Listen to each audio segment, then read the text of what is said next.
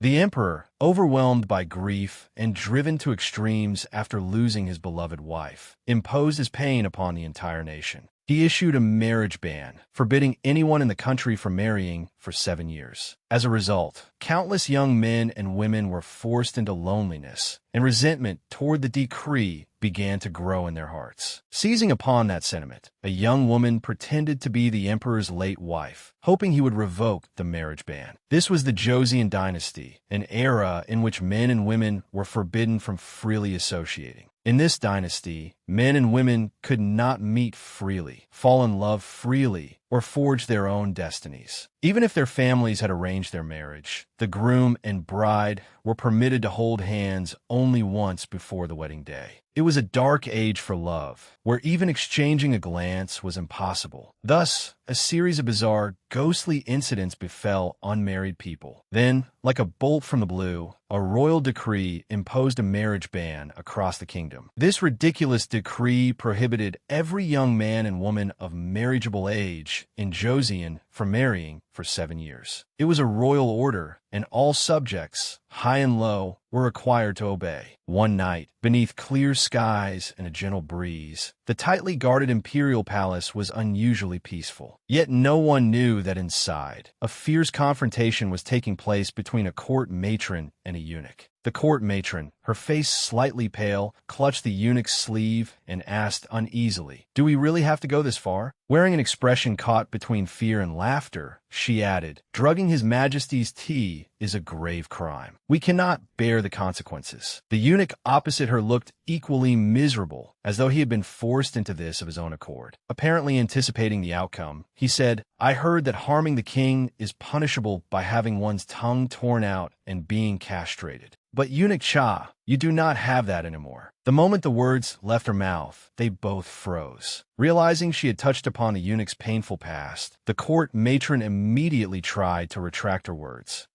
That is not what I meant." Poor Eunuch Cha had become the victim of the court matron's indirect attack. Yet since their main task was unfinished, he trembled in fear as well. He no longer had anything to be castrated, but having his tongue torn out was still terrifying. Even so, Eunuch Cha remained resolutely optimistic. "Do not worry. This is an important decision for Joseon." The court matron looked at him, speechless. His words were optimistic, but his face was deathly pale. Then, as though remembering something, she asked, "Where is the woman we prepared for tonight?" What scheme could these two possibly be plotting against His Majesty, that they had summoned even the most beautiful woman in all of Joseon? With Eunuch Cha's permission, the beautiful woman slowly emerged from behind the wooden door. The lovely young woman, with a beauty mark beneath her eye, bowed politely. This humble woman is Cho Ran. Even the court matron, a woman herself, was stunned by Cho Ran's beauty and praised her. Just as the rumors say, she truly is the greatest beauty in Joseon.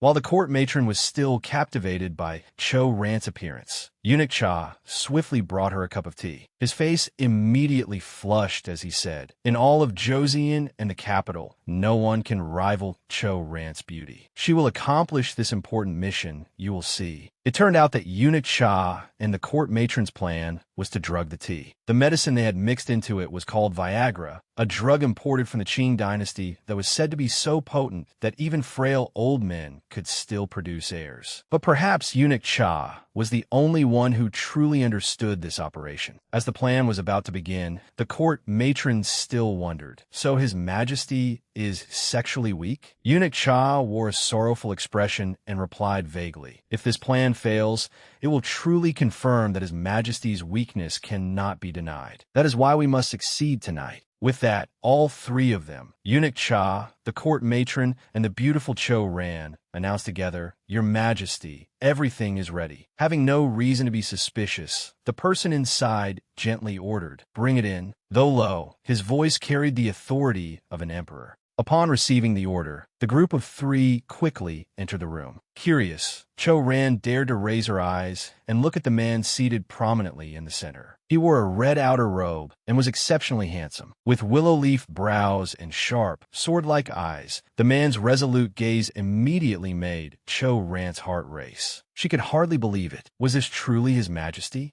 The emperor quickly noticed Cho Ran's unfamiliar face and asked who she was. Although his question was directed at her, Cho Ran had no mind to answer. Her thoughts were in utter chaos. How could this be? She had always believed the rumors that His Majesty was a cruel tyrant. Before she could finish judging him, Eunuch Cha interrupted her thoughts. He respectfully reported to the emperor, "Instead of brooding in bed, Your Majesty should let court lady Cho Ran serve you tea tonight. I believe drinking tea will help with Your Majesty's insomnia." Cho Ran remained entranced by the emperor's appearance. Even a man famed for bewitching every woman in Joseon could not compare with this peerless beauty. However, Cho Ran sensed a trace of sorrow on the handsome man's face. The emperor, made uncomfortable by her staring, reminded her, "What are you looking at? Hurry and pour the tea." Realizing she had been careless, Cho Ran quickly began pouring. As she poured, she apologized. "This humble woman has been discourteous." The emperor closed his eyes and listened to the gentle sound of tea flowing from the pot into the cup. When it had filled enough, he picked up the cup and drank with evident enjoyment. Drinking tea was meant to ease His Majesty's mind, but to Eunuch Cha and the court matron, this meant their plan was succeeding. Seeing their beloved emperor obediently drink the drugged tea, both their eyes lit up. The unsuspecting emperor seemed not to notice the strange expressions of his close attendants. He even enthusiastically commented, "The tea seems rather hot. I did not expect a cup of tea to warm my body so much." Cho Ran did not reveal a single flaw. She promptly poured His Majesty another cup. The emperor enjoyed it and raised the cup to drink. Meanwhile, he had no idea of Cho Ran's ambitions. At this rate, even the ruler of a nation was merely an ordinary man who could not withstand an aphrodisiac. The emperor drained the cup in one breath and gently set it down on the table. He began to feel dizzy and held his forehead, wondering why his body had become so hot. Though he found it difficult to explain, the other three were celebrating inwardly, delighted that their mission had succeeded. Cho Ran swiftly seized the opportunity and approached the king. Slowly loosening her clothing, she said, "Your Majesty must be very warm tonight." As she spoke, she pulled down her outer robe. Having already removed her own clothing, she quickly reached for the emperor's robe and offered, "Allow this servant to remove Your Majesty's outer garment." Cho Ran understood that if she spent this night successfully with His Majesty, her life would surely improve forever. As the aphrodisiac took effect, the emperor's vision quickly blurred.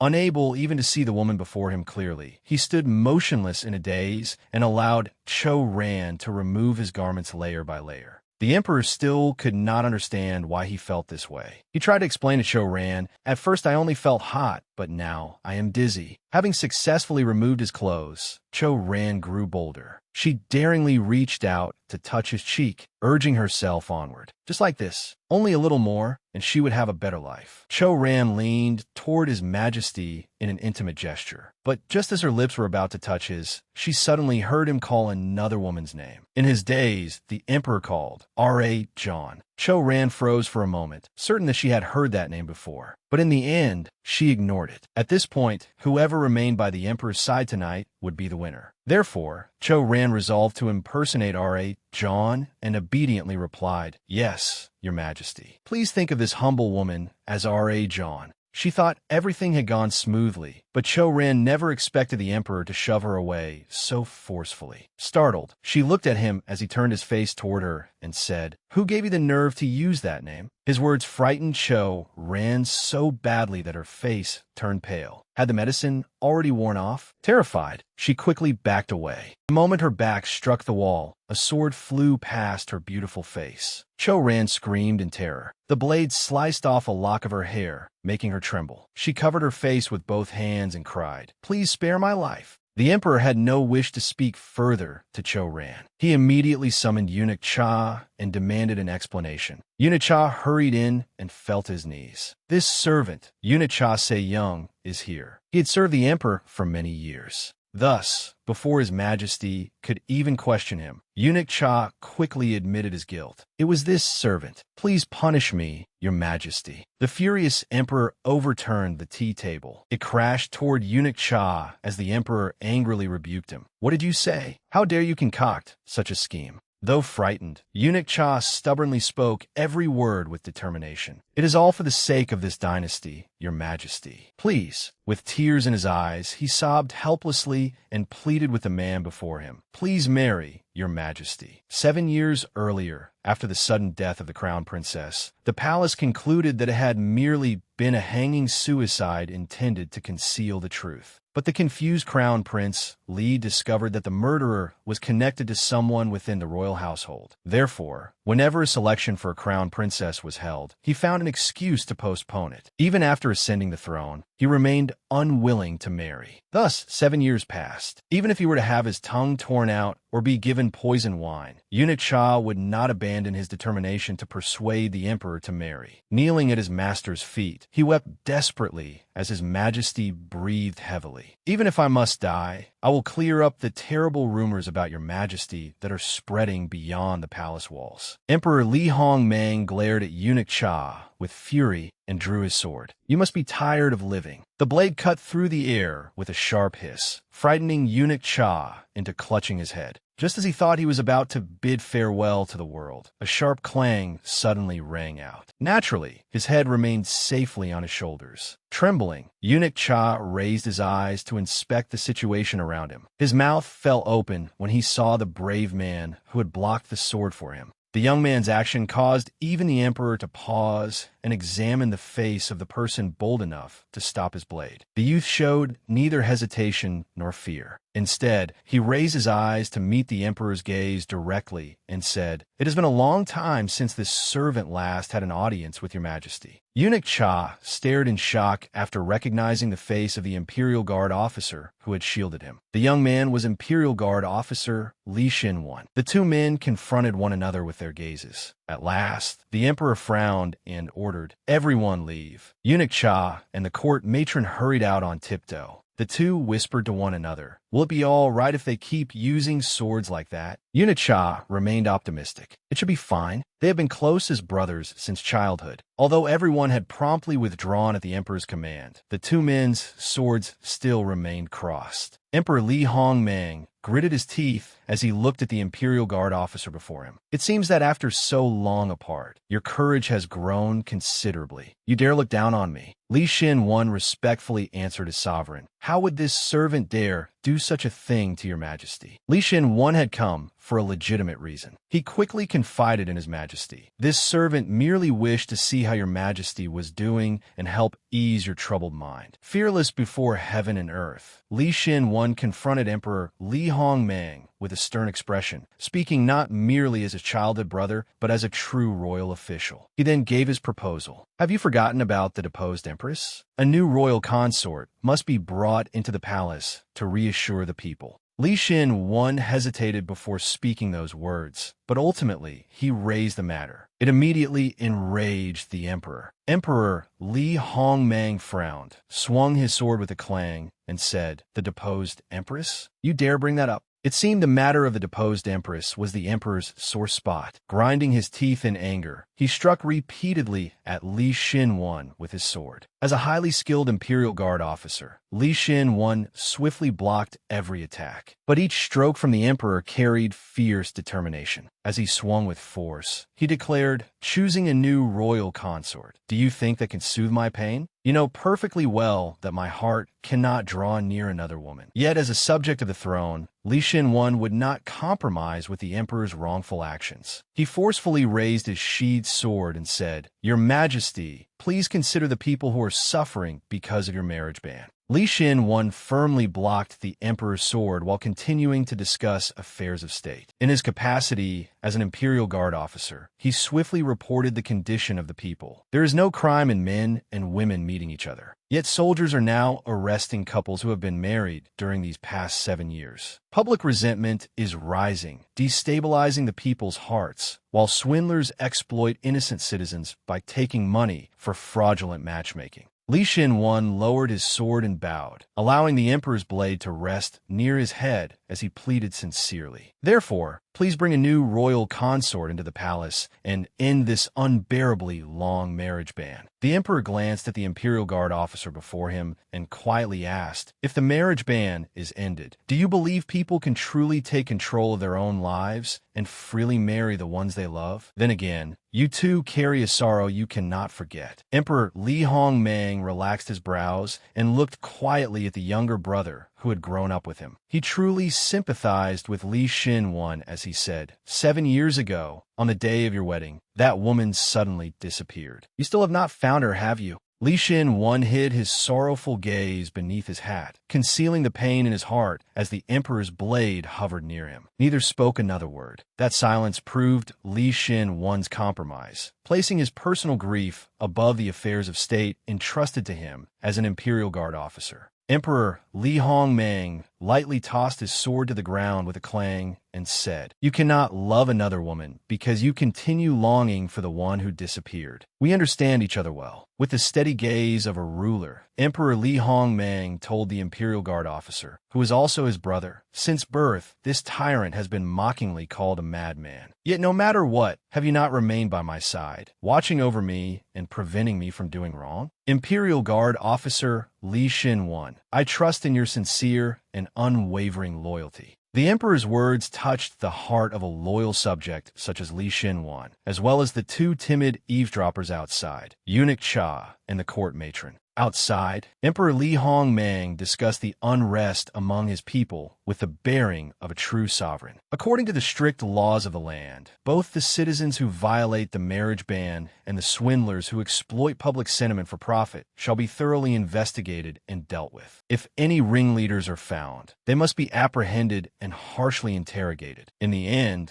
the emperor showed not the slightest hesitation as he firmly declared, this is a royal command. Those who dare violate the marriage ban and shake the people's hearts are to be arrested. Bring them all to me. In the end, even Li Xin's unwavering loyalty could not change the emperor's mind. The marriage ban continued to be enforced. While the imperial palace was so tense it was hard to breathe, the villages and marketplaces outside were the complete opposite, still bustling and noisy as ever. And where there were crowds and commotion, there were inevitably strange characters like this young woman. Covering her face with a fan, she spoke in a mysterious tone. Even so, this fate is truly misguided. In an era where marriage is forbidden, the red thread of destiny will inevitably be severed. Having said that, she revealed her beautiful face from behind the fan and smiled faintly. Passers-by who witnessed this bizarre scene were left speechless and asked who the young woman was. She gently snapped her fan shut, proudly pointed to the sign beside her, and introduced herself. I'm the owner of the Heart-to-Heart Tea House. Please call me Yi So-rang. Because couples could not be together under the marriage ban, her tea house had become famous throughout Hanyang. Her sign even bore the additional line, Heart-to-Heart Tea House, where lovers' hearts are understood.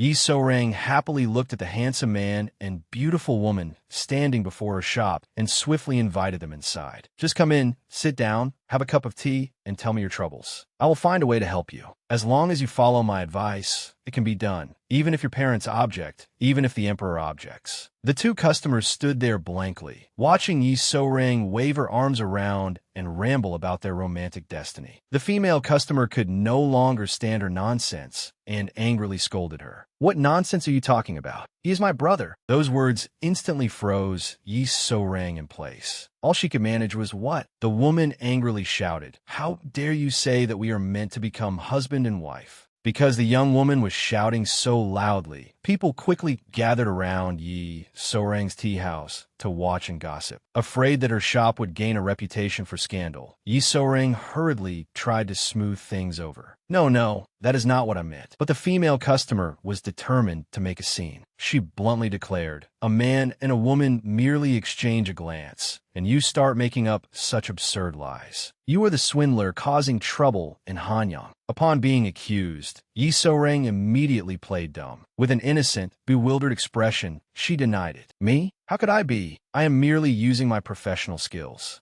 Yi So-rang nervously looked at the crowd the woman had drawn over, unsure whether she should be happy or upset. The chaotic scene before her made her dizzy. Her mouth had gotten her into trouble again. That was right. Yi So-rang, a certified fortune teller who made a living deceiving people, was also the heroine of this story. Pale with fear, she stared at the crowd surrounding her tea house, convinced she had finally run out of options. Then, just as she thought there was no way out, an elderly woman suddenly appeared behind Yi So-rang. She cleared her throat to draw attention. She seemed to be Yi So-rang's master, and the mysterious way she waved her fan was exactly like Yi So-rang's earlier performance. The old woman smiled, folded her fan, and confidently looked at the young man and woman who had been making a commotion in front of the shop. I know it is improper to reveal heaven's secrets, but this old woman must speak. Listen carefully. Your origins conceal a secret. The two of you are a couple. This elderly woman was apparently a genuine fortune teller, the finest diviner in the capital, Madame Guy. After pausing to build suspense, the old woman continued, "You may be brother and sister, but you are not related by blood. You were separated when you were young and only met again after becoming adults. Is that not right?" The spectators, who had come only to enjoy some gossip, suddenly found themselves awake and alert at the prospect of a family secret. Everyone's eyes lit up and their ears pricked as they listened to this astonishing tale. But Yi So-rang's eyes widened in terror when she heard what her grandmother was saying. Cold sweat ran down her face. A secret about their birth? What on earth was happening? This was a dead end. Yet whether Madame Guy truly possessed extraordinary skill or was merely lucky, her words immediately startled the brother and sister who had been arguing. Their reaction confirmed that she was right. Moved by their tangled fate, the old woman offered them a suggestion. Go home and ask your parents about it. You think you share the same blood, but you do not. That is all this old woman has to say. Madame Guy's words seemed to hit both customers where it hurt. The young woman became so flustered that she stammered, this. The old woman calmly gestured toward the embarrassed pair and delivered her final words. Untying this knot is up to the two of you. That final statement made the young woman hurriedly pull her robe over her head, turn around, and leave. She rushed away, leaving the young man behind. Still, he politely thanked Madame Guy before lifting his legs and chasing after her. As he ran, he called, "Sister, wait for me." Having enjoyed such juicy gossip, the crowd immediately began discussing it. Who would have thought that people who are not blood-related need not share only sibling affection? Everyone quickly concluded that this tea house truly had an unusual gift for seeing into people's hearts. Yi So-rang gained all the benefits without doing anything and had narrowly escaped disaster. So she beamed and shouted, "If there is anything you are curious about or wish to clarify, please visit the heart-to-heart tea house. You must come again." Madame Guy looked on helplessly as Yi So-rang continued waving goodbye and advertising her shop. Unable to watch any longer, Madame Guy harshly pinched Yi So-rang's ear, making her cry out in pain. The old woman dragged Yi So-rang into the house by the ear, while Yi So-rang hopped around and struggled.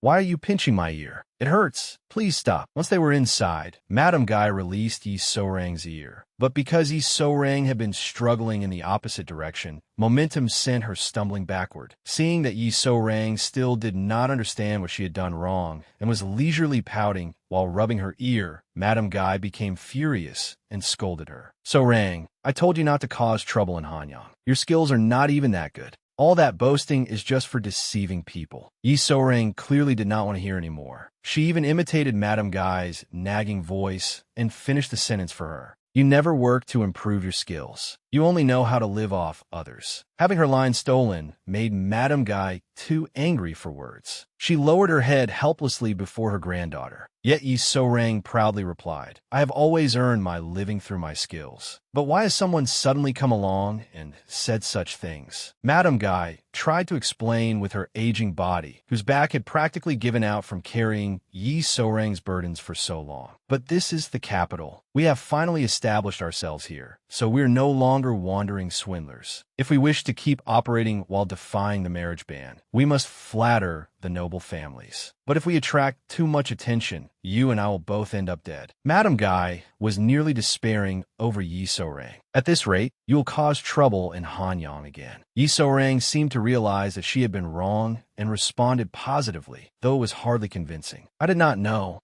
Seeing that Yi So-rang appeared to have understood her, Madame Guy regained her spirit and happily prepared to teach her properly. "Listen to me," So-rang. But before she could finish, a series of loud crashing sounds from outside interrupted her. Once the smashing stopped, the footsteps of many people followed, shaking the entire tea house. The noise immediately drew the attention of Madame Guy and Yi So-rang. When they looked outside, they saw soldiers storming into the tea house, pointing weapons at them as they declared, "There is the criminal. Tie her up at once." Only then did the two women understand what was happening. Madame Guy and Yi So-rang were both left speechless. They had barely finished talking before being arrested. How could it happen so quickly? The Imperial Guard's ability to sniff out trouble was apparently faster than the two women's slow reactions. The soldiers rushed over and seized the bewildered old woman. "Release me. What is going on?" The soldiers seriously explained, "Someone has accused you of being a fraud. Come with us to the magistrate's office immediately." Yi So-rang stared at the scene in shock,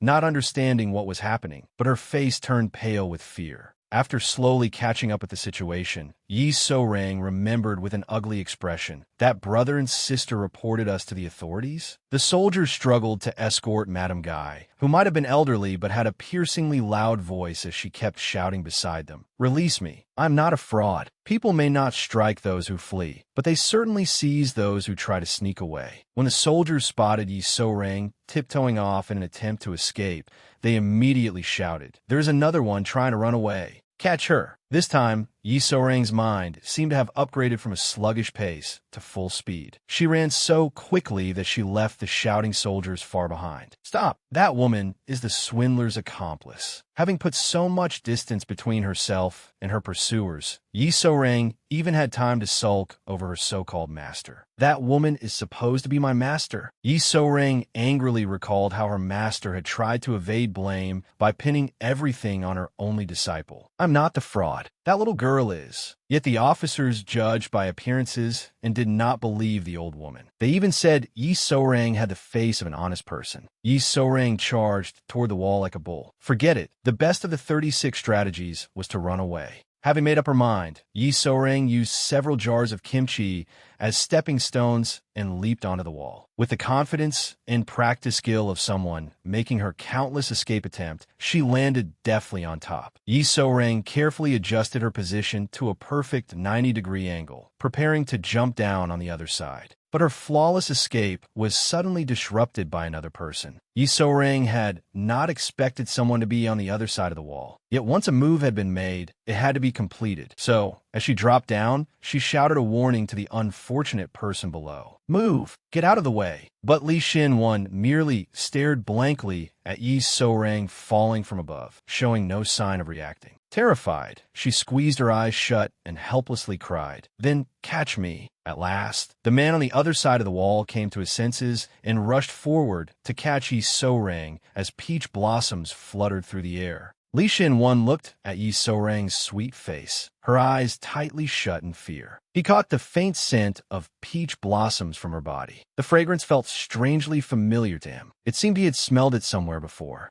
Yi So-rang lay safely in Li Xin-wan's arms as he gently asked, "Miss, are you all right? Please open your eyes." Yi So-rang slowly cracked her eyes open in fear. Excitedly, she thought to herself, "This feeling of safety is like being cherished." Yi So-rang must have grown up on romance novels. Li Xin-wan looked at the girl before him with concern. "What happened that made you so frightened you jumped over a wall?" Only then did Yi So-rang open her eyes wide and clearly see the gentleman who had saved her. Their eyes met. Yi So-rang's first thought was that the man before her was exceptionally handsome. But when she saw his uniform, her face suddenly turned pale. She stiffened and thought, "Oh no, it is an Imperial Guard officer." After running around in circles, she had delivered herself straight into the hands of the Imperial Guard. Yi So-rang's luck could not have been worse. Seeing that the young woman in his arms had not answered, Li Xin-wan kindly repeated his question. "Miss, are you all right?" Yi So-rang was very much not all right. She nervously swallowed, suppressed her fear, and stared wide-eyed at the Imperial Guard officer. Li Xin-wan noticed Yi So-rang's troubled expression and stared at her in confusion. What was wrong with her? His thoughts immediately raced, startling Yi So-rang. Could she have been injured when she jumped over the wall? Li Xin-wan could think of no other reason why a girl safely held in someone's arms would suddenly turn so pale. Feeling guilty, Yi So-rang stammered to the handsome man before her, No, I am perfectly fine." But the moment she finished speaking, the pursuing soldiers' voices echoed from the other side of the wall. They shouted to notify the guards outside. The swindler climbed over the wall and escaped. "Pursue her at once." Li Xin-wan suddenly froze, while Yi So-rang anxiously avoided his eyes. But she was already in the Imperial Guard officer's hands, so Yi So-rang decided to see her act through and pretended not to hear anything. She continued speaking with Li Xin-wan in a timid voice. "It is getting late. Thank you, sir, for helping me. This humble woman must leave now." Yi So-rang wanted to play dumb and slip away, but the soldiers inside seemed to understand her plan and kept shouting out details of the fugitive. "Search for a petite woman with braided hair tied with a red ribbon. Do not let her escape." Li Xin-wan remained silent after receiving the arrest notice from his subordinates. But once he heard the clear description of the fugitive, he stared at Yi So-rang as though he had turned to stone, examining her from head to toe. Feeling guilty, she immediately avoided the Imperial Guard officer's gaze. Finally, unable to bear it any longer, Yi So-rang gritted her teeth, sprang out of Li Xin-wan's arms, and leaped high back onto the wall she had jumped down from. As Yi So-rang climbed up, she shouted, "Forgive me, sir." Li Xin-wan stood there dumbfounded. He lifted a hand to shield his eyes from the sun, even though his hat already did so. In truth, he was shielding himself from the dazzling realization that had dawned on him. Staring at Yi So-rang, he imagined a small creature spreading its wings and leaping away. Li Xin-wan quickly walked toward Yi So-rang, who was scrambling helplessly along the wall, thinking, "She looks like a flying squirrel." Yi So-rang ran in a panic, but could not shake Li Xin-wan off. Her face had gone pale, yet she still found time to complain, "Why are his legs so long?" In the end, Li Xin-wan successfully captured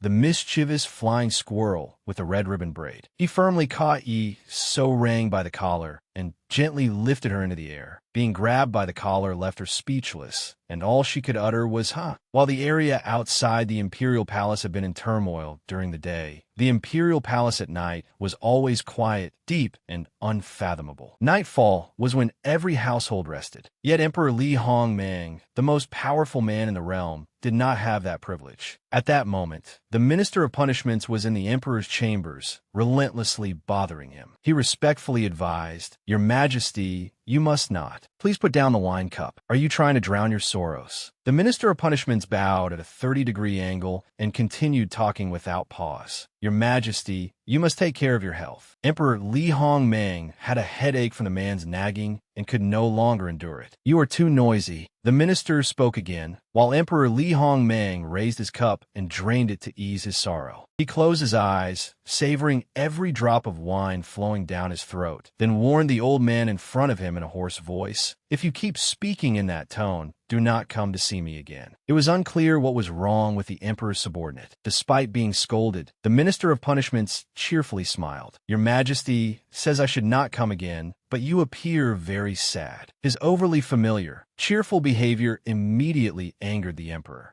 Realizing the emperor was displeased, the Minister of Punishments instantly changed his expression. He hurriedly returned to looking concerned for the emperor's health and broke out in cold sweat. "Wait, this is not right." After relaxing his face for only a few seconds, the minister immediately furrowed his brow again and resumed his nagging. "Your Majesty, staying up late and drinking like this will harm your health." Before he could finish his words of concern, he had successfully provoked the emperor. Furious, Emperor Li Hongmang slammed his wine cup onto the table and ordered sharply, "Show him out. Get out at once." But it seemed the Minister of Punishments had become crazed with admiration for the confused young king, Li Hongmang. Even after being thrown out, he could still see a dazzling halo behind him. He respectfully prostrated himself before that radiant glow and said, "Your Majesty looks exceptionally majestic today." Though Emperor Li Hongmang was angered by such praise, he found it difficult to say anything in response. Realizing that the emperor was no longer breathing fire at him, the Minister of Punishments cautiously lifted his head and stole a glance at the young king's expression. Emperor Li Hongmang rubbed his forehead and sighed. If he had forgotten, then so be it. But one person after another kept making someone as brilliantly radiant as him remember. The emperor sorrowfully confided, "No one understands my pain. No one can comprehend this suffocating, agonized heart. On dark nights such as these, the crown princess would come to my side. Yet no matter what she said, I could not hear her words. Years have already passed. When will this pain finally leave my heart?" The minister of punishments listened, utterly absorbed. The emperor buried his face deep in his palms, his voice faint. "If I knew what she said in my dreams, I could close my eyes more easily, Your Majesty." The minister of punishments had come intending to sternly advise the emperor, but in the end,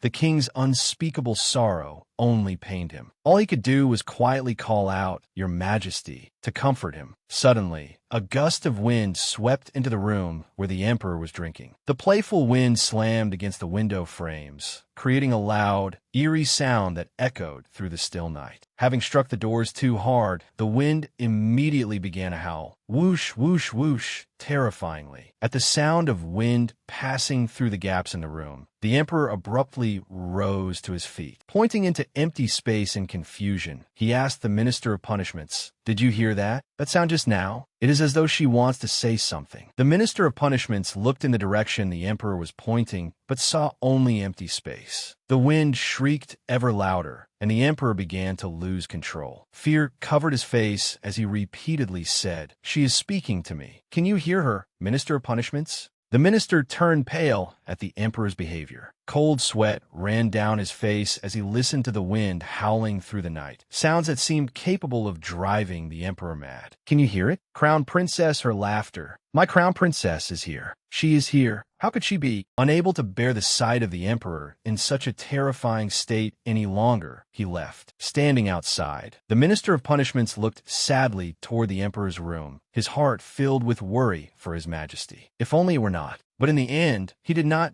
dare voice that painful truth. He merely looked up at the sky and let out a sigh. Suddenly seeming to see through the vanities of life, he speculated, perhaps His Majesty's grief runs too deep, leaving his mind forever trapped in the past. He recalled the rumors in the palace. It must be the ghostly aura of the deposed queen, just as the rumors say. Yet less than a second later, he repeatedly shook his head to clear his thoughts. No, no, how could I believe such nonsense? I'm only thinking foolish things because I am alone. Fortunately, he spotted Imperial Guard Officer Li Xin-wan striding urgently past and called out to him. "Officer Li Xin-wan, where are you going in such a hurry?" Having suddenly been called out, Li Xin-wan froze for 3 seconds as he tried to identify the speaker. When he looked closely, he saw the Minister of Punishments bustling toward him and asked, "Minister of Punishments, you have not gone home at this hour?" The minister waddled over to the Imperial Guard officer and frankly replied, "Yes, yes." However, it seemed he had not approached out of concern for Li Xin-wan, but simply because he was curious. Seeing how rushed the Imperial Guard officer looked, he eagerly asked for gossip. "What could be so important that you are working in the middle of the night?" Li Xin-wan answered honestly when questioned. One wanted to conceal the matter, while the other was burning with curiosity, and they traded line after line. Li Xin-wan replied, "There is a matter at the prison." The minister asked, "What sort of matter?" Li Xin-wan answered, "That is not something you need concern yourself with, minister." The minister of punishments was determined to pry until the end. "I'm not concerned, so just tell me." Left with no choice, Li Xin-wan told him the truth. "I heard that a prisoner is causing a disturbance in the jail, so I'm going there to investigate." The reason the Imperial Guard had wanted to keep it from the Ministry of Punishments was that their work would surely be delayed if the minister interfered. Having learned the entire story, the minister's face brightened. Stroking his beard, he sighed, "So that is what it is." It was a case of one person's joy being another's misery. Li Xin-wan could only pray inwardly, "Please just go away." But the universe apparently did not receive his wish in time, because the minister cheerfully said, "Why do I not go with you?"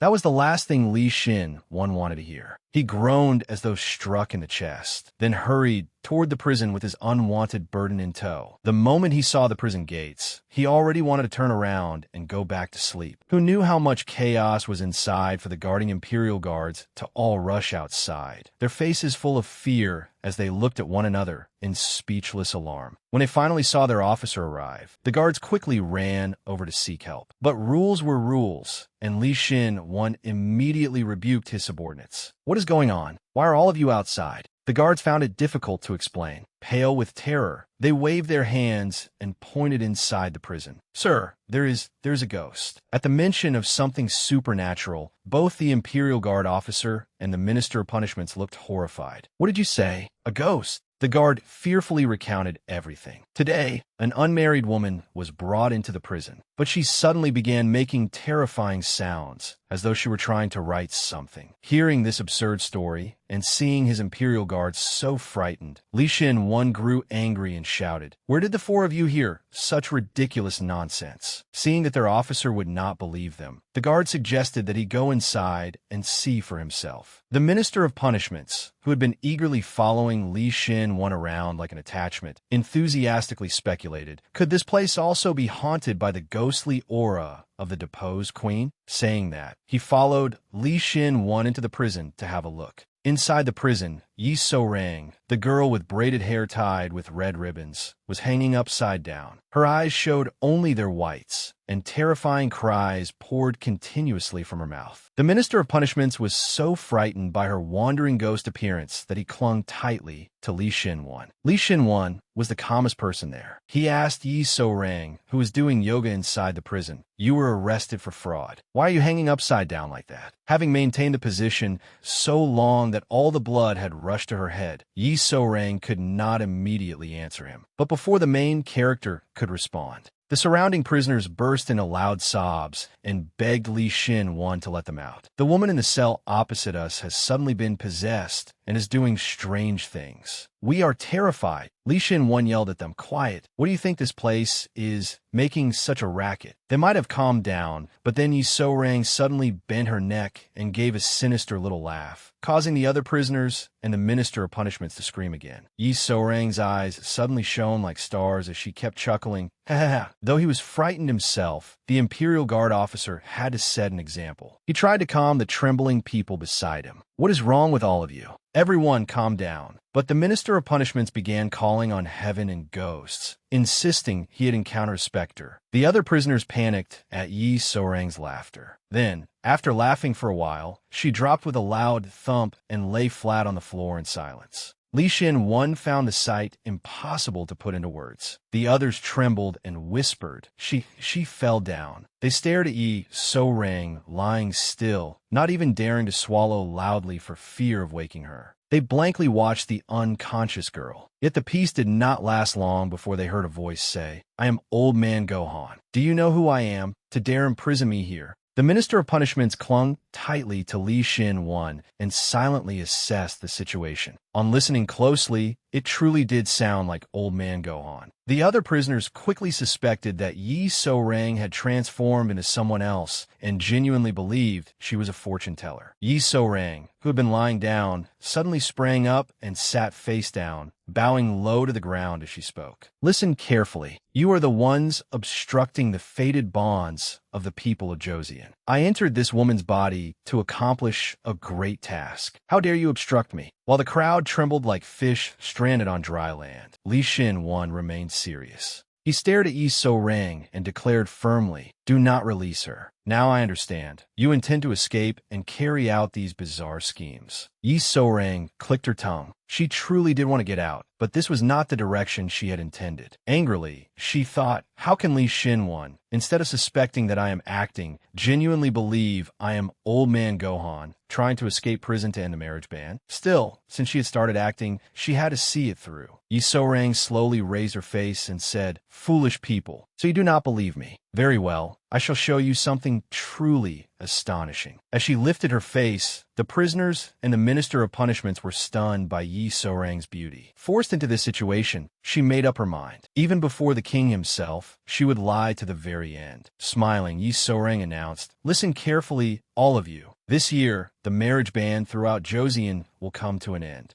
Joseon had enforced the marriage ban for 7 long years. It was now like barren land without rain, and once everyone reached the depths of despair, the country would have to face the cruelty of time. Yi So-rang was no exception. The cruelty of time, brought on by her own foolish antics, left her utterly desperate, her face pale and haggard like a zombie's. Li Xin gently looked back to check on her, only to discover that Yi So-rang looked limp and lifeless, like a walking corpse whose soul had already departed. Li Xin quickly turned toward her. In a low, concerned voice, he asked, Yi So-rang, why is your complexion like that? Where's the spirit you had while shouting last night gone? Suddenly receiving concern from the Imperial Guard officer, Yi So-rang quickly pulled herself together. She swallowed the words caught in her throat and tried to put on her calmest expression. But in the end, Yi So-rang decided she had to ask clearly. She quickly regained her composure and trailed after the Imperial Guard officer. Being a full head shorter than Li Xin, she looked up at the back of his neck and asked, Sir, it cannot be. It is not like that, is it? It is like that, right? After asking, she was not even sure whether he understood what she meant by like that. Yi So-rang decided not to beat around the bush and asked directly, Imperial Guard officer, this is not truly the palace, is it? She had tried asking whether she was inside the royal palace, but just as Yi So-rang feared, she really was in the vast palace. Li Xin turned halfway toward her and replied, So-rang. He explained why Yi So-rang was dressed in court-made clothing and why he had brought her into the imperial palace today. Li Xin answered her question. What the minister said yesterday. He is a man who always keeps his word. He is completely unlike his outwardly calm appearance. After a brief pause, he added, Furthermore, if everything you said yesterday is true, then you have no reason to be afraid. And this is the palace. At those words, Yi So-rang's face went pale. Her tears seemed to flow back inside. But the problem was that it had all been a lie. Yi So-rang trembled in fear so badly that she nearly forgot who she was. Yes, she had become far too carried away with her performance yesterday. Her lies in the prison had become the beginning of all the baffling events today. The previous night, Yi So-rang had loudly declared in the prison that the marriage ban in Joseon would end this year. The moment she said those words, both the Minister of Punishments and the Imperial Guard officer froze in shock. The two men stared wide-eyed at the petite girl before them. Because of Yi So-rang's statement, the Minister of Punishments swiftly forgot his earlier fear. His eyes lit up as he happily asked, Is that true? Then this year, will a new queen be chosen? Noticing his positive reaction, Yi So-rang threw caution to the wind. She wanted to escape the prison, so she kept pretending to be mad and carried her act through to the end. Overflowing with zeal, she said, However, first we must cleanse the ghostly aura of the deposed queen that is spread throughout the palace. The Minister of Punishments switched from being afraid of Yi So-rang to blindly believing her. He turned and joyfully embraced Li Xin, saying, Did you hear that, Imperial Guard officer? This destined bond must be truly miraculous, because I have genuinely heard words like these before. Hearing that, Yi So-rang lowered her head and smiled smugly. She found them so easy to predict. Then the Minister of Punishments added only 3 words, but they were utterly terrifying. He had failed to finish his sentence earlier in his excitement, so he quickly continued, Because I have genuinely heard words like these from His Majesty. At the mention of His Majesty, Yi So-rang reacted strangely. She raised her face, her eyes widening, but it was already too late. Her wild lies had inadvertently struck upon someone immensely powerful. Before long, the Minister of Punishments regarded her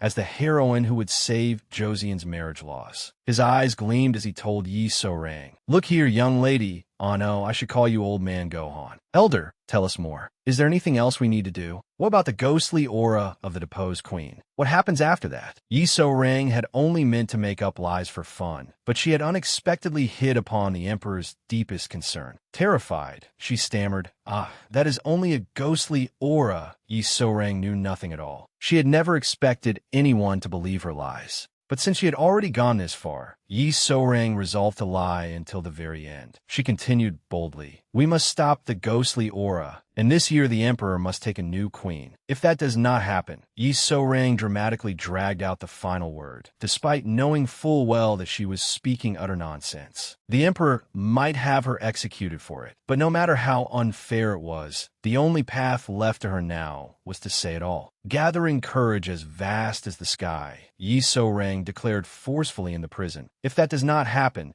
then the people will surely rise in revolt. It was Yi So-rang's glorious one-woman victory. Her words left the entire prison holding its breath as they gazed at the young woman with admiration. And everything that happened today began with the Minister of Punishment's final conclusion that night. He happily made an approving gesture and said, All right, go convey these words to His Majesty. Remembering it, Yi So-rang could only lower her head in helpless despair, crying inwardly. She screamed in her heart, "This is insane. Do I really have to tell His Majesty? You awful minister." Thanks to the Minister of Punishments, So-rang had now entered the palace on the emperor's orders. Seeing a young woman collapsed on the ground like this, Li Xin-wan could not bear it any longer. He reached out a hand and asked with concern, "Get up. Are you all right? Why did you suddenly collapse like that?" Hearing the Imperial Guard officer's voice, she seemed to grasp a lifeline. She abruptly raised her head and blinked at him. Yi So-rang asked him fearfully, "Sir, may I know why I must convey this to His Majesty? Suppose I fail to do what His Majesty wants. Nothing will happen to me, right?" Li Xin-wan had been so absorbed in admiring Yi So-rang's beauty that he was momentarily dazed. With a trace of mischief, he lifted his face and calmly gave Yi So-rang a two-word answer. Torture. Though it was only 2 words, they immediately froze Yi So-rang in place. The word torture echoed relentlessly in her mind. Terrified out of her wits, Yi So-rang staggered forward like a soulless corpse. She followed behind Li Xin-wan,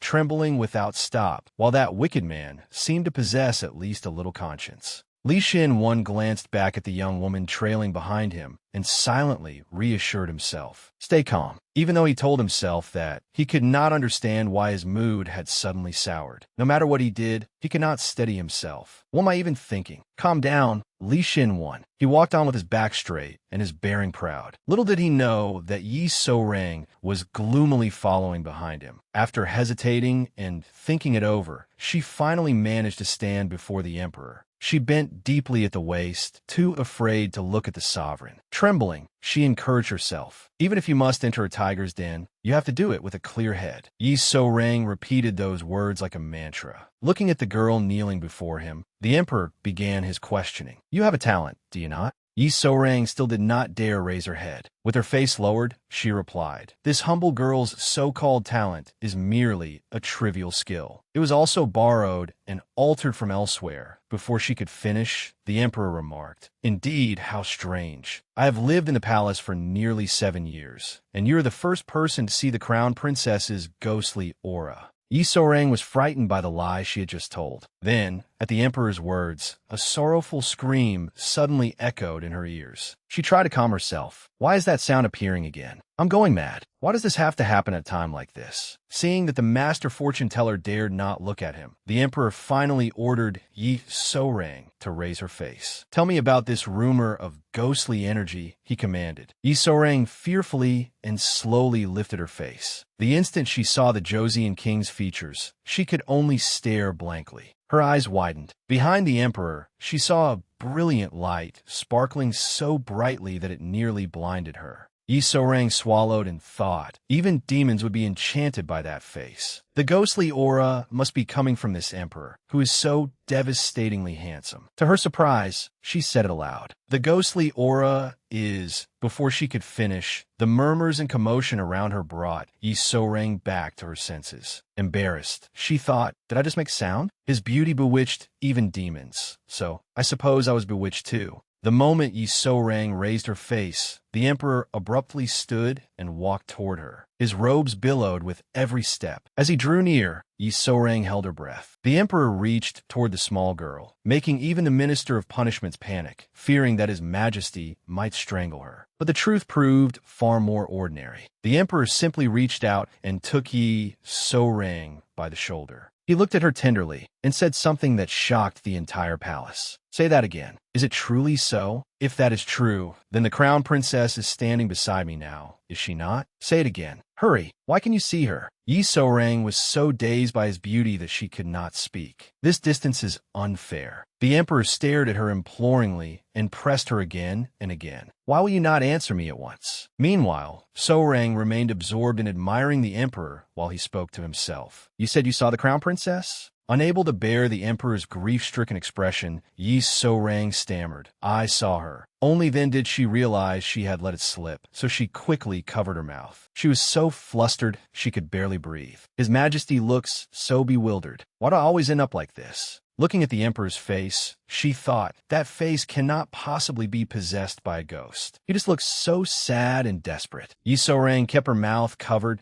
to stop herself from saying anything more. The emperor's face was filled with sorrow. He lowered his head before Yi So-rang and gripped her shoulders even more tightly. With him talking like that, the crown princess's spirit must be too busy admiring his handsome face to appear. Why do you have to scare me like that? Yi So-rang panicked. Even if I tell him everything, I need to breathe first. Calm down, Yi So-rang. Just act as you normally would. Yi So-rang quickly regained her composure and professionally questioned the emperor. Your Majesty, she said with the air of someone who had seen through the world, you have been unable to sleep at night, have you not? Though you are not tired, food has lost its taste. On top of that, you sometimes see illusions and hear strange sounds. Those are all signs of ghostly energy. It has no physical form, yet images of it may occasionally appear. Having said that, she quickly lowered her head and prayed that the emperor would let her go. Do you understand? Do you understand? Upon hearing her, the Minister of Punishment hurried over and told the emperor, Your Majesty, this child's abilities seem far from ordinary. Yi So-rang silently thanked the Minister of Punishments from the bottom of her heart. The emperor acknowledged it and said, Minister, you think so as well? Then he turned back to question her. The crown princess often appears in my dreams and says something. What is it that she wishes to tell me? Yi So-rang had thought she would be denounced as a fraud and released, but instead she was given such a difficult question. She clicked her tongue inwardly. If I knew that, I would be a Taoist priest. With no way left to retreat from her lies, Yi So-rang resolved to see it through and advised the emperor, Please take care of your health, Your Majesty. She secretly watched his expression, ready to adjust her response. The moment she saw his face brighten, Yi So-rang knew she had won. The emperor sorrowfully revealed his request. Even if it is ghostly energy, I want to see the crown princess. That is why I summoned you. He knelt and looked at Yi So-rang as though pleading with her. Perhaps you could summon the crown princess. Can you let me see her before me? Yi So-rang was terrified. She did not want to lie anymore. No, I cannot. The more I say, the more I will have to do. Stop. I have to end this gently. So she quickly refused the emperor's request. The emperor confirmed her words in a sorrowful voice. So, it is impossible for me to see the crown princess? Yi So-rang immediately affirmed it. Yes, that is correct. Her body is gone, so it cannot be done. Upon hearing that, the emperor immediately declared that she was a fraud and that everything she had said until then was a lie. His words made Yi So-rang tremble in fear as she begged him. Having had his request denied, the emperor rose in anger and shouted, Forget it! If you're certain there is a ghost, summon the crown princess before me at once. Only then will I believe you. Yi So-rang cried inwardly. Do I really have to keep this up now? The emperor immediately turned to Eunuch Cha and asked, What punishment should be given to one who dares make a fool of the emperor? Is she not usually simply driven out? Eunuch Cha, sweating profusely, confirmed yes. Hearing the punishment, Yi So-rang felt her soul leave her body. A moment later, the emperor seemed to remember something and turned to the Imperial Guard officer. Xin-wan, why was this child imprisoned? Li Xin-wan, suddenly pulled into the questioning, replied honestly like a machine. What? Fraud, Your Majesty. Hearing the charge of fraud, the emperor became furious and suspiciously shouted at Yi So-rang. What? So you deceived me today? Yi So-rang had indeed deceived the king. But how could she admit to that charge? She immediately babbled in self-defense. And no, Your Majesty, there was a reason for that. How could I dare do such a thing before Your Majesty? Terrified, Yi So-rang desperately tried to save herself. What kind of king insists on having things his own way like this? If this goes on, I will not be able to do anything. Forget it. I do not know anything anyway. I'll gamble on it. While the pitiful Yi So-rang wagered her life, the lovesick emperor continued to plead. Miss, can you not let me see the crown princess? Having resolved to risk her life, Yi So-rang quickly cracked her joints. The sound immediately drew the emperor's attention. Yi So-rang suddenly stood up, twisted her body, and stretched, cracking every joint one after another. The Minister of Punishments immediately went pale, just as he had when he entered the prison the night before. He explained to his esteemed emperor, Your Majesty, she is possessed. Yesterday, she was possessed too and became Old Man Gohan. The emperor had been angry, but upon hearing that, he immediately broke into a sweat and repeated the words possessed to himself. His gaze shifted to Yi So-rang. At that very moment, Li Xin-wan was also staring at Yi So-rang as she bent up and down and spun in circles, moving like a zombie. He clicked his tongue and thought, could this woman actually be real? She really is frightening. After dancing around and acting mad for a while, Yi So-rang changed her voice and cried out in a feminine tone, Your Majesty, I have missed you terribly. Upon hearing those words, the emperor froze and stared at the tiny girl before him. Shocked, he asked carefully, Is that the crown princess? Yi So-rang did not answer him. She simply smiled softly. That smile seemed to answer the emperor's question. Looking at her with eyes full of happiness, he repeated emotionally, Is it truly the crown princess? Yi So-rang smiled gently and asked the emperor, Have you been well all this time? Looking at the girl before him, the emperor's eyes instantly filled with tears. In a gentle, tender voice, she greeted her husband. In answer to your plea, I have returned. The emperor seemed to sink into a world of his own as tears streamed down his face. Yet Yi So-rang's performance left everyone around them gaping. A ghost greeting someone according to palace etiquette? Could such a thing truly exist in this world? Eunuch Cha was terrified by this possession, unlike anything he had ever seen. As for the Minister of Punishments and the Imperial Guard officer, they watched with wide eyes and open mouths. Yi So-rang gently asked, Your Majesty, how have you? But before she could finish, the man who had been berating her moments earlier rushed over and embraced Yi So-rang. Holding her tightly, tears streaming down his cheeks, the emperor spoke to his crown princess. Why did you wait until now to appear before me?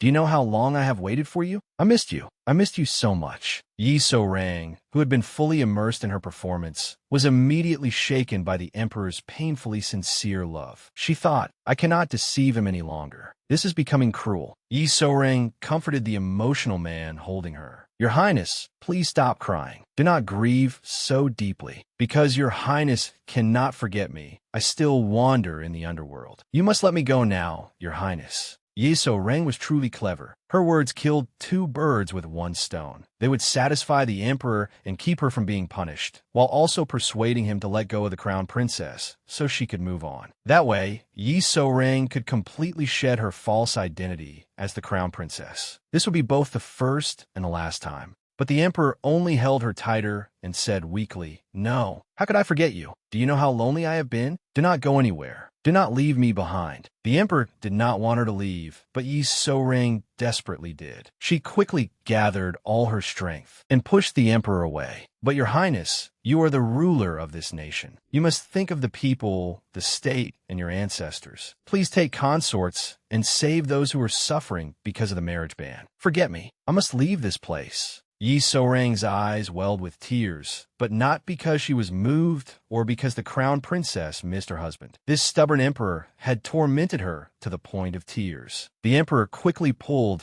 Yi So-rang into his arms again. Do not say that. I know you have been wronged. How could I forget you? Who wronged you? I will clear your name. Tell me at once. The emperor wanted to clear the crown princess's name, but Yi So-rang was not the crown princess. Alarmed, she thought, what does that mean? I do not know anything about this. No, if this continues, this fake act will be exposed. So Yi So-rang quickly dropped her role. Your Highness, I must go. I'm only a spirit. The moment she finished speaking, the emperor cast aside all imperial dignity, clung tightly to Yi So-rang's legs, and wailed miserably, No, wait a moment. Stay by my side a little longer. Do not leave me alone. Yi So-rang cried out in alarm. Your Highness, please rise. How can you do this before a lowly woman? Before she could finish, Yi So-rang realized that she had become too immersed in the role. Even after dropping it, she was still using the crown princess's voice as she tried to stop the emperor. Afraid she had been exposed, she glanced around at everyone's reactions. They were all frozen in shock at the sight of their emperor kneeling. The Minister of Punishments, who had been enjoying the spectacle, was especially dumbstruck. Seeing that no one seemed to notice her slip, Yi So-rang cleared her throat twice and explained, It seems Her Highness the Crown Princess has departed. The Minister of Punishments accepted the idea of souls changing bodies remarkably quickly and exclaimed, Ah, I see. She truly left in an instant. Beside him, Li Shin-one had remained stiff as a wooden statue the entire time. Hearing that, The emperor immediately sprang up, seized Yi So-rang by the shoulders, and demanded, "She left? Who gave her permission to leave?" It turned out the emperor was just as unreasonable as any ordinary person. On the verge of tears again, he begged Yi So-rang, "Call my crown princess back. Call her back." "My crown princess" was the intimate way a crown prince addressed his wife. Yi So-rang desperately wanted to escape this cursed situation. Crying inwardly, she said, "Your Highness, that is not something I can simply do at will." Yi So-rang begged silently, "Please come to your senses, Your Majesty." But the emperor could not seem to accept it and caused an uproar throughout the palace. Eunuch Cha and the court matron came in to pull the two apart, creating utter chaos. Pointing at Yi So-rang, the emperor shouted, "No excuses. Bring my crown princess back at once. If you do not, I will have your head immediately."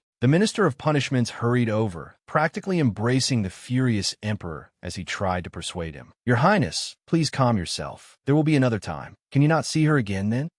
The Minister of Punishments, will bring that child back." At those words, something immediately occurred to the emperor. He became serious, pushed the Minister of Punishments away, and asked Yi So-rang, "Another time?" "Yes, that will do." The emperor turned to the court matron. "How is senior court lady's son, who has been confined to bed due to illness?" A senior court lady was a court attendant who served the king closely. The court matron froze at the question, unable to understand why His Majesty was suddenly asking about this. She answered honestly, "She still has a high fever and cannot get up yet." The emperor immediately turned to Yi So-rang. "Then that position is vacant." Yi So-rang suddenly realized that something was about to fall right on her head. Sure enough, the emperor's next decree made her eyes widen. He was actually serious. "Let this child serve as a senior court lady in son's place." For shining words appeared across the emperor's face. The emperor's command is absolute. He solemnly ordered, "Stay by my side at all times and summon my crown princess. No matter what it takes, I must see her." Yi So-rang was so shocked that she staggered, crying inwardly, "What?" She let out a long, feminine scream. In the end, the Minister of Punishments and the Imperial Guard officer managed to escort Yi So-rang out of the emperor's bedchamber in one piece. Her body might have been intact, but her soul had long since flown away. Yi So-rang looked as desperate as a fish stranded on land, making both the Minister of Punishments and Li Xin one concerned. The Minister of Punishments cheerfully praised her, waving his hand. "You worked hard. You will be even more exhausted from now on, but go home and rest well today." Everyone else seemed pleased, but Li Xin one still looked blankly ahead, seriously recalling that expression. He had seen it several times before, had he not? He was paying close attention to Yi So-rang. The Minister of Punishments laughed heartily and added, "By the way, I truly admire you. In a situation like that, you managed to secure yourself a 5-day-a-week job." He could not understand someone with unusual spiritual power like Yi So-rang. Rather than being delighted to serve beside His Majesty for an entire week, Yi So-rang was asking to go home to preserve her spiritual power. The Minister of Punishments felt sorry that she was wasting such an opportunity. But Yi So-rang did not want to remain by the emperor's side for that long. Because of the lie about her spiritual powers, the emperor set a final condition. She had to stay with him 5 days a week. Li Xin one, who had been standing silently like a block of wood, finally spoke. "I was also quite surprised by what you said at the end." Even a Minister of Punishments was startled. At Li Xin one's reminder, Yi So-rang recalled it and sighed inwardly. "Whatever the case, I was only laying the groundwork to end this sooner." Before leaving, Yi So-rang had already left herself an escape route and clearly told the emperor, "Your Majesty, there is something I must make clear. This humble subject accepted the order to remain by Your Majesty's side only in order to send off the departed soul of Her Highness the late Crown Princess." Hearing Yi So-rang's words, the Minister of Punishments was taken aback, then immediately advised the emperor, "That is correct, Your Majesty. That was why we brought her into the palace, to cleanse the late Crown Princess's soul, welcome a new consort, and lift the marriage ban. Would that not also put an end to the people's worries? Therefore, this child must fulfill her role of purging the ghostly aura."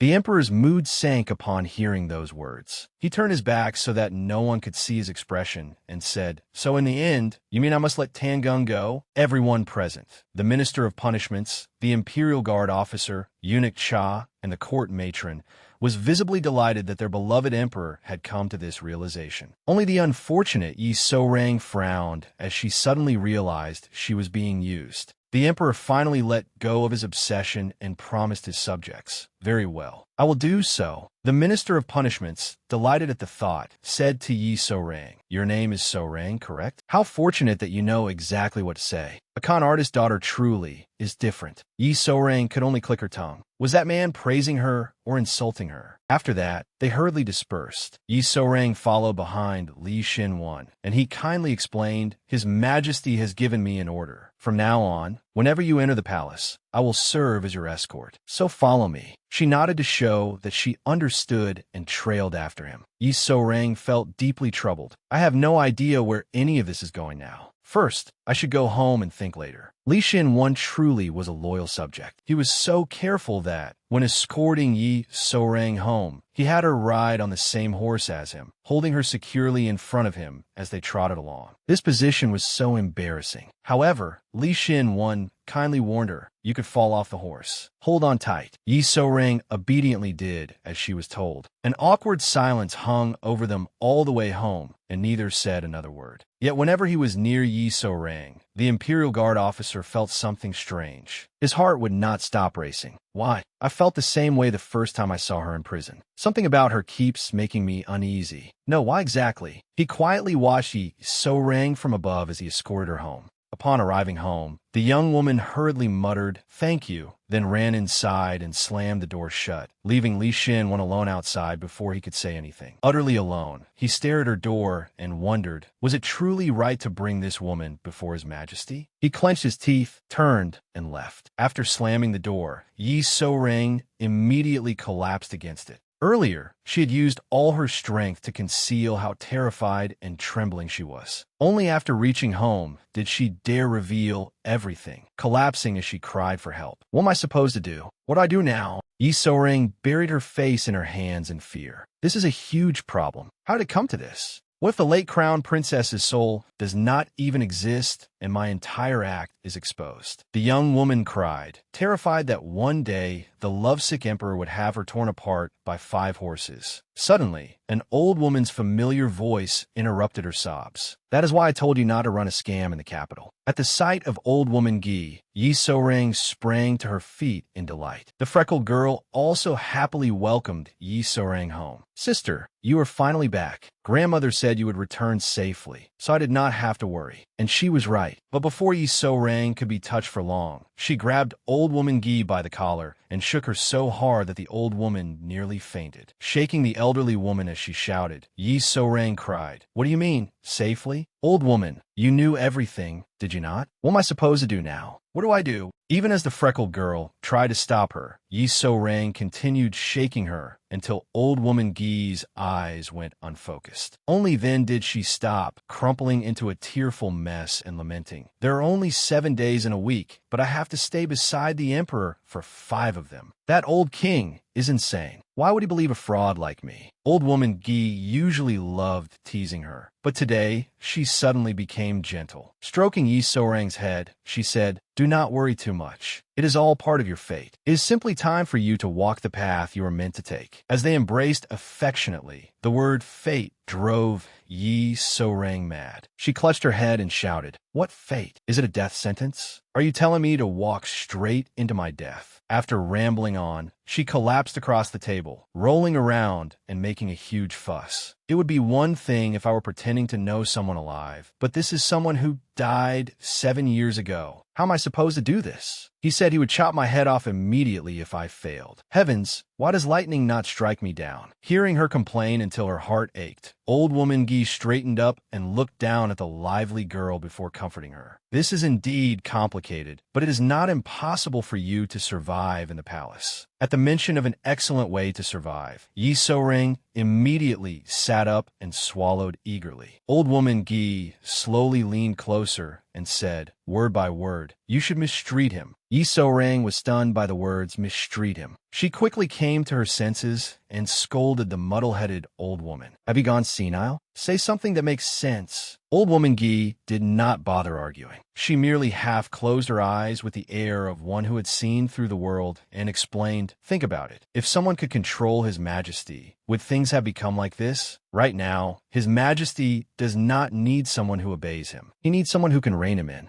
Yi So-rang did not know whether she understood a single word, but for now she was still afraid of the Emperor's sword. She curled her fingers like chicken claws and asked, "But what if he draws his sword?" Old woman Gi was not frightened in the slightest. Instead, she found it amusing and continued. "He has been unable to forget the wife he lost 7 years ago. He is human too, and he's been wounded. You can help ease the longing buried in his heart. What you began as a deception may ultimately help lessen his grief." At last, old woman Gi's words enlightened Yi So-rang. Yi So-rang stared blankly, as if she had been drawn into the mortal world, and was astonished to find herself transforming from a con artist into a physician healing a patient. Yi So-rang cautiously confirmed what old woman Gi meant. "So, you mean I have to cure His Majesty's heartache?" Seeing that the girl finally seemed to understand and was no longer making herself miserable with guilt, old woman Gi beamed like the sun. "Bingo! If you mistreat His Majesty, perhaps something might happen." As though old woman Gi had cast a spell on her mind, Yi So-rang seriously began considering it. Could it be like those stories people tell? Folk tales were stories beloved by ordinary people. Here, referring specifically to romance stories. Old woman Gi, eager to tease the girl, imitated an overbearing nobleman and dramatically declared, "She is the first person who has ever treated me this way." One interesting woman. Lost in thought, Yi So-rang suddenly snapped out of it at that unbearably cheesy line. She grabbed the cackling old woman and shouted, "Old woman, stop saying such nonsense." As Yi So-rang tried to cleanse her mind of those thoughts, she suddenly glanced at the freckled younger girl, who was hopelessly engrossed in the romance tale. "Hey On, you think so too?"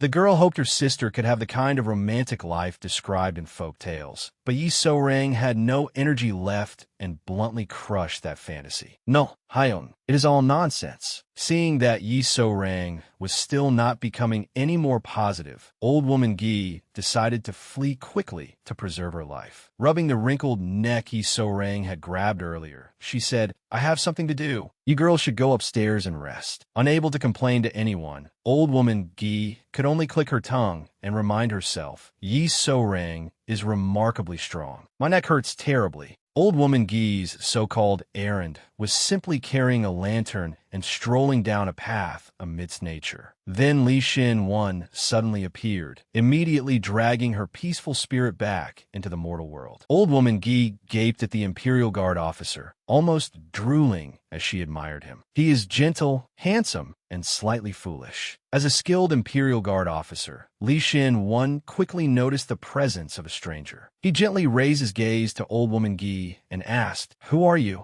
Since he had not ignored her, old woman Gi was determined to seize the chance to make this handsome man remember her name. Smiling, she said, "I am Gi, a fortune teller and So-rang's colleague at the Heart-to-Heart Tea House." Li Shin-won tilted his head, considering the information she had given him. At first, the old woman seemed too love-struck to be trustworthy. Yet it turned out she had genuinely left because she had something to say to Li Shin-won. Thinking herself an extremely brave fortune teller, old woman Gi boldly and calmly told the Imperial Guard officer, "I came only to say one thing. If you learn that child's secret someday, can you keep it? Otherwise, that child will go very far away." Li Shin-won found it difficult to respond to the strange words of this old woman he had only just met. With butterflies fluttering around her, the old woman smiled kindly and continued, "Do not ever try to catch her. Even I, who have lived with her for 7 years, still do not know many things. Please wait until So-rang tells you the truth herself." Li Shin-won did not know whether he was listening, but he could not stop staring at the butterflies. The old woman's voice and warning kept echoing in his mind. Remember this, even if it means defying the royal command. The butterflies illuminated the entire night sky. They fluttered about, gradually forming the image of Yi So-rang smiling gently. Then there was a blinding flash, and Yi So-rang's figure vanished along with the butterflies. The same was true of old woman Gi. By the time the Imperial Guard officer looked closely, she had already turned and walked away, swaying along with her lantern as she said, "Please visit the Heart-to-Heart Tea House often so I can feast my eyes on you. I will give you willow tea for free."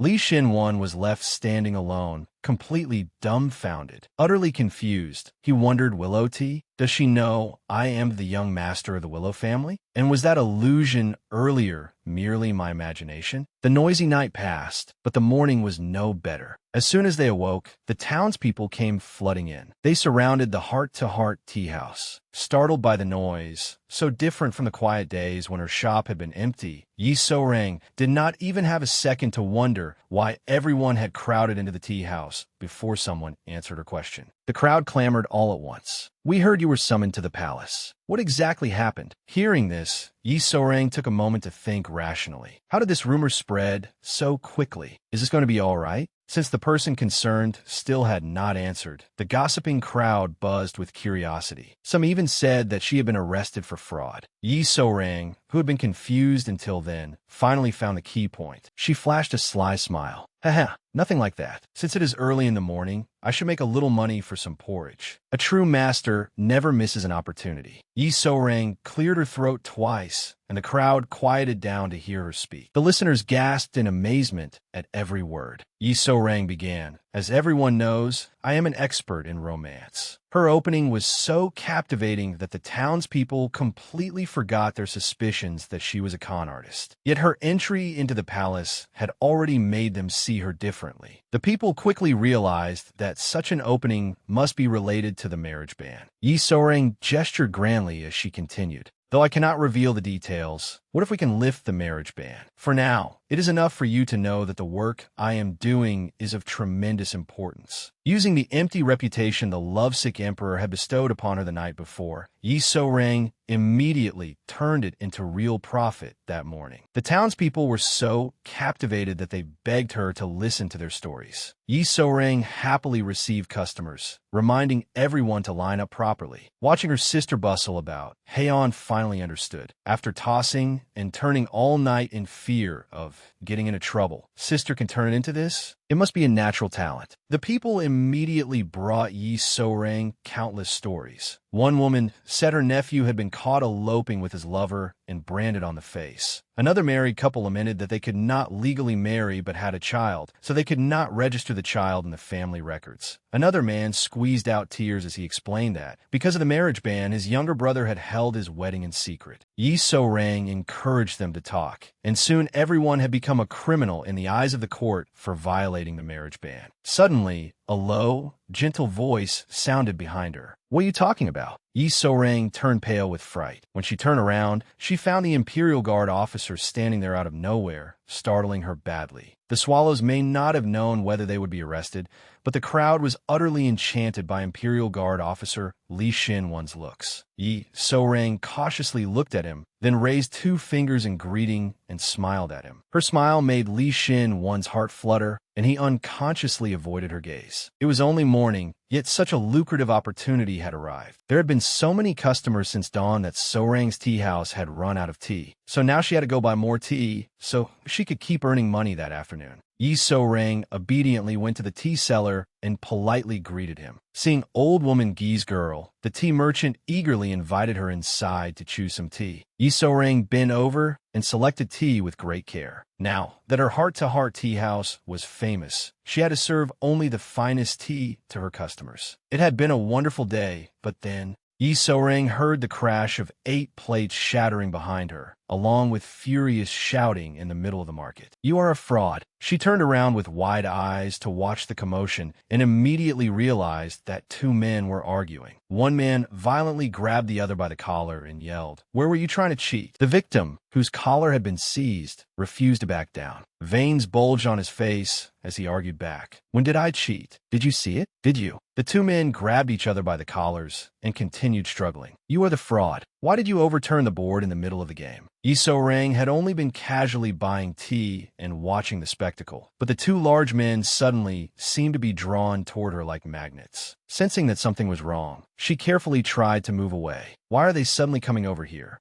After arguing for a while and realizing neither would yield, the 2 men decided to settle things with their fists. One man threw a punch so badly that he not only missed his opponent, but lost control and charged straight toward Yi So-rang. Stunned by this unexpected disaster, she stood frozen with her eyes wide open. Just as the rude man's fist came within millimeters of Yi So-rang, a figure dressed in red suddenly flew in from nowhere, caught his arm, and pulled Yi So-rang safely backward. Like a hero saving a beauty, the Imperial Guard officer gently asked, "Are you all right?" Yi So-rang was also shocked by Li Xin-wen's sudden appearance. Yet instead of being frightened by that fist, Yi So-rang shyly asked the Imperial Guard officer, "Did you follow me all the way here?" Her voice was soft and gentle, but inside, her heart was throwing a grand celebration. Li Xin-wen disdainfully knocked the man's fist away and stated decisively, "If you are in danger, I will be punished as well." Properly interpreted, the Imperial Guard officer's words meant that he would always stay by Yi So-rang's side from now on. Worried that she might feel inconvenienced, Li Xin-wen thoughtfully promised, "I will do my best not to inconvenience you." The two men, who had been absorbed in their conversation, were suddenly interrupted. Worse, the interrupter had paid them no attention at all and had been flirting with the young woman beside him the entire time. Outraged, the two gambling addicts finally spoke up to demand justice. Huffing angrily, they snapped, "Who are you two but into our argument? I'm still furious that you overturned our board." Caught off guard by the question, Li Xin-wen answered seriously, "I am Li Xin-wen, a 6th-rank officer of the Imperial Guard. Is there a problem?" The moment they heard the words Imperial Guard, the two rude men practically started praying. They were lucky enough not to have been dragged away by the collar for gambling in the street and causing a public disturbance. How could they dare argue with an officer? At once, the two rough men pretended to be innocent and harmless, giggling awkwardly. "And no, sir, you have worked hard. We'll be on our way now." With that, they hurriedly fled. Yi So-rang had met him repeatedly over the past few days, but only today did she finally learn the Imperial Guard officer's name. The moment he said, "Li Xin-wen," she froze, her heart skipping a beat. Did he just say his name was Li Xin-wen? Unable to hold herself back, Yi So-rang asked to confirm, "Is your name really Li Xin-wen?" Though he did not understand why the young woman was asking, Li Xin-wen gently confirmed, "Yes, I am Li Xin-wen." The Imperial Guard officer looked puzzled. Is something wrong? What had happened was enough to shake Yi So-rang to her core. Li Xin-wen never imagined that the woman who had left him 7 years ago was now standing right beside him. With sparkling eyes, Yi So-rang realized that she still remembered the connection they had shared 7 years ago. Li Xin-wen, the young master from the Willow House. If that truly was his name, then perhaps the relationship that had been severed 7 years ago. It was impossible to tell whether Yi So-rang wished to continue that old bond or end it for good. But seeing her standing there in a daze, the Imperial Guard officer finally asked, "What is it? Why are you staring off into space?" Yi So-rang tilted her head and smiled softly. "No, it's nothing." Though she had such a small frame, she was hiding an enormous secret and identity, enough for her to cruelly choose to forget the love standing before her from 7 years ago. A flicker of happiness mixed with sadness crossed Yi So-rang's face as she silently warned herself not to bring it up. Otherwise, her past before she began wandering would be exposed. She had to keep it hidden. That would make everything easier. Yi So-rang said nothing more and quietly sat down to continue choosing tea leaves, though her heart remained full of thoughts. He probably does not know. We never actually met, after all. But how could Li Xin-wen not notice? He was a perceptive man, and when he saw Yi So-rang's grave expression and silence, he opened the way for her. "Is there something you want to say to me?" Seeing that he had given her an opening, Yi So-rang brightened. "Could you carry this for me?" "What is it?" Thinking she was about to bring up the past, Yi So-rang swiftly stepped aside, revealing more than 10 enormous bags of tea leaves piled behind her, leaving Li Xin-wen no room to refuse. Cheerfully, she said, "Oh, the tea house is running low on tea leaves, so I accidentally bought a little too much." Li Xin-wen stared at the mountain of tea bags and choked. He could only wish he had kept his mouth shut earlier, though he did not look particularly willing. In the end, Li Xin-wen strode ahead, carrying 10 bags of tea leaves, followed closely by the small young woman, holding one bag herself, and carrying the Imperial Guard officer's hat for him. As he lugged the bag along, Li Xin-wen grumbled inwardly, "I said I would protect her. not become reporter. After several bustling days at the market, Yi So-rang ultimately had to pack her things and return to the imperial palace. At the sight of the palace gates, she could only swallow nervously and sigh. A court maid received and guided her, so she would not get lost. Like a curious child, Yi So-rang looked around at everything, but something felt entirely different from a night before. Naturally, the palace was still magnificent and splendid, but for some reason its energy felt dark and gloomy. The atmosphere was so bleak. Glancing toward the cold corridor, she pursed her lips and muttered, "This is terrifying. It is all because of that emperor. Just look at this dreary place." She grumbled to a pillar to vent her frustration, never realizing that Senior Court Lady Sun had overheard her. Like a demon baring its fangs, the old woman growled and scolded her. "How dare you speak so disrespectfully? Watch your tongue." Yi So-rang jumped in fright, but obediently accepted the scolding. The senior court lady berated her relentlessly. Even if Yi So-rang had received an imperial order, if she were discovered to be a fake palace maid, everyone involved would lose their heads. After being scolded, Yi So-rang hunched her shoulders and followed the fierce woman, who was like a strict mother, onward. Dejectedly, she asked, "Where are we going?" The chief court lady brought her to an enormous room and announced something even more terrifying than descending into the 18 levels of hell. "Now you will formally learn palace etiquette. From now on, you will stay here with me." Clutching her bundle to her chest, Yi So-rang pulled a long face. "I have to live with Senior Court Lady Sun?" Seeing Yi So-rang's disappointed expression at the prospect of staying with her, the senior court lady became deeply offended and shouted, "Where do you think you are, sighing like that? If you sigh so rudely before His Majesty, your head will roll, and you must stop casually speaking behind people's backs." Yi So-rang sat there as her new roommate lectured her. She could not do this, she could not do that, if she did this but failed to do that, and so on. Before long, she was nodding off. Still, Yi So-rang valued her life, so she tried to listen and silently assess the situation. "This is horrifying. It took half the day just to list all the things I'm not allowed to do. What exactly are people allowed to do here?" She yawned as she followed the senior court lady, half asleep, while the woman continued lecturing without pause. "It is nearly time for His Majesty's meal. As a palace maid, your duty now is to stand quietly beside him and attend to him." But when she realized there was no response behind her, Senior Court Lady Sun suddenly turned around, startling Yi So-rang as she shouted, "Do you understand?" Still half asleep, Yi So-rang nodded. "Yes, Senior Court Lady." The two continued making a commotion outside until an eunuch announced the emperor's arrival. Only then did the sound of his footsteps fully wake Yi So-rang. When she saw the emperor's handsome face, Yi So-rang instinctively flinched. Realizing that he was looking at her, she immediately lowered her head. Once he confirmed that she had entered the palace, the emperor promptly looked away.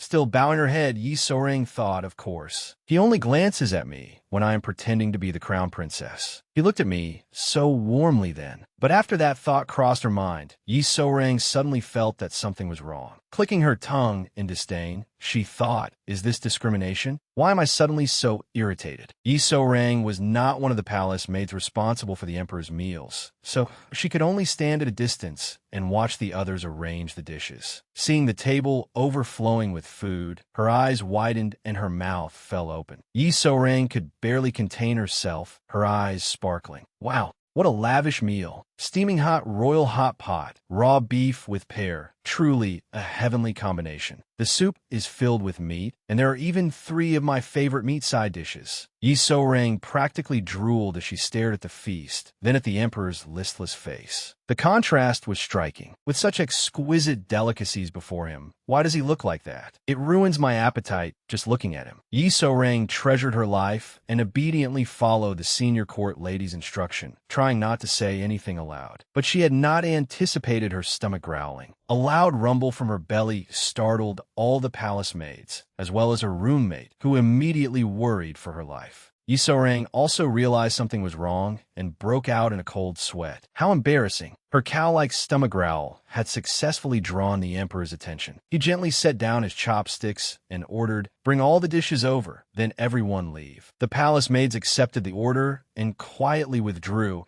as if they had never heard Yi So-rang's stomach growl, keeping their mouths tightly shut. Seizing the chance, Yi So-rang quickly tried to slip out behind them. But just as she turned to leave, an ominous voice stopped her. "You stay." The emperor's call made Yi So-rang twist in frustration, her escape plan having failed. Since the girl before him did not turn around, the emperor impatiently repeated, "Come here." With no other choice, Yi So-rang hesitantly made her way back, one step at a time. The emperor was clearly bothered by Yi So-rang, and he immediately snapped, "I am eating. How dare you swallow and let your stomach rumble like a drum?" At that moment, Yi So-rang suddenly heard senior court lady Sun's nagging voice in her head. Dejectedly, she tried to apply the senior court lady's teachings. In a situation like this, I should do as she instructed. I should bow, kneel, admit that I have committed a grave offense, and beg forgiveness. But Yi So-rang did not want to act like an ordinary person. She thought carefully, yet when the words left her mouth, they became, "This humble servant cannot control it." Yi So-rang's indifferent attitude immediately made the emperor frown. Veins stood out in his reddened eyes as he angrily threw something to the floor. The emperor thundered, "What? You dare talk back to me? Must I take your life before you come to your senses?" Terrified by his majesty's rage, Yi So-rang hurriedly fell to her knees. With tears in her eyes, she silently scolded herself. My body reacted on its own again.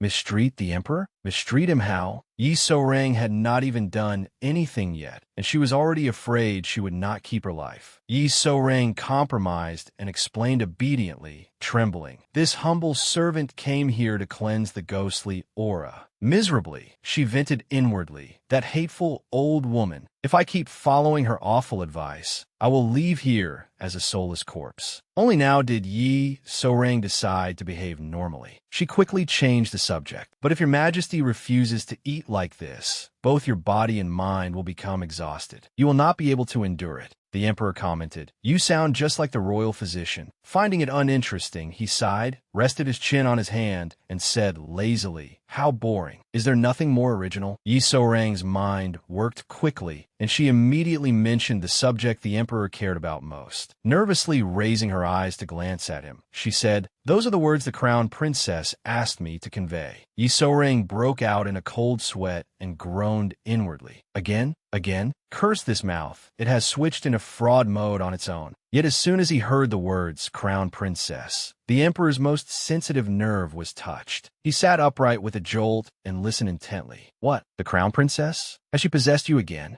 Yi So-rang gave an awkward laugh and smoothly continued making things up, as though lying were her inborn talent. "Possession does not happen often, but sometimes this humble servant hears the crown princess's voice." The handsome emperor's eyes widened with childlike anticipation. Did she say anything else?" Yi So-rang clicked her tongue as she looked at the man before her. She truly could not understand how someone as fierce as him could become as weak as grass whenever the crown princess was mentioned. Still, Yi So-rang loved her life too much to stop lying. "Her Highness told your majesty to eat properly. She said that looking at you has made her lose her appetite entirely." Yi So-rang truly had a sharp tongue. Perhaps those were the words she genuinely wanted to say, but was too afraid to speak, so she borrowed the crown princess's name instead. The emperor immediately froze, sensing something amiss. He corrected her. "The crown princess would never speak that way." Yi So-rang smiled foolishly and offered an incredibly plausible explanation. "If I were to interpret it, that is roughly what she meant. The language of the dead is somewhat vague and difficult to understand." Then, very professionally, she pretended to turn this way and that, as though she could not hear clearly. Looking around, Yi So-rang called out into the empty air, "Yes? What did you say?" If there had been an award for Best Actress in ancient times, the trophy surely could not escape Yi So-rang's hands. Her performance was utterly convincing. The emperor watched Yi So-rang speak to his crown princess with anxious concentration and asked nervously, "What is it? Does the crown princess have something else to tell me?" For some hidden purpose, Yi So-rang slightly raised her head and took advantage of the moment to probe for more information. "How should I put this? Was the crown princess usually a very affectionate person?"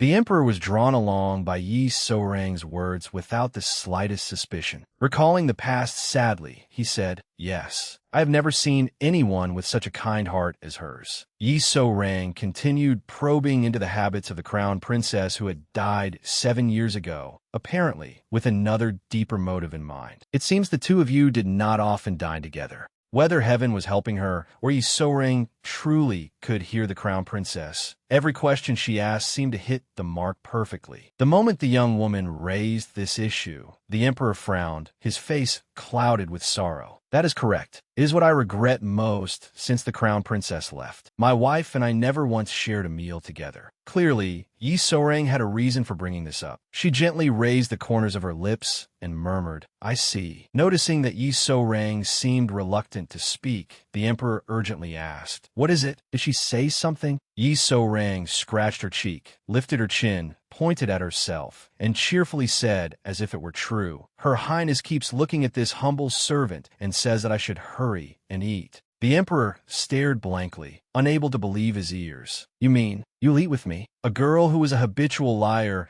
and an emperor willing to believe every word she said. Yi So-rang calmly continued lying without fear. "Since Her Highness cannot dine with your Majesty herself, she wishes this humble servant to enjoy these dishes in her place." The emperor's eyes widened. Sensing that something was off, he insisted on objecting. When she was alive, the crown princess never violated royal etiquette. How could she ask a palace maid to dine with me? Faced with the emperor's unexpected clear-headedness, Yi So-rang squirmed anxiously, secretly swallowing as her eyes darted about while she continued making things up. "Her Highness says that now she belongs to the world of the dead. The etiquette of the living no longer has any meaning." As she spoke, Yi So-rang silently encouraged herself. Just a little more. Who knew what Yi So-rang was plotting now? She was truly mysterious and interesting. Then Yi So-rang quickly recovered herself, waving her hand toward the sky as though dismissing the crown princess's spirit. No, how can that be? Please leave now." Watching this scene, the emperor was so frightened that he nearly bit his tongue. Is she driving away the crown princess's spirit? Under Yi So-rang's unspoken threat, the emperor had no choice but to give in. "All right, you must be hungry, so eat." Having gone this far, Yi So-rang decided to see the act through. She shrank back and gently refused. "No, your Majesty. This humble servant spent the entire day learning palace etiquette. How could I do such a thing? How could I dare covet your Majesty's food? This humble servant does not wish to lose her head." The emperor feared that if Yi So-rang did not share this meal with him, the crown princess's spirit would leave. Thus, he anxiously tried to persuade her. "Even if she is only a spirit, the one you must serve is the crown princess. Therefore, you must obey the crown princess." Yi So-rang pretended to consider it, though she had already been craving the food and simply did not dare say so. After nodding solemnly as though thinking it over, she agreed. "Come to think of it, that is true." With that, Yi So-rang quickly picked up her chopsticks and shamelessly said with delight, "Then this humble servant will have a little." When it came to manipulating people, even modern people would have to call Yi So-rang their ancestor. Looking over the spread, Yi So-rang calculated silently. "Let's see. I should start with the 3 meat side dishes." With one pair of chopsticks, she picked up a huge steaming piece of meat. Yi So-rang opened her mouth wide and devoured it in one bite. The meat melted in her mouth, making tears of happiness well up in her eyes. As expected, this flavor is beyond anything in the mortal world. The tender, sweet meat. The imperial chef's skills were truly extraordinary. Yi So-rang ate non-stop, her chopsticks moving like a machine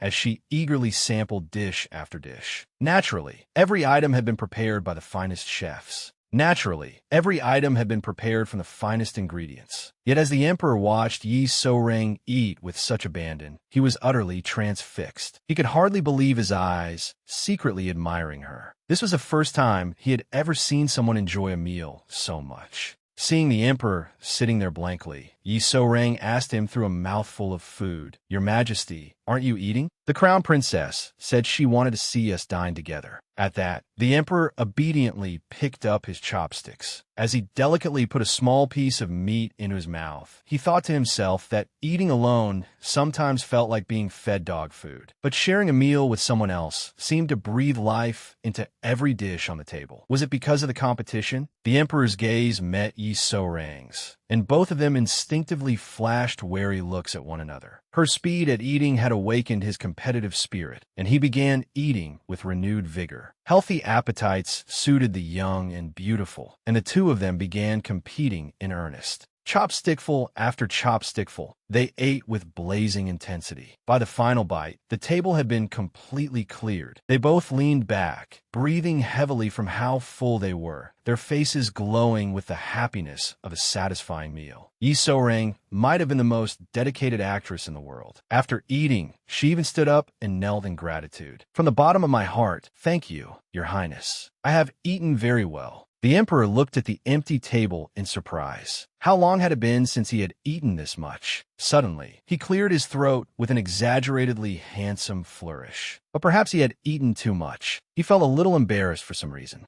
Yi So-rang glanced at the emperor in satisfaction, a pleased smile curling on her lips. Of course, people should eat well, and His Majesty was no exception. His face looked so much more alive now. Yi So-rang felt proud of herself. If His Majesty's condition steadily improved, perhaps she could call herself a cleanser of ghostly energy. Once his body was healthy, surely his battered heart would find peace as well. Part of Yi So-rang's duty was watching over the emperor's sleep, so at night, she had no choice but to doze while standing outside. Inside, the emperor lay with his head on his pillow, tossing and turning without rest. Then, when he heard the howling wind outside as he did every night, he suddenly opened his eyes wide, sat up, and urgently called, Yi So-rang, if you're out there, come in at once. Yi So-rang, jolted awake by his call, rubbed her eyes groggily, and entered the room. The moment he saw her, the emperor asked, Did the crown princess just speak to me? Rubbing her eyes, Yi So-rang replied, No one spoke to you, Your Majesty. She had become so accustomed to lying that it came naturally now. But Yi So-rang could not help feeling as if she were piling up sins. The emperor asked in confusion, Don't you hear that humming sound? Yi So-rang blinked blankly. I only hear the wind, Your Majesty. Is there anything else? The emperor stubbornly insisted, No. Listen carefully. You will definitely hear something. Yi So-rang and the emperor immediately fell silent. Only the lonely wind remained, shrieking as it tore the curtains. It was terrifying. Yi So-rang looked around the room and remarked, You are right. I can hear something amid the howling wind.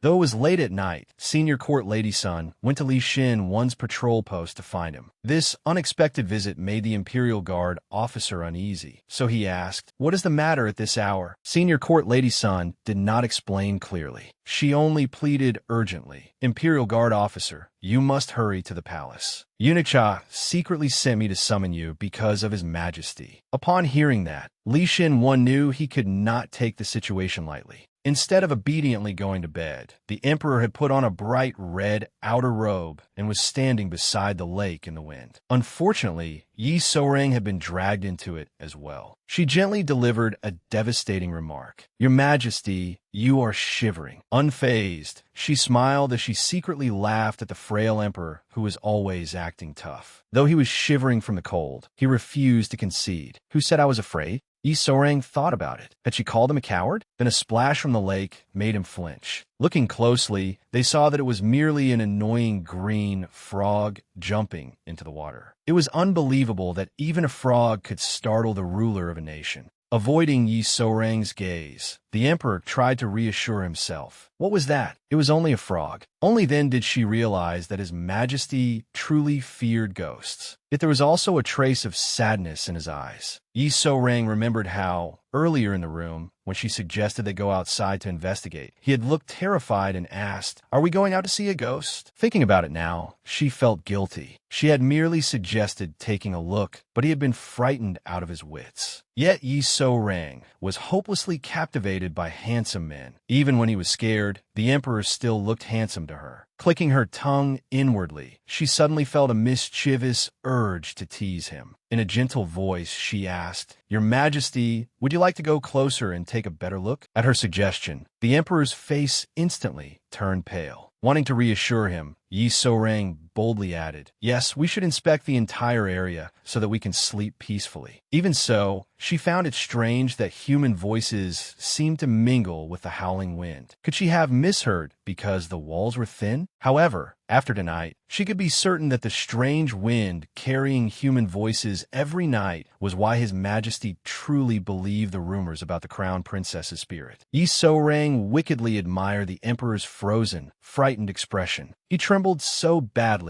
that even his voice shook. "What if a ghost appears?" Yi So-rang answered calmly. "Then we simply deal with it. Am I not here beside you?" At last, the emperor suppressed his fear and stepped closer to the wind. When it blew against him, he unconsciously grabbed Yi So-rang's arm, startling her. From below, Yi So-rang became absorbed in admiring the emperor's face. Fear was plainly visible on his face as he anxiously asked, "That sound, can't you hear it either?" Yi So-rang looked so smitten that she stammered, "That sound? What sound?" At such close range, beneath the moonlight, Yi So-rang's heart was pounding wildly. Even if she could hear anything, it would only be the thunderous beating of her own heart. Yi So-rang felt faint from the emperor's heaven-sent beauty, inwardly complaining, "He should give me some warning. At this rate, I'm going to die." Suddenly, a fierce gust shrieked behind the emperor, making him shrink back in fear and grip Yi So-rang's hand even more tightly. His action quickly made Yi So-rang realize something. Could it be that he was not only afraid of ghosts, but that his body and soul had both been weakened by the loneliness that had tormented him for so long? Seeing how pitifully vulnerable the man before her looked, Yi So-rang pressed her lips together. Gathering all the energy she had, she smiled brightly and said, "Please do not worry, Your Majesty. I will definitely take care of it for you." As she spoke,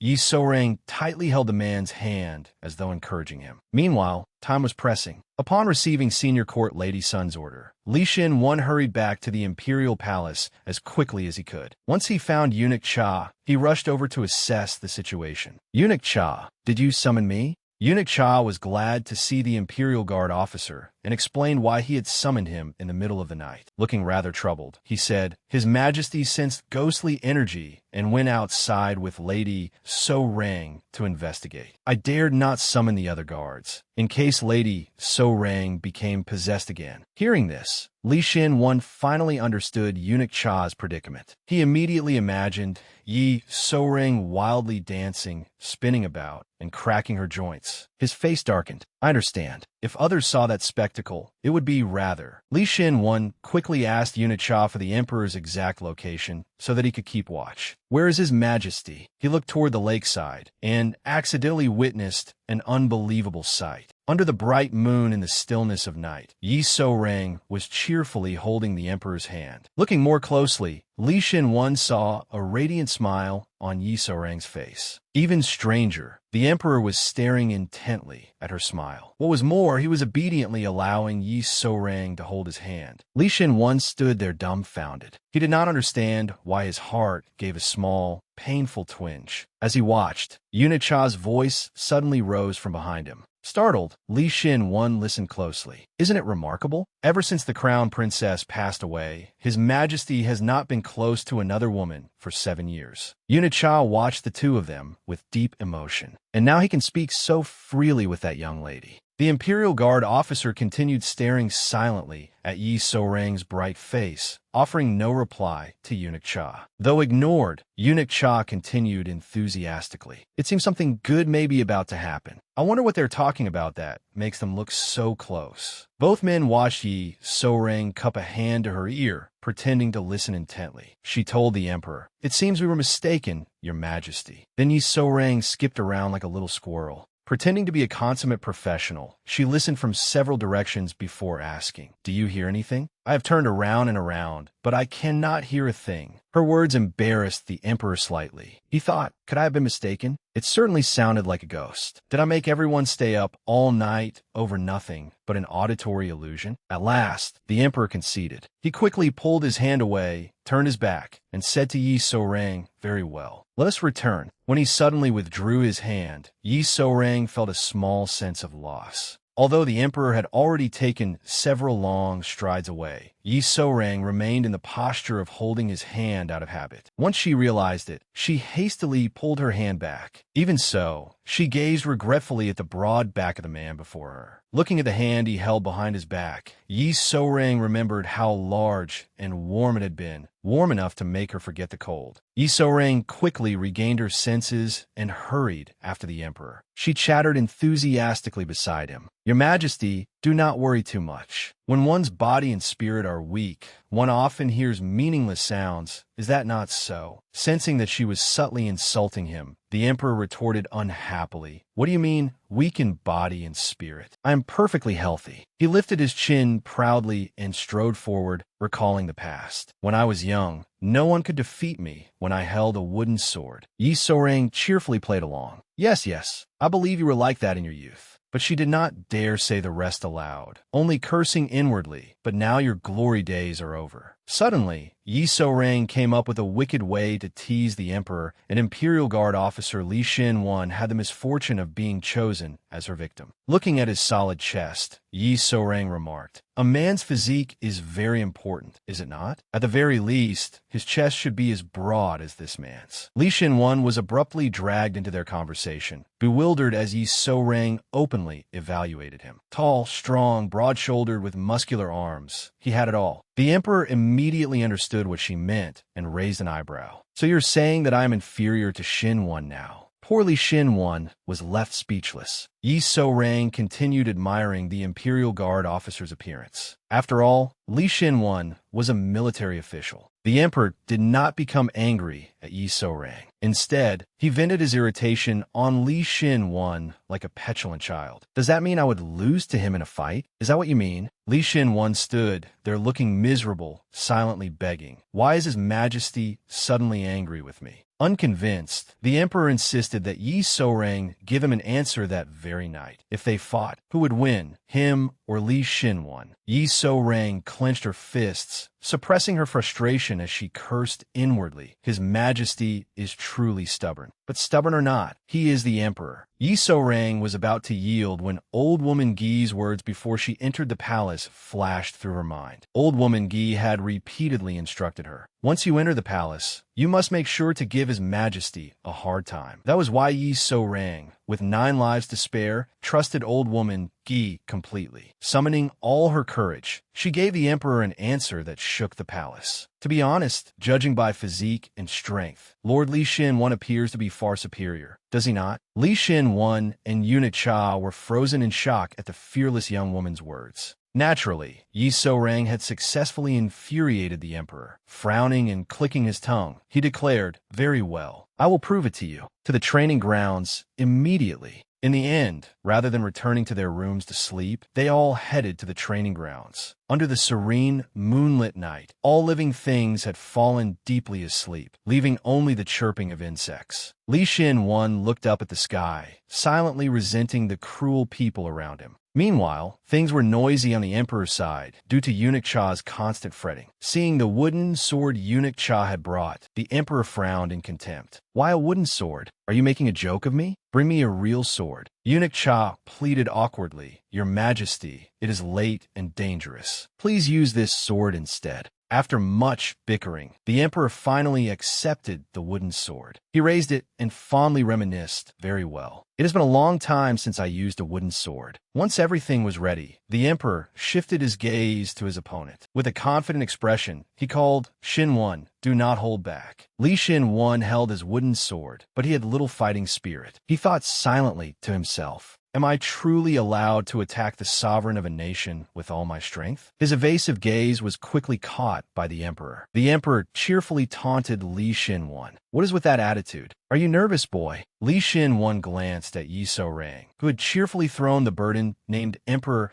Li Hongmeng onto him before standing quietly to one side to watch the show. Li Shinwan could not help but feel a headache coming on. Did this truly have to happen? Eunuch Cha was extremely worried and repeatedly urged his beloved emperor to be careful. But the emperor replied with complete confidence, "You are acting as though I do not know how to fence. You worry far too much." Li Shinwan had no intention of treating his majesty as an opponent. Instead, all of his attention was focused on Yi So-rang. In his eyes, she was always delicate and ladylike. Noticing the Imperial Guard officer's gaze, Yi So-rang smiled gently at him. Then she lowered her head and apologized. "I am sorry, Imperial Guard officer." Yi So-rang's smile left Li Shin-one frozen in place. He tilted his head. His cheeks reddened slightly as he thought, forget it. She probably did not do it on purpose. But Li Shin-one appeared far too trusting. Only someone who had lived with Yi So-rang for 7 years, like old woman Gi, would silently shake her head and try to send him a warning. No, sir. She did it on purpose. As he remained absorbed in looking at Yi So-rang, a forceful male voice suddenly called his name, snapping Li Shin-one back to attention. From the opposite side, the emperor swung his sword and charged straight at him. The wooden swords collided with a sharp crack. Burning with fighting spirit, the emperor said, "Li Shin-one, where has your mind wandered off to?" Caught off guard by such a powerful attack, Li Shin-one was pushed back before he could defend himself. He winced in pain, one eye narrowing.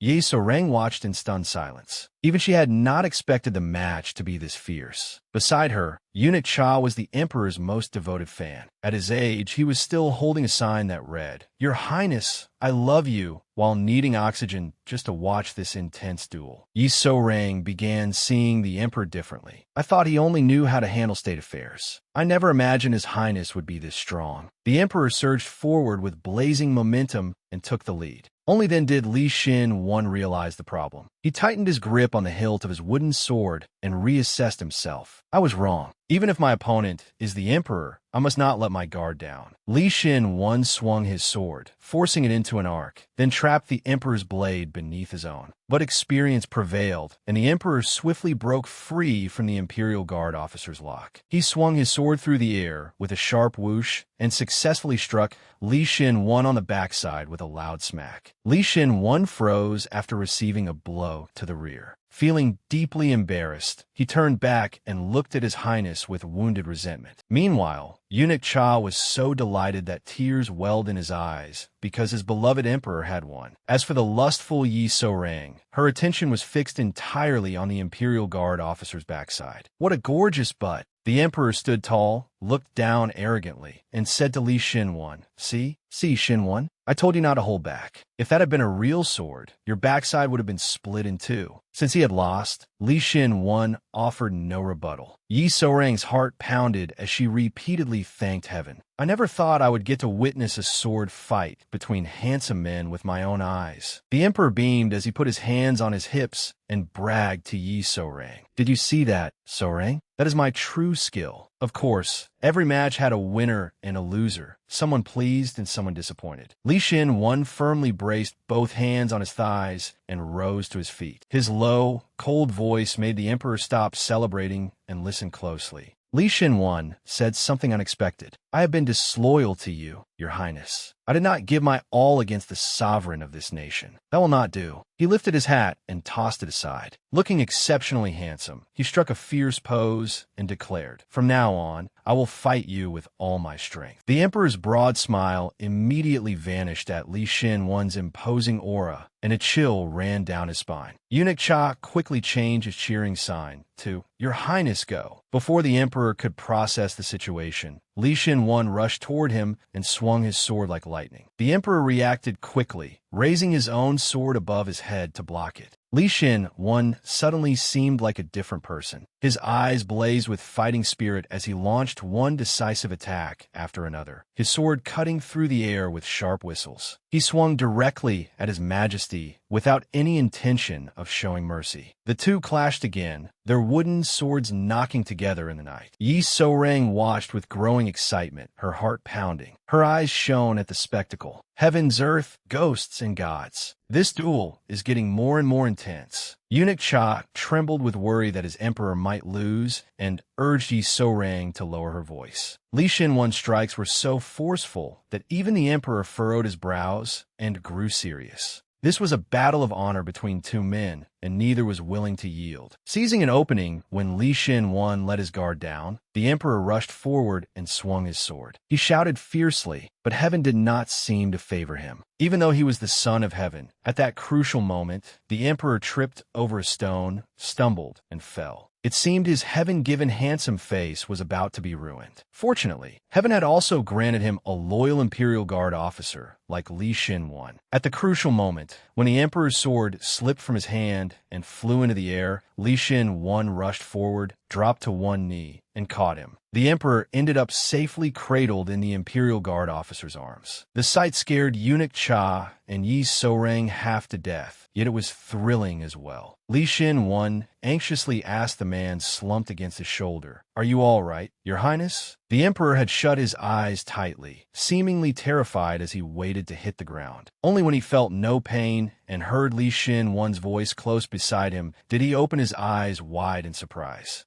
The emperor sat upright, lightly patted Li Xin shoulder, and said with a smile, "Good. I lost. A sword duel should be fought with that kind of full strength." Embarrassed by the emperor's praise, Li Xin became stiff as a wooden post. As he stood, the emperor reminisced. "When was the last time I fought a sword duel with all my strength? Everyone treats me as the emperor, so they always hold back. No one ever fights me properly. I've never had anyone I could call friend. You are the only one who has treated me sincerely." Li Xin listened blankly. His heart stirred as he softly called, "Your Highness." The emperor helped Li Xin up and gently patted his shoulder. His eyes were filled with trust as he looked at him. Under the moonlight, the two made a promise. May the bright moon bear witness to them. Emperor Li Hongmang said, "Xin, stay by my side forever. Do not change your heart. If one day I'm no longer clear-minded, then strike me on the backside, just as I did to you earlier." Li Xin happily closed his eyes and bowed his head. "I promise. I will devote my life to remaining at your highness's side." It was a deeply moving moment, but then the emperor's mischievous side emerged. He wanted to tease his most loyal servant, so he abruptly turned cold. Turning away, he wickedly said, "That is how it should be. I trust you.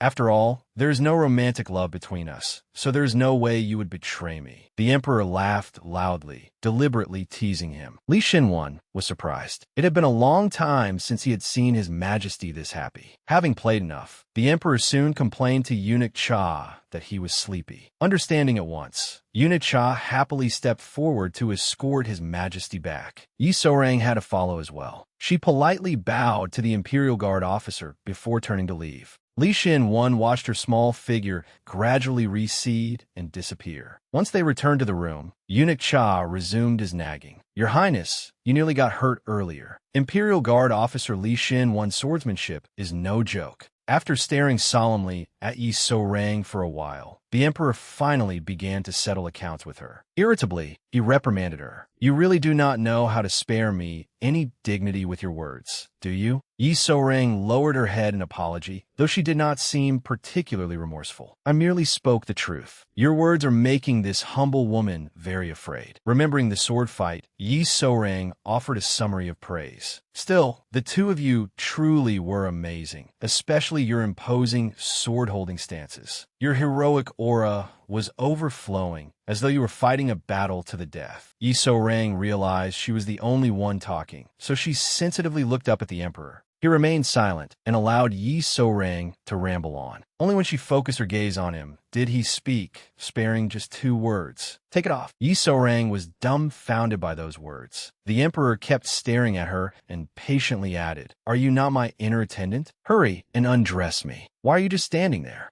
As though she could not believe her ears, Yi Sourang asked, "Take it off? Right now?" The emperor immediately confirmed it without hesitation. "That is right. Blessed by heaven with such an opportunity." Yi Sourang quickly turned into a lustful little demon and eyed the emperor's body from head to toe. She opened her eyes wide to take in every detail. When had his highness become drenched in sweat? Because of all the exertion earlier, sweat had soaked his entire body, making his close-fitting undershirt cling to him and reveal every firm muscle. Yi So-rang stared in fascination and unconsciously swallowed. Given such a gift from heaven, how could she possibly let it pass? She quickly stopped pretending to be shy and hesitantly reached out to remove his clothes. The emperor watched the little woman's hand slowly approach. A wicked idea came to him, and the corners of his mouth lifted. With one swift movement, he suddenly leaned close to Yi So-rang and said, "Come to think of it, what did you say earlier about being sexy?" Yi So-rang was stunned by their extreme proximity. That shameless emperor then pulled open his robe, exposing his bare chest and alluringly defined muscles. He mocked Yi So-rang, saying, "Look closely. I will show you what sexy truly is." Seeing that the girl in front of him could not look away, the emperor became even more confident and smug. But suddenly, Yi So-rang herself did not know why. She had completely lost control of her body. At point-blank range, Yi So-rang burst into loud laughter and accidentally sprayed saliva all over the emperor's face. Her action left the emperor completely frozen. Yi So-rang laughed so hard she nearly collapsed. She apologized to the emperor as she laughed, but she could not stop. In shock, the emperor lifted his robe and gently wiped off the saliva she had sprayed on him. Mortified, his face turned red. "You dare laugh? And you even sprayed saliva on me." Tears streamed from Yi So-rang's eyes as she wiped their corners. "I could not help laughing when I heard the word sexy come from your highness's mouth. It is not like that, your highness. A man's sexiness naturally comes from many different qualities." So Yi So-rang had been laughing at the emperor's narcissism. She quickly explained to him what made a man truly sexy. Yi So-rang described it with 3 simple phrases: perfect, strong, radiant. Together, that is called charisma. Although she was describing a man's sexiness, the emperor's face darkened because it was obvious Yi So-rang was painting a picture of Imperial Guard officer Li Shin-won. He said sourly, "Why is it Shin-won again?" At that moment, Li Shin-won had no idea that he had somehow become the topic of conversation between Yi So-rang and Emperor Li Hongmang. Suddenly getting goosebumps, he thought to himself, "Why is there such a cold wind blowing through here?" After joking around for a while, Yi So-rang did not dare criticize the emperor's body for not being sexy enough. She cleared her throat and spoke seriously. "But your highness personally said you would show this humble woman your sexiness. How could I possibly refuse?" Upon hearing that, and seeing Yi So-rang's suggestive gaze, the emperor felt a chill run down his spine and flinched. The moment she finished speaking, she turned into a lustful demon again and pounced on him. "This humble woman shall obey your majesty's command." Terrified, the emperor shouted as though driving away an evil spirit, "Stay away from me." After the two of them tussled around in a mess, Yi So-rang finally succeeded in changing the emperor into a fresh set of clothes. Afterward, they both behaved themselves. One lay on the bedding while the other sat watch beside him. Resting his head on a pillow, the emperor stared at the ceiling and thought, "It is late. I will not be able to sleep again tonight." Knowing he would not sleep, he began looking for something to pass the time. He called to the inner attendant beside him. "So-rang, you said you traveled throughout Joseon for the past 7 years. Did you not?"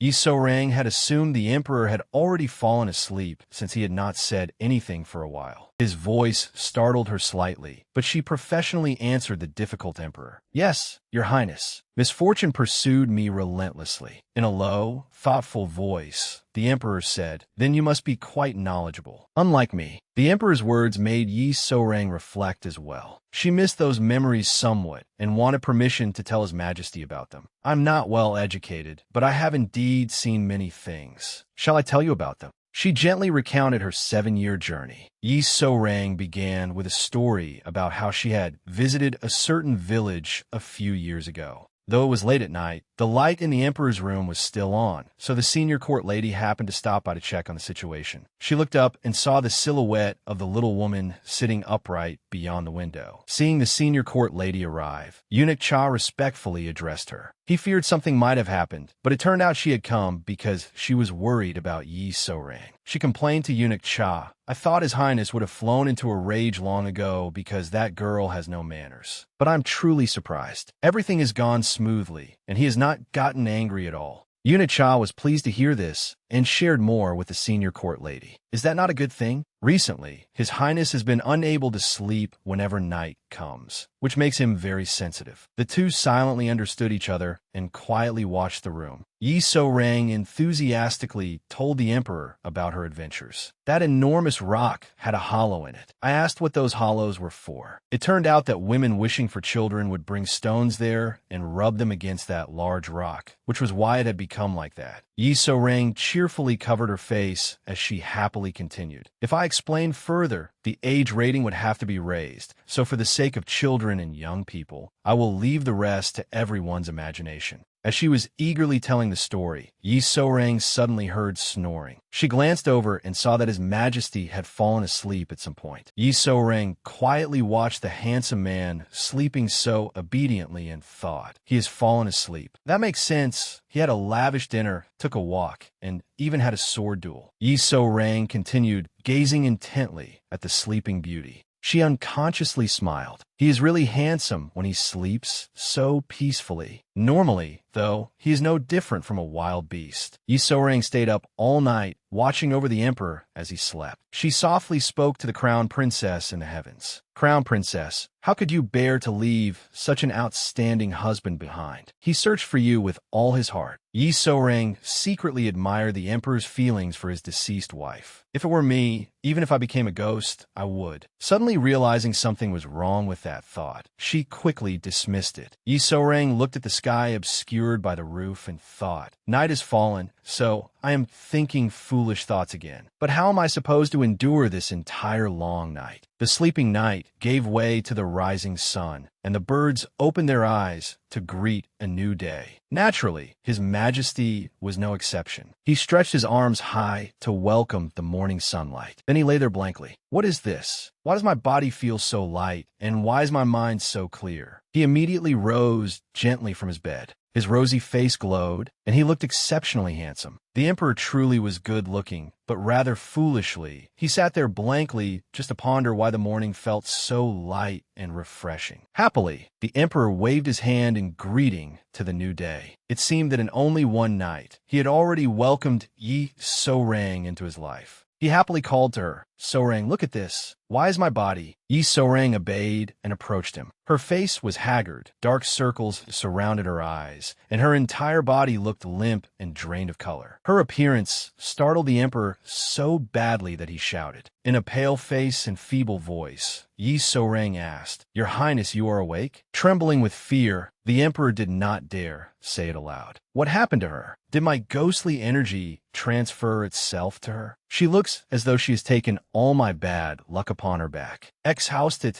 Yi So-rang lamented inwardly, I am so tired. Who knew working through the night would be this exhausting? I cannot even open my eyes. Worried that something had happened to her, the emperor mercifully ordered, You may suspend your duties as my inner attendant for now. Go back and rest immediately. Yi So-rang thanked heaven, earth, and the emperor. Pulling herself together, she said, Thank you for your great kindness, Your Highness. She left the room and staggered along the corridor toward her quarters to catch up on sleep. Before long, an official noticed Yi So-rang's appearance. Seeing the official enter the palace so early in the morning, the senior court lady wanted to ask why, but he arrogantly replied, It is none of your business. His eyes never left Yi So-rang's back. He curiously wondered, Who is that lowly court maid? I do not think I have ever seen her before. Could she be? The senior court lady's face immediately turned pale. The Minister of Punishments was the one who had exploited the chaos after the Crown Princess's death to seize all the power in the palace. He watched Yi So-rang's retreating figure, stroked his beard, and scrutinized her. Could there be a new court maid I don't know about? I may not know much about other matters, but I know every maid in this palace. Senior court lady Sun's face turned pale at the old man's sharp instincts. Frowning, she cursed him inwardly. If the Minister of Punishments discovered that they had brought a fortune teller into the palace to summon the spirit of the late Crown Princess, he already had many grievances against His Majesty. She would bet he would seize the chance to find fault with them. Senior court lady Sun quickly changed Yi So-rang's identity in an effort to make the Minister of Punishments lower his guard. That maid is senior court lady Sun's confidential attendant. She has been in the palace for a long time. The Minister of Punishments was highly suspicious so he cautiously verified it again. That really is a maid? Though cold sweat ran down her back, Senior Court Lady Sun was determined to do something to help the emperor she cherished. She firmly repeated, yes. Not long ago, she caught a severe cold. After that, she suddenly became very ugly. In her desperate attempt to escape the fox-like old eunuch before her, she spun an outrageously implausible lie. Upon hearing that illness had made someone ugly, the Minister of Punishments fell silent. Seeing that he appeared to have taken the bait, Senior Court Lady Sun continued acting with ease. She shook her head and said, that's right. Didn't you see what she looked like? The old fox quickly fell silent, snorted, and seriously recalled Yi So-rang's haggard, vacant appearance. It was true. Her condition did seem rather severe.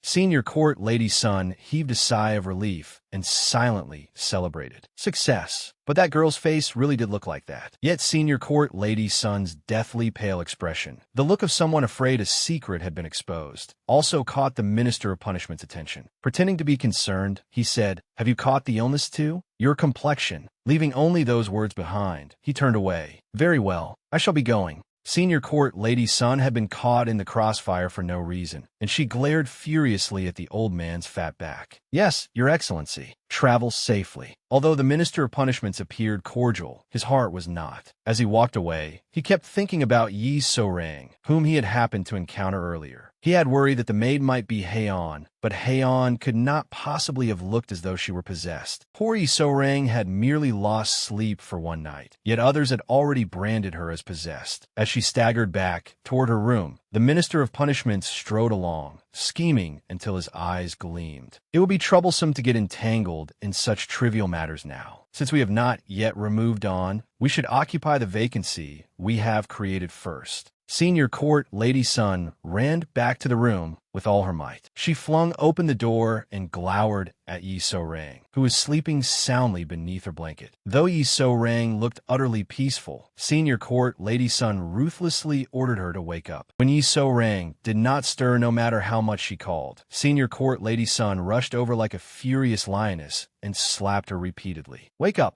Yi So-rang. Still half asleep and aching from the blows, Yi So-rang mercifully opened her lazy eyes and pleaded, please, just a little longer. Even heaven forbids disturbing someone's sleep. Having slept only once, Yi So-rang had thought she had flown straight back to the heart-to-heart tea house. Only when she saw that the person before her was not old woman Gi did she cry out in alarm. Who are you? The blazing wrath radiating from Senior Court Lady Sun instantly woke her. Right? She was in the palace. Before Yi So-rang could understand what was happening, Senior Court Lady Sun sternly asked, what did she say? She did not say anything. Yi So-rang blinked her eyes in confusion and could only nod vaguely. Seeing her like that, Senior Court Lady Sun immediately flew into a rage and reminded her, I told you that if your disguise as a court maid were discovered, all our heads would roll. You need to be more careful. What if you were found out while wandering around so carelessly? You were so suspicious that rumors have already begun spreading. Still sleepy, Yi So-rang had to endure Senior Court Lady Sun's nagging. She pursed her lips in annoyance. Who was it that had forced her to do this in the first place? Yi So-rang frowned at Senior Court Lady Sun's angry appearance and constant scolding. She protested inwardly. She had been made to serve through the entire night without a moment's sleep, and now she was being reprimanded too. Unable to bear it any longer, Yi So-rang resolved to use her ultimate technique, changing the subject. Suddenly, she beamed and showered Senior Court Lady Sun with sparkling-eyed praise. Oh, Court Lady, your voice is so bold and commanding. You are truly charismatic. I feel like my mind has been enlightened. Senior Court Lady Sun was briefly stunned by Yi So-rang's sudden attack. Yi So-rang proudly patted her chest to herself. All those years of hustling around had not been for nothing. This was the art of flattering one's superior. However, Senior Court Lady Sun quickly saw through her trick. Are you spouting nonsense to fool me? Sensing that her opponent was formidable, Yi So-rang raised the level of her flattery. Honestly, if you are impressive, then I have to say you are impressive. What else can I say? You were famous for your beauty in your younger days, weren't you? Right? You were quite renowned, weren't you? Once beauty was mentioned, no woman could entirely escape vanity. No matter how strong Senior Court Lady Sun was, she eventually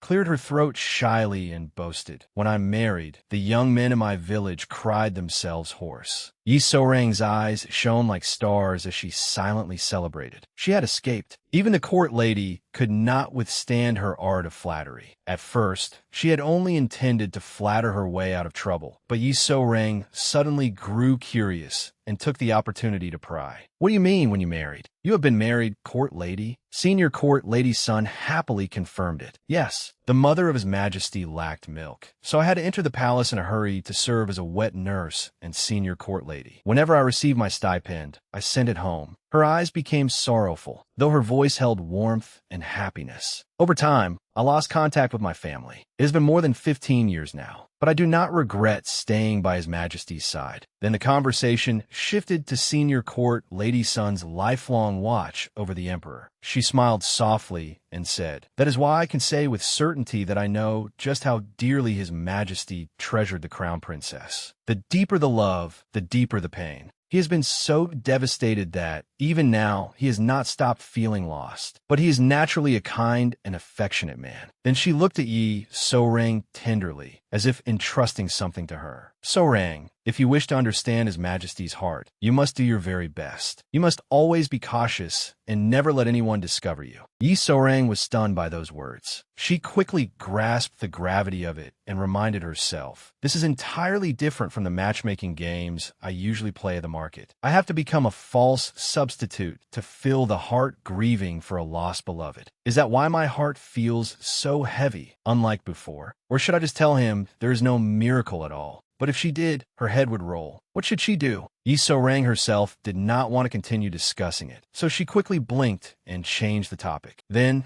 court lady, you are the only one among the palace women who knows about that, because of the marriage ban, right?" Asked such a sensitive question, senior court lady's son stared at Yi So-rang with her mouth agape. "W what?" A moment later, she recovered and scolded the girl in front of her. "How could you? We are having a serious conversation. How dare you think about such things?" Yi So-rang brightly moved closer to her and babbled, "Oh, come on. What could be more important than this? If those innocent palace ladies want to seduce His Majesty, would they not need your help? Wouldn't they?" Senior court lady's son found that Yi So-rang had a point, so she reluctantly admitted that she knew a little. Yi So-rang cried out happily, "I knew it." Then on their first night, they should talk first, and after that, the two became so engrossed in their conversation that they failed to notice Eunuch Cha peeking inside until he spoke up. "What are you two discussing so enthusiastically?" Only then did they panic and hastily shove their improper thoughts back into their heads. Eunuch Cha knowingly asked in a low voice, "Oh my, is it a secret?" Senior court lady's son cleared her throat. "It is not something Eunuch Cha would understand. But what brings you here?" Eunuch Cha immediately carried in a toolbox and explained, "Didn't So-rang say yesterday that she needed a clothes hook?" Senior court lady's son knew about that, but was still puzzled. "Yes, but you came here yourself just to hammer in a nail?" Eunuch Cha did not look forced in the least. He rolled up his sleeves and declared, "We cannot let anyone else find out about this." Displaying his bulging muscles with great authority, he said, "Do not worry. This Eunuch Cha is not dead yet." With that, Eunuch Cha began working, hammering away a few times before proudly saying, "If it is only one nail, I can easily handle it." Both senior court lady's son and Yi So-rang stared at him in amazement. He was incredible. Yi So-rang put on a gossiping expression and whispered to senior court lady's son, "Court lady, Eunuch Cha seems especially energetic today, doesn't he?" When she received no response, Yi So-rang glanced over to check. Then she was utterly shocked to find that senior court lady's son was gazing dreamily at Eunuch Cha. Yi So-rang felt that something was warning her. The atmosphere was not right. She screamed inwardly, "No matter how lonely you have been, you cannot do this, court lady." "Oh, Eunuch Cha." Eunuch Cha does not have that thing. While the three were gathered together in lively conversation, Emperor Li Hongmang was looking for Eunuch Cha, but he could not find him. A court maid merely came to report, "Yes, Your Majesty." He said he was stepping out briefly and would return soon. The emperor did not make things difficult for anyone and merely said softly, "Is that so?" Then he looked at the dining table and slowly picked up his chopsticks. How strange. He had thought the food tasted good yesterday. If anything was different from last night, the emperor quickly realized it. Yi So-rang was not at his side now. A side dish that had nearly reached his mouth stopped halfway. The emperor set down his chopsticks and summoned the court maids. They hurried in to receive his orders. Half closing his eyes, the emperor said, "Clear this away and bring the girl from yesterday to me." The court maids accepted the order and quickly departed. The emperor was left alone in the room. He sat blankly, staring into space, then recalled Yi So-rang's figure and her voice. "Your Majesty." The crown princess said that if you do not eat properly, both your body and mind will become exhausted, and you will not be able to endure it. That is what she told me. The emperor saw the crown princess's image within Yi So-rang, and his lips tightened. His hand clenched, and without warning, he overturned his writing table. Angry and sorrowful, the emperor spoke to himself. Why does she truly not understand why I cannot eat? It is because the crown princess left me all alone. Sitting amid the disordered room, the emperor covered his face with both hands and called out in anguish, "Crown princess, my wife." Yi So-rang received the emperor's order and ran over as fast as she could, complaining inwardly. "Seriously, I stayed up all night, serving him with great difficulty. So why is he calling for me again already? Even heaven should spare someone during a meal." Before Yi So-rang could finish her bowl of rice, one of the emperor's court maids grabbed her and dragged her away. Yi So-rang used all her strength to run to the emperor's chamber, arriving breathlessly. Seeing her, the maid at the door promptly announced, "Your Majesty, the confidential court maid has arrived." With her tiny, pitifully short breath, Yi So-rang waited outside. The two maids flung the doors open, startling her slightly. She pulled a strange face and told them, "Do not open the door so quickly. I have not prepared myself yet." But the door had already opened, so Yi So-rang fearfully peered inside. She seemed about to say something, but the messy room and the sorrowful young man sitting inside with his hand against his forehead immediately sealed her lips. Yi So-rang stared at the emperor, who was plainly displaying the look of someone in a bad mood. She stopped joking and looked at him seriously. What could have happened? She glanced around the room, assessing it. Then her eyes stopped on the scattered memorials strewn across the floor. She silently evaluated them. These things lying around looked familiar somehow. After peeking at them for a while, Yi So-rang accidentally read their contents. Her expression darkened, and she clicked her tongue. They were malicious memorials. The gist of the densely written documents was criticism and accusations that the emperor was impotent. His Majesty is impotent. What crime did I commit to be born into a country ruled by an impotent king? The contents were utterly absurd. Yi So-rang quietly entered the room and gathered the memorials one by one. She glanced at the emperor with understanding. So he was hurt after reading these, was he? Come to think of it, he had been hearing such words for 7 years. Yi So-rang wondered, if he hates such rumors, why does he not simply marry soon? After talking to herself for a while, she began to question everything. Could he truly be impotent? Just as her thoughts started wandering, the emperor's voice startled her. Yi So-rang had actually been considering the possibility that the emperor was impotent. Her face turned pale as she worried for him. Is that really true? If it is, of course he would be hurt. Then he suddenly called her name and rushed at her with an incomprehensible question. If we do it now, would it work? The emperor looked at Yi So-rang with puppy-like eyes. Combined with his previous words, that look made Yi So-rang's eyes widen. What? Embarrassed, she quickly raised both hands in refusal. Could he be trying to prove that he is not impotent? Is this the royal favor people speak of? Is that why he summoned me in such a hurry for that kind of favor? Yi So-rang's thoughts continued spiraling until the emperor uttered 4 simple words. That spirit possession matter. He cheerfully asked her again, "Can you bring the crown princess back?" Only after hearing the emperor's request clearly did Yi So-rang pause. She quickly drove away her improper thoughts, though her heart was still pounding, and answered, "But, Your Majesty, one should not perform spirit possession too frequently." The emperor suddenly became urgent and objected. "Too frequently? This is only the 2nd time. Have you forgotten why you came to the palace?" If you do not summon her spirit back quickly. Before he could finish, Yi So-rang sighed and guessed the rest. Is he going to threaten to behead me again? But the rest of the emperor's words were not a threat to execute her. The man who ruled the nation with majesty every day now bowed his head before Yi So-rang and said weakly, "Then, I think I might cry." Yi So-rang was stunned by the emperor's current appearance. He looked up at her like a child waiting for an adult to grant his wish, but in the next moment, he lowered his head again in sorrow. Yi So-rang could not bear to watch. She shut her eyes tightly to regain her composure. What should she do? If she continued pretending to be the crown princess, this entire performance would soon be exposed. Yet in the end, Yi So-rang could no longer bear the sight of the emperor like this. She reached out and gently blew out the candle, then stood demurely as she thought, but I need to comfort His Majesty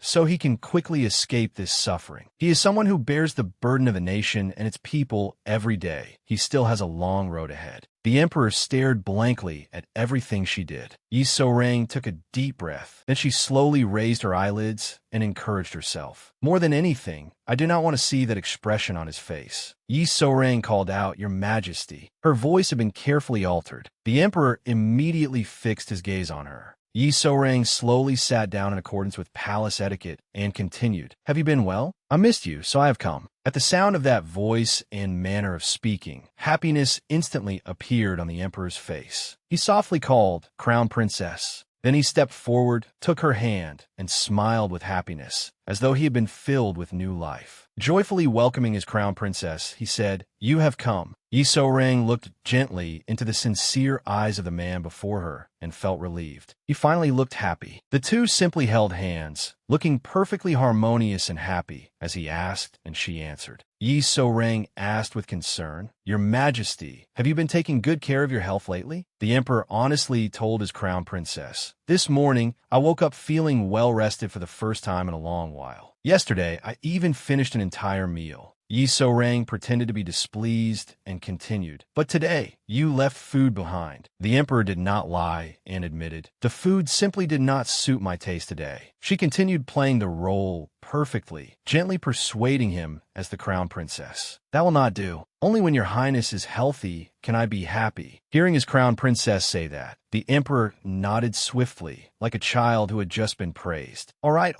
I will listen to you." Yi So-rang thought to herself, "What am I supposed to do? In front of the crown princess, he is so gentle and innocent, like a puppy. If he discovers that this is all an act." Yi So-rang did not dare think any further and merely lowered her eyes sadly. Noticing that small gesture, the emperor asked, "What is my crown princess thinking about?" When she raised her face and looked at him attentively again, the emperor was greatly pleased. Yet, sensing that something was off, he blurted out, "Why have you not asked about books? That is not like my crown princess at all." Yi So-rang turned pale and screamed inwardly for help. The emperor looked at her tenderly. "Did you not always remind me to read diligently and focus on state affairs? That is why you always carried books with you." The emperor gripped Yi So-rang's hand, recalling the past, then began speaking of things she knew nothing about. "Do you remember now? We read that book together before." Her face went pale. "What is that supposed to mean? I do not know anything about this." Yi So-rang's mind was in a complete panic. "Wait, stop." After roughly 2 seconds, however, an idea came to her. "After my body faded away, I came to realize one thing. For humans, health is the most important thing. The body needs proper exercise, and soju, no, medicinal wine. Since ancient times, wine is tasted best when shared with others." The words came out as her automatic reflex. Once they had left her mouth, she could not take them back, and her mind screamed endlessly. I let it slip again. Still, since she had already said it, Yi So-rang resolved to see it through. With utmost seriousness, she instructed the emperor, "Therefore, your highness must never drink alone." The emperor was left stunned, while Yi So-rang mentally collapsed at the absurdity of it all. The emperor was usually irritable and fierce, yet before his crown princess, he compromised without condition. Yi So-rang did not know whether he sensed anything suspicious, but he was now so utterly convinced that he immediately and gently accepted fault before his crown princess. "I understand. I will not drink alone anymore." The emperor's captivated expression revived Yi So-rang's spirits. She beamed brilliantly and continued performing the role of a devoted wife. "Yes, you must remember that. Your highness's health is my highest priority." Moved by her words, the emperor gently pressed a warm kiss to the back of Yi So-rang's hand. "Even after becoming this way, my crown princess still worries more about me than herself." Her heart pounded wildly. Thank goodness, thank goodness." Yi So-rang silently thanked heaven. He believes me. What a relief. I got out of it. Just as she was rejoicing, the emperor's emotions suddenly brought hers down as well. Bowing his head over Yi Sorang's small hand, he asked in a fragile voice, "Why did you leave me?" The question was like a knife slicing into one's heart. Even Yi Sorang, an outsider, froze when she heard it. The emperor lifted his eyes to her, his gaze desperate. "Crown Princess, tell me, what exactly happened that day?"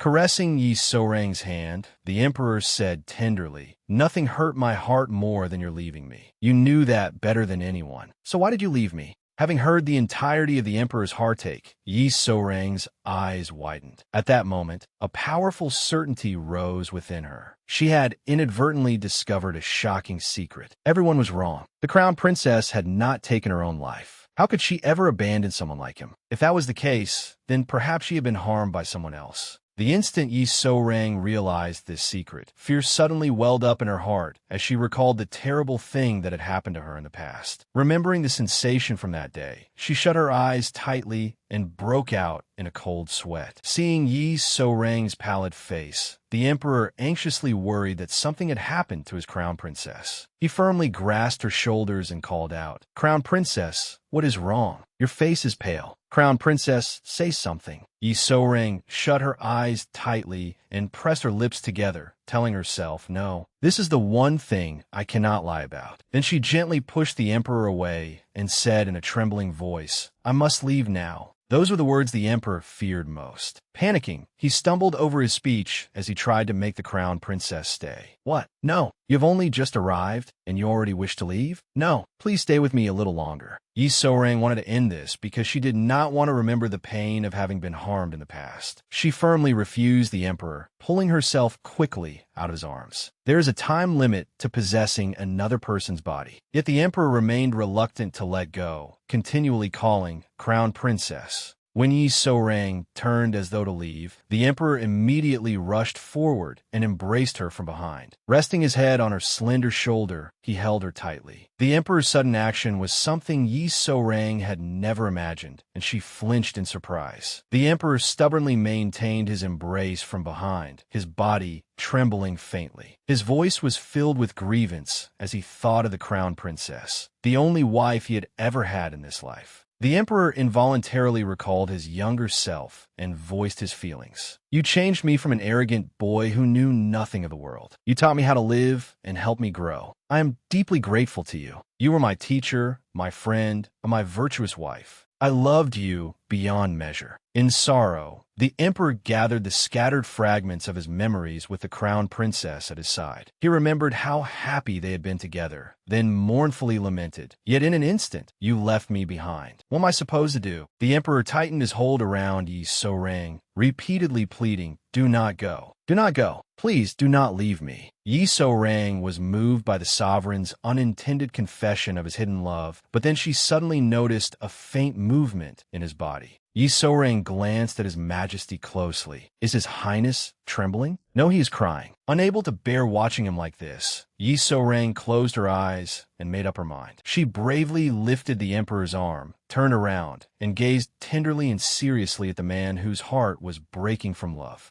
Yi Sorang gently held the ruler's hand, bowed her head, and softly kissed it. The emperor's heart seemed to fill completely. He truly felt the presence of the crown princess kissing his hand. Overwhelmed with happiness, he squeezed his eyes shut as tears quietly fell. Once she realized that he had calmed down, Yi Sorang bowed slightly and reported, "Her Highness has departed." The man who had just been tearfully reluctant to part now turned away with an almost indifferent expression and answered coldly, Did you see her off safely?" Yi Sorang merely gave a quiet affirmative. Hearing this, the emperor felt reassured and stood up firmly before turning away. He said coldly, "All right, I understand. I'm tired." Yi Sorang watched his retreating figure with complicated feelings before immediately returning to her duty. She kept watch over the emperor as he slept, sitting neatly beside him and trying not to make a sound. Suddenly, the emperor instructed her, "Sorang, stay here until I fall asleep. You do not need to talk with me today." Yi Sorang looked at the emperor's back with pity. Does he want to feel even the lingering warmth of the crown princess? I am merely a substitute, yet he still wants to keep me by his side. For some reason, a strange pain suddenly stabbed at her chest. It throbbed again and again, and Yi So-rang could not stop herself from noticing it. She placed a hand over her chest to calm herself. Get a hold of yourself, Yi So-rang. Everything His Highness does, including his tears, is for the crown princess alone. Do not foolishly confuse yourself. Only then did Yi So-rang realize that anything involving the crown princess was certain to be difficult, a burden she could never handle, and something deeply dangerous as well. Clenching her hands sorrowfully, she thought, I feel as though my sins keep piling up every day, but I am only struggling desperately to survive. Yi So-rang finally resolved, I must survive, no matter what. I need to come up with another plan quickly. And so, day after day passed. Morning turned to night, and at last, the 5 working days of the week came to an end. It was now Yi So-rang's day off. According to schedule, Imperial Guard Officer Li Xin-1 promptly arrived and reported, Your Highness, I will escort Lady So-rang home. Yi So-rang stood obediently beside Li Xin-1, holding her bundle of belongings.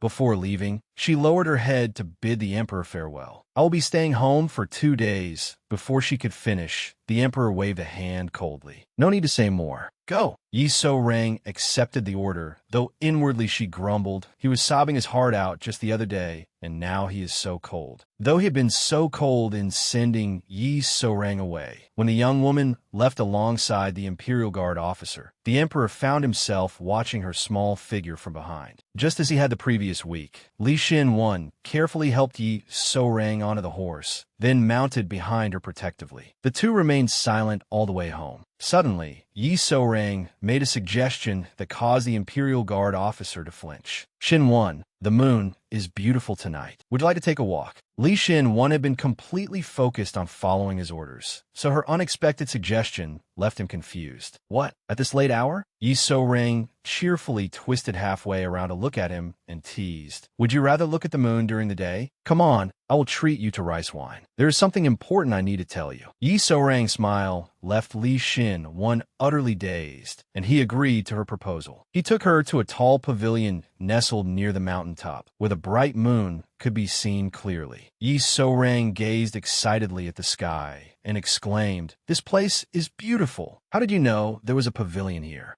Li Xin-1 honestly answered, This is a place my master often came to appreciate the arts. Yi So-rang giggled and nudged his chest with her elbow, teasing him wickedly. Is this not where you come to court respectable young ladies? As if afraid Yi So-rang might misunderstand, Li Xin-1 hurriedly denied it. Not at all. He glanced at Yi So-rang and nervously asked her, But what was the important thing you wanted to tell me? Yi So-rang did not answer right away. Instead, she slowly shifted her gentle gaze from Li Xin-1 to the sky and smoothed her hair neatly, as though she were about to say something very serious. Yet the person before him was Yi So-rang, after all. Half a second later, she mischievously raised a thumb and suggested, Since we are here, shall we stop using formal speech? Li Xin-1 was sent on an emotional roller coaster by Yi So-rang's words, staring blankly in disbelief. Meanwhile, Yi So-rang had her own calculations. Li Xin-1 is an Imperial Guard officer, one of His Majesty's closest men. If I become friends with him, it may prove useful if something unfortunate happens. Hearing her proposal, Li Xin-1 was startled and sought to confirm it. Speak casually. What do you mean? The rustling wind and quiet night allowed him to calm down enough to seriously consider it. Finally, he asked softly, You mean, for a man and woman to be friends? Li Xin-1 lowered his head, abruptly turned away, and continued, That cannot happen. His words could be understood as a rejection of Yi So-rang's friendship. Yi So-rang was deeply confused. Back in prison, he spoke to me so comfortably. But why is his face so red? It turned out Li Xin-1 was simply shy, not trying to reject her.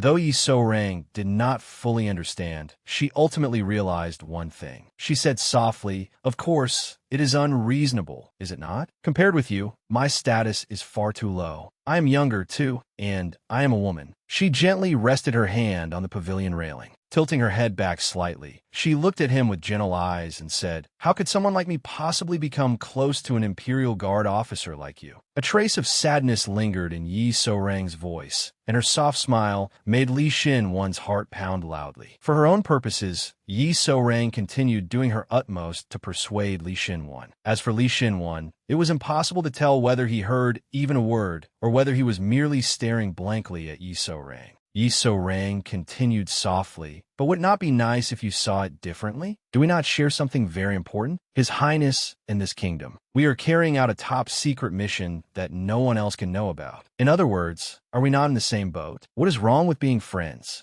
Li Xin-wan still could not take his eyes off Yi So-rang as she smiled gently. After a while, realizing that he had become distracted, Li Xin-wan hastily changed the subject and agreed, "I suppose that is true." As the Imperial Guard officer turned his face away in embarrassment, Yi So-rang was already cheering inwardly. He took the bait. Winning over the stubborn, rock-rigid Imperial Guard officer Li Xin-wan was truly no easy task. But Yi So-rang was certain that once he was caught in her trap, everything would soon go smoothly. Then, bound by his sense of duty, Li Xin-wan would be unable to pull himself free. Proud of her own calculations, Yi So-rang thought, "I do not need 49 magical tricks to read him like a book." Meanwhile, Li Xin-wan was still contemplating whether this was right or wrong. Yi So-rang silently apologized to Li Xin-wan. "I am sorry, Imperial Guard officer, but please take my side. I promise I will treat you well." With the groundwork laid, Yi So-rang took advantage of his inattention and launched a wicked surprise attack. Beaming as she said, "We are friends now, right? Then when we are alone, let us call each other by name comfortably. Please call me So-rang."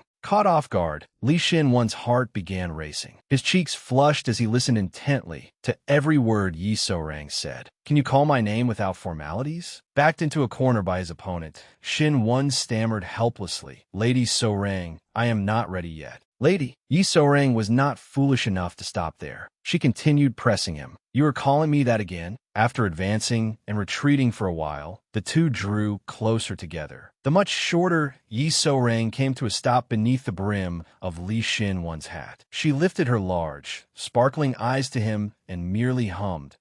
That single hum made Li Xin-wan's heart leap ceaselessly in his chest. He could not take his eyes off Yi So-rang, but because they were standing so close, the Imperial Guard officer could faintly smell cherry blossoms on her. Whenever Li Xin-wan caught that scent on Yi So-rang, it felt strangely familiar. He tried to recall the day he had been ordered to arrest a marriage swindler. No, more than that, it felt as though that fragrance had existed in his memories for a very long time. The scent of cherry blossoms on Yi So-young had successfully brought Li Xin-wan back to his youth. In those days, he had happened to meet a beautiful young woman beneath a cherry tree, and she had become his first love. Without realizing it, he suddenly called her name. So-young, Yi So-young. Hearing Li Xin-wan address her without honorifics, Yi So-young beamed with satisfaction and praised him. "Very good, you did it." Having said that, Yi So-young hurriedly busied herself fetching rice wine for their oath of friendship. She completely failed to notice the change in Li Xin-wan behind her. Cheerfully, Yi So-young said, "All right, let's drink to commemorate the day we became friends. You know the saying, friend for a day or friends for 100 years, don't you? From now on, don't arrest me or suspect me of anything, okay? Now we can finally speak openly." Yi So-young happily shook the wine flask to loosen its stopper. She paid no attention to Li Xin-wan's feelings as he softly uttered 2 words. "Back then." Yi So-young eagerly played along. "Back then? And what happened next?" But his next question made Yi So-young's hand, which was lifting the cup, suddenly freeze. Li Xin-wan asked, "Have you ever nearly married someone?"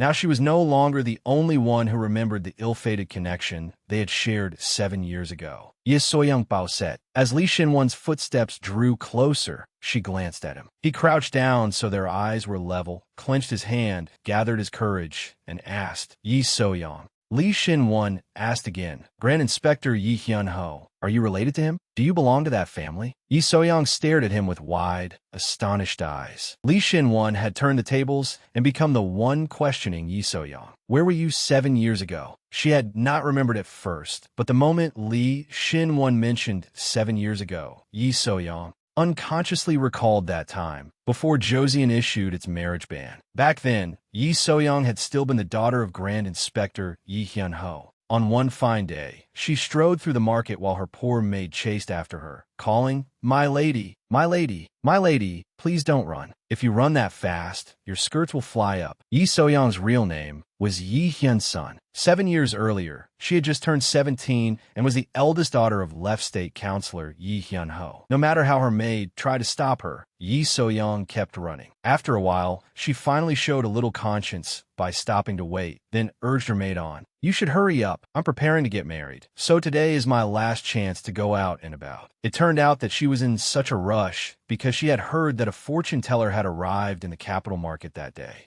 Her maid asked in confusion, "But you're getting married next week. Why do you need to see a fortune teller?" The younger Yi So-young was innocent and full of enthusiasm. Her eyes sparkled as she explained, "If I do not know, I should ask. I need to ask about my future and my husband's future too." After running for a while, she finally reached the market. She quickly squeezed through the crowd, which was discussing marriage, and guessed this must be the place. Yi So-young looked around and listened as the fortune teller read a man's fate. "I told you already, you will not be able to marry this year or next year." The man sorrowfully complained that he was already getting old. Seeing this, the surrounding people crowded in to ask their own questions. But from beginning to end, the fortune teller gave only one answer: "It cannot be done." Someone, displeased, spoke up to criticize her. "Why do you keep saying, 'It cannot be done'? Do you even know what you're talking about? Are you not just a fraud?" The old woman seated in the center, jade bracelets on her wrist, calmly folded her fan and replied, "What can I do? I can only say what I see." Like a madwoman, she confidently declared, "It is not only you people here. Every young person throughout Joseon will be unable to marry for the next 7 years." Unable to restrain herself, Yi So-young blurted out, "What do you mean, unable to marry? I'm getting married next week." Her maid anxiously tried to remind her that there were many people around. The old woman was none other than the fortune teller. After hearing Yi So-young, she tapped her chin in thought, then pointed at the bundle in the maid's hands and said, "Next week, you say? Then, is that why your maid is carrying those flower shoes?" Hearing this, the maid turned to Yi So-young and said that the old woman had known what was inside the bundle at a glance, so perhaps she was not a fraud. The onlookers who overheard were also astonished. "What? She got it right. She really is talented." The old fortune teller spoke kindly to Yi So-young. "I'm not sure whether next week will be all right. Tell me your 4 pillars." Yi So-young had apparently come prepared.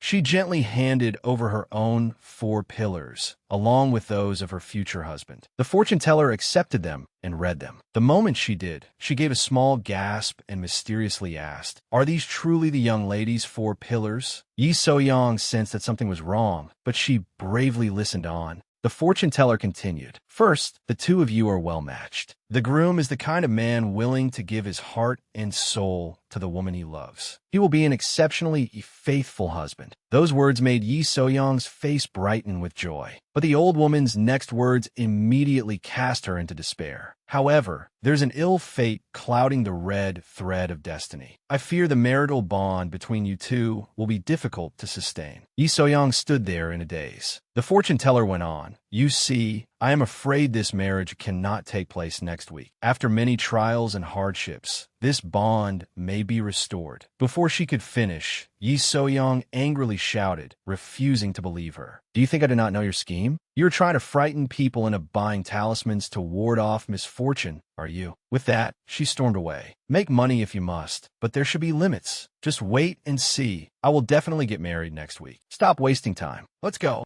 As Yi So-young hurried away, the fortune teller quickly stood as though she had something else to say and called after her anxiously, "Yi So-young, wait, young lady. Remember, do not wear those flower shoes." Given Yi So-young's harsh attitude toward the old woman, everyone around them quickly concluded that she really was a fraud. They murmured among themselves about the 7-year marriage ban beginning the following year. The old woman silently watched Yi So-young's retreating back, sighed to herself, and packed up her things. "Well, today's business is ruined," she said. "But that poor girl truly is pitiful." As she rolled up her mat, and looked in the direction Yi So-young had gone, the old fortune teller revealed that she truly could read the future. She pitied Yi So-young, for no matter how much one denied or avoided it, who could alter heaven's will? The fortune teller had seen a mirrored, opposing reflection of Yi So-young and the crown princess, separated only by a narrow boundary. She painfully remembered the prophecy she had not been able to fully tell the girl. Another woman of high status, who would walk the same path of fate as that young lady, would also be swept into a calamity that would throw the entire nation into chaos. No matter how quickly those small feet ran, they would never escape. At that very moment,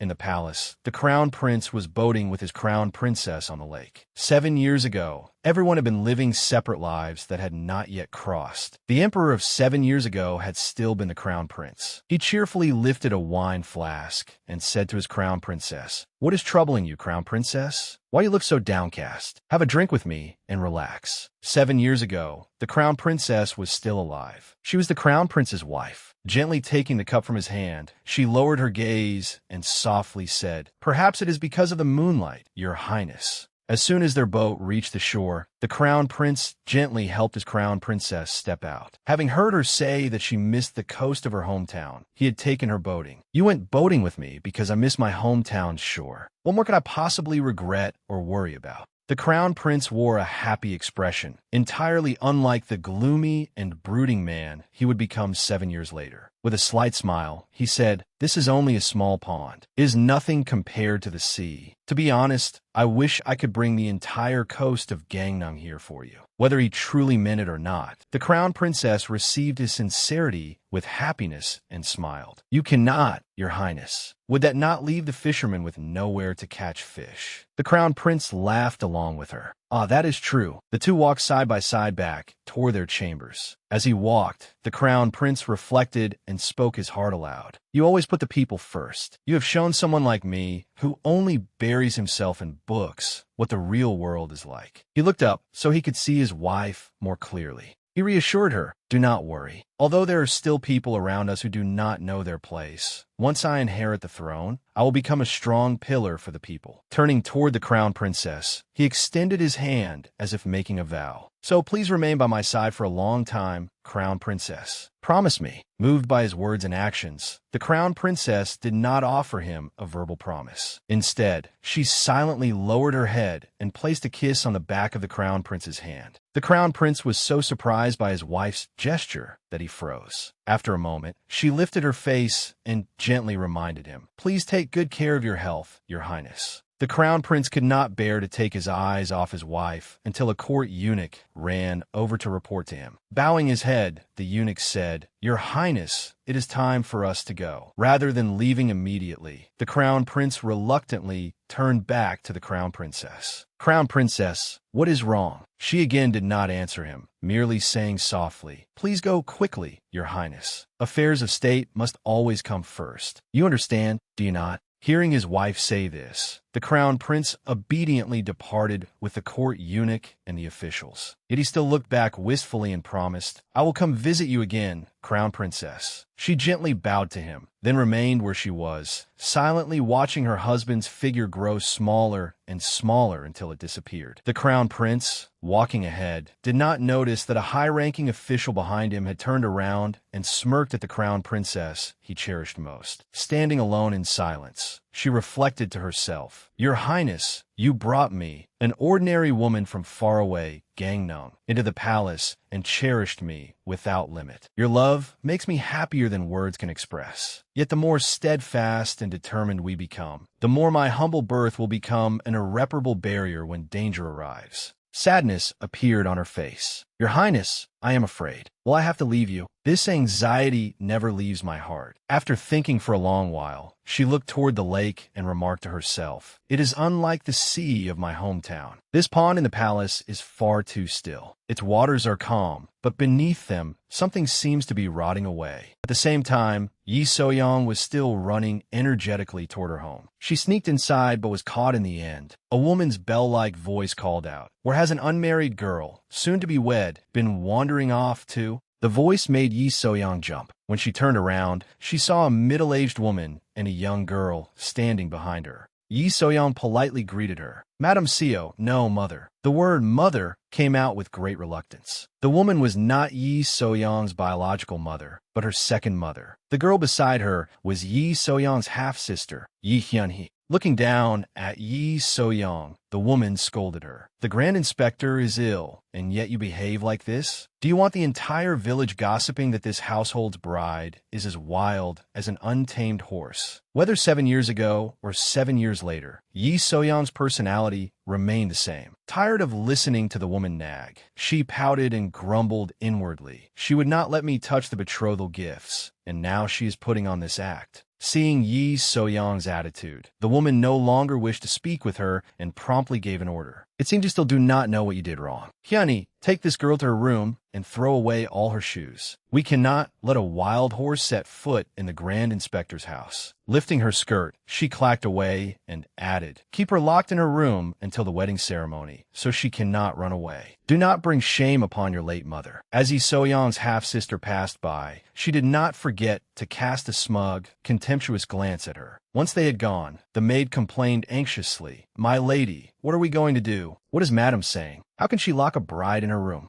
Yi Soyoung said nothing at first, then simply replied, it is fine. Just do as you were told. She turned away in frustration. I must escape this house. I only have to endure for a few more days anyway. Her maid, indignant on her behalf, followed closely behind and tried sadly to comfort her. But Lady Hyun-sun, the commotion caused by Yi Soyoung and her maid quickly caught the attention of a young man. The handsome youth, who had been working, suddenly straightened up and watched Yi Soyoung leave. He thought to himself, she clearly called her Lady Hyun-sun just now, did she not? His face flushing slightly, the handsome young man followed after Yi Soyoung. Delighted, he confirmed it to himself. So, that young lady is the one I'm going to marry? The handsome youth was none other than Lee Shin-won, the only son of Grand Inspector Lee Young-hak. The teenage Lee Shin-won was extremely lively and impulsive. Driven purely by curiosity, he boldly charged off on his own to see his future bride. The young master made his servant dizzy with worry. You cannot do this, young master. What groom disguises himself as a porter just to sneak into his bride's home? Lee Shin-won had no intention of stopping. He trotted toward the back gate of Grand Inspector Ye's residence, saying, I will only take a quick look and then return. Do not worry so much. Just as the old fortune-teller had said, her groom was indeed an extraordinary man. Though only a youth, Lee Shin-won had already shown the depth of his heart. The bright young man explained why he was so determined to see how his future bride lived. She is entering an unfamiliar family all by herself, so she must be nervous. I want to see what the woman who will become my wife and stand beside me is like in her everyday life. With that, he headed straight through the back gate, looking around for the way. Where is it? This way. The servant following him was too troubled for words. He thought, her family is renowned throughout the village for being virtuous. What is there to worry about? He is only making excuses. After searching for a while, young Lee Shin-won finally entered his future bride's home. But before he even caught sight of her, he smelled her fragrance. His eyes widened. Where is this scent of cherry blossoms coming from? Following the fragrance, he successfully found Yi Soyoung of 7 years ago, whose real name was Yi Hyun-sun. His heart pounded furiously, his cheeks turned red, and he quickly swallowed. Lee Shin-won tried to calm his heart, which felt ready to burst. I found her, so she is the one. He secretly hid beside the eaves near where Yi Soyoung was sitting and happened to hear her maid offer to bring something up for her. Lee Shin-won glanced from afar. He saw Yi Soyoung lifting a cup. Thinking it was tea, he silently praised her. Drinking tea beneath the moonlight? What an elegant woman. He was mistaken. The cup in her hand contained rice wine. Her maid offered to bring her some kimchi, but Yi Soyoung refused. No, it is late. Are you trying to make me crave it? Once everything was ready, Yi Soyoung raised her cup of rice wine and looked up at the sky. She murmured to herself, so I really am about to get married. Little did Yi Soyoung know that her groom was secretly listening to every word of this tender confession. Seeing that her young mistress looked troubled, the maid sat down beside her to keep her company. She asked softly, are you very worried about getting married, my lady? Yi So-rang did not deny it. A little. After all, it is such an unfamiliar place. I am worried that life will become even more difficult after I marry. Young Li Shin-won heard the unease in his future bride's voice. He He clenched his fists and made a powerful, dependable promise to himself. No, my beloved wife. I will do everything I can to make sure that never happens. After a pause, she continued, and there's the wedding night as well. Who knew what improper thoughts young Li Xin one had in his head? At those words, his entire face turned red, and his heart pounded wildly in his chest. Even so, he promised himself, I will do my best about that as well. Yi So-ring finally added the matter that concerned her most. More than anything, I did not want to leave father all alone. As she spoke, she recalled how, when she was 7 years old, Madame Seo had entered their residence as her father's second wife. From then on, her father had kept Madame Seo constantly by his side and gradually grew cold toward Yi So-ring and her mother. She looked down at the cup of rice wine in her hand, remembering painful memories that even the wine's sweetness could not ease. Yi So-ring's mother had died of illness, leaving her father as her only remaining family. Yet he, too, was gradually growing weaker. That was why Yi So-ring could not bear to leave home and abandon him like that. After eavesdropping for a while and hearing no further movement from his young lady, Li Xin-wan became worried and wanted to see her expression. Using the darkness as an excuse, he boldly but cautiously stepped farther into the courtyard. Just as Li Xin-wan lifted his heel, another young woman's voice startled him. It belonged to Yi Hyun-sun, Yi So-ring's younger half-sister. She snapped sharply, "Who are you?" sneaking around a woman's chambers.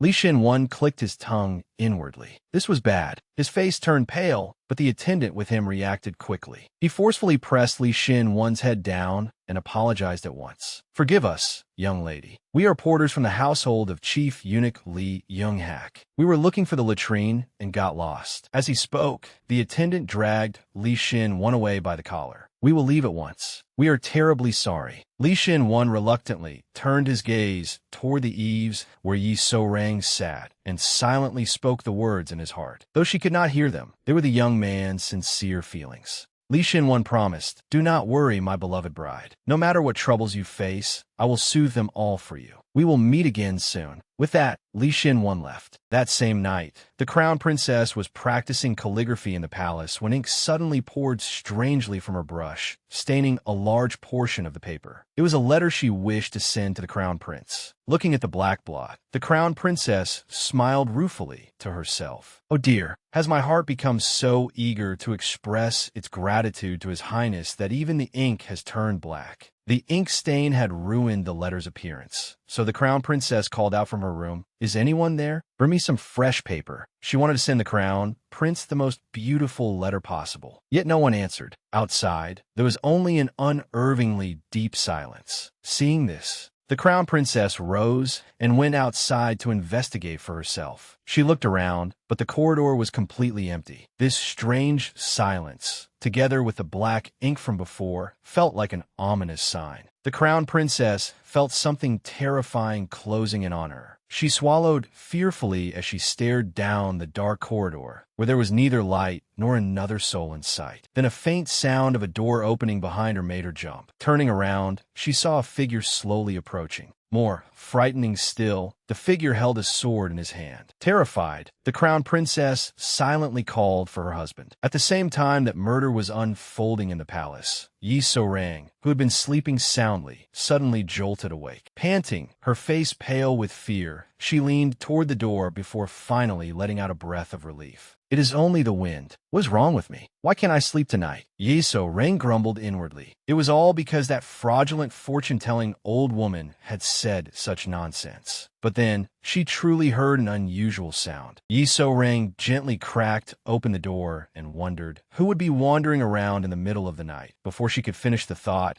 she discovered that the person behaving suspiciously at such an hour was Madame Seo. Yi So-ring watched Madame Seo's back with concern. More than that, Madame Seo's clothing made her uneasy. Staring wide-eyed, Yi So-ring could barely form a complete thought. Where could she be going so late at night, without even taking a sedan chair? She stepped back in her room and closed herself in, trying to remember. Now that I think about it, she has gone out at night like this several times before. Why All right, I will follow her first. This may be my last chance to watch Madame Seo while I'm still in this house. Yi So-rang had been daring since childhood, but when she left her room, she clicked her tongue in dismay. Her shoes had all been taken away. What do I do now? Then she suddenly remembered the shoes she had bought at the market that day. Yi So-rang went back inside and took out the embroidered shoes she had carefully wrapped and saved for her wedding day. She stared intently at them. Old woman Gi's voice echoed in her mind. You must never wear those shoes. Old woman Gi, too, was still awake that night. It was as though she could see the tragic events unfolding around the two women, the crown princess and Yi So-rang. In just one night, only one night, the fate of the nation would change because of these two women. Looking at the two bright stars in the sky, old woman Gi seemed to see everything. She clicked her tongue. I told her not to wear those shoes. With pity in her eyes, she looked up at the heavens. Those two bear the fate of calamity. Both will suffer through a difficult night. What a shame. Disaster will befall one of them. Inside the cold palace, the crown princess pounded hard on the door, trying to get out. But no matter how much she knocked, it would not move even slightly. Pale with fear, the crown princess looked around. The door had been locked from the outside. Everything had been planned in advance. What do I do? Is there anywhere I can hide? If this continues, I cannot just leave His Highness. The crown princess was trapped in a sealed room, with nowhere to escape. She would be murdered by another's hand, and until her final breath, the only person on her mind was her husband, the crown prince, Li Hian. Thus, the crown princess truly was murdered. There was no misunderstanding, no other explanation. Meanwhile, Yi So-rang followed her father's second wife, Madame Seo. After a while, Madame Seo arrived at an abandoned house in the forest. Yi So-rang leaned against a tree, panting heavily. So this is the place. She had barely managed not to lose Madame Seo's trail. Although she had chased after her bravely, as if she had 9 lives, she now rushed straight toward the house and cautiously looked around. A moment later, she furtively followed the sound of whispering voices and cracked open the door. Yi So-rang wondered, why would Madame Seo come deep into the forest at this hour? What could she be plotting? From the secrecy of it all, Yi So-rang could tell that it had to be a tremendous secret. Holding her breath, Yi So-rang heard Madame Seo say, "Our preparation for the great undertaking going well over there?" Soon after, a man laughed heartily in reply. "It is all thanks to you, madam. I must admit, your skill is remarkable. Just imagining his face tomorrow morning when he realizes what has happened already makes me feel satisfied. Now that thorn in our side is gone." Yi So-rang shuddered as she listened. Who is Madame Seo talking to? And was the name bestowed upon the crown princess, the crown prince's wife, the unfortunate woman who was being hunted down and murdered in the palace at that very moment? Madame Seo showed no surprise whatsoever. On the contrary, she spoke with chilling indifference. There is still a long road ahead. Has it not only just begun? The man speaking with her stroked his beard and praised Madame Seo enthusiastically. Only just begun? You seem quite pleased with yourself. Madame Seo, who had risen from a lowly background to become the mistress of this household by poisoning Yi So-rang's mother, had now revealed a shocking truth to Yi So-rang, who had come merely to eavesdrop. Her heart twisted in pain. Trembling, Yi So-rang stared at Madame Seo through the narrow crack in the door. Madame Seo, poisoned mother? Yet Madame Seo seemed to enjoy the man's praise. You truly are a formidable woman. Terrified and unable to believe her ears, Yi So-rang clamped a hand over her mouth to keep herself from making a sound. Mother did not die of illness? Madame Seo murdered her. She unconsciously stepped backward in horror until she accidentally stepped on a branch. It snapped softly, making a noise that caused Yi So-rang to freeze in fear that she had been discovered. Her fear was justified, for the sound truly alerted Madame Seo. Who is there? Yi So-rang feared that she would be found and captured, so she immediately turned and ran. She ran for her life, praying as she fled. No, I have to tell father about this quickly. Madame Seo had already stepped outside in time to see Yi So-rang's retreating figure. Madame Seo's lips curled into a faint smile. At once, a group of men burst from the abandoned house and rushed after Yi So-rang. The man who had been speaking with Madame Seo finally emerged. He said exactly as she had suspected. There truly was a little mouse following us. But her marriage to the son of Chief Eunuch Lee Young-hak is next week. Do you intend to get rid of her as well? Madame CEO showed no hesitation and made no move to retract her order. Instead, she lifted her chin and smiled. If she lives, she will become our enemy anyway. And as for that marriage, does the Yi family not still have another daughter? That pretty child will bring glory to both me and the chief eunuch. The man who had been talking with Madame CEO was Minister of War Yo Xianjiayun. He smirked. You have even planned for that? He looked Madame CEO over and marveled at her strong, unyielding character. If you had been born a man, you would surely have accomplished great things long ago. Madame CEO suddenly seemed to remember something and reproached him. And who told you to say such unnecessary things? Minister Yo quickly understood. What, about the legitimate wife? I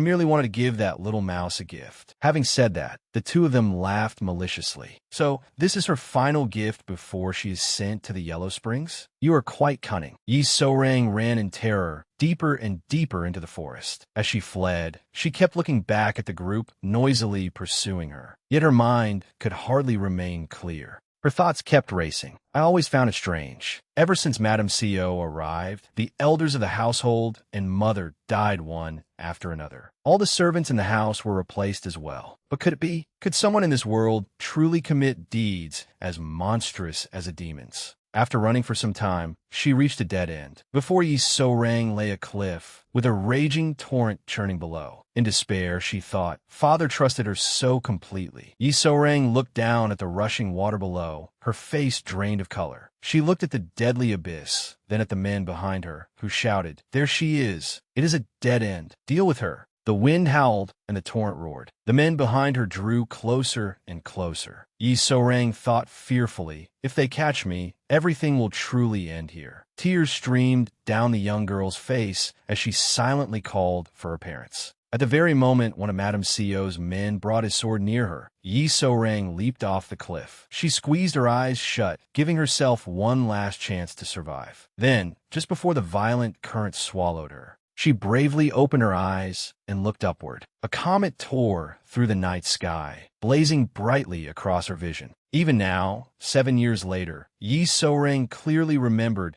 the most terrifying event of her life. 7 years had passed since then, but she still remembered the wind whipping against her cheeks like razor blades and the thunderous roar of the rushing water. 7 years ago, when I escaped, I was terrified. Those memories played vividly in her mind, like stars flashing brightly before disappearing into the high sky. At the very moment Yi Sourang began sinking into the savage waters, she had no idea that someone in the palace had lost the precious star of his life. It was also the moment when the crown prince, who would later become the emperor of Joseon, lost the crown princess he cherished most. Unable to wait any longer, Li Xin urged Yi Sourang to answer him. Answer me. Where were you 7 years ago? Back in the present, 7 years had passed. Whenever the events of 7 years ago were mentioned, Yi Sourang grew anxious. I cannot speak of it. Even if I told him, he probably would not believe me. Besides, it is far too dangerous. But those were merely excuses. Suddenly, Yi Sourang blurted out a lie. I was a beggar. Li Xin was so innocent that he actually imagined Yi Sourang as a beggar in the past. The image of her looking ragged and disheveled somehow suited her well enough that he completely believed it. Yi Sourang scolded herself inwardly. Of all things, why did I rush to turn myself into a beggar? Thus, one person lied while the other willingly listened. Li Xin listened attentively as Yi Sourang continued. That is right. I do not actually know my identity or where I came from. Old woman, Guy found me on the street. My past was miserable, so please do not ask any more questions. Li Xin found it so believable that he sighed to himself. I see. So she was a beggar. No wonder she always looks so scruffy. Yi Sourang was irritated, but she restrained herself as she silently cursed the friend she had struggled so hard to make. This monkey is starting to annoy me. Li Xin suddenly recalled what old woman Guy had once told him. If anything concerning Yi Sourang required silence, She hoped he would protect the girl before him. Li Xin-wen thought with concern. She really must have endured a difficult life. Yi So-rang looked at Li Xin-wen with disdain and judged him inwardly. How could someone so gullible be an Imperial Guard officer? Li Xin-wen thought that he had touched upon the pain of Yi So-rang's past as a beggar, so he hurried to apologize. Yi So-rang felt awkward at his politeness and waved her hands, shaking her head. It is all right. You were raised in luxury, so it is only natural that you would not understand. Hearing that, Li Xin-wen immediately fixated on the phrase raised in luxury. Realizing that she had misspoken, Yi So-rang hastily tried to cover it up. I have mystical powers. I knew you were the young master of a noble household. To change the subject, she quickly poured rice wine into a cup. Come on, let us drink. You come from a distinguished family, so I do not know whether rice wine will suit your taste. With that, she quickly shoved the filled cup into his hand. Li Xin-wen accepted it carefully, though he looked somewhat displeased. He spoke up to defend his honor. You seem to think I am some bookish official who knows nothing of the real world, but my life has not always been easy. Halfway through, he lifted the cup to his lips, his face lowered, hidden beneath the wide brim of his hat. With a trace of sadness in his voice, Li Xin-wen said, I once traveled all across the country searching for the bride I lost 7 years ago. With that, he drained the cup of rice wine old woman Gi had poured for him. Hearing his story, Yi So-rang froze. Li Xin-wen wiped the remaining wine from his lips and said coolly, That is why I became an Imperial Guard investigator. Yi So-rang stared at him blankly, unable to say another word. Neither of them spoke after that. Only the wind rustled softly around them. They had finished their meal, admired the moon, and drunk their wine. So Li Xin-wen led his beloved horse and walked Yi So-rang home. Ever since he explained why he had become an Imperial Guard investigator, the two had remained silent. Yi So-rang glanced up at the man who was supposed to have become her husband. Li Xin-wen looked utterly carefree, his back always straight. He was kind-hearted and, above all, faithful. Feeling unsettled, Yi So-rang thought over what Li Xin-wen had said. So that was why he became an Imperial Guard investigator. Because his bride vanished 7 years ago. Because of me? But there was no certainty that bride had been her. Feeling uneasy, Yi So-rang slapped both cheeks to clear her head. Stop making wild assumptions. Just ask him directly. I was so shocked earlier that I completely forgot to ask. Gathering her courage, Yi So-rang asked Li Xin-wen, By the way, what happened to your missing bride? Where did she disappear?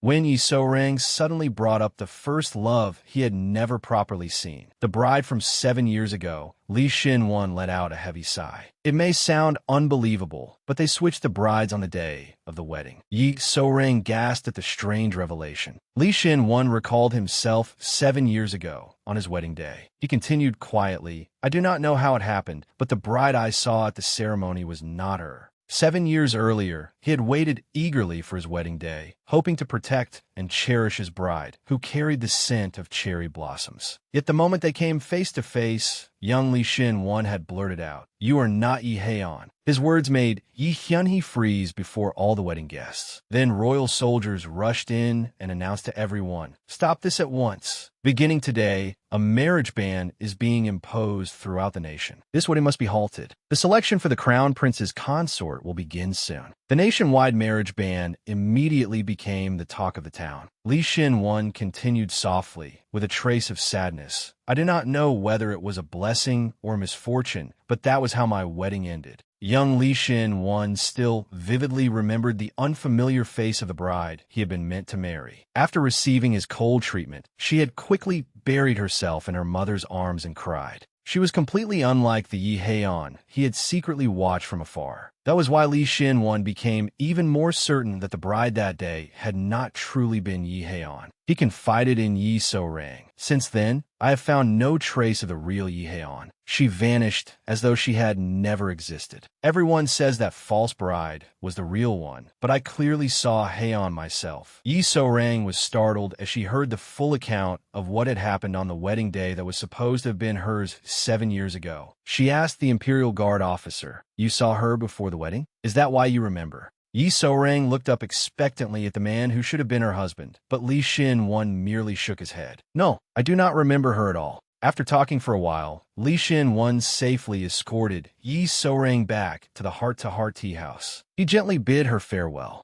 Get some rest. Yi So-rang also wished him a safe journey home. Once they had exchanged farewells, Li Xin-wan lightly tugged the reins and rode away. Yi So-rang watched his straight-back figure from behind. She had something she truly wanted to say, so she called out to him. In a gentle voice tinged with happiness, she said, "Imperial Guard Li Xin-wan, thank you." Not knowing why Yi So-rang was thanking him, Li Xin-wan made a questioning sound. Yi So-rang understood and smiled sheepishly. "Because it is late, and you escorted me home." Yi So-rang truly was a master at talking her way out of things. Li Xin-wan seemed slightly embarrassed. "It is nothing." They nodded to each other once more in farewell, and Yi So-rang finally went inside. But she did not go straight to her room. She simply stood outside, leaning against the door, her gaze softened by the happiness in her heart. Thank you for still remembering the real Yi Heian. But he could no longer find her because she had said farewell to this world on that wedding day. Yi Heian had truly abandoned that identity forever. Only Yi So-rang remained alive in this world. One evening it brought back far too many memories. Yi So-rang recalled the day of her wedding 7 years earlier. She had not died after all. She had awakened alone in a thatched cottage.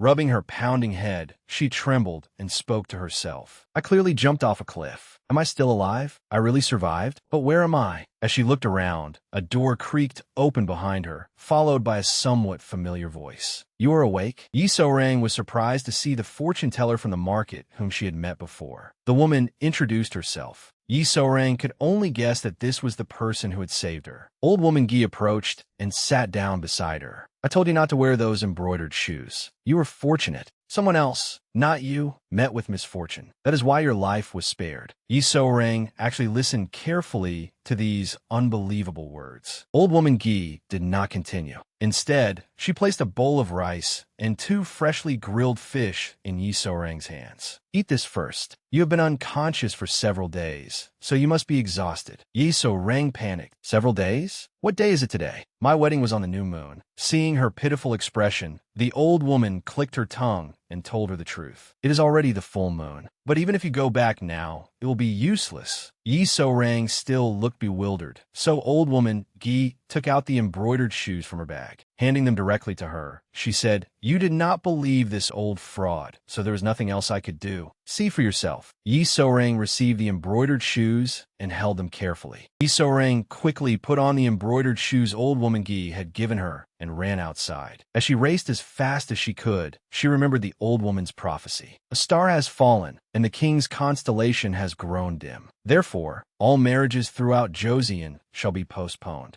No matter how fast she ran, Yi So-rang could not change what had already happened. She sprinted to the cliff and peered down. Below, everyone was bustling about preparing for the wedding. She rejoiced inwardly. Thank goodness. It looks like it has not begun yet. Yi So-rang hurried down so recklessly that she nearly rolled down the mountainside. All right, I must go and reveal the truth. After reaching the foot of the mountain, she anxiously looked around and calculated her next move. Once I reach the groom's house, even Madame Co will not be able to do anything to me. Yi So-rang carefully planned everything before sneaking back in her own home. First, I need to find the right moment to tell them what I heard. No matter how indifferent father may be to household affairs, this matter. Before she could set her plan in motion, she was dealt a crushing blow. Yi So-rang saw her half-sister, Madame Co's biological daughter, wearing bridal attire. After finishing her hair, the servant gently reminded her, "All done. The groom will arrive soon, so hurry up." Yi So-rang stood there, stunned speechless by the sight. The servant completed the final adjustment to the bride's attire and asked softly, "Lady Hyun, is this part too uncomfortable?" Hyun-hee immediately grew irritated and shot the servant a sidelong glance. "Again? I have told you countless times. Call me Heian from now on." The servant smiled apologetically. "Oh, forgive me, my lady. I was careless and made a mistake." Her words only deepened Hyun-hee's irritation. "I do not want to use that unlucky name either. But what choice do I have?" Heian ran away after fooling around with some lowly servant. If the marriage fell apart because of that, what would become of our family? Do not foolishly listen as your sister spews lies and endlessly tarnishes your name. Hyun-hee gave a cold laugh, acting as though she had no choice. "There is no other way. I have to take her place." Yi So-rang's eyes widened as she faced this cruel truth. Then she heard Hyun-hee's servant say that her father had fainted the moment he heard the news. Everyone in the house had been shocked. Hyun-hee added a few words to emphasize her own authority. Indifferently, she said, "Since you know that, behave yourself. My mother must take responsibility for the Yi family now, so naturally we have to assist her." Yi So-rang unconsciously clenched her skirt. The truth was bitter, but she soon realized that no one in this house could help her now. Yi So-rang began trembling uncontrollably. Suddenly, a servant noticed her lurking near the door and shouted, "Who is that? Get lost!" Hearing the commotion,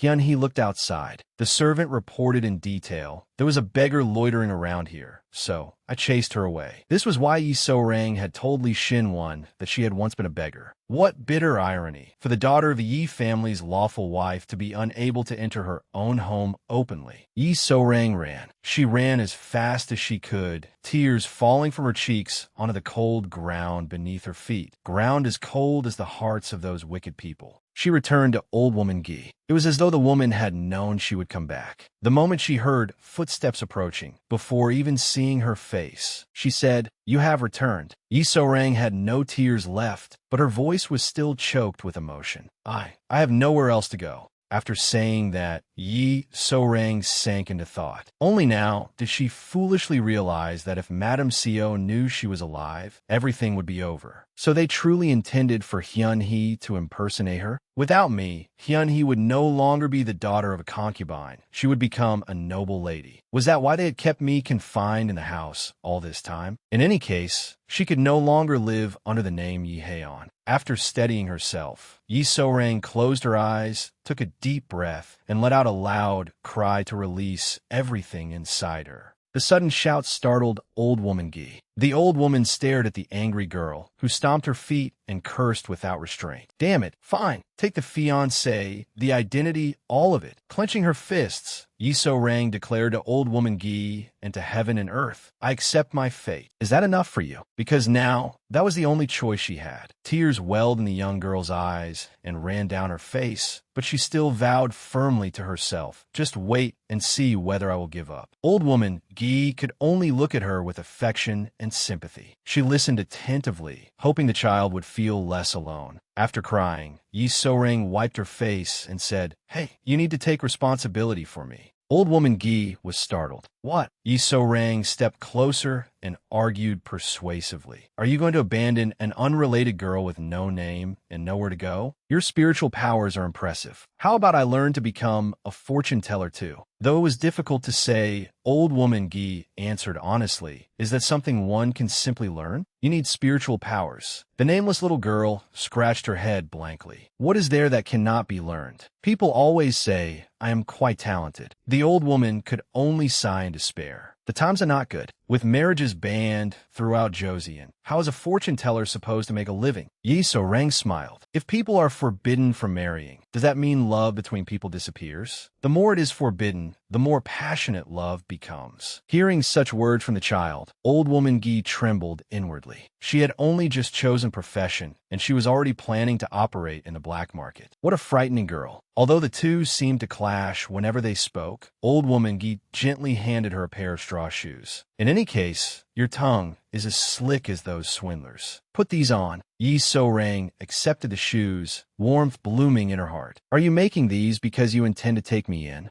Old woman Gi denied it irritably. "Take you in? I made them for myself, but I did not have enough straw, so I made a smaller pair." Yi So-rang cheerfully teased her. "You are so cold." Then she decisively removed the embroidered shoes from her feet, swung her arm in a wide arc, and used all the strength in her small body to throw those embroidered shoes as high and far as she could. As they gradually sank into the sea, she reminded herself, "Farewell, Lady Yi Haeon." From then on, she took the name Yi So-rang and traveled happily throughout Joseon with old woman Gi for 7 years. Everyone carried their own burdens and sorrows. 7 years passed, and what awaited So-rang in the future was the fate she had to bear. That fate was Hard labor. Yi So-rang growled in protest, then rolled around the room, struggling as though she wanted to rebel. She complained unhappily. I seriously do not understand. I finally get a day off, but why does it feel like only a second has passed? Old woman Gi was speechless at the sight. Eventually, unable to bear it any longer, she smacked Yi So-rang awake. Like a fierce mother, she scolded, "Wake up! You have school to attend. No, you are going into the palace." Like a lazy child who loved sleeping in, Yi So-rang kept begging, "Grandmother, just 5 more minutes. Only 5 minutes." In the end, old woman Gi dragged her up, got her ready, and made her wait at the entrance for Li Xin-wan to take her to the palace. Clutching her bundle, Yi So-rang grumbled inwardly, "She would not even spare me 5 minutes. What a cruel old woman." Li Xin-wan led his horse over and had no comment upon seeing the girl before him. Just as she was about to mount the horse, old woman Gi pulled Yi So-rang back. She carefully reminded her, "So-rang, wait. I nearly forgot to tell you something. This month, be careful around trees and water." Yi So-rang obediently remembered the warning. Old woman Gi's concern seemed deeply touching, until Yi So-rang called out, "Grandmother," and began questioning her. With a mischievous look, Yi So-rang asked, "What should one be careful of in summer?" Without hesitation, old woman Gi replied, "Water." Yi So-rang asked again, "And in winter?" The old woman immediately answered, "Fire." After those 2 rapid questions and answers, Yi So-rang lunged forward, shaking old woman Gi's frail body as she shouted, "Then stop telling me such obvious things. Where in Joseon are there not trees and water?" At that moment, an oddly cheerful tune seemed to play in the background. No matter how hard those nearby tried to stop her, Yi So-rang was determined to give old woman Gi a beating. From inside came the sound of scuffling and So-rang's shouts. "Do not stop me. The last time I listened to her, I nearly died." Yi So-rang's shouting was so loud that even a woman passing the heart-to-heart tea house in a sedan chair could hear it. "You told me I would abuse the king. Do you even think before you speak?" The woman passing by suddenly recognized Yi So-rang's voice and immediately ordered her sedan chair to stop. That person was none other than Madame Seo. She suddenly flung open the small window of her sedan chair, startling the attendant walking beside it. The young girl asked anxiously, "Madam, is something wrong?" Madame Seo murmured without thinking, "That sounds absurd, but I think I just heard a familiar voice." Realizing that she had misspoken, she quickly shut the window and turned back inside. Resting her chin on her hand, she whispered to herself, "I must have misheard. How could someone who became fish food this afternoon be making such a racket here?" Madame Seo's sedan chair finally arrived at its destination. Standing outside, she announced, "Madame Seo is here to see the chief eunuch." The man inside promptly ordered her to enter, then pretended to wonder, "What wind has brought the esteemed Madame Seo here?" She narrowed her eyes slightly and replied matter-of-factly, "You already know, so why ask? The promised time has passed, so I came to confirm it." She could speak so casually because he had been in the same boat as her 7 years ago, Minister of War Yosi and Jayun. Madame Seo did not beat around the bush and asked directly, "Are you certain His Majesty will choose a wife this year?" Hearing the question, the old fox stroked his beard. With a mocking smile, he said, "Do not worry. I have pretended to obey his orders and maintain the marriage ban. You can see what it has done to His Majesty's physical and mental health. His temperament has become restless and strange. These days, he even hears ghosts in the middle of the night. Oh my." Once the queen enters the palace and bears an heir, removing that mad tyrant will be as easy as turning over one's hand. The people are already being driven mad by the marriage ban, which has lasted 7 years. So it had all been a scheme orchestrated by him. Seeing the confidence on the man's face, Madame Seo quickly felt reassured. It seems everything has been prepared then. Since Madame Seo had come in person, Minister of War Yosi and Jayun did not need to write a letter or send a messenger. He hinted plainly, "Just make sure the girl is well prepared." Madame Seo spoke proudly of her daughter. "She is my daughter, so there is no need for you to worry. I began preparing her from the moment His Majesty issued the marriage ban. She has grown into an incomparable young lady, accomplished in both beauty and talent." The daughter she praised so highly was none other than Hyunhee. Seeing that everything was ready, the fox-like chief eunuch laughed just as he had 7 years ago. He said fiercely, "Good, very good. It is time to stir things up a little, isn't it? The royal selection is drawing near." Meanwhile, His Majesty King Li Hien held a wooden sword in his hand. standing at the crest of the wind, his robes fluttering wildly. He looked as resolute as though he were ready to battle Minister of War Yosinjeon. Listening to the rustling wind by his ear, the king slashed his sword through it with a sharp swish, creating a powerful arc. Then he gleamed with confidence and asked, "How was that, Sorang?" Eunuch Cha, standing beside him, was in a panic and hurriedly praised him to the skies. That sword strike was magnificent. It turned out that the emperor's serious expression had nothing to do with sensing the enormous conspiracy against him. He was only trying to get revenge on Yi Sorang. The king cursed her inwardly. That girl dared to say, "I am less charming than Shinwon." With that, he swung his sword furiously. "I will surprise her. I will show her a different side of myself." After only 2 days of training with a wooden sword, the emperor seemed to have regained his vitality. As his body gradually relaxed and became more comfortable, he felt as though he had rediscovered his old self. This should be enough to beat Shinwon, right? But the moment he mentioned winning, his body stiffened and he froze in place. Noticing that his beloved sovereign seemed troubled, Eunuch Cha quickly spoke to him. "Let me think. Last time, it seemed that His Majesty's waist was not in good condition." The emperor appeared to have realized that as well, but his pride was boundless. As the ruler of a nation, how could I attack my opponent's weakness? Though he said that, his hand kept repeating a stabbing motion. Even Eunuch Cha found it hard to comment on the sight. Yet His Majesty is only practicing strikes at the waist. The two were training diligently when a loud clap of thunder suddenly tore through the sky. Eunuch Cha assumed that rain was coming and suggested, "We should go inside, Your Majesty." Looking up at the sky, the king openly showed his displeasure. "I'm training so diligently, yet heaven will not even spare me this small inconvenience." Soon, he grumbled like an irritated child. "Why does entering the palace take so long over such a simple matter?" Eunuch Cha was utterly baffled. Just after he said that, a very familiar young woman's voice suddenly came from close behind him. "Your Majesty?" The emperor quickly turned and looked down at the petite Yi Sorang. He stared at her in astonishment, so intently that his heart suddenly began pounding uncontrollably. Yi Sorang waited, but when His Majesty did not answer, she grew slightly sulky. Only after realizing how suddenly his heart had raced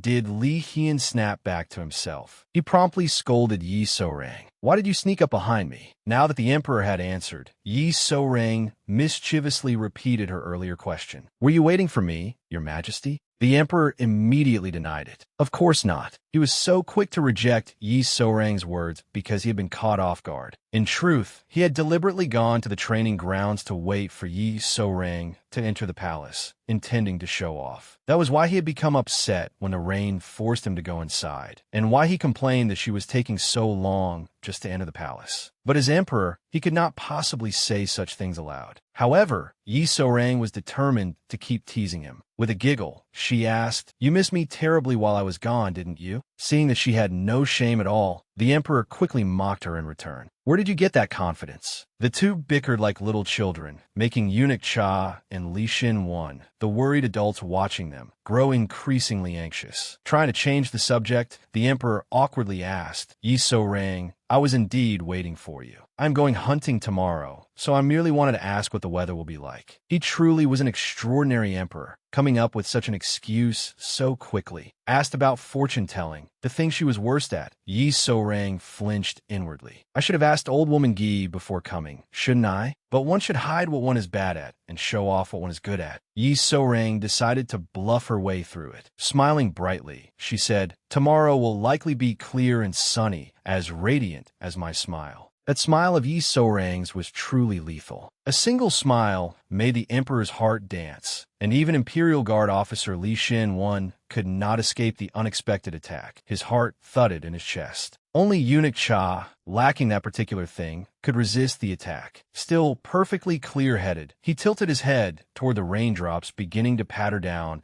and quietly judged Yi Sorang's prediction. "Young lady, it appears your forecast was wrong." As though heaven wished to punish Yi Sorang for lying, rain immediately poured down over them in sheets. Being soaked was cold enough, but having made a wrong prediction in front of the emperor made Yi Sorang feel even colder inside. "I'm finished this time. Eunuch Cha quickly dragged the grown emperor, who was still arguing, inside. The king grumbled at Yi So-rang. Are you making a fool of me? As thunder crashed overhead, Li Xin-wan shielded Yi So-rang as they ran beneath the eaves. Terrified, she stammered, I only need it to be sunny tomorrow. Once they were under shelter, Yi So-rang continued. You can tell this rain is only passing through. Everyone looked out from inside at the torrential rain. At the same time, they heard a scream mixed with the sound of rain and howling wind. The first person to turn pale with fright was the emperor. So scared that he could barely speak, he stammered, "It sound. It is ghostly energy again." Eunuch Cha was immediately frightened as well, and even the brave Imperial Guard officer Li Xin-wan broke into a cold sweat, his eyes widening. Only Yi So-rang retained some of her calm. She thought, this strange sound is like the one we heard before. I did not mishear it. Still unable to trust her ears, Yi So-rang asked herself again. I did not mishear it. But the harsh truth finally convinced her. She really had heard some strange sound. Having confirmed that it was the very sound they had heard before, Yi So-rang quickly tried to tell the emperor, Your Majesty, this is clearly the sound we heard last time. But the moment she looked at him, she saw his pale, frightened face.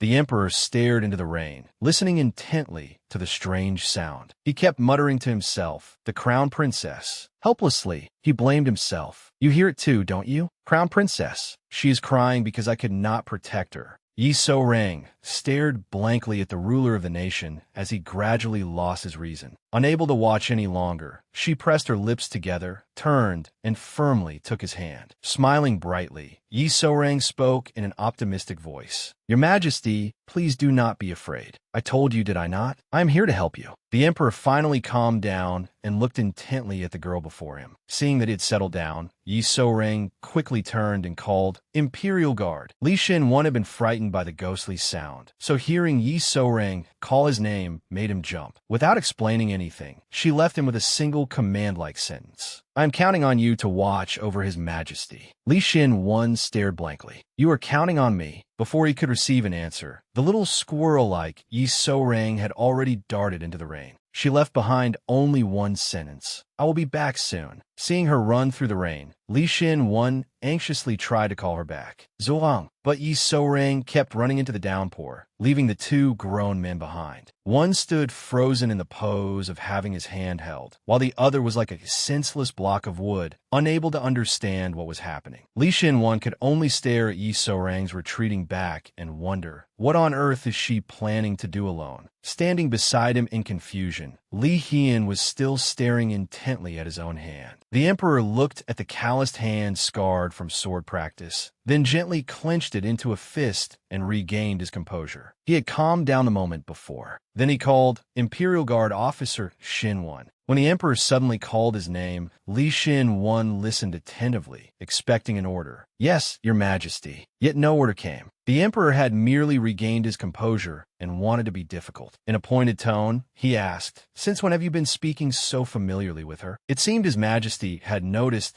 that Li Xin-wan called So-rang by name without an honorific. Startled, Li Xin-wan stammered an explanation. As fellow servants of Your Majesty, I thought it would be best for us to foster a harmonious relationship. The emperor had only asked casually, but he did not expect his imperial guard to explain himself so carefully. The king gave a small hum to show that he understood. That little hum immediately made Li Xin-wan uneasy, though he did not know why. Thinking that His Majesty disliked their familiarity, he hurriedly added, If Your Majesty disapproves, I will correct it at once. Seeing Li Xin-wan's fearful reaction, the emperor could not understand why he had wanted to tease him in the first place. After thinking for a while, he could only reassure the Imperial Guard. No, if you are determined to strengthen your loyalty, how could I forbid it? Go ahead, do even better, or I will punish you. Since he did not understand why he was acting that way, the emperor could only blame heaven. He casually concluded, Perhaps my mood is unsettled because of the weather. Li Xin-wan did not understand, but he sighed in relief because the matter had finally passed. The two men still had the leisure to make things difficult for each other. Meanwhile, poor Yi So-rang, unaware of the commotion behind her, continued braving the rain as she followed the strange sound. After walking some distance, she stopped and looked around. The sound definitely came from nearby. At last, Yi So-rang identified the exact place from which the strange sound was coming. Hearing it up close made her lips tremble slightly. Slowly and cautiously, she approached the location she had pinpointed. Looking around, Yi So-rang saw nothing but rain and thick fog. She thought, in weather like this, you cannot even see someone's face. Could it really be a ghost cry? As she walked, that strange, ghostly sound suddenly rang out loudly from directly beneath her feet. Yi So-rang was so frightened that her eyes flew open and she could not bring herself to blink. Startled, she looked down at her feet. Unable to believe her ears, she concluded, the crying is coming from down here. The clever girl seemed to realize something. No longer afraid, she calmly looked below her feet and concluded, this is a waterway. With a clattering sound, Yi So-rang lifted the cement cover. Her body was small, but her courage was as vast as the sky. She actually reached her hand down into the drain and felt around. When her fingers touched something strange, Yi So-rang did not even flinch. There is something in here. After pulling up the dark-colored object, she stared at it blankly for a moment and asked, what on earth is this? But after taking a closer look at the bamboo tubes that continuously produced the strange sound which had frightened His Majesty, Yi So-rang grew suspicious. Examining the object in her hand, she said,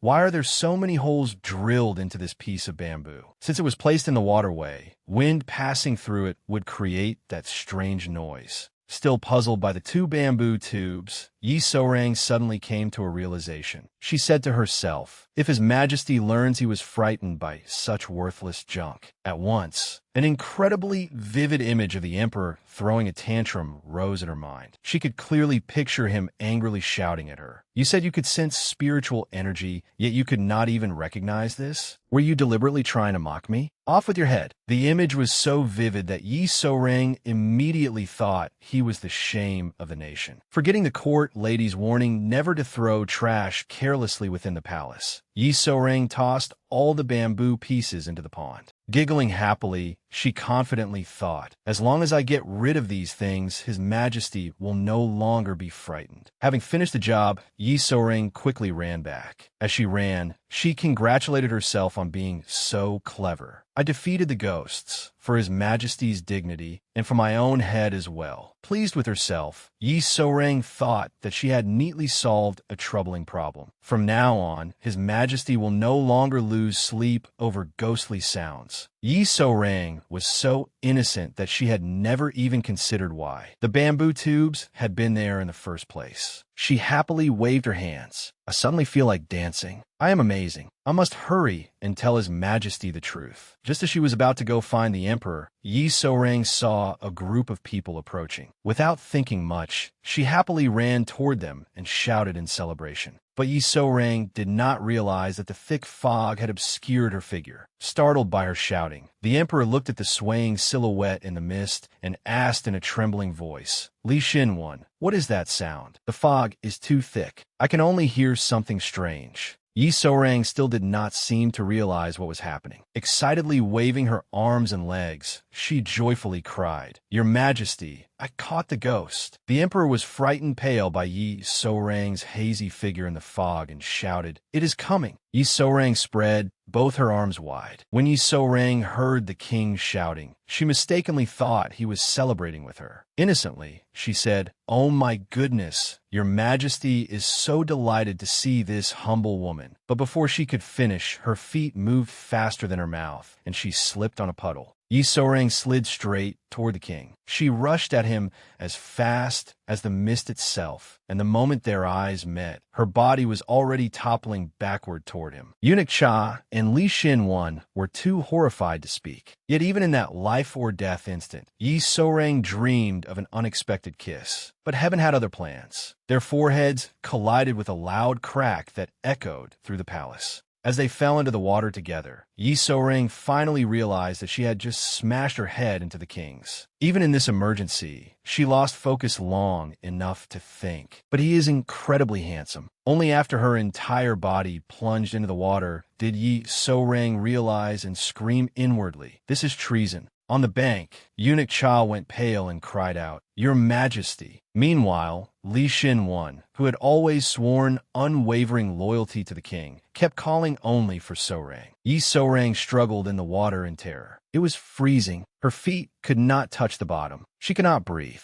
Not this again. Yi So-rang painfully stretched her small hands toward the surface, remembering the past. It was exactly like 7 years ago. She was alone again. Just as despair consumed her, a strong hand seized her tiny arm. With a single powerful pull, she was dragged out of the terrifying water. The one who saved Yi So-rang was Imperial Guard officer Li Xin-wan. Carrying her in his arms, he anxiously called her name over and over. Li Xin-wan successfully brought Yi So-rang ashore. The young woman curled into herself and coughed violently after swallowing water. Fear flashed across Li Xin-wan's face as he hurried to her side. "Are you awake? Are you all right? You hit your head, so you may feel a little dizzy." Hearing Li Xin-wan's voice, Yi So-rang quickly raised her eyes to look at him. She reassured herself, "Right? This is not the cliffside. There are people here to help me." Deeply moved, she unconsciously gripped Li Xin-wan's sleeve, her voice hoarse from coughing. Still, Yi So-rang wanted to say, "Thank you, Xin-wan. You saved me. Thank you so much." Li Xin-wan had truly eased the trauma she had carried from that day. Hearing the young woman thank him, he froze for a moment, somewhat embarrassed. Yi So-rang had used up all her strength just to say those words, and now she was coughing nonstop. A tender urge to care for the woman before him rose within Li Xin-wan, and his hand unconsciously reached toward her.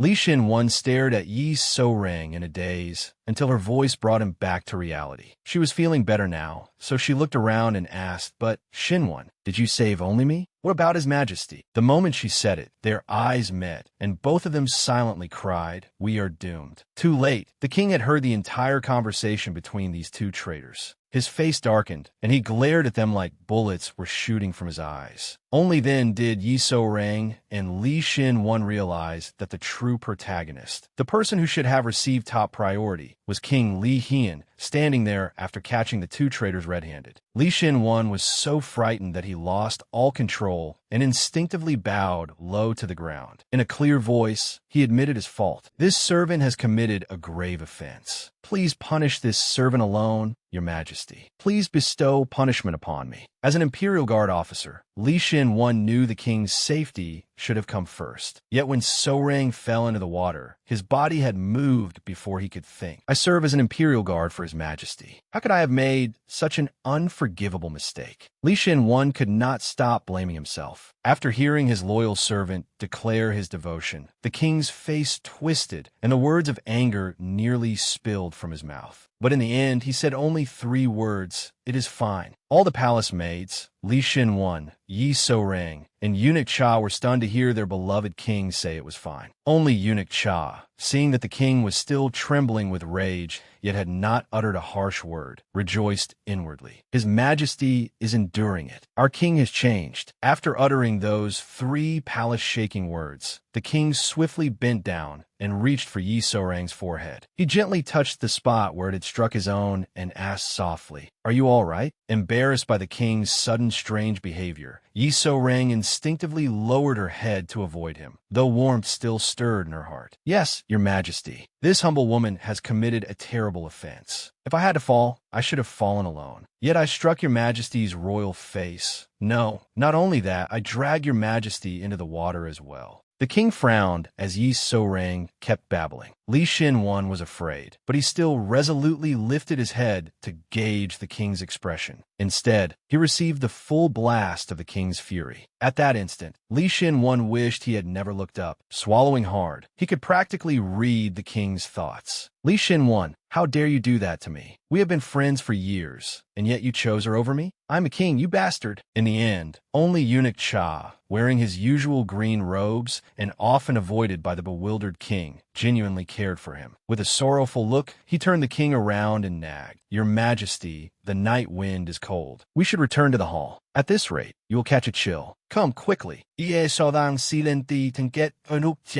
Then, using all the strength in his aged body, Eunuch Cha pushed the beloved king toward the palace. Annoyed at being shoved along, King Li Hian snapped, "So-rang, stop pushing me." Li Xin-wan and Yi So-rang, the two pitiful souls left behind, listened to Eunuch Cha complain that the king was walking too slowly. He seemed ready to carry the king on his back just to get there faster, but naturally, the irritable king refused. The two abandoned souls simultaneously slipped into a daze. They really did look like a married couple. What a shame about 7 years ago. Even now, Yi So-rang had not fully recovered her senses. Turning to Li Xin-wan, she asked, "We caused a huge problem, didn't we?" Li Xin-wan, still blaming himself for failing in his duty as an imperial guard, answered sadly, "Yes, perhaps." But through Yi So-rang's eyes, he looked as if he were on the verge of tears and deeply wronged. Unable to bear seeing him so tearful, Yi So-rang suddenly sprang up. With heroic determination, she declared, "I will follow His Majesty and clear everything up. Please do not worry, Xin-wan." Then Yi So-rang hurried away, determined not to let Li Xin-wan look tearful anymore. She was moving so fast that she did not hear him weakly call after her, "Miss, wait." Li Xin-wan watched Yi So-rang's small figure running away, then looked at his own outstretched hand, which had wanted to hold her back. He could not understand what was happening to his heart. Is it because her scent resembles Yi Heon's that I sometimes mistake her for Yi Heon? Raising his gaze to follow Yi So-rang's retreating back, he came to a conclusion. If not, could a new bond be coming into my life? By then, Eunuch Cha had successfully brought the irritable king back to his chambers to change into dry clothes. As palace attendants changed him, he stood sulking at the entire world. Since when were those two so close? They spoke so intimately. Xin-wan worried about that girl before he worried about me. And earlier, those two looked. The king was shamelessly twisting his memories, blaming others, and acting offended. In his distorted recollection, Li Xin-wan and Yi So-rang had been terribly affectionate. Before long, the king found something else to sulk about. He refused to stand still for the attendants any longer and angrily waved his arms and legs around. Why should I even care?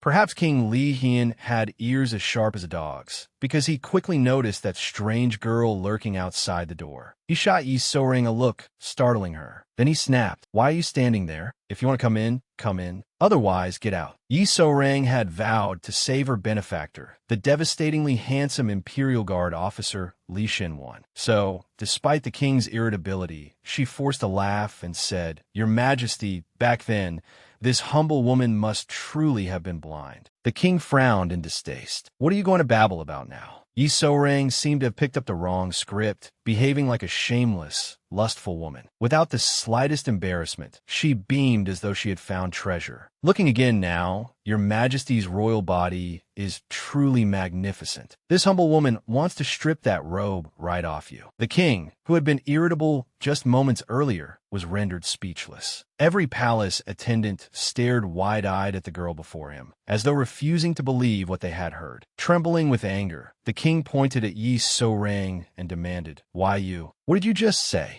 Only then did Yi So-rang blink and realize she had said something terribly improper. But once an arrow had left the bow, there was no taking it back, her survival principle in the palace. She cursed herself inwardly. "Good heavens, I panicked and my mouth ran too far ahead. Fine, I'll just keep pretending to be clueless." Feigning innocence, Yi So-rang continued, defending her earlier words. "Your Majesty, did this humble woman not say before that true seduction must come naturally? After carefully admiring Your Majesty's royal body, I have concluded that your muscles are absolutely exquisite, and that robe is blocking the reader's view." The king froze. He had not expected this girl to dare repeat such shocking words. He quickly caught on and asked, "So you want to strip me naked?" Without a trace of objection, Yi So-rang immediately broke into a wide grin. Exactly. That bright smile and the answer, exactly, were things Yi So-rang had learned from old woman Gi. Naturally, they did not work. Yi So-rang crumpled inwardly and began to panic. He is going to fly into a rage. "Xin-wan, I am sorry. I am truly sorry." While Yi So-rang despaired, the strange king secretly curled his lips in pleasure. Looking at the young woman before him, he said, "So,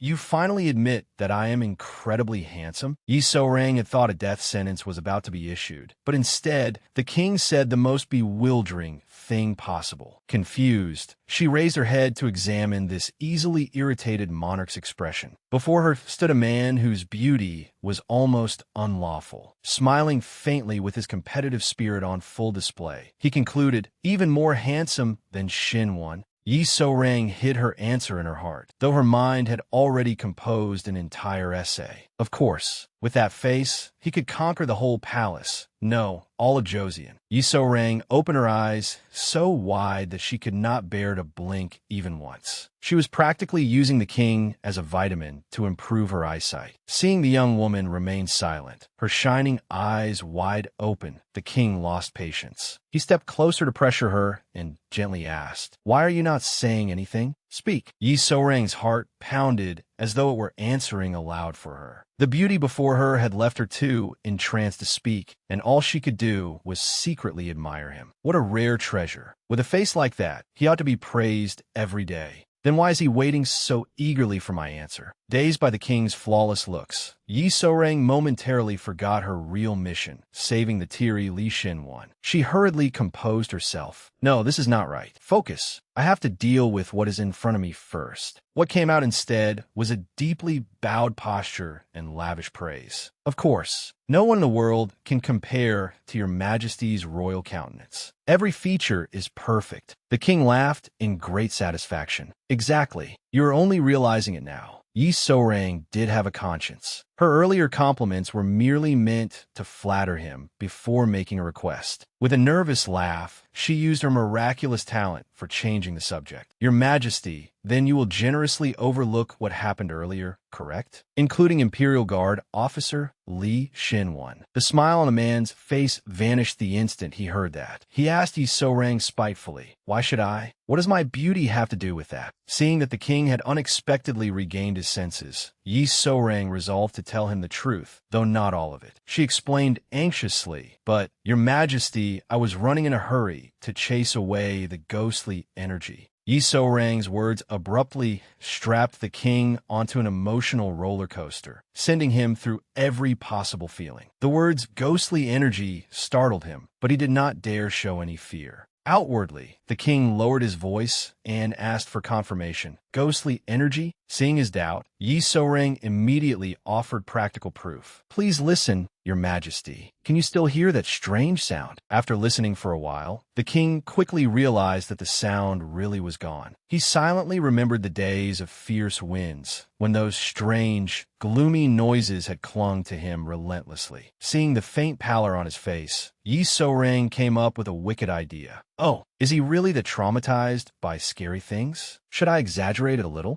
With malicious delight, Yi So-rang deliberately made up a story to frighten the king. Her eyes darkened as she smiled and said, "Yes." This humble woman went directly to where the sound came from and saw a black shape writhing in the rain. At the mention of a black shape, the king silently prayed that it was not his beautiful royal palace. Watching the king tremble in the corner only made Yi So-rang's tongue more nimble. Wearing a grim expression, she crept toward him and continued. "When I went closer and looked carefully, it turned out to be a spirit unable to leave the world of the living. Suddenly, she lifted her head and screamed. Blood poured from its eyes, nose, and mouth like a waterfall. Terrified out of his wits, the king tried to see who could scream louder, him or Yi So-rang. The king staggered backward in fright until he tripped over the shelf behind him, sending everything on it crashing down over him. Watching the chaos, Yi So-rang could only exclaim, "Oh my goodness!" Eunuch Cha and the chief palace matron, hearing the loud commotion from outside, were extremely worried. But before either could ask what had happened, the king guiltily called out, "It is nothing. What is there to fear? I am merely exercising." Inside the room, the two of them tried to clean up the mess caused by their overzealous play. The king himself fumbled around, tidying the area, and did not forget to order his accomplice. "What are you standing there for? Hurry up and clean." Feeling guilty, Yi So-rang promptly sat down neatly and began cleaning in a rush. "Yes, Your Majesty, please forgive me." Perhaps this humble woman made it sound too realistic. While cleaning, Yi So-rang suddenly discovered a strange object. She picked it up, examined it for a moment, and wondered, what is this? Perhaps Yi So-rang was the only person in the world bold enough to openly inspect the king's possessions. Overcome with curiosity, she asked King Li Hian, "Your Majesty, where should I put this? I do not even know what it is." The king gently looked at the object in Yi So-rang's hand and softly answered, "That is an ornamental pendant. An ornamental pendant is..." It is an ornamental pendant, an accessory Korean women wear with hanbok. It can also mean a toy. Yi So-rang seemed intrigued when she heard that. Laughing, she said, "What kind of toy looks like this? And why would anyone in the palace make something so useless? Not to mention, it is such a tangled mess." Yi So-rang had misunderstood the meaning of ornamental pendant, which was why she had reacted as though she had 9 lives. When she asked who in the palace had the spare time to make such an ugly thing, the king suddenly fell silent. A moment later, he said something that made Yi So-rang want to throw her own head away. "I made it," said the king. He was not angry at all and simply told Yi So-rang to bring the item to him. King Li Hian gently cradled it in his hand. Closing his eyes slightly, he recalled the past. "I was still a young man then. Once, when the crown princess's birthday was approaching, I asked her what she wanted. I told her to ask me for anything she wished. I promised to give her anything, but the crown princess merely smiled and said, 'With your highness's favor, what more could I possibly desire?'" The king's gaze softened further as he continued, "But I still wanted to give her a gift. So she told me to use the money to help the people in need. I foolishly kept begging her, but she only smiled. So I thought that rather than material wealth, I should give her my sincerity. I made this myself one night." Yi So-rang was so moved that she could barely bear to blink. But then the king abruptly poured cold water over her sentiment. Looking despairingly, almost disdainfully, at the gift he had made himself, he said, "But no matter how I looked at it, it was too pathetic. So I kept it and eventually forgot all about it." Though he appeared to dislike the object in his hand, the king continued to hold it tenderly. In a somewhat melancholy voice, he said, "It was too messy to give away, but too wasteful to throw out. It resembles me, does it not?" Whenever the king put on such a sorrowful expression, Yi So-rang could not bear to watch. This time was no different. She pressed her lips together and told him, "You only need to untangle it and tie it again." Yi So-rang's words left the king unable to believe his ears. Yet she, the one who had spoken them, smiled with complete confidence as she stared at him. She reached out to take the cord from his hand. "Please give it to me. No matter how tangled it is, if you slowly unravel it, it will come undone eventually. Besides, I know a few pretty knotting methods that young ladies often use." And so, a small girl chattered on endlessly, "Look, you just do it like this," while a man watched her with captivated eyes. The peaceful evening passed by. At the very moment the tangled knots were undone, Yi So-rang also unraveled the tangled thoughts in King Li Hian's heart. Thanks to that, the king slept deeply. In his dream, he met his beloved crown princess. Like a child, he eagerly ran to her side and said, "Crown princess, you are still here? Do you know how desperately I searched for you?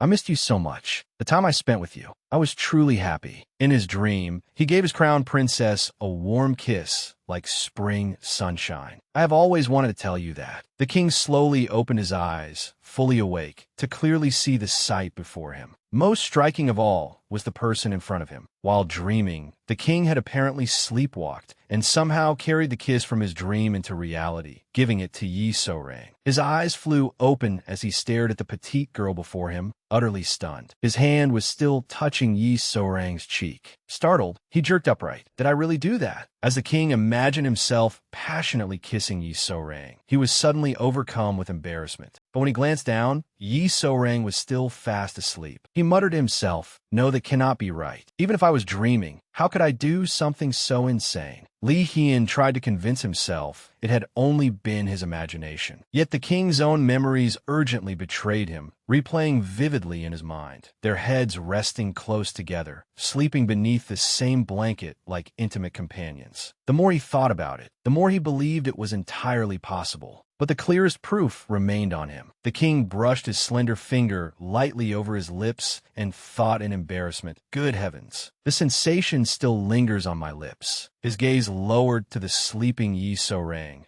then shifted back to his own lips, before moving again to Yi So-rang's full, rosy mouth. Unconsciously, he reached toward her. His fingers crept toward Yi So-rang's plump red lips as if wanting to touch them. But after that difficult inner struggle, the small amount of reason remaining in Li Hian urged him to pull back his hand. The king recalled the time when he had still been crown prince, when he lost the crown princess he loved most. Back then, the crown prince had cried until his tears ran dry, begging for her name to be cleared. Father, that is not true. The crown princess would never have taken her own life. Mother, someone must have cruelly murdered her. Please help me uncover the truth. He struggled for a long time. Even after he had grown older, he could not clear his wife's name. Instead, his own parents vehemently opposed him. Let me go. I will find the culprit myself. I am her husband. I promised that I would protect the crown princess. She is not a criminal. I cannot let her leave this world under such a false accusation. Why does no one believe me? Why? Why can I not do anything right? How helpless and despairing the young Li Hian had been then. And so, little by little, he lost what was called happiness. Now, Li Hian stared silently at Yi So-rang as she slept, his heart filled with countless unspoken thoughts. He spoke quietly to himself. 7 years have passed. I thought that if I endured the humiliation and became king, I would surely be able to uncover the truth about the crown princess's death. But I cannot take even a single step forward. I have only remained in place, my feet bleeding from merciless blades. And now I have become one of those blades, hurting the people around me and living a life worse than death. The king was usually irritable for no reason, but today he rested his cheek in his hand and watched Yi So-rang sleep. A faint smile even touched his lips as he thought. Since this girl appeared, I do not know why, but it feels as though something that had been withering inside me has begun to bloom again. Though they had known each other for quite some time, it was only now that the irritable king realized how small Yi So-rang truly was. He marveled, with such a tiny body, where does Yi So-rang get such outrageous strength? For the first time all night, he truly examined the clothes she wore. He looked her over and thought, wait, why are her clothes in such tatters? She looks like a drowned sewer rat. Good heavens, does she run here while soaking wet? What if she catches a cold? Filled with concern for her, the king sincerely wanted to help Yi So-rang. But as soon as he prepared to act, his hands hovered awkwardly in the air as he wondered what to do with her drenched clothes. After asking himself that, the king immediately scolded himself for being an idiot. He quickly got down from the bed and called for Eunuch Cha outside, thoughtfully ordering him to remain quiet. Since it was still early, Eunuch Cha entered anxiously and asked in a low voice, "Your Majesty, why are you still awake? What matter has caused you to summon this servant?" The moment he entered, he saw a shocking sight. His beloved Majesty, forever the finest sovereign in Eunuch Cha's eyes, was holding Yi So-rang securely in his arms. The king had even covered her with his own outer robe and gazed tenderly at her sleeping form. After a long while, he quietly said, "Take her back to her room and change her clothes." Eunuch Cha was so speechless at the sight that he could not move. Seeing him stare blankly, the king urged him, "What are you standing there for? Hurry and carry her out." Eunuch Cha promptly obeyed, carrying Yi So-rang on his old back as he slowly left. Watching Eunuch Cha carry a large red bundle on his back, the king thought disparagingly, "She is so deeply asleep that she does not even know she is being carried away. How could a child like that possibly handle the work of an inner palace secretary?" Still, it was fortunate that she had not awakened. But the king had no idea that Yi So-rang had already woken up. She was such a skilled actress that no one could tell she was only pretending to sleep. Yi So-rang pressed her lips together. The next morning, numerous flags fluttered in the sky above the palace training grounds. A great many people had gathered there, creating a lively atmosphere. Today was the annual hunting festival. In accordance with palace rules established long ago, His Majesty the King was already dressed in full attire, with his bow and arrows prepared, merely waiting for the auspicious hour to depart. Naturally, Minister of War Yosin Jayun was also present. He looked displeasedly at the civil official in front of him, who kept praising the king. With sparkling eyes, the civil official exclaimed, "Doesn't His Majesty look even more handsome lately? Has something joyful happened to him? He seems even more radiant whenever he steps outside." Minister Yo found the man irritating and wondered why a civil official was attending the hunt. Everyone chatted excitedly, feeling fortunate that although a fierce storm had raged throughout the night, the sky was now exceptionally clear. They were all in high spirits. Li Hian, too, unconsciously raised his head toward the fresh sunlight. He inadvertently recalled Yi So-rang's radiant smile from the previous night. Tomorrow's weather? Perhaps tomorrow will be clear and sunny, just like my smile. Then, when the Imperial Guard officer appeared, the king wiped the smile from his lips and turned to speak with him. Li Xinwan, is everything prepared? It has been a long time since we last hunted. Let us take this chance to compete. Still embarrassed over the previous night, Li Xinwan answered very quietly, "Yes, Your Majesty." But the person beside Li Xinwan was anything but quiet. That person boldly declared, "Of course. I hope both of you will give it your all." Only then did the king notice the short young man standing beside Li Xinwan. He stared at the youth for some time in bewilderment. While the king was completely confused, Yi So-rang beamed as she waited for him to speak. "Why are you here? And what is with that appearance?" The king could barely conceal his anger as he shouted at Yi So-rang, who was dressed as a man. "Why is someone who should be in the palace here? And why are you disguised like that?" Yi So-rang swiftly explained that it was all for His Majesty's safety. To prevent the king from complaining again, she quickly came up with an excuse. Yi So-rang said, "Have hunting grounds not always been full of graves since ancient times? I was worried that someone as dark-hearted and faint-hearted as Your Majesty might get caught by a ghost wandering near a grave and dragged underground." Naturally, the king did not believe her ghost story in broad daylight. He still strongly opposed her joining the hunt and scolded her. "What nonsense are you talking about?" Realizing that the man before her was not easy to deceive, Yi So-rang made up evidence in front of everyone. Pointing behind him, she said, "Something just passed behind Your Majesty." The king actually became somewhat frightened, foolishly believing her and cautiously glancing behind himself. Even Li Xinwan was left speechless, thinking, a ghost in broad daylight? Having gotten the results she wanted, Yi So-rang cheerfully accepted her assignment. "Your Majesty need not worry. So-rang will stay close and protect you at all times. Otherwise, why would I have come here?" Yi So-rang loved her work, and she was determined to play her part to the end. Walking ahead, she waved her hands through the air. "Come on, let us go. Begone, ghosts. Get lost." She abandoned the two lonely men behind her. Li Xinwan and the king exchanged glances, both unconsciously wearing equally helpless expressions. Li Xinwan wore a sympathetic expression as he looked at Li Hian. So even His Majesty cannot defeat that stubborn woman. Meanwhile, King Li Hian's face darkened. "I think I've been tricked." As for Yi So-rang, she had already concealed the hungry gleam in her eyes. Turning around, she secretly wiped away the drool running down her mouth. She was harboring a grand scheme. Meat.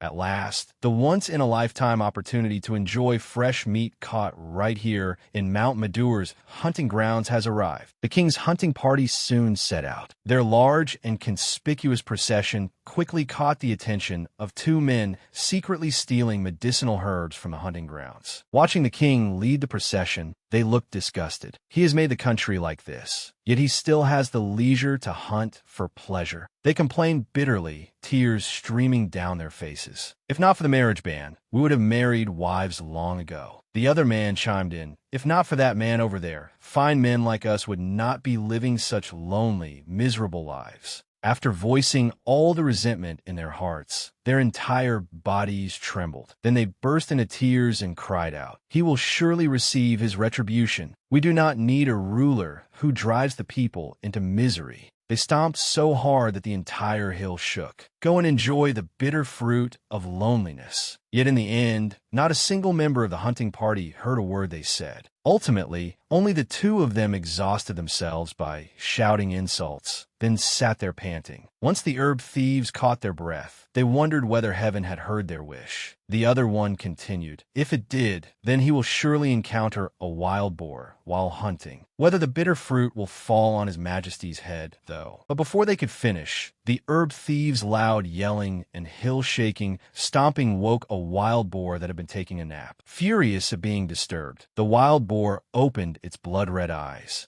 It chased the two thieves until they fled for their lives. Meanwhile, the ruler who had supposedly driven the people into misery was still perfectly well, drawing his bow and taking aim at his prey. His target was a tiny, adorable rabbit. Even the way it tilted its head was cute. When the king's eyes met the rabbit's, he was suddenly startled and hesitated to release his arrow. Suddenly, Yi Sourang's voice sounded beside him. "Your Majesty, shoot. What are you hesitating for?" At that moment, Li Hian unconsciously loosened the fingers holding the arrow, releasing it with a sharp twang. The arrow struck the small rabbit with perfect accuracy. Yi Sourang happily cried out, "You got it!" To the king's amazement, she hurried over, picked up the rabbit, and cheerfully assessed it. "It is good that we caught one, but who will eat and who will go hungry with such a tiny rabbit? At the very least, we need something the size of a deer for a proper roast, right?" The king was astonished to see Yi Sourang riding a horse and wanted to ask who had taught her. Yet when the words left his mouth, they became, "What if we keep hunting indiscriminately and make enemies of the animals?" Hearing such a foolish question from the king, Yi Sourang could not help laughing. She cheerfully replied, "You are hated by people throughout Joseon because grown men cannot take wives and grown women cannot marry. Yet you are worried about earning the resentment of wild animals? Do not worry. Wild animals are kind. They hold no grudges." Yi Sourang became so excited that she accidentally spoke a harsh truth, hurting the king's pride. "You seem to be in such a good mood that you are speaking without restraint." But she was not afraid in the slightest and confidently said, "Tui, shame on my mouth." Li Xin quietly withdrew from the conversation. Just as the silence became awkward, Yi Sourang's eyes suddenly lit up. Pointing north, she exclaimed, "Look over there! A chiquinho, a barji." Li Xin looked where Yi Sourang pointed, instinctively locked onto the prey, knocked an arrow, and drew his bowstring. But before Li Xin could release his arrow, he heard the snap of another bowstring. Someone else had acted faster. The arrow flew decisively and struck the prey at once, making Yi Sourang cheer. Another hit! That arrow just now was shot by His Majesty. Li Xin stared at the man beside him in astonishment. As if acknowledging his gaze, the king tilted his head slightly. "You were too slow, Xin." At once, a quiet competitive spirit began to rise between them. Only Yi Sourang remained cheerful. Holding a rabbit in one hand and a pheasant in the other, she said with a smile, "Healthy competition is good, but this still is not enough if we want to hold a feast." She climbed onto her horse with her spoils and sat upright. "Try harder. Be quicker." No one knew where Yi Sourang got all that energy. She excitedly declared, "Focus up and let's go." Then she galloped ahead in search of the next prey. Once again, Yi Sourang successfully left Li Xin alone to listen to the king grumble. Does she have no compassion for animals? Why does she like hunting so much? Yi Sourang has no compassion for animals? She immediately turned around with a bright smile and pointed ahead. "Your Majesty, that is 10 servings of food. I mean a deer, Your Majesty." Though the king's words carried a hint of disdain, his heart was swirling with complicated emotions as he stared at Yi Sourang. That lively, energetic figure before him made him want to move forward as well. For 7 years, everyone had been wary of him, as though he were a sharp blade that could not be touched. It seemed that only she did not care about that blade, always coming toward him with all her heart and wearing a radiant smile. Energized by Yi Sourang's spirit, the king hurried to catch up to her. "Fine, I will show you what I can do." Xin ride faster too. At last, on the rough road ahead, King Li Hian caught up with Yi Sourang and rode alongside her. A deer stood before them. While riding, the king drew his bow and cleanly brought down the deer Yi Sourang had been pursuing. She swiftly leapt from her horse and rushed toward it, while the king remained seated upright in the saddle. He greatly admired Yi Sourang's smile. She was like a ray of brilliant golden sunlight, warm like the embrace of spring. He lifted the corner of his lips slightly, quietly mocking Yi Sourang's disheveled appearance. At times, she was even more troublesome than a dream, yet he could not take his eyes off her. The king gazed at Yi Sourang intently. That was why he immediately noticed the flicker of fear on her face. Why had she run over here with such a frightened expression? Li Xin soon gave his king a brief answer. "Your Majesty, move out of the way." It turned out that the king had been so absorbed in watching Yi Sourang that he had failed to notice the heavenly gift already standing before him. It was a real wild boar. The fierce beast let out a piercing roar. Startled, the king froze in place as it charged toward him. He was utterly bewildered. Why was there a wild boar in the royal hunting grounds, a place surrounded only by buildings? Before the king could regain his senses, an arrow came flying at lightning speed. It struck the wild boar in the rear. But the boar's backside was apparently too large, because one arrow did nothing to stop it. The decisive shot had come from archer Li Xin. But even he knew that one arrow would not be enough to take down such a ferocious wild boar. Meanwhile, Yi So-rang saw that the king was still not moving, so she forcefully slapped the rump of his beloved horse.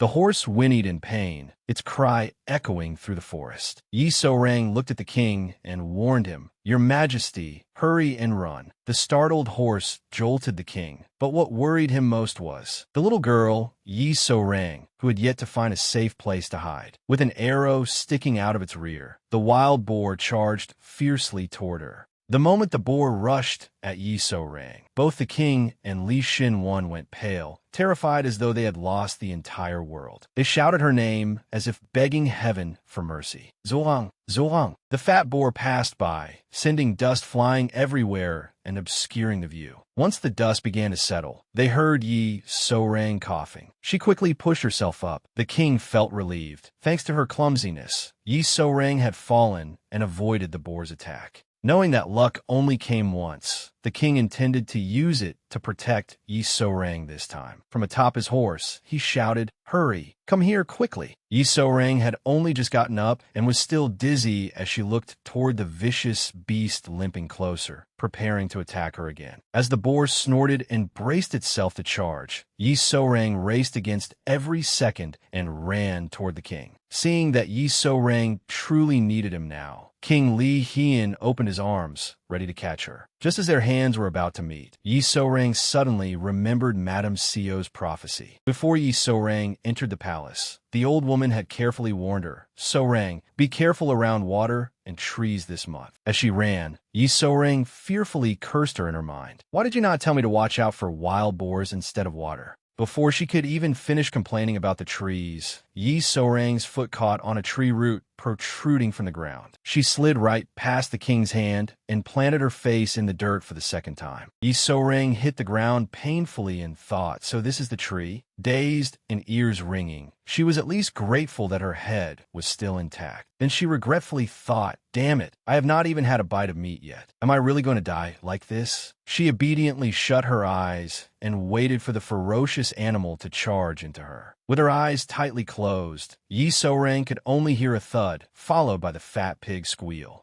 The wild boar was nowhere to be seen, but Yi So-rang felt a weight on her body. It did not hurt as though she had been hit by the boar. Rather, she felt protected. Slowly opening her eyes, she discovered something shocking. The one shielding her was His Majesty the King. Then she heard Li Xin-wan's voice. His blurred figure kept asking, "Are you two all right, Your Majesty?" Zhuang. Hearing him, they both raised their heads and looked around. They saw that the wild boar was already dead. Besides the arrow decorating its rear, a massive axe was embedded in its head. The only person capable of doing this was the most level-headed one there, Imperial Guard officer Li Xin-wan. The king asked blankly, "You killed it." As an Imperial Guard officer, Li Xin-wan had carried out his duty perfectly. He honestly reported, "Yes, just before it reached you. Fortunately, I brought an axe with me. Are you injured anywhere, Your Majesty?" The king quickly confirmed that he was unharmed, though his entire body was still pressed over Yi So-rang's small frame. The next moment, he spun around to glare at the girl beneath him and shouted, "You!" Yi So-rang flinched. She cowered, imagining that the next thing she would face was the king's fury. He would surely explode and scold her. "Why did you follow me to the hunting grounds? You are so careless that you cannot even look after your own life. You fool." Just thinking about it made her body tremble. Indeed, those were exactly the words and actions King Li Hian would normally have shown. But when he saw Yi So-rang's pitiful, frightened expression, he restrained himself. Pressing his lips together, the king asked the little girl in his arms, "Who told you to save me? You must never get hurt or die in front of me. I do not want to see you like that again." King Li Hian was so unexpectedly gentle that Yi So-rang did not know how to respond. Her heart was beating wildly, and she no longer had control over herself. By evening, the royal party quickly withdrew to set up camp and rest. Since he was the only civil official present, one fortunate official was entrusted with making remarks about this year's hunt. He happily said, his voice full of delight, "Your Majesty, today's hunting feast has been more abundant than ever. "It is all thanks to your majesty for catching that wild boar. On behalf of everyone here, I thank you." A noisy chorus followed. "Long live his majesty! Long live the hunt! Thank you, wild boar." They joyfully raised their cups to begin the feast celebrating the end of this year's hunting festival. The king should have been pleased to receive his subjects' gratitude, but there was one problem. King Li Hian did not want to take credit for Li Xinwan's accomplishment. Xinwan was the one who had caught the boar. However, all he could say were polite formalities. "Thank you. I am glad everyone is enjoying themselves." "Li Xinwan, do not be upset. His Majesty recognizes your contribution." The king raised his cup and drained it in one gulp, then secretly glanced toward his friend, Li Xinwan.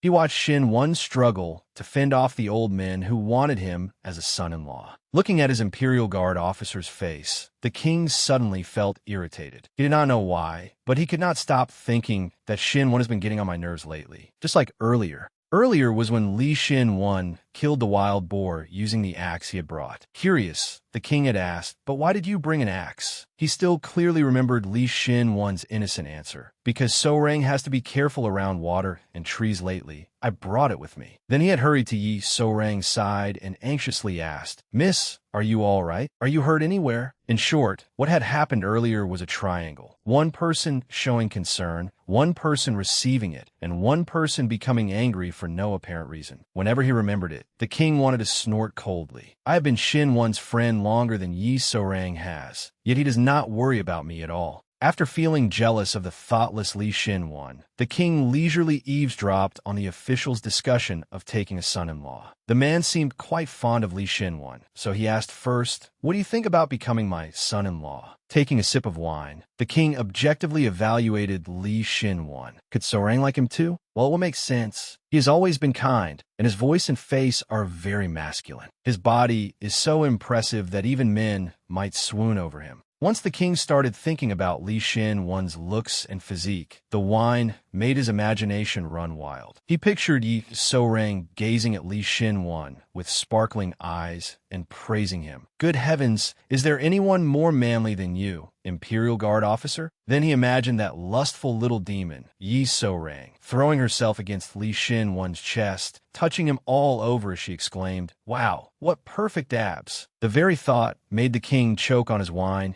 and break out in goosebumps. He quickly composed himself and gave a soft laugh. "I must be crazy. Why am I having such indecent thoughts?" The king's laughter quickly drew everyone's attention. Someone noticed and began whispering, remembering his usual icy glares. The fortunate official who had seen that smile murmured, "Chief Eunuch, His Majesty seems to be in quite a good mood today." "Why is that?" "He is completely different from how he is at other banquets. Whenever there is a feast, he usually wishes everyone well, while looking at us with eyes as sharp as blades." The rather drunk official happily chatted about all sorts of things concerning the king. Finally, he mentioned the position of queen. "It seems His Majesty's stubbornness has eased over the years. It would be wonderful if the queen's place could be filled again." Ironically, this pair of old friends was made up of one man talking endlessly and another who was hard of hearing. Unable to follow him, the old man kept saying, "What? I cannot hear you." The intoxicated official patiently repeated the nation's happy news to his hard-of-hearing friend. "I said that I hope the Queen's palace will have a new mistress." But the old man still could not hear a single word. Losing patience, the drunk official shouted directly into his friend's ear, "For goodness' sake,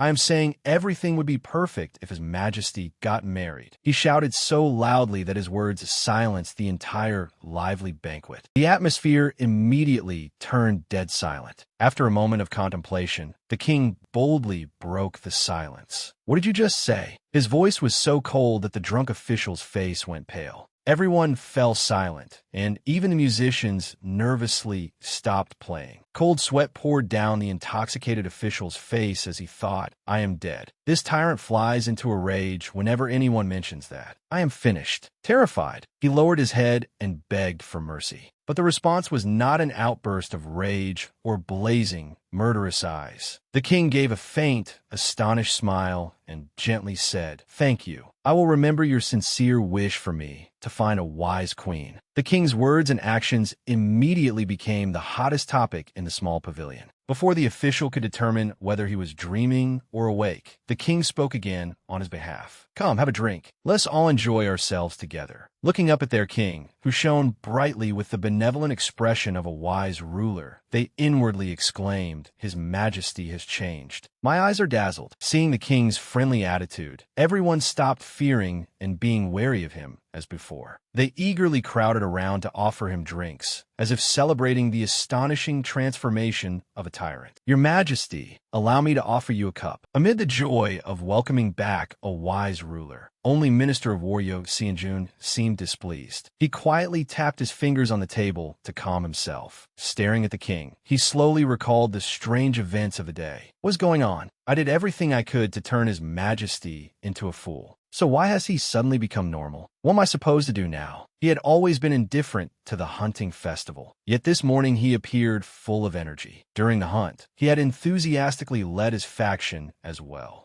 Then the old fox's memory suddenly stopped at Yi So-rang. Suspicious, he thought. Wait, now that I think of it, the person who was with him earlier was not someone I had never seen before. He suddenly remembered Yi So-rang's sleepy, listless appearance the other day, as if she had been possessed. Could have been that palace maid. Did he allow that secret palace maid who served in His Majesty's sleeping quarters to disguise herself and accompany him to the hunting grounds? Has he become attached to that woman? He glanced toward the king, who was being plied with drinks, and smiled smugly as he calculated. This will be troublesome, but it is fine. Once I confirm it, I will get rid of her immediately. After eating and drinking their fill, everyone solemnly returned to their own tents. His Majesty was no exception. He stood silently like a wooden post, waiting for Yi So-rang to prepare his bedding. Yet from beginning to end, Yi So-rang worked diligently alone while he merely watched. There was none of their usual bickering before bed. Sensing that something was different about tonight's routine, the king felt uneasy and looked around. His gaze settled on Yi So-rang's small figure. What is this? Why is Yi So-rang being so unusually quiet? Is she upset because she was called away while eating meat? Or because I got angry during the hunt earlier? She acted so close to Shinwon in front of me, but I was worried about her too. The king was actually concerned about a mere palace maid's feelings. Feeling somewhat unsettled, he spoke first. Ahem, did you manage to eat any meat? Yi So-rang did not turn around to look at him. With her small back still facing the king, she answered, "No, I have not eaten, Your Majesty." Both her words and her attitude made it clear that she was sulking. Sensing something strange, the king anxiously pressed on. "Why? Where's the portion of wild-boar meat I had set aside for you? Why are you not eating? Who forbade you from eating?" Yi So-rang still did not turn around. She answered directly, "It is simply that I do not wish to eat anything." Having said that, she maintained the silence. Unable to bear it any longer, the king boldly reached out and turned her around. Anxious to see her expression, he asked an utterly absurd question. "What is wrong with you? Have you been possessed by some strange ghost?" Looking down at Yi So-rang's beautiful face, he saw that it was slightly flushed. Her eyes were drooping heavily, and before long, her whole body began to sway.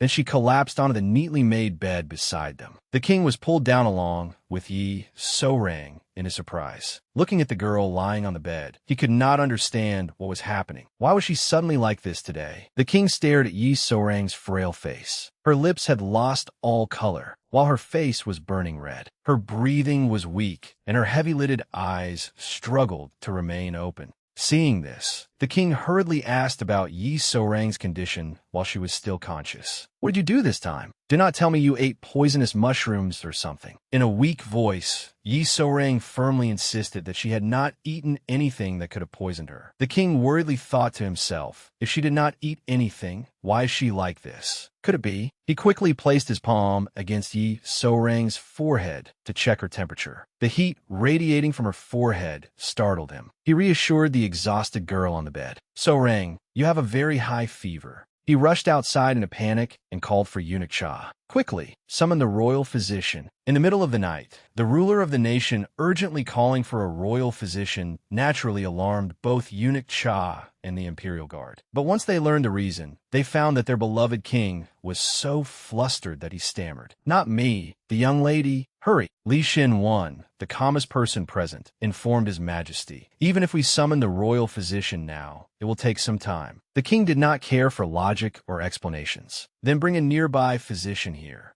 Through the opening the king had created, Li Xin Wan caught sight of the person lying still on the bed, Yi So-rang. He immediately lost his composure, calling out anxiously, So-rang, Zhuang. He tried to enter, but the king quickly blocked him with an arm. It was not that the king wished to keep two close friends from worrying about each other. He spoke to Li Xin Wan with complete seriousness. The most urgent matter is bringing a physician here as quickly as possible. When Li Xin Wan remained frozen in place, the king shouted, "Go!" Startled, Li Xin Wan quickly nodded, accepted the order, and dashed away. Eunuch Cha followed closely behind the king into the tent. Eunuch Cha anxiously looked at Yi So-rang, who lay listlessly on the bed. He became frantic with worry. "Your Majesty, I shall take So-rang to the attendant's quarters. She truly is ill, but she is occupying your Majesty's bed." The king stared darkly at the patient before him. "No, let her remain here." When Eunuch Cha still hesitated, the king firmly repeated himself. "I said it's fine. Bring cold water and a cloth. I will care for her myself." The king truly did nurse Yi So-rang. Looking at the pitifully fragile girl on the bed, he frowned to himself. Just this morning, she had been overflowing with energy, running about like a young foal. How had she suddenly become like this? Could it be because she fell into the water and fell asleep before her clothes had dried? Or had the wild boar frightened her terribly? Thinking back, this small body had endured so much hardship lately. Perhaps she had suffered even before meeting him. That must be why she had suddenly fallen ill. She always smiled so brightly by his side. I have been far too thoughtless. There is still so much I do not know about So-rang. Looking at the sleeping Yi So-rang, the king felt a pang in his heart. How painful it was to be able to do nothing but watch her suffer like this. Perhaps sensing the king's devoted care, Yi So-rang slowly lifted her heavy eyelids and looked at the person tending to her side. After studying him closely, she called to him in a weak voice,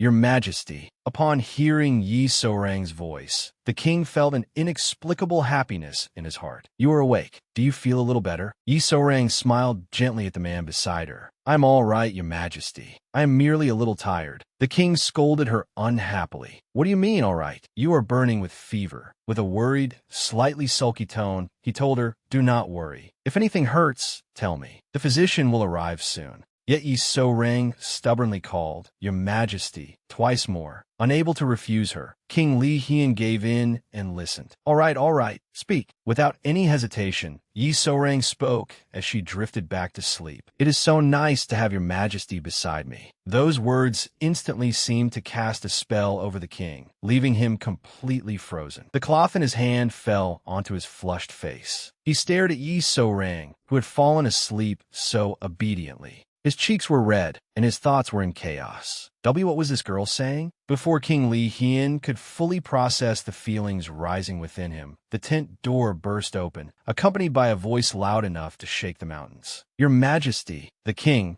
blushing inside the tent, jumped in alarm. The king looked toward the entrance and saw Chief Royal Secretary Shin rushing in from nowhere, charging toward him as though he intended to devour him whole. With tears in his eyes, the man cried as he ran, "Your Majesty, Chief Royal Secretary Shin has arrived upon receiving the royal command. Where are you hurt? What is wrong?" He rushed straight toward the king, hopping around him and wildly overreacting. "Your Majesty, your face is flushed and burning hot, your heart is racing, and your breathing is irregular." Without realizing it, he had publicly exposed the king's fluttering heart. Still unaware, he worried even more for his sovereign. Grinding medicine with all his might, he promised, "Do not worry, Your Majesty. With all the knowledge of Eastern and Western medicine I have studied, I shall quickly make you feel better." Unable to watch any longer, the king seized Chief Royal Secretary Shin by the shoulders and turned him 180 degrees toward the bed where Yi So-rang lay. In a displeased voice, the king said, "Not me. The patient is over there." Only then did the king remember that this Chief Royal Secretary had studied medicine.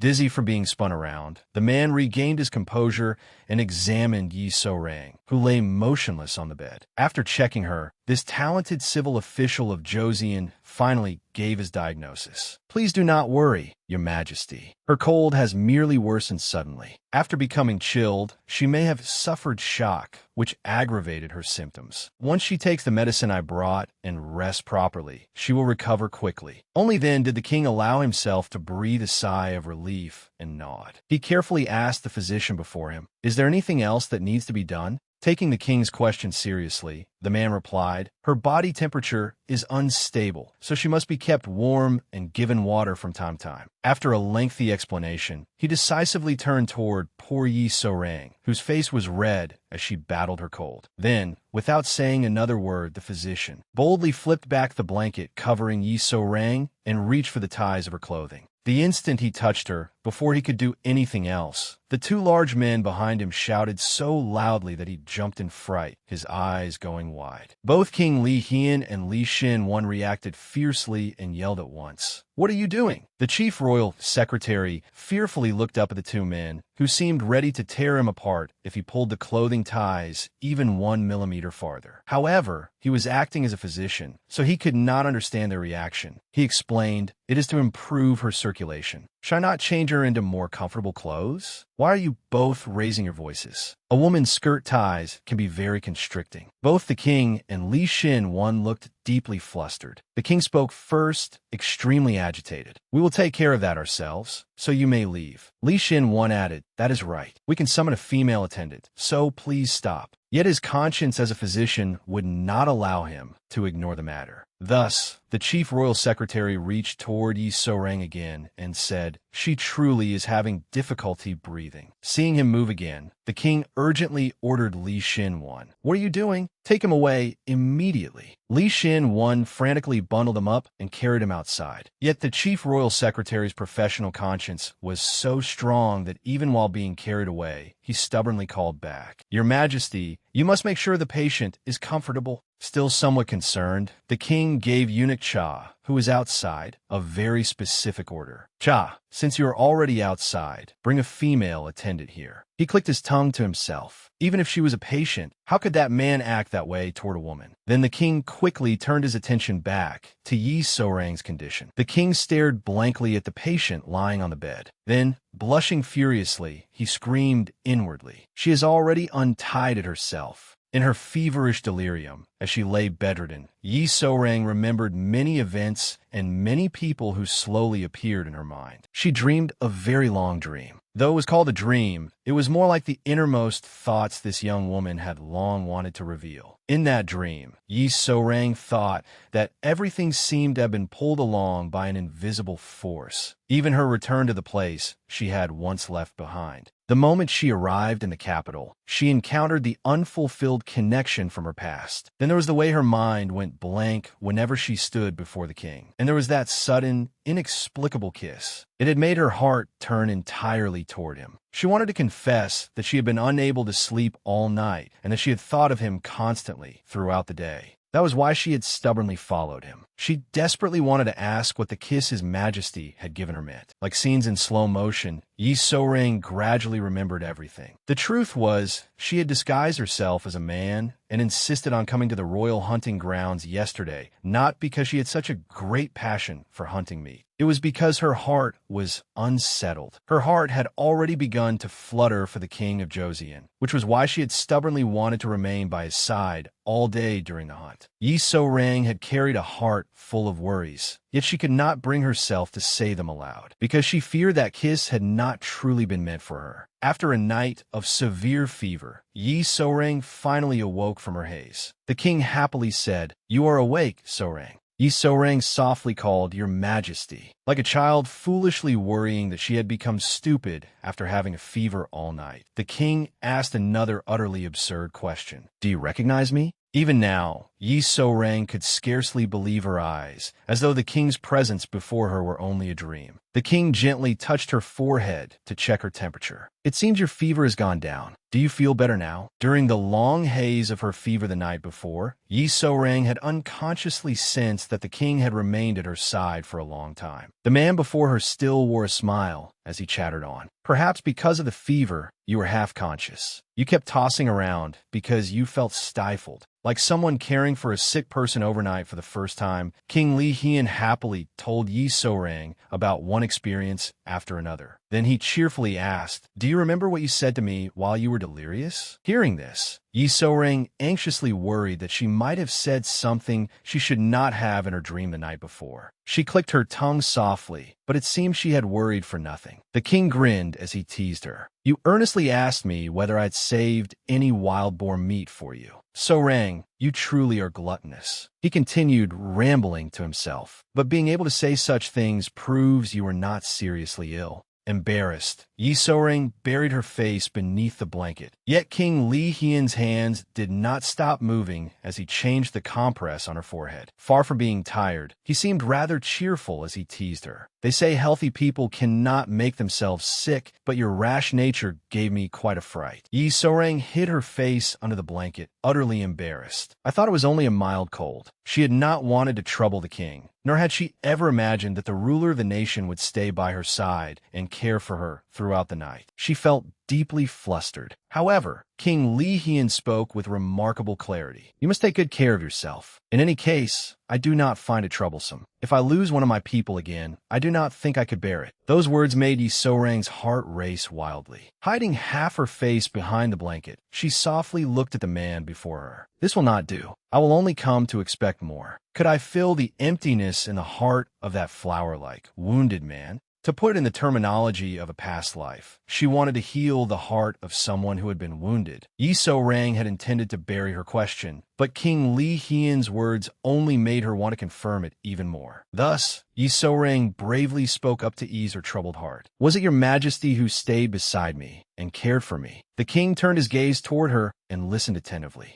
Yi So-rang softly continued, "Why did you do that?" Faced with this question, the king could not immediately give a smooth answer, because even he did not fully understand his own actions. He had simply done it because it made him feel warm and happy. Still, King Li Hian had to give Yi So-rang an answer. He explained with complete sincerity, "Have I not told you? From now on, you are one of my people. Of course, all the people of Joseon are my people, but you have always remained by my side and helped me with important matters. Therefore, I must take care of you." Hearing that, Yi So-rang became somewhat unhappy. Her small hand tightened around the blanket as she said, "By important matters, do you mean summoning the crown princess's spirit for your majesty? Could it be that your majesty mistakes me for the crown princess?" Suddenly, the atmosphere between them grew quiet and distant. Neither spoke. They simply looked into each other's eyes. The king ultimately yielded before the sorrow in Yi So-rang's gaze. He immediately refuted her. "That is not possible. You and the crown princess are completely different." He had meant to erase the sadness from Yi So-rang's eyes, but his words seemed only to make her more upset. Yi So-rang clenched her small fist tighter and gathered all her courage to ask the man before her, "Then why did you do that at that time?" Yi So-rang seemed to send him from one bewildering matter to another. Not wanting to remain vague, the king sought clarity and asked, "What do you mean at that time?" But his question proved unnecessary. The moment his gaze settled on Yi So-rang's small face and slowly fell to her full lips, realization struck him. He remembered the kiss from that night. The king froze, his voice trembling as he recalled it. So she was awake then. Good heavens!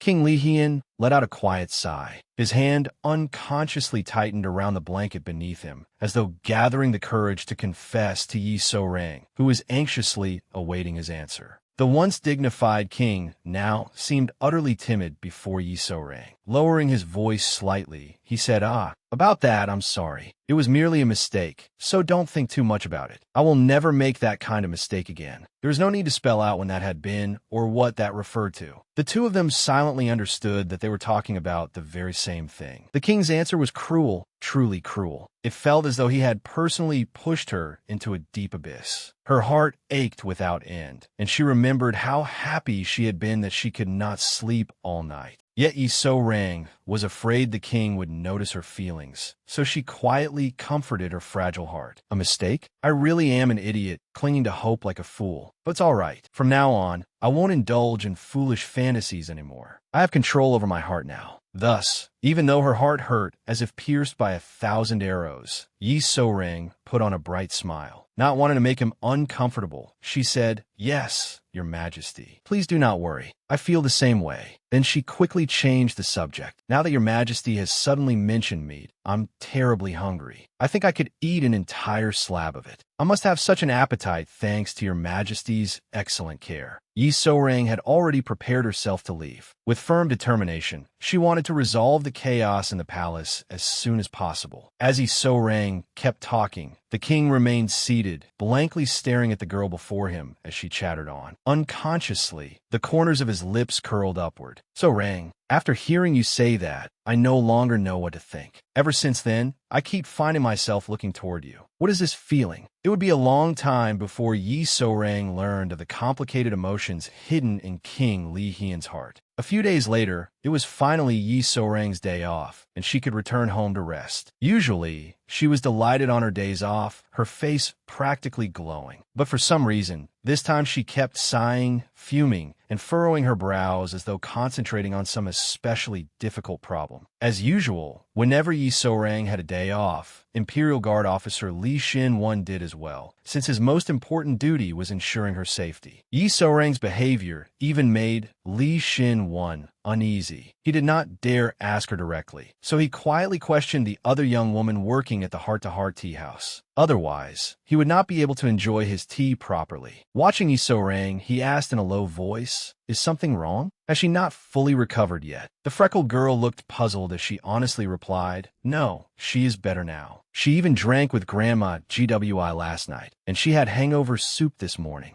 But I don't know what she is thinking about. She keeps frowning like that." A moment later, Yi So-rang let out another heavy sigh, and the air around her instantly grew quiet. Grandma GWI suddenly recalled the previous night. It had been late, but the old woman could not sleep because there was still a miserable little mouse in her home, squeaking and fretting away. Unable to stand it any longer, Grandma GWI had asked, "Why are you sitting here alone in the middle of the night, looking so miserable? You're sick, yet you're drinking without even having anything to eat with it. You're not so young anymore, you know." Whenever she saw Yi So-rang, Grandma GWI went in a nagging mode. Whether she was joking or serious, she never stopped nagging. Still, she was worried about her child. The old woman left for a moment and returned carrying a plate of thinly sliced beef, battered in egg and fried crisp. She set it on the table and gently told Yi So-rang, "Here is the meat you like." Yi So-rang quickly accepted the plate and thanked Grandma GWI. Although it was her favorite dish, she merely picked up her chopsticks and stared at it. She looked at it for a long time without taking a single bite. Instead, Yi So-rang suddenly asked, "Grandma, you already knew, didn't you?" Grandma GWI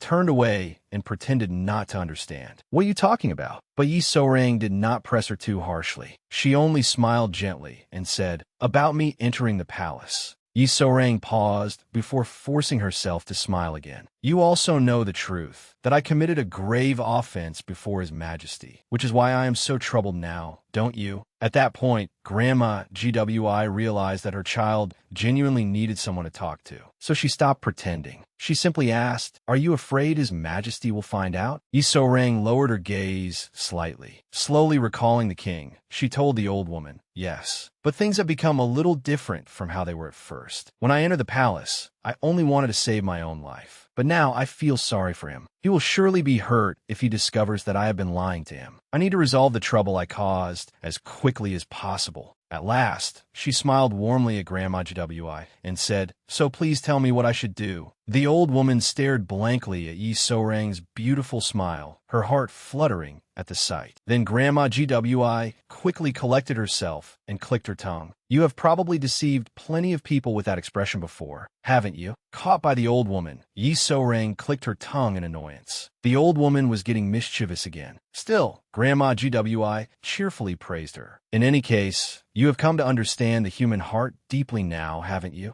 Yi Sorang bristled at the compliment. What are you saying? I have always thought seriously about these things. Grandma GWI then assumed the air of an experienced love strategist. Stroking her gray hair coolly, she advised Yi Sorang. The more seriously you think, the simpler the solution should be. Here's a hint. What does a man who cannot forget an old love need right away? Yi Sorang thought very seriously, extremely seriously, about the three keywords, simple solution man and need right away. Then she quickly gave Grandma GWI her answer with complete confidence. Sexual desire. For a moment, Grandma GWI could not understand why she had raised such a dirty-minded child. The obviously pure and correct answer was a new love. Grandma GWI was so speechless that her face darkened behind the child with a filthy imagination. Yi So-rang did not even realize she was wrong, and was instead immensely proud of her answer. Oh, why didn't I think of that? And that was why Yi So-rang was now alternating between deep thought and heavy sighs. Grandma KWI had an ominous feeling and could only groan in dismay. Meanwhile, Li Xin-wan continued to show concern as he earnestly asked the girl before him, "My lady, if something is troubling you, please tell me." Yi So-rang had been thrown a lifeline by Li Xin-wan, so naturally she clung to it. With a grave expression, she called his name. Xin-wan. Hearing a tone that sounded as though she were about to discuss military strategy, Li Xin-wan listened with full attention. Without realizing it, he even began speaking to Yi So-rang formally. Yi So-rang continued seriously, "I am asking you this sincerely." Li Xin-wan immediately replied, "Of course." Little did he know that those words were essentially granting Yi So-rang permission to torment him verbally. He listened as she asked one embarrassing question after another, until his face turned bright red. When does a man's sexual desire burn the hottest? Have you felt sexual desire lately? You're a man, so you must know well, right? Do upright men like you have any particular preferences? Just as Grandma GWI had feared, she was now delightedly listening as Yi So-rang tortured Li Xin-wan with her words. Li Xin-wan remained red-faced and speechless in response to Yi So-rang's sensitive questions. Unable to wait any longer, Yi So-rang began to grow irritated. Let us temporarily leave behind Li Xin-wan's flustered expression and turn to the tea house, where someone else was giving off a strange energy. The man raising a teacup, surrounded by a gloomy aura, was the artist Young Yo-suk. Exuding an exhausted, languid air, he said, "All right, why did you wish to meet me?" It turned out his customers were the two herb thieves from the hunting grounds. The pair had been injured by a wild boar and were bandaged all over like Egyptian mummies. They said they greatly admired him, which was why they had invited him for tea today. Seeing the gloomy aura around the artist, the fat man looked displeased and scolded his skinny friend. "This is the only artist you could find for our great cause, and I've been feeling a strange energy since earlier." The skinny man whispered with great confidence to his chubby companion, "Tisk, watch. Let me explain." With that, he pulled a book out from beneath the table, slammed it onto the tabletop, and boldly declared to the artist, "Artist Young, we ask for your assistance. Please lend your strength to establishing the Hoda Society. With your help, we will certainly be able to accomplish even greater things." The fat man stared at the book his friend had set down in confusion. Why had he suddenly brought out a book? Looking carefully, he saw that the cover bore only two words, "Teacher Tao." In response to the skinny man's proposal, Artist Young still did not seem to see the appeal of joining them, and merely sipped his tea gloomily. Even the fat man pursed his lips in disappointment, thinking, what on earth? It is just an ordinary textbook. Wait, hold on. After about 2 seconds, the skinny man's hand slowly moved away, revealing the final word in the title. The book was called Teacher Tao's Secret Lessons. The fat man immediately reacted violently upon seeing the title. His heart danced wildly with excitement. Could this be the story of Teacher Tao's love life, illustrated in vivid detail across 69 pages? Is this that legendary book? The fat man immediately gritted his teeth and glared at his friend. It was an incredibly rare comic, bought up by foreign countries before it could even be published. You bastard! You had such a precious book and did not share it with me. The Hoda Society might disband before it was even established. The fat man quickly realized the issue and turned shining eyes toward Artist Young.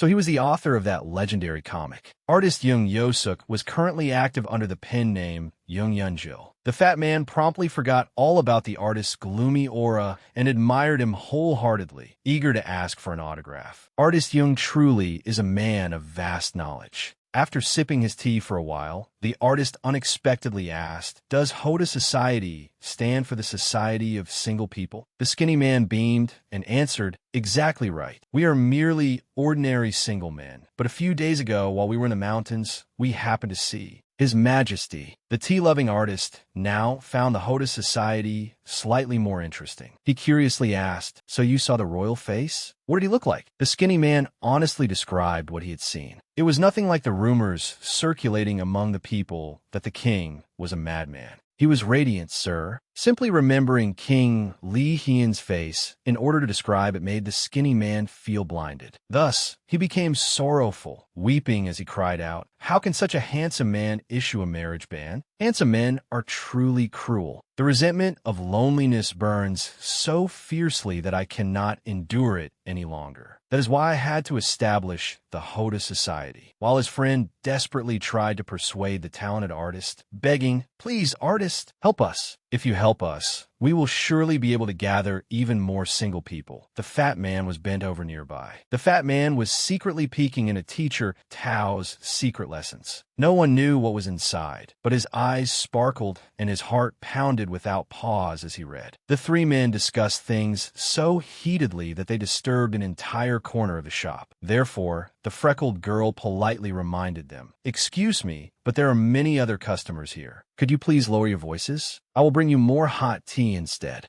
The young woman was exceptionally hospitable. Her voice, face, and smile were so bright that no one could possibly find her unpleasant. For a moment, Artist Jung's heart fluttered at her smile. The fat man reading the book was just as captivated until Yi So-rang suddenly appeared from nowhere and spoke from behind him, startling him. She quietly praised him. "Oh, I have found the method." Caught secretly reading the book, the fat man became so embarrassed at Yi So-rang's voice that he covered his eyes with both hands, dropping the book face up on the table. "I did not read it. I really did not read it." The book fell from the fat man's hands at the perfect angle, opening wide in the middle of the table and drawing many eyes toward it. Inside were erotic illustrations. To protect the viewer's eyes, the editor kindly removed all images from teacher Tao's secret lessons. The freckled girl cried out in alarm, "Pervert!" Yi So-rang had suddenly struck gold while drinking tea, so she hurried to artist Jung Yosuk's private study with a bag of money. Excitedly hopping around, she said, "Under the mango tree, the lovely cuckoo bird, the fairy who undresses is third-rate. I will buy every copy you have. Please recommend any other good books, artist. You are truly amazing." Artist Jung put on a helpless expression. "Those are all best-selling books on the market. They are difficult to come by, so do not take too many." But Yi So-rang ignored him, merrily browsing and selecting books in bulk. "Do not be stingy with me. I'm doing this for your love life as well. It will also help accomplish a great undertaking." Being a clever girl, Yi So-rang knew exactly how to appeal to others. She swiftly offered him a condition. "If you help me, I will tell you what Hyun-hee likes." The offer immediately attracted artist Jung's attention. He recalled how, at the heart-to-heart tea house earlier, Hyun-hee had looked utterly disgusted and called him a pervert, before Yi So-rang had promptly dragged him away. Artist Jung made a firm resolution in his heart. He had to clear up that misunderstanding. For such a noble purpose, one that benefited himself, Artist Jung enthusiastically introduced more books to Yi So-rang. There are several masterpieces on the top shelf as well. Accompanying Yi So-rang was the reluctant Li Xin-won. He wore a serious expression as he remembered hearing the name Jung Yunjil from the elderly servant at home in the past. Li Xin-won tried to recall what the old man had told him. Jung Yunjil was the author of books meant to soothe the loneliness of young men and women in Joseon who had grown weary under the marriage ban. Even those who could not read could enjoy them. So the artist was considered highly influential among the people. Yet despite knowing this, Li Xin-one's professional instincts were taking hold. He wrestled with whether he ought to arrest artist Young for corrupting public morals. Li Xin-one shut his eyes tightly as he struggled with his conscience. So, this is the kind of book you meant? The people are now concerned only with obscene illustrated stories like these. As he was busy condemning such indecent illustrations, Yi So-rang's voice suddenly sounded beside his ear. Xin-one, what do you think of this one? They said a righteous man falls hardest for a woman. In the end, Li Xin-one opened his eyes because of Yi So-rang and looked at the obscene pictures. Yi So-rang sincerely asked her high-ranking official friend, "Do you think books like these would be approved for bringing into the palace? You are an Imperial Guard officer, after all." Li Xin-one could no longer hear a single word Yi So-rang was saying. His entire face was crimson, and his heart was racing so wildly that he could only scream inwardly, "Lady So-rang, how could you do this to me? I'm a man too." Meanwhile, at the palace, the supposedly mad king who had maintained the marriage ban for 7 years was leisurely admiring the ornamental pendant Yi So-rang had tied for him. He stared at it in his hand, then lowered his eyes and sighed. "I was careless and lost it." The king had actually followed the example of the ornament Yi So-rang made for him and tried making one himself, but the finished product was a failure sitting in the corner of his table. Whenever he looked at it, he unconsciously remembered that night when Yi So-rang had enthusiastically taught him, "I know a few pretty knots that young ladies make. Just do it like this, like this." The cord, shaped rather like a butterfly, was Yi So-rang's creation. The king found himself thinking of its maker whenever he looked at it. Tenderly holding the cord in his hand, he asked gently, "I wonder whether that girl has recovered." Just as he was lost in thought, a sudden commotion outside startled him. He quickly and carefully hid the item in his hand inside a drawer. Regaining his composure, the king called out, "What is it?" Chief Unicha promptly reported from outside, "Your Majesty, it is Yi So-rang." "No, it is the woman who had just asked after you. She has come here herself." The king immediately ordered, "Yi So-rang, let her in at once." Yi So-rang entered with Chief Eunuch Cha, clutching a stack of books tightly to her chest. Chief Eunuch Cha quickly spoke up. "The thing is, she is carrying something that may violate palace decorum." His words instantly aroused the curiosity of the nearby court ladies. Unlike the hesitant Chief Eunuch Cha, however, Yi So-rang was positively excited. Beaming, she called into the room, "Your Majesty, it is So-rang. I have brought you something very rare, so please open the door for me." She quickly placed the stack of books on the king's table. He stared blankly at the pile. They are only books. Yet the king had actually been expecting something rare. Yi So-rang lowered her head, then confidently told him, "Yes, Your Majesty. They are erotic picture books." Unfortunately, the term sounded rather like books on virtuous governance. The king immediately repeated, "Books on virtuous governance?" Thinking the books Yi So-rang mentioned sounded perfectly suited to him, he quickly took one and opened it. He wondered to himself, "Of course I need books like these more than anyone. Why did So-rang say she could not give them to me?" Maintaining the dignified bearing of a gentleman, he opened to the first page. After all, the foundation of a wise king was being a righteous gentleman. The king confidently looked straight at the page. Then, upon seeing it clearly, his eyes trembled and his cheeks began to redden. He instantly slammed the book shut, face down on the table. The flush quickly spread across the king's face. Red-faced and irritated, he snapped, "What is this? Such vulgar filth." Before he could finish, Yi So-rang explained, "It is a book that helps ease the loneliness of people everywhere. That is why I brought it to you." The king turned his gaze toward Yi So-rang and listened intently as the young woman spoke. "Your Majesty, have you not been lonely for far too long? If you continue to pay no attention to women, your feelings will become numb." Yi So-rang acted this way because she had forgotten her original purpose. She knew how happy she had been around the king, but she had inadvertently forgotten why she had come here. As the king stared at her in astonishment, Yi So-rang lowered her head and said, "Your Majesty, I brought this book into the palace in hopes that you would lift the marriage ban. I hope this book will rekindle the flame in your cold heart, and that you will soon find a new queen." Yi So-rang lightly pressed her lips together. Though her heart felt somewhat uneasy, she smiled brightly to herself. "That is right. Once His Majesty chooses a wife, my role in the palace will come to an end." But the king did not wish to understand her intentions. After listening to everything Yi So-rang had said, he looked displeased. Biting his lip, he asked, "So you want me to regain my desire, which is why you told me to read this book?" Yi So-rang quickly sensed that something was wrong in his voice. Fearfully, she looked up at the man before her. His face was dark, and his voice turned icy. "Are you saying I am a reckless, incompetent king who does nothing for the country, and that I should read this, marry blindly, and produce an heir?" Yi So-rang was frightened and hurried to explain. "Your Majesty, that is not what I meant," but the king was offended. He loudly ordered, "Be silent. I do not wish to see you." Yi So-rang stood frozen for a moment before listlessly walking out. Seeing her dejected face after being scolded, Chief Eunuch Cha promptly comforted her. "My lady, I told you His Majesty would not look at such things." Yi So-rang replied gloomily, "Yes, it seems I was too hasty." After Yi So-rang left, Li Hien was alone in the room. He sat with one hand on his forehead, wondering why he had become so angry. It was only another one of her usual prattling remarks, but it sounded as though she wanted to leave this place as soon as possible. The king frowned slightly and looked at the pile of books beside him. No, she merely brought some ridiculous books by chance. He stared at the erotic picture books, then looked around the room and wondered, "What is this? Why has no one taken them away?" Yet the king's heart stirred slightly. Staring at the books beside him, he unconsciously recalled Yi So-rang's voice. "It is a book that helps ease the loneliness of people everywhere."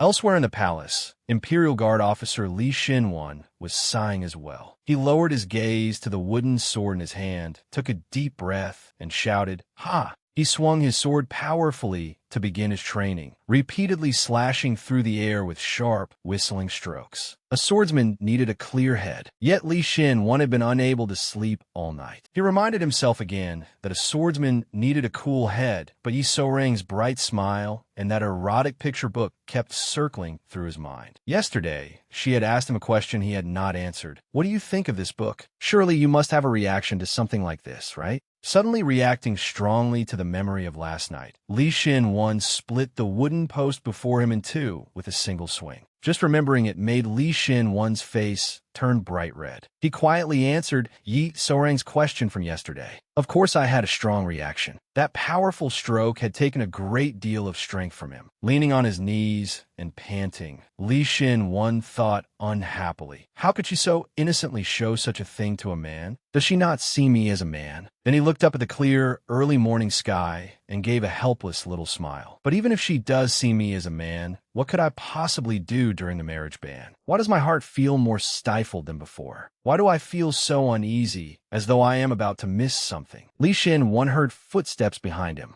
He quickly glanced back and saw Yi So-rang approaching. Now, simply seeing her made his heart ache without warning. She smiled and greeted him first. "You are training so early in the morning?" Being an Imperial Guard officer truly cannot be easy. Surprised to see Yi So-rang at this hour, Li Shinwan tried to ask after her. "My lady," before he could finish, she cut him off. "Honestly, just speak comfortably." Obediently dropping the formal speech, Li Shinwan asked, "Why are you up so early? It is not even your shift today." Yi So-rang lowered her gaze, her voice tinged with sadness. "When my work in the palace is finished, I will not return here anymore. So, I want to take some time to look around the palace. I feel a little regretful at the thought of no longer seeing these sights." For some reason, Yi So-rang's words deeply unsettled Li Shinwan. He stood rigidly, staring at the young woman before him. The next moment, Yi So-rang brought him back to reality. "Shinwan, could you teach me how to use a wooden sword?" Her request immediately puzzled Li Shinwan. "You want to learn swordsmanship? But why?" Yi So-rang giggled and explained. "Why else? Do you not remember when I encountered that wild boar and nearly got into serious trouble? My luck has been terrible lately. Who knows when something bad may happen? I need to prepare myself in advance." Though he understood Yi So-rang's reason for wanting to learn, Li Shinwan still had a question in his heart and voiced it. "Why worry when you have me to protect you?" Yi So-rang smiled gently and denied his words. "That will not do. An Imperial Guard officer cannot always be by my side." Li Shinwan had already been unsettled, and her words only made him more anxious. "Is a reason for this uneasiness that So-rang could disappear from my sight at any time?" While Yi So-rang continued talking, she said, "Actually, I came to the capital because Grandma GWI's health was poor. If she dies, an orphan like me will have to protect herself. Unable to bear it any longer, Li Xin Wan interrupted her. So-rang, are you planning to leave? Only then did Yi So-rang look up at his restless expression. She gestured for him to be quiet and whispered, once I send the late crown princess safely to the afterlife, I must get out of here. If I remain in the palace, I never know when I might lose my head. Then she cheerfully told Li Xin Wan, but you and I are friends, so we can stay in touch, right? That is what good friends do. As Li Xin Wan hesitated, Yi So-rang quickly stopped him from saying what he wanted to say. Smiling, she changed the subject. Enough talking. Training is more important now. You will teach me, right? I will go change and be back right away.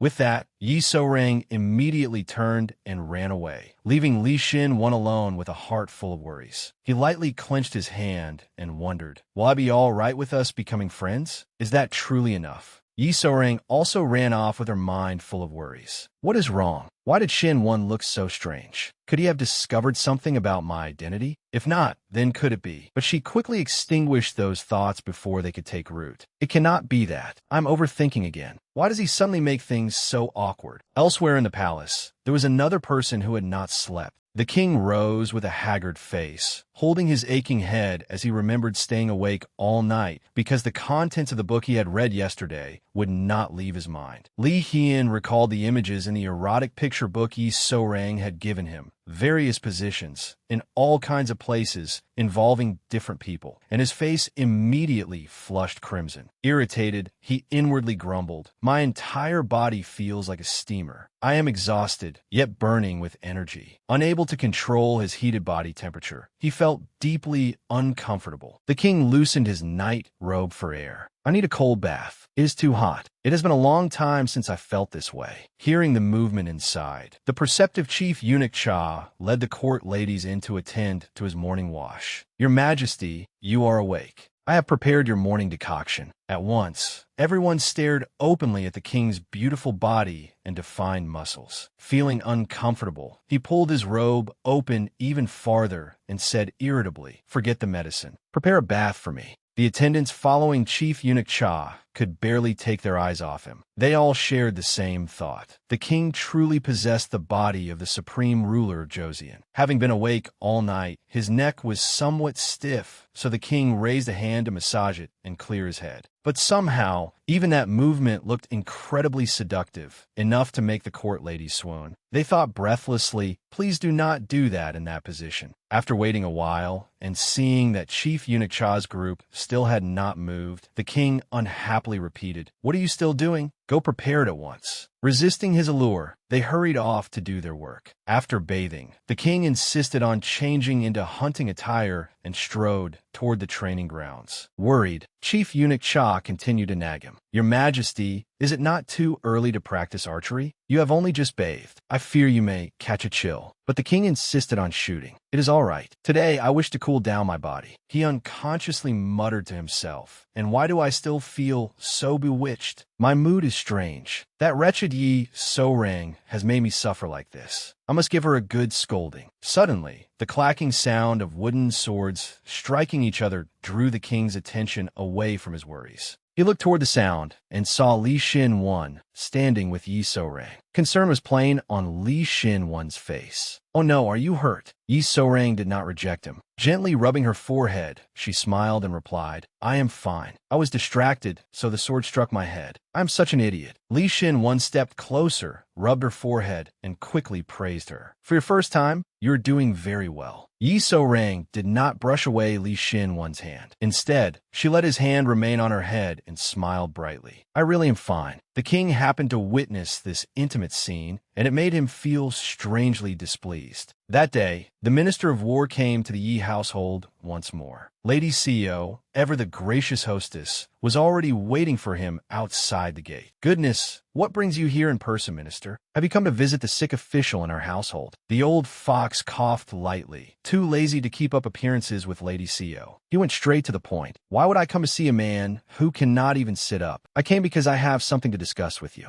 Lady CEO clearly knew why he had come, yet continued acting. Following the Minister of War, she teasingly laughed. Is that all? You did not come because you missed me? You disappoint me, minister. But because their relationship was highly secret and he feared gossip, the Minister of War merely said gravely, I was only passing by. He walked into the house as though it were his own, familiar with every corner. Suddenly, the sound of a lute echoed through the house. The Minister of War quickly noticed it. Peering through a gap in the door, he saw a young lady who looked very much like Lady Seo, seated and playing the instrument. That girl could only be Hyun-hee. She was surrounded by many other unfamiliar young ladies. Looking at them through the window, the Minister of War saw the girls around Hyun-hee repeatedly applauding her musical talent. The nosy old fox asked, Who are those girls? Lady Seo answered honestly, They are daughters of noble families from the surrounding area. With a proud smile, she explained the situation in the room. The wives of influential families often gather at our house, so now their children gather here as well. This gathering is called the Maidens' Aspiration Society. Hearing that, the old fox gave a derisive laugh and casually asked, The Maidens' Aspiration Society? A gathering of women hoping to be chosen as queen.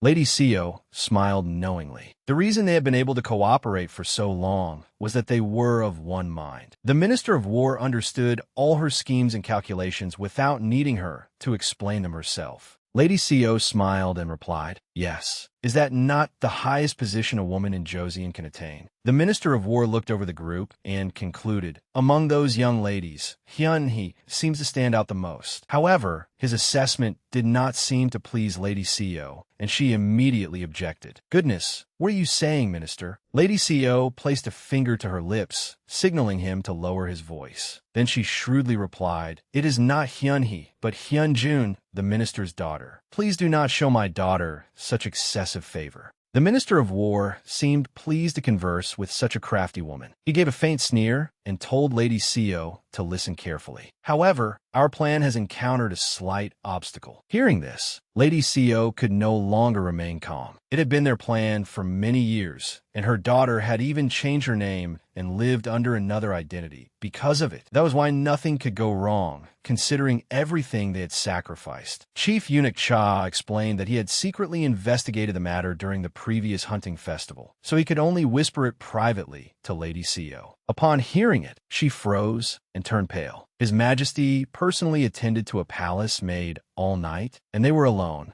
Outside the palace, two people were discussing the king and Yi So-rang. Inside the palace, things were no less eventful. Court Lady 1 rushed out of her quarters in shock and cried out, Is that true? Has His Majesty developed feelings for So-rang? Was she with Imperial Guard officer Li Shin-won at the time? Chief Eunuch Cha motioned for her to lower her voice before continuing in a whisper. Keep it down. The question is, why did His Majesty show no sign of it at the hunting grounds? The two of them truly had a passion for gossiping about their sovereign's love life. Court Lady 1 quickly defended her beloved king. Didn't His Majesty personally take care of her? Court Lady 1 thought for a moment before voicing her own theory. Could it be because So-rang is the only person possessed by the late queen's spirit? Chief Eunuch Cha found the idea somewhat convincing. That may be so. But aside from that, this morning, when His Majesty saw Imperial Guard officer Li Shin-won and Miss So-rang together at the training grounds, for some reason, he suddenly turned around and left. Chief Eunuch Cha recalled the beloved king's expression that morning, like he was about to breathe fire, but was forcing himself to hold it in and still felt frightened. He went on, It was as if His Majesty were suppressing his rage. Court Lady 1 and Chief Eunuch Cha understood one another perfectly. They spoke at the same time. Could it be? Chief Eunuch Cha raised his index finger to his lips, put on a knowing expression, and concluded, Jealousy. Suddenly, a series of loud, clattering sounds came from inside the room, startling even the mice outside. It was all because those two people had jumped up in excitement and knocked things onto the floor. Now,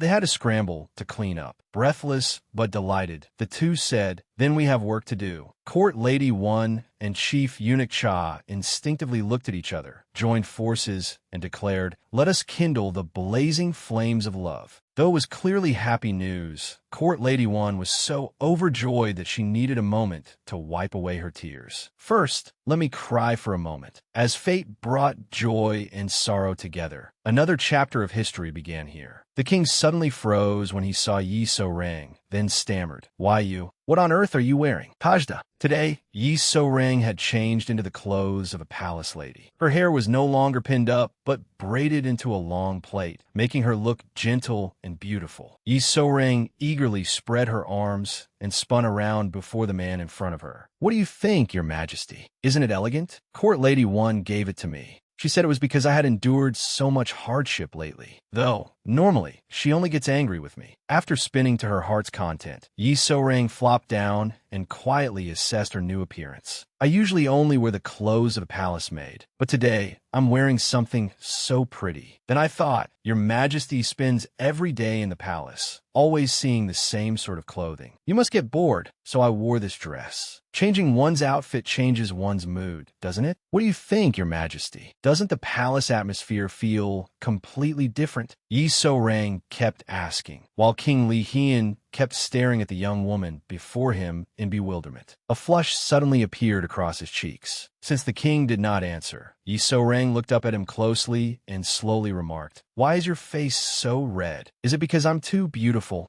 The king immediately bristled and retorted, "Nonsense. You are always trampling all over palace rules, so you have thoroughly shocked me. That is all." Then, letting both old and new grievances spill out at once, he said irritably, "Just like this morning. How dare you act so affectionate with a man in the palace? Li Xin-wan, that is. What exactly is the relationship between you two?" Yi So-rang looked at the king in confusion. "What relationship? Xin-wan and I are merely friends." "Your Majesty, are you misunderstanding something? Your face is completely red." Her question struck straight at King Li Hian's heart. Even he did not understand why he had lost his composure so badly. The king gently rubbed his forehead and said that, "It is because of the nourishing soup I drank earlier. It is not because I stayed awake reading the books you brought yesterday." The moment the words escaped his mouth, the king realized that he had let something slip. Yi So-rang quickly caught on. "The books? So that's what it was." Thus, one of them calmly questioned the other, while the other panicked and lied. Yi So-rang asked first, "You read them?"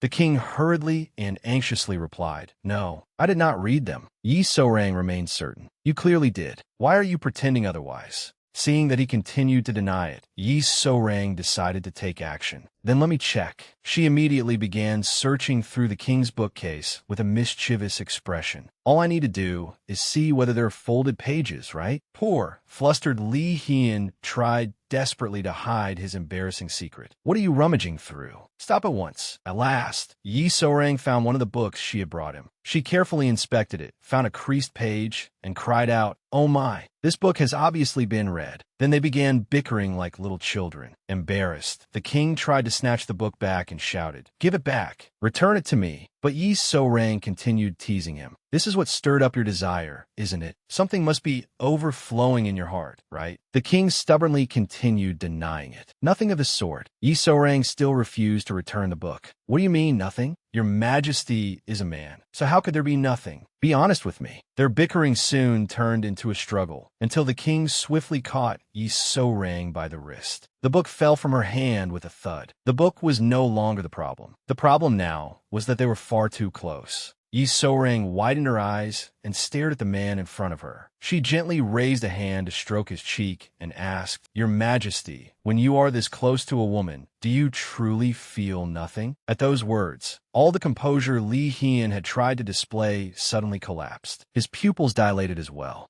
Yi So-rang looked up at the king and persistently repeated her question. "Do you truly feel nothing, Your Majesty?" Boldly, she slipped her other hand behind his head and pulled him even closer. While the king was still stunned, Yi So-rang leaned close to his ear and whispered, "Even when I do this?" Li Hian's pupils widened further with Yi So-rang's every movement. Yet he seemed to possess extraordinary self-control, making it difficult for her to detect any change in his emotions. After watching him for a while, and still seeing no response, she closed her eyes in disappointment. Even if I come this close to him, it truly will not work. Yi So-rang chose to give up. She quickly pulled away and sighed. I am sorry, Your Majesty. I have overstepped my bounds. You are unlike ordinary men, so please be generous and forgive me. Yet perhaps her words wounded the sovereign's pride, for the king suddenly reached back and firmly seized her small shoulders. Using his strength, he pulled Yi So-rang back toward him. Her eyes met his, and they simply gazed at one another. Yi So-rang's dress was so lovely that the gentle motion of turning her around and drawing her into his arms made its skirt flutter. After silently looking at her for a moment, the king suddenly made his move. He bent down and pressed a kiss to her lips. It came so unexpectedly that Yi So-rang did not even have time to close her eyes. She could only stare at the handsome man so close to her face. Then Li Hien slightly parted their lips, holding her tightly as though afraid she would flee in fright after his kiss. The king looked down at her and softly asked, "Then this is normal, isn't it?"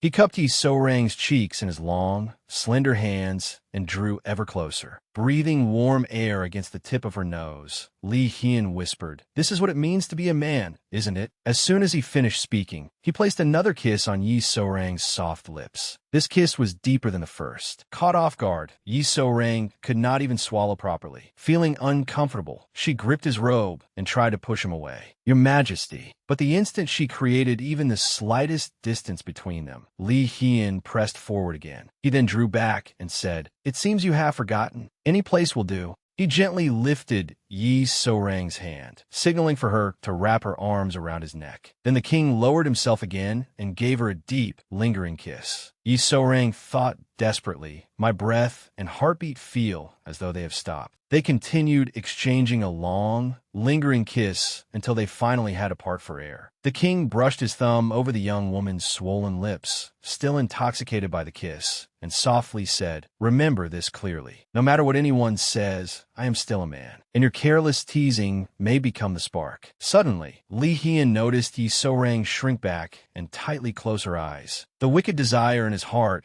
could only be swallowed down and restrained. Therefore, the king was the first to abruptly turn away. With his back to Yi So-rang, he said, "Leave. Even if I am a man, I do not wish to become a wolf hunting a trembling rabbit." Yi So-rang quietly looked at the king's broad back. She quickly understood his meaning and hurriedly ran away. Only after he heard the door close did Li Hien reveal how hard he had truly been restraining himself. He pressed a hand over his rapidly beating heart and tried to calm it. "Heart, stop beating so hard. I know better than anyone whose image this heart is longing for." But no, not yet. Once the door to the king's bedchamber had closed, Yi So-rang continued running while clutching her skirt. Only when she reached the lakeshore could she finally allow herself a moment of release. Blushing with embarrassment, Yi So-rang covered her cheeks with both hands and thought, "How did things turn out like this? I only did it unconsciously because I was too competitive, but I never expected His Majesty to respond that way. Was I too rude? Did he do that deliberately to teach me a lesson?" He had never seemed displeased by such things before. Has he truly changed because of those books? If not, then could it be that he and I? But Yi So-rang immediately remembered that day, the day of despair, when the king said that kiss had only been a mistake. Yi So-rang gently touched her lips. "I do not know anymore. How will I ever be able to face His Majesty again? Heart, stop beating so fast. I am so flustered that I can hardly breathe." She thought she had found a quiet place to reflect alone, but Yi So-rang had no idea that she was being watched by two people in blue. Court Lady 1 observed her child for a long time, then gently concluded, "It worked, didn't it?" Her words startled Chief Eunuch Cha. "What do you mean?" Court Lady 1 analyzed the situation with remarkable accuracy. As a woman with experience in love, she understood perfectly. "Can't you tell? Her cheeks are flushed, and she keeps touching her lips. That means they have kissed at the very least." Chief Eunuch Cha exclaimed in disbelief. Then the iron wall that His Majesty has built over the past 7 years. Before he could finish, Court Lady 1 immediately caught his meaning and continued, "Has completely collapsed, of course. I'm certain of it. I had her wear such a beautiful dress. After all, the result has exceeded even my expectations, my old friend."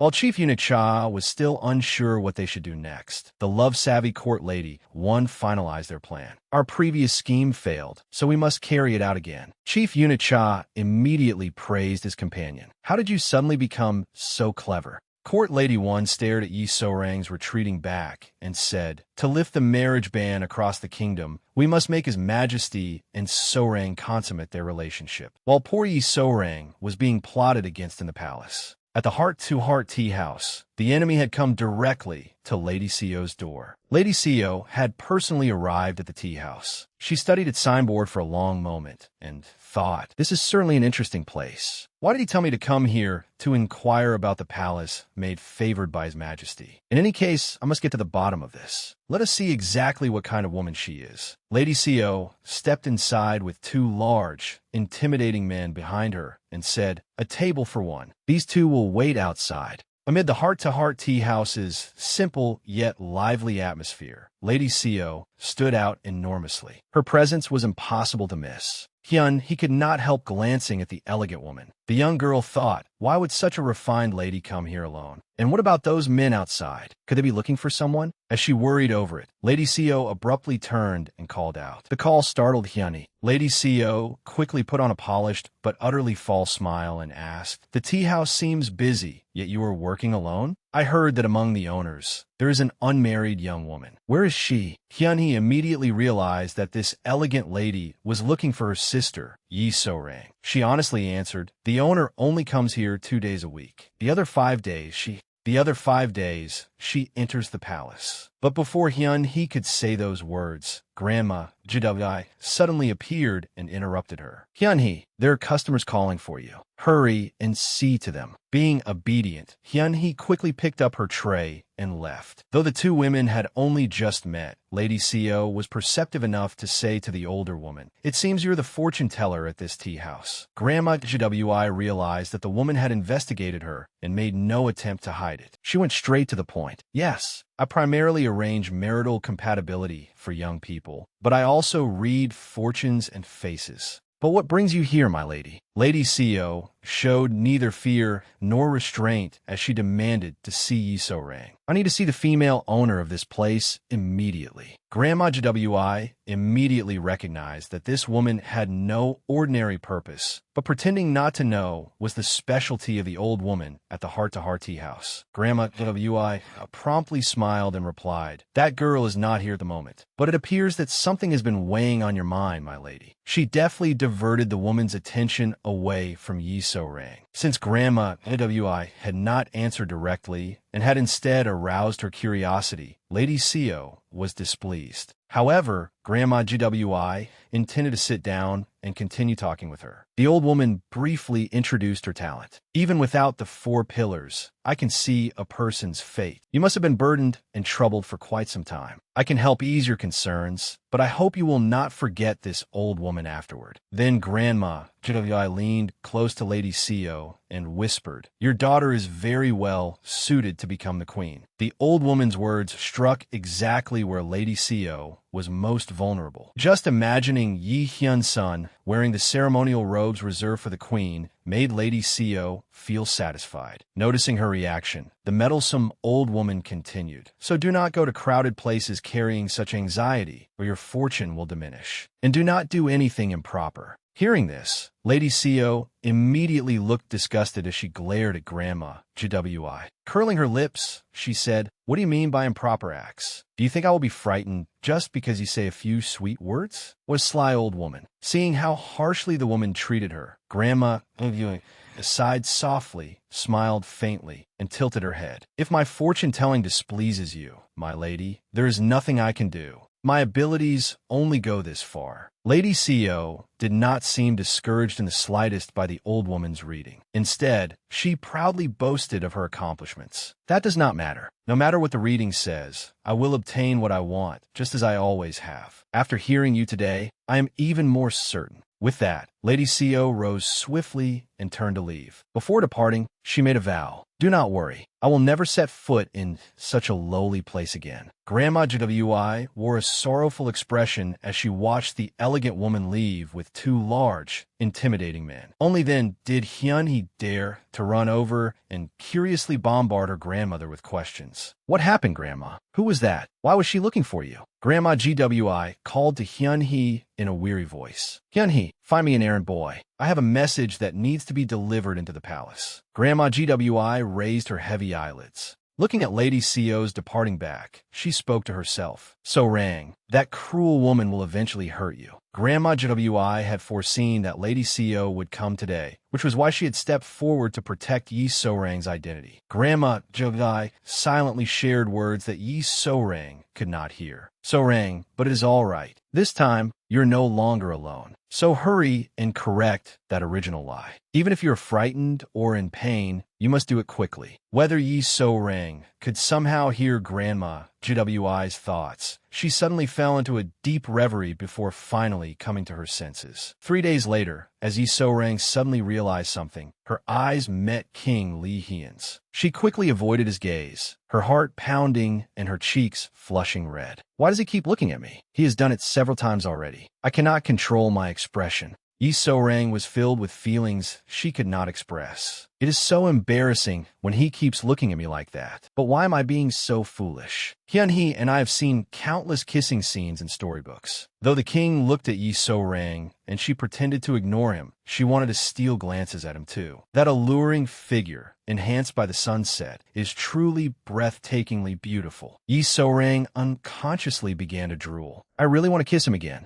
As she drifted off into her daydream, King Lee Hyun quickly turned his gaze toward Yi So-rang. She immediately turned away and cried inwardly. Our eyes met again. As she was busy avoiding him, Chief Eunuch Cha suddenly appeared from nowhere, startling her. He softly called out, So-rang no son. A few seconds after Chief Eunuch Cha appeared, we lonely souls were forced to witness their sweet romance. Yi So-rang blankly held a handkerchief as she hurried toward the king. Your Majesty, please wait a moment. It turned out that Chief Eunuch Cha had ordered Yi So-rang to attend to His Majesty. When Yi So-rang approached with a handkerchief, King Lee Hyun obediently lowered his head so that the petite young woman could wipe his forehead. Since she was attending to the ruler, Yi So-rang did so with great concentration. Meanwhile, the king stared intently at her. Then, with a mischievous hint of teasing, he said something rather strange. Your lips are parted. Yi So-rang was stunned by his words for several seconds. She remained frozen until she realized that His Majesty had mentioned her lips. Her fair skin instantly flushed crimson. Yi So-rang's reaction seemed to please the king greatly, and he lifted the corners of his lips in a satisfied smile. That was as far as the two went that day. Then they quietly watched the sunset together. Well, King Lee Hyun was the only one watching the sunset. Yi So-rang was watching him while wondering, why does His Majesty keep teasing me with that strange expression? I truly do not understand what he is thinking. As a man, the king was the one to break the silence. Let's take a walk a little longer. Thus, the two walked side by side again. Whenever they were together, they were like children, always bickering. The king said, your face is so red. Can you really wipe my sweat properly? Yi So-rang immediately retorted, Your Majesty, please stop teasing me. As Court Lady 1 watched Yi So-rang and the king walking side by side, she smiled smugly. Chief Eunuch Cha also nodded happily in approval. That evening, the palace matchmakers began planning their next move. Once So-rang returns to the palace, let's put that plan into action. While she is home, we should prepare the clothes and create the perfect atmosphere. Chief Eunuch Cha, the palace matchmaker, began offering his opinion. But would that not be too hasty? What if it backfires? What if things turn out like last time? Do you remember how chaotic that day was? Court Lady 1 agreed with her old friend and nodded. That is why we need to confirm things one more time. Ow! You will find out shortly. More importantly, I am worried about how So-rang will accept it. Chief Eunuch Cha chuckled confidently. How else would she react? Being chosen to attend the king is a great honor. Besides, is not our king an exceptionally handsome man? He is young and vigorous, too. Of course, Lady So-rang would be delighted to attend a man like him. As soon as he finished speaking, a loud crash came from outside the room. A man roared. What are you talking about? An arm flung the door wide open. Li Xin appeared with a dark expression. You said So-Rang will attend His Majesty? What exactly does that mean? Li Xin reacted fiercely. That cannot be. So-Rang did not enter the palace with that intention. What is this plan to consummate their union? It cannot happen. Chief Eunuch Cha immediately wanted to cover his mouth. Imperial Guard Officer Li Xin, please lower your voice. Court Lady 1 also tried to calm him. It is not impossible. She slowly explained the situation to Li Xin. So-Rang entered the palace to resolve the matter of the Crown Princess. More precisely, she came so that His Majesty could forget the Crown Princess and find a new companion. But now, His Majesty has truly fallen for someone. Li Xin feared the answer Court Lady 1 was about to give, but what had to come finally came. She said that the person King Li Hian liked was Yi So-Rang. The news was so unexpected that Li Xin could not help being stunned. Court Lady 1 said happily, in the end, that child did resolve the matter, though not in the way we expected. And finally, the chance to end the marriage ban has come. While Chief Eunuch Cha and Court Lady 1 openly rejoiced, Li Xin was the only one whose face had gone pale. He questioned himself. His Majesty likes So-Rang? Did His Majesty not personally care for So-Rang at the hunting grounds because he thought she had been possessed by the Crown Princess? Has he not suffered all this time because of that? An image of the king and Yi So-Rang holding hands appeared in the Imperial Guard officer's mind. Then So-Rang will surely become His Majesty's woman. At the very thought, Li Xin heart ached sharply. He pressed his lips together and said unwillingly, perhaps His Majesty has mistaken So-Rang for the Crown Princess. And we do not even know what So-Rang thinks about this. Li Xin said this because he wanted them to abandon their plan to bring the king and So-Rang together. But Court Lady 1 seemed to see through everything and replied, that is why we need your help. That is precisely why we called you here. Li Xin was greatly surprised. Court Lady 1 softly told him their purpose. Imperial Guard Officer, you are friends with both His Majesty and So-Rang. Please find out how they truly feel. This was truly cruel to Li Xin. Then who would ask about his feelings? In the end, Li Xin lost to the king because he realized his feelings too late. What do you think of Court Lady 1's proposal? Though he was somewhat shocked earlier, Li Xin eventually followed their arrangement and went to see His Majesty. The king asked in slight surprise, what is it that you requested a private audience with me, Xin? Sit down. Why are you standing there so absent-mindedly? Li Xin did not say a word. With a solemn expression, he dropped heavily into his seat. King Li Hian could only smile at the sight. They had been childhood friends for many years. Thus, they could tell from a single look when the other was troubled. As if their minds were connected, they spoke at the same time. It seems you have something on your mind. For a moment, they both froze, knowing one another too well. King Li Hian smiled and said, you speak first. But Li Xin politely replied, no, Your Majesty. Please speak first.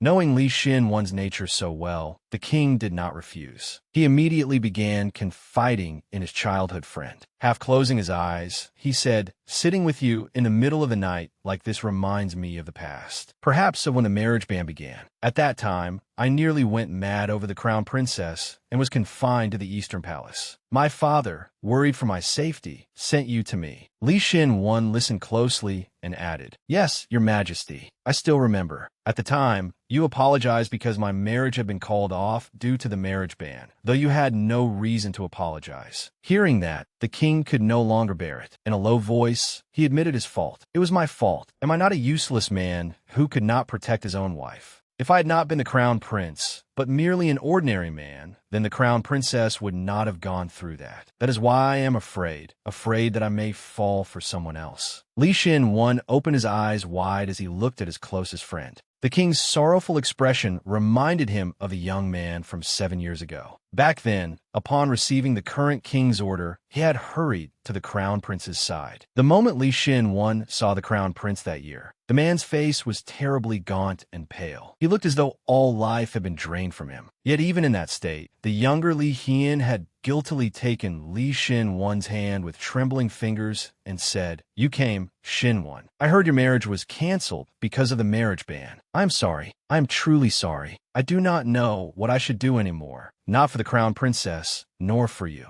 Now, Li Shinwan also did not know what to do about his majesty or Sorang. But deep down, he told himself that he could not bear to see Li Hian looking so broken again. Therefore, Li Shinwan lowered his head slightly, using the enormous brim of his hat to hide the pain in his heart. He quietly pressed his lips together. Seeing that Li Shinwan had said nothing, the king mockingly said to himself, "I have gone on for too long. By the way, why did you come to see me?" Li Shinwan, silent until now, suddenly spoke. What he was about to say made the king freeze and listen carefully to every word. Hiding his expression beneath the brim of his hat, Li Shinwan spoke with utmost seriousness. "Your Majesty, do not be afraid of change. Things are no longer as they once were. Your Majesty of the past and Your Majesty of today are completely different, and so am I. Moreover, the person you may fall for is different from the Crown Princess. Trust in all those changes. Do not hesitate. Face that fierce and raging wave once more."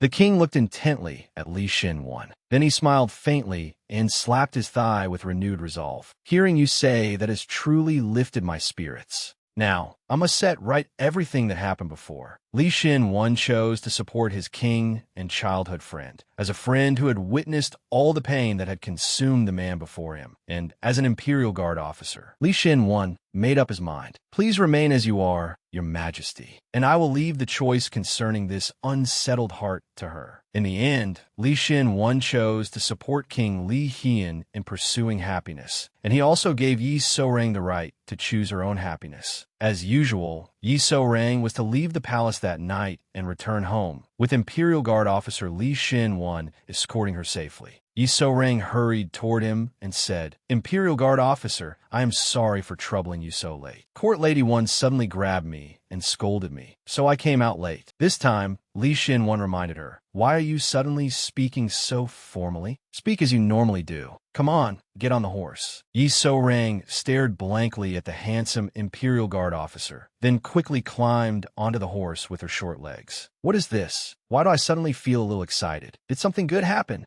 Just as they were about to leave, a little boy suddenly came running toward them, waving a piece of paper in his hand. He urgently called to Yi Sorang and Li Shinwan, "Wait. The old lady from Heart to Heart Tea House asked me to deliver this to you." Grandma GWI had not sent a message to Yi Sorang, but had instead sent a secret letter directly to Imperial Guard officer Li Shinwan. Yi Sorang was slightly surprised. "Grandma GWI, I am about to return home, so what could this be about?" Li Shinwan carefully accepted the paper and seriously read every word, making sure not to miss anything. After all, Grandma GWI had once asked him to protect the young woman sitting obediently on the horse. Worried, Yi Sorang asked, "Shinwan, what is it? What does it say?" Li Shinwan did not answer immediately. Instead, in a low voice, he called to her, "Sorang, let us run away somewhere together." For some reason, his words made Yi Sorang's maidenly heart flutter. It sounded just like something out of a romance novel. Yi Sorang kept turning over his words in her mind. "Sorang, let's run away somewhere together." Then, as they did every week, they rode together toward the tea house. Yet Yi Sorang's heart was in turmoil. What did he mean? Why did he say that? Even the way he asked sounded suspicious. Noticing Yi Sorang watching him, Li Shinwan gently lowered his head and smiled at her. That perfectly handsome smile from the Imperial Guard officer immediately startled Yi Sorang. Since she had been caught looking at him, she guiltily turned away and hurriedly changed the subject. "So, where are we going? Did you find a good restaurant?" Li Shinwan did not expose the fact that Yi Sorang had been secretly watching him. Instead, he smiled and played along. "A good restaurant? That restaurant is very good. Good idea. You like meat, so shall we go to a nice meat restaurant? Or perhaps somewhere with a beautiful view?" Yi Sorang shrank back slightly, thinking in confusion. Shinwan seems very different today. The two continued riding forward, unaware that several men dressed in black were following behind them, waiting to kill Yi Sorang. After watching her, they returned to report to Lady Seo. "That is the girl who just passed by, but it seems she is not returning to Heart Tea House and is heading elsewhere. What should we do, my lady?" However, the moment Lady Seo saw Yi Sorang's beautiful face, her own face suddenly turned pale. Her eyes widened. "What did I just see? She looks more mature now, but that face and that voice cannot be mistaken. That is Yi Hyun-sun." Having confirmed that the eldest daughter of the Yi family, Yi Hyun-sun, was still alive, Lady Co gritted her teeth in fury. She fell off a cliff, and she is still alive? That bitch is as hard to kill as a leech. Fine, just wait and see. This time, I will make sure to confirm her corpse myself. Determined to erase Yi So-rang from the world, she angrily ordered her henchmen, "Bring that bitch before me at once." The rough-looking thugs immediately obeyed. "Yes, my lady." Feeling a little hungry and craving a late-night snack, Li Xin-wan took Yi So-rang to the market to buy some pastries. The shopkeeper warmly chatted with her. "I packed honey rice cakes, meat rice cakes, and all the leftovers for you.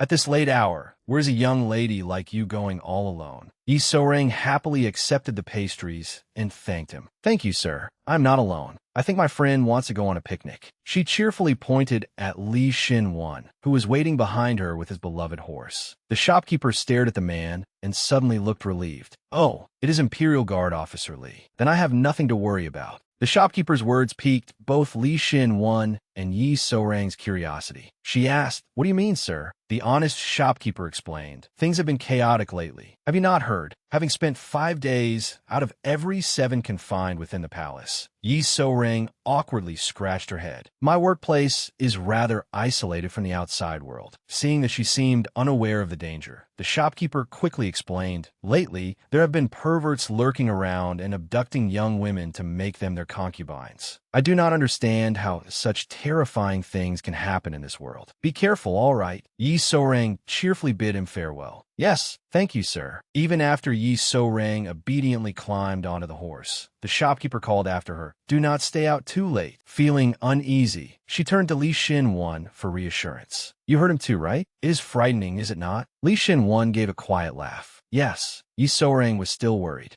She murmured to herself, "When I get home, I should remind Hyun-hee to be careful." But Li Xin-wan was now preoccupied with the secret letter Grandma GWI had sent to him through a child, and he no longer heard what Yi So-rang was saying. Li Xin-wan silently recalled the letter's contents. "During this break, do not take So-rang back to Heart Tea House, no matter what excuse you must use." He did not know why, but he chose to trust Grandma GWI. Taking a deep breath, he smiled at Yi So-rang. "We are not going home today." With that, he gripped the reins and spurred the horse forward. "Hold on tight." His sudden burst of speed made Yi So-rang turn pale. Hugging her bag tightly, she screamed as the Imperial Guard officer rode at an alarming speed, but Li Xin-wan firmly urged the horse onward. After riding for a long while, Li Xin-wan finally stopped in a lush green field. Yi So-rang panted in fright before raising her head to scold him. "You scared me to death. Why did you suddenly ride so fast?" Li Xin-wan did not seem guilty at all. He chuckled. "I'm sorry. Saw the..."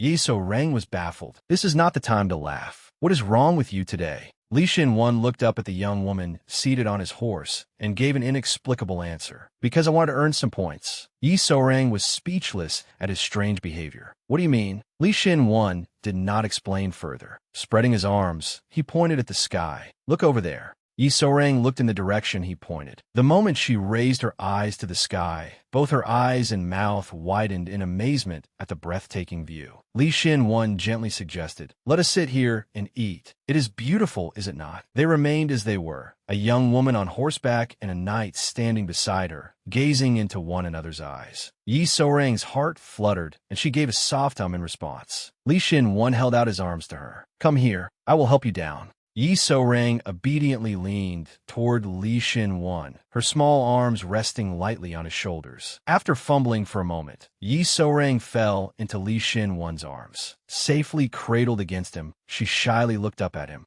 He said nothing, merely smiling gently. A moment later, he reminisced about the first time they had met. "This posture is exactly like when we first met, is it not?" Remembering that day made Yi So-rang want to dig a hole and bury herself in it. Embarrassed, she held herself tightly. That little girl who suddenly fell from the sky ran away as fast as she could, but I was caught soon afterward. Li Xin-wan did not think Yi So-rang's appearance had only made an impression on him that day. He softly told the girl in his arms, "After that, you even summoned ghostly energy. Everything you do is unpredictable." I could not take my eyes off you, so I kept watching you. And at some point, all I could think about was you. Was Li Xin-wan indirectly confessing his feelings to Yi So-rang? Li Xin-wan lowered his gaze and looked tenderly at Yi So-rang. Do you see me only as a friend? His heart was filled with complicated thoughts as he looked at her. He pressed his lips together and silently told himself, as the king's subject and as her friend, I know how I ought to behave. But if nothing has been decided yet, and she still gives me a chance, I will seize that chance at any cost. Yi So-rang immediately realized that Li Xin-wan was expressing his feelings for her. Yet she did not pull away. Instead, she bravely met his gentle gaze, lightly clutching his robe as she stammered, Li Xin-wan. Xin-wan, I. Before she could finish, a group of men suddenly emerged from behind the tall grass, intending to attack them. As a skilled Imperial Guard officer, Li Xin-wan immediately noticed the rustling behind him. He flinched and swiftly turned around, wrapping Yi So-rang tightly in his arms to dodge the large net thrown at them. Startled by the sudden attack, Yi So-rang panicked. Li Xin-wan vigilantly watched the rough-looking men after their attempt to catch them with the net failed. He quickly helped Yi So-rang onto his horse to keep her safe. So-rang, get on the horse. Then he stood before her, shielding her with his back as he boldly faced the men with ill intentions. Li Xin-wan assumed a proper fighting stance. His back was straight and steady, his hand poised to draw his sword. He carefully assessed the enemy before him. Who are they? Bandits? Spies? Could they be connected to the note Grandma GWI sent me? So focused on his thoughts, he exposed an opening to one of the masked men. Holding a cold iron weapon, the masked man charged at him and shouted, "Catch her!" The sudden attack caught Li Xin-wan off guard, leaving him frozen as though he were about to meet his end. Then, from behind him, a porcelain bowl came flying through the air at remarkable speed. It hit the masked man squarely in the face, stopping him in his tracks. Before Li Xin-wan could recover, Yi So-rang swiftly tossed aside the pastries they had bought for their picnic. Grasping the reins, she shouted, "Xin-wan, what are you doing? Get on the horse too." Li Xin-wan immediately obeyed and leapt onto the horse. Hearing the horse neigh, the masked men realized their prey was about to escape and shouted to one another, "Do not let them get away. Catch them." They rushed forward, intending to injure the horse, but before they could get close, Li Xin-wan's kick sent them sprawling backward. Taking advantage of the moment, Li Xin-wan quickly took the reins from Yi So-rang and urged his warhorse forward at full speed. But he immediately realized the masked men had no intention of giving up. The villains quickly brought out horses of their own and pursued them. Watching the chaos behind him, Li Xin-wan was seized by a terrible premonition. They have horses too? Then they're no ordinary bandits. Now he was truly afraid. He seriously asked himself, where should I go? He needed somewhere he could keep Yi So-rang safe. Then Grandma GWI's warning in the letter echoed in Li Xin-wan's mind. Do not return a heart-to-heart tea house, no matter what excuse you must use. Looking at the young woman before him, he earnestly asked Heaven, where is the safest place for So-rang? Heaven did not disappoint such a handsome Imperial Guard officer and promptly sent him the answer. King Li Hian's image appeared in Li Xin-wan's mind. The answer made Li Xin-wan frown and click his tongue. Nevertheless, he ultimately brought Yi So-rang back to the palace. He did not want her to remain beside the king for too long, but at this moment, the king was the only one who could keep her safe. When Li Xin-wan returned, one of the guards under his command anxiously approached him. Imperial Guard Officer Li, were you not going home? Look at all that sweat. What happened? Li Xin-wan had ridden at breakneck speed for a long distance to shake off the masked men before returning, leaving him exhausted both physically and mentally. Nevertheless, Li Xin-wan quickly regained the professional composure of an Imperial Guard leader. He ordered the young guard, prepare horses at once. Someone is pursuing us. The guard in red was startled for a moment, but he understood better than to let curiosity delay the Imperial Guard officer's orders. He hurried away. Yes, sir. After the man left, Li Xin-wan's demeanor softened completely as he worriedly asked Yi So-rang, So-rang, are you all right? Yi So-rang was still short of breath from the terror of the journey back, but she tried to appear strong. Yes, I was only a little startled. Seeing how frightened she had been, Li Xin-wan finally decided to honestly tell her about Grandma GWI's letter. He felt it would be unfair to Yi So-rang not to tell her. Something strange is happening on Grandma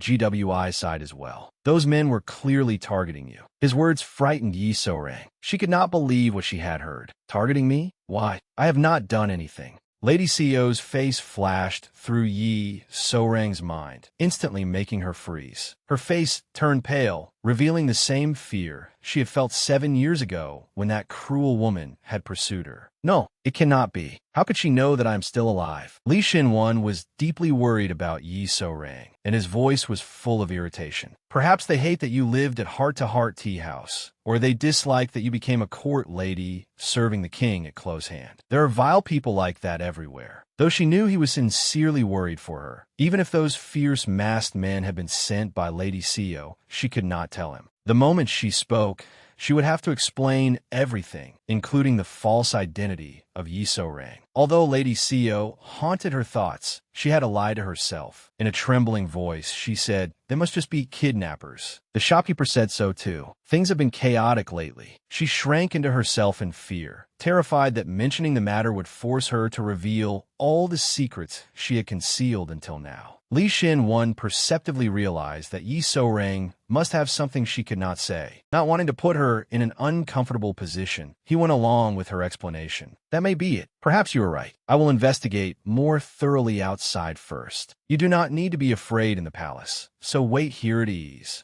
His actions and his promise that she should wait for his return made Yi So-rang's heart flutter. She obediently answered softly, "All right." Li Shin-won smiled gently. He reached out and lightly patted Yi So-rang's head. "I will return soon, so tell me your answer when I come back." With that, Li Shin-won turned and hurried away. He did not know that behind him, aside from the young Yi So-rang who still watched him longingly, 2 people in green were also observing them intently. Having watched both Yi So-rang and Li Shin-won's actions and expressions, Court Lady 1 immediately sensed that something was wrong and turned to consult Chief Yuna-cha. "We need to move faster than planned." Chief Yuna-cha looked at her in confusion. Why all of a sudden? Watching Yi So-rang's expression, Court Lady 1 explained with a bad feeling. "Something is not right about the atmosphere between those two. We must accomplish our great task before Imperial Guard officer Li Shin-won returns." News that Yi So-rang had returned to the palace in the middle of the night quickly reached the king. Finding it strange, he felt uneasy and immediately summoned her. "So-rang has returned? Did something happen?" "No, I will ask her myself. Tell her to come in."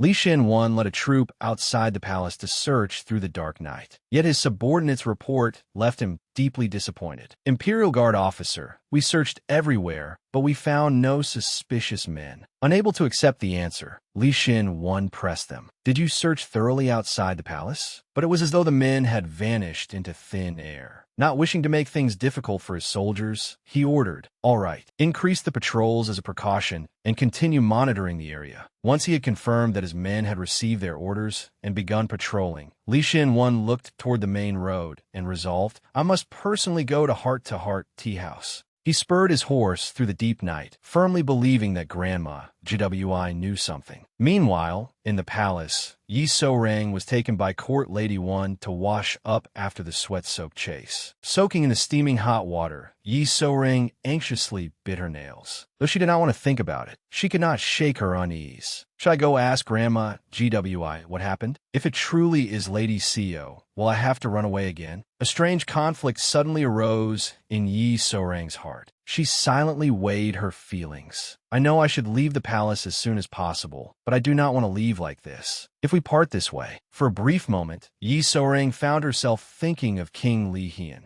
Court Lady 1's voice suddenly interrupted Yi So-rang's thoughts. She called from outside, "So-rang, have you calmed down? A hot bath should help you feel better." Yi So-rang was a very polite young woman, so she gratefully replied to Court Lady 1. "Yes, Court Lady 1, thank you for your concern." Court Lady 1 slowly approached her and said, "There is no need to thank me. It is nothing much. A few days ago, when I heard the palace servants talking about abductors who steal women for wives, I had a feeling something was amiss. When I heard that you had been abducted, I was terribly alarmed. I never imagined it was true. How can the world be so chaotic? Is this not because the marriage ban has lasted far too long? It is truly worrying. Yi So-rang felt guilty and thought to herself, it is not necessarily related. I only said it casually. Then, Court Lady 1 suddenly spoke to Yi So-rang with great seriousness. So-rang, this may be sudden, but this will determine the fate of the nation. Tonight, you must serve His Majesty well. However, they were completely talking past each other. Court Lady 1 was thinking about consummating the marriage, while Yi So-rang thought that she meant her usual duties. So-rang obediently replied, Of course, Court Lady 1. It is sudden to have to work overtime, but I will do my very best. Still, Yi So-rang could sense an unusually fervent energy coming from Court Lady 1. As an expert in sleeping by day and working by night, So-rang could only conclude that Court Lady 1 had been possessed by someone.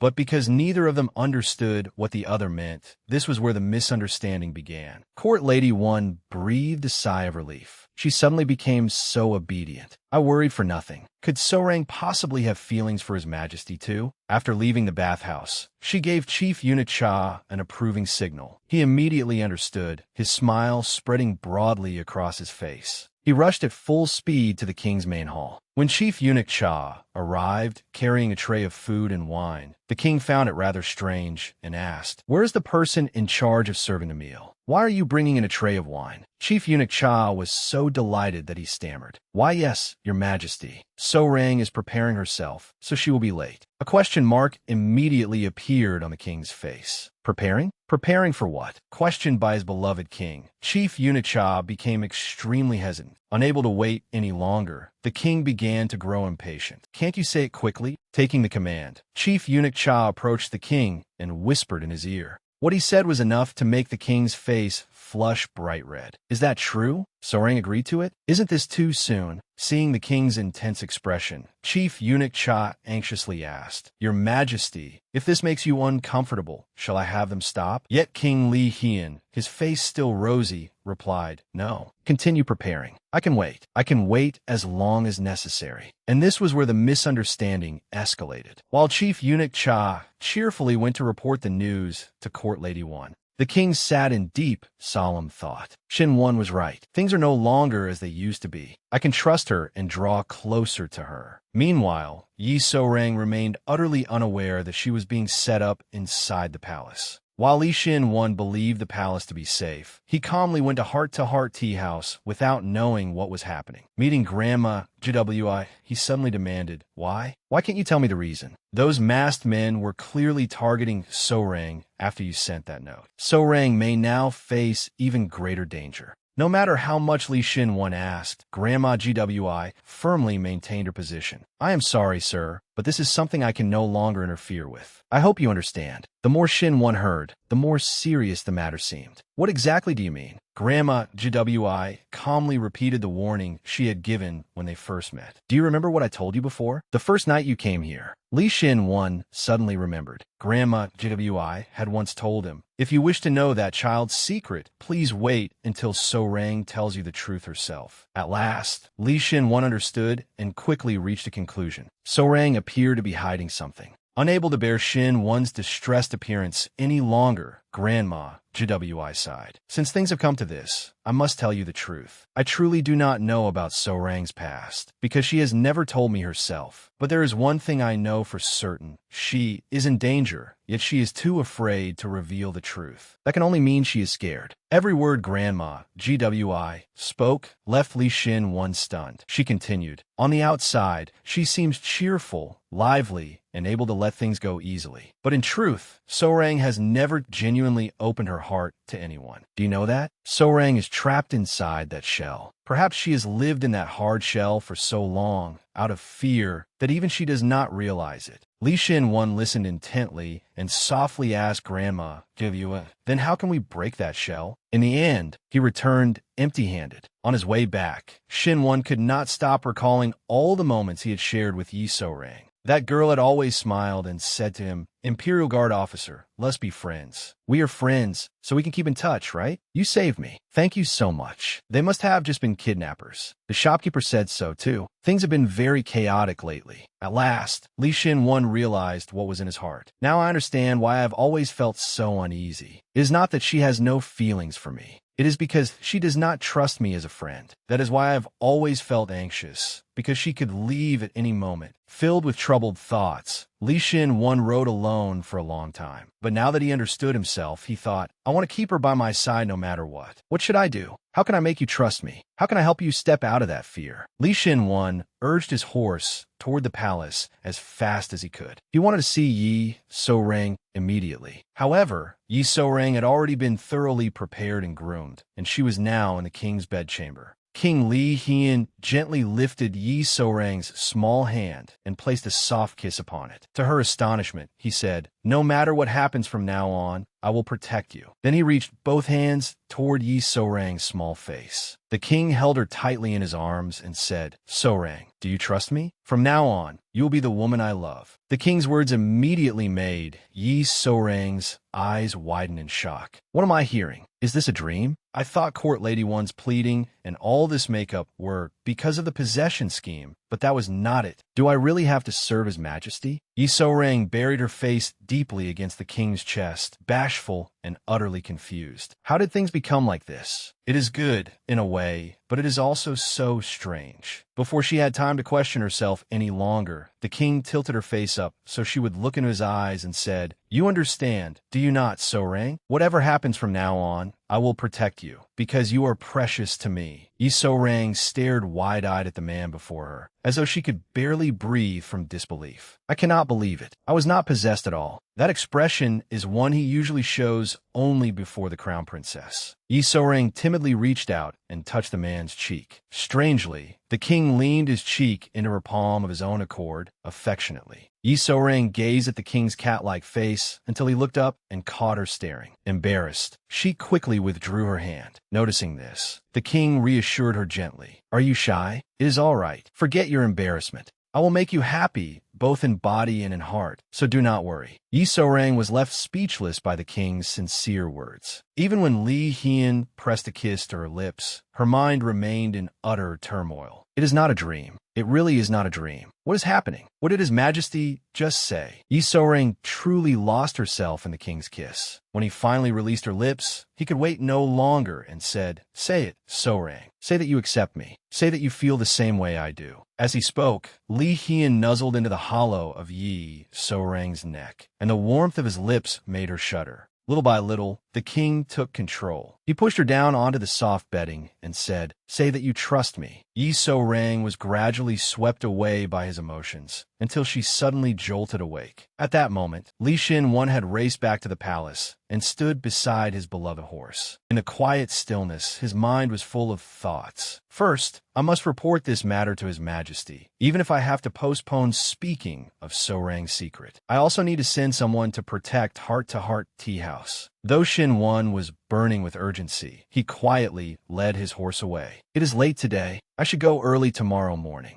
While on patrol, a young guard in red spotted his Imperial Guard officer and called out to him. The boy ran toward Li Xin and said, Imperial Guard officer, you are only returning now? It sounded as though something had happened while he was gone. Sensitive to this, Li Xin immediately asked, What happened? Did something occur during the patrol? The red-clad guard practically skipped toward him, beaming as he spoke. No, it is not that. Patrol has been going very well. But compared with patrol, I heard something far more shocking. It seems you have not heard yet, Imperial Guard officer. The marriage ban may soon be lifted. Everyone in the palace is talking about it. A bad feeling suddenly came over Li Xin. He asked coldly, What did you say? The young guard, who loved gossip, eagerly shared the hot news. I do not know all the details, but for 7 years, His Majesty has rejected marriage and kept away from romance. Yet tonight, he has summoned an inner court lady to attend him overnight. Everyone says it is a good sign. Li Xin listened to every word as though they were blades cutting into his heart. His face darkened, and he rushed toward the king's bedchamber. Ignoring the guard calling after him, Imperial Guard officer, where are you going? Xin ran on. Meanwhile, in the king's bedchamber, Yi So-rang seemed to want to refuse Li Hian's affectionate advances. She used all her strength to press her small hands against his chest, try to push him away. Looking down at the woman he cherished, the king asked tenderly, Yi So-rang, why are you acting this way? Zhuang. Yi So-rang could no longer look directly at the man above her. Turning her face aside and pressing her lips together, she whispered in a trembling voice, I cannot serve your majesty. Her words dampened the king's mood. He frowned slightly and gently asked the girl lying beneath him, How can you say such a thing? Frightened, Yi So-rang answered him honestly, I still have many shortcomings, so I cannot serve your majesty. Li Hian did not believe that was the true reason she was rejecting him, so he tried to reassure her. Forget those empty formalities. Are you not an honest person?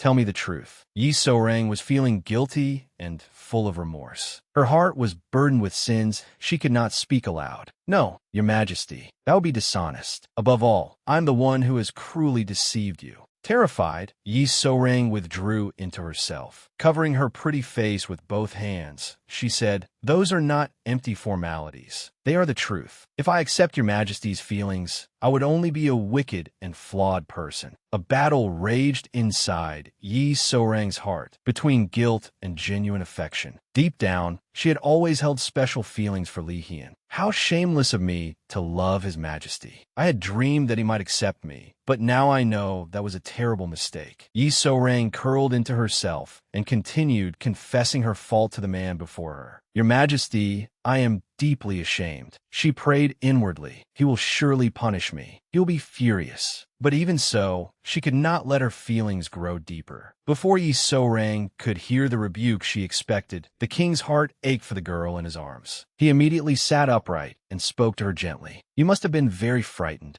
Yi So-rang quickly sat up properly as well and looked at the king. His cheeks were still slightly red, but his conduct was impeccably gentlemanly. The king let out a quiet sigh and said, It seems I was too hasty in wanting to consummate our marriage. I am truly sorry. I do not know how you feel right now, but I will not force you or hold you in a way that frightens you again. I will wait until you are ready, no matter how long it takes. Yi So-rang stared at the man before her in astonishment. The king soon noticed her expression. Why are you looking at me like that? Did you think I would fly into a rage, as I usually do? Yi So-rang pressed her lips together, her brows drawing slightly together as pain throbbed in her heart. The man before her was such a wonderful person, yet she had deceived his feelings for so long. Of course, Li Hian could not see the turmoil in Yi So-rang's heart. Smiling gently, he recalled their past. Oh, I understand. Our first meeting did not leave the best impression, but I am not actually such a bad person. The more Li Hian spoke, the more Yi So-rang wanted to cry. Tears rolled down her cheeks, startling the king. He anxiously asked, So-rang, why are you crying? Am I truly that frightening? At this, Yi So-rang shook her head with all her might. But the king would not stop asking, Then why are you like this? Yi So-rang could no longer answer him. Her heart held countless thoughts she could not speak. Your majesty is far too brilliant. That is why I feel guilty and happy too. But I cannot tell you. It is agony. Imperial Guard officer Li Xin-wan ran as though he had spent half his life running, until he finally stopped before the king's bedchamber. He stood there, staring inside without saying a word. When Court Lady 1 saw Li Xin-wan arrive, she worried that he would grow angry, charge inside, and ruin the plan. She hurried over to warn him, You cannot see His Majesty now, so please come back later. When Xin-wan did not respond, Court Lady 1 grew even more concerned and continued, Do you not understand? His Majesty is doing this for you. Hearing this, Li Xin-wan's face darkened. He turned and walked away, each step as heavy as if sandbags were tied to his feet. Gritting his teeth, he said word by word, No, I am leaving not because of His Majesty, but because of So-rang. A few days passed after that, but Yi So-rang remained as she was now, sitting absent-mindedly and gazing at the clear blue sky and white clouds. The next morning, Yi So-rang went outside and saw the satisfied faces and happy smiles of both Court Lady 1 and Chief Unit Cha, which made her feel terribly guilty. She gloomily thought, I really want to tell them that their plan failed, but His Majesty ordered me to keep it secret. I have no choice but to feel sorry toward them. At first, no one knew what had happened in the king's bedchamber, so the two green-clad masterminds remained overjoyed. Soon, however, rumors that an inner court lady had received the king's favor spread rapidly, throwing the palace into an uproar. The court ladies eagerly gossiped, and more people learned about Yi So-rang. Yi So-rang secretly felt relieved because the king had immediately left the palace for military exercises. Forbidden from returning to heart tea house, she shut herself away in a temporary refuge court. Lady One had prepared to escape all the commotion. A few more days passed, and the temporary uproar over the consummation naturally disappeared as though it had never happened, since neither of the two people involved was present. Yi So-rang gazed sadly at the sky and thought, perhaps His Majesty left the palace for my sake as well. Relieved that the commotion had died down, she let out a long, melancholy sigh. Then, suddenly, she felt a deep sense of regret. In Yi So-rang's mind, reason and emotion were now at war. The fairy of reason appeared and warned her, "No, So-rang. A relationship built on lies is bound to fall apart someday. Cutting it off is the right choice." But the monster of emotion suddenly interrupted, kicking the beautiful fairy aside as it fiercely shouted, "What do you mean, fall apart? It has not even begun, so how can it end? Since when did a carefree Yi So-rang, whose only concern was eating well and sleeping soundly, become this weak? Besides, life is short. How often do you get the chance to meet such a handsome man?" Thus, reason and emotion each had their own opinion and began bickering noisily. Reason angrily fired the first shot of war. What would you do if His Majesty discovered that he had been deceived? What could be more important than staying alive? Emotion refused to back down and retorted, "His Majesty likes So-rang, not the crown princess. Just keep lying your way through it." The two began producing evidence to support their arguments. The Fairy of Reason quickly replayed the scene in which Li Hian kissed Yi So-rang because he mistook her for the crown princess, then sternly said, "What if His Majesty said he loved you only because he mistook So-rang for the crown princess? Have you forgotten that he once kissed So-rang while she was asleep, then called it a mistake?" The monster of emotion promptly brought out counter-evidence and confidently replied, "Have you forgotten when His Majesty held So-rang tightly and said, 'This time, I will protect you'? That is the promise of a real man. This time, he will protect So-rang, even though he could not protect the crown princess before. What misunderstanding could there possibly be?" The Fairy of Reason began exposing the Emperor's flaws. "Even if he does like her, that still will not do. Look at the way His Majesty has acted all this time. He is violent, and his feelings are extreme. He is a true tyrant. The only thing he is going for him is his face." Reason flared up and shouted, "How violently do you think a man like that would turn on her if he learned the truth? How can you trust someone like him?" Frightened by Reason's rage, emotion temporarily surrendered. Only Yi So-rang stood there blankly, listening to them argue. Unconsciously, she pulled out a cord with several objects tied to it, making them clink together. The moment they saw it, both reason and emotion cried out in unison, "It is the token bestowed by the king." Yi So-rang gazed at it sadly and recalled that embarrassing night, when she had suddenly begun crying and could not stop. The emperor had asked in distress, "So-rang, why do you keep crying? Is there something you cannot tell me?" But that night, at that time, she herself had not known what to do or how to stop crying. Li Hian was at a loss as he watched her cry inconsolably, looking around his room in confusion. Then he took something out and held it before her. There, stop crying and look at this. I was just like you the last time. It may be simple, but does it not still have meaning?" Yi So-rang's sobs gradually subsided as she stared at the man, who awkwardly told her, "Actually, I made it while thinking of you. I intended to give it to you as soon as I finished it, but one cannot be careless when giving jewelry to a woman, so I put it away for later and forgot about it. I was embarrassed because it is such a simple gift, too. Please accept this for now. Next time, I will prepare something more meaningful." Yi So-rang raised her tear-streaked face to look at the emperor. She hurriedly grasped his hand and said, "No, Your Majesty. It is very beautiful. Please put it on me." The emperor smiled gently at the young woman before him. "All right, thank you. Keep it safe. This is a token of my waiting." That was why the item was now in her possession. It was something even the crown princess had never possessed. Yi So-rang held it tightly to her chest and thought, "That is right. I must trust His Majesty and be brave. One day, I will confess my wrongdoing and beg for his forgiveness." Suddenly, she heard court ladies gossiping about the consummation, and the absent-minded Yi So-rang startled. Feeling guilty, she hurriedly looked for a place to hide. "They're talking about me. It will be troublesome if they discover me." So she hid in a corner and eavesdropped on the other court ladies. They whispered that several days had passed, yet things were still far too quiet, and there had been no reward granted either. Everyone wondered who the fortunate court lady was. Yi So-rang sighed inwardly. The longer I stay in the palace, the more exhausting matters like this become. I never used to feel so suffocated here. Why has it become so strange lately? Then, in a fleeting instant, Yi So-rang thought of Li Xinwan. Come to think of it, Xinwan was by my side throughout my time in the palace. Goodness, I became so accustomed to it that I did not realize how busy he has been with his work at the Imperial Guard Bureau. Yet I have not even been able to thank him. As she felt empty inside, regret suddenly washed over Yi So-rang. She frowned sadly, recalling Li Xinwan asking her, "Do you truly see us as nothing more than friends?" Yi So-rang tiredly looked up at the sky. But do I have to give him an answer, too? How did things develop like this? Without realizing it, both of them have slipped into my heart. Also, I have not seen Xinwan since that day. He must be busy tracking down those suspicious men from before. Indeed, Li Xinwan was still tirelessly hunting for the masked men from that night. Every day, he led a whole detachment through the capital, inspecting one place after another. It was the same now. Li Xinwan threw open a door, stormed inside, and ordered, "Search every suspicious person."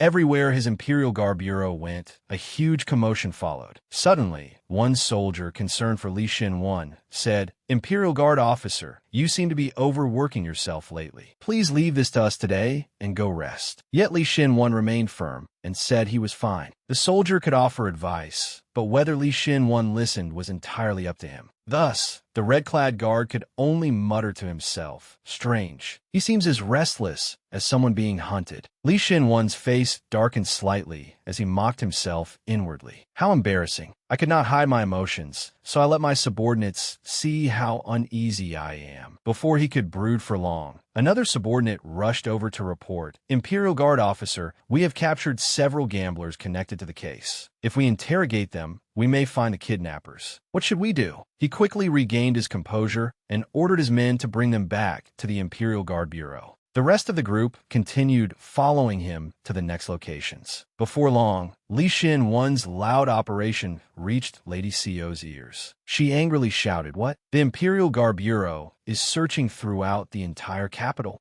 The gang leader honestly reported, "Yes, my lady." Officially, they claim they are arresting criminals disturbing the capital, but their real target appears to be my kidnapping organization. Hearing this, Hyunhee smirked and mocked her mother. "It seems you became too agitated that day, mother. I cannot believe you ordered them to seize that impostor while Imperial Guard officers were beside her. You are always nagging everyone to stay calm." Lady Seo immediately flew into a rage and scolded Hyunhee. After being reprimanded, Hyunhee quickly fell silent. Lady Seo pressed a hand to her aching forehead and said, "Tell everyone to lie low for a while. Gather all our people from the ferry market and the outskirts of the capital." The man accepted the order and withdrew. Hyunhee smiled faintly to herself, biting her lip as vicious thoughts took hold. "No, mother, we cannot stop now. If we retreat, that fox will become even more brazen. We must do everything we can to get rid of that fox disguised as an innocent lamb before it is too late." Meanwhile, at the heart-to-heart tea house, a young man was working diligently. As he swept the courtyard, he hummed a tune. Hae-yun noticed how hard he had been working and approached him. "My goodness, you have already cleaned the entire shop. I could have cleaned inside myself." Hearing Hae-yun's voice, the industrious young man smiled slightly. "Cleanliness is most important in a tea house. I should do something rather than sit around doing nothing." He was the heart-to-heart tea house's new employee, or, more accurately, Chun-suk, an Imperial Guard Bureau officer on an undercover assignment. Hae-yun looked at him warmly and gratefully. "Thank you for working so hard, even doing work you do not need to do." Chun-suk maintained his bright smile as he spoke to the young woman. "It is nothing. Helping here is part of my duty as well, Miss Hae-yun." Their pleasant conversation happened to fall directly within the sight of young Yo-suk, who was infatuated with Hae-yun at the heart-to-heart tea house. Unwilling to accept it, he crumpled the book in his hand. "I should have applied to work here instead of coming as a customer." From then on, the heart-to-heart tea house became the frequent battlefield for a fierce battle of wits between the two men. The painter Jung glared at the red-clad guard carrying out his covert mission and irritably asked, "Do you not have anything to do?" Chun-suk waved him away. "It is almost closing time. Should you not be leaving?" The two continued trading barbs, but Yun paid them no attention. Her heart was filled only with thoughts of Yi So-rang. I miss Sister So-rang so much. She must be very busy, since she has not come back in so long. While she mournfully missed Yi So-rang, a remark from Painter Jung suddenly caught her attention. But have you not been getting home too late? Is it always like this? Displeased, Chun-suk sharply pointed toward the painter and said to Yun, "Is that not dangerous? The tea house stays open this late, and Miss Yun is all alone." Young Yo-suk, having been pointed at, became even more heated and snapped. "Who do you think you are? You insolent fellow!" Hearing this, Yun honestly explained, "Grandma went out to buy food. She probably stopped at some tavern again, which is why she is late. She normally is not like this." Suddenly, a clatter sounded from behind her, and Yun hurried over to see off a customer. The customer was extremely pleased with the tea at the Heart-to-Heart Tea House, which made her happy. "Hayon Dovid Politelu. Thank you for visiting. Please take care on your way home." Yun obediently cleared the teacups from the table the customer had just left, while the two foolish men behind her continued arguing noisily. She wore a slightly concerned expression. "This is worrying. Why is Grandma coming home so late?" As she cleaned the table, Yun suddenly noticed a note lying there. Thinking it was something the customer had forgotten, she quickly opened it to look for information so she could return it. But the contents immediately darkened Yun's face. Chun-suk impatiently asked the bespectacled painter, "All the other customers have left. Why are you still here?" Painter Jung refused to yield. "As if I would leave Miss Yun alone with someone like you." Chun-suk angrily explained, "I told you, I am carrying out a mission." Then Chun-suk turned around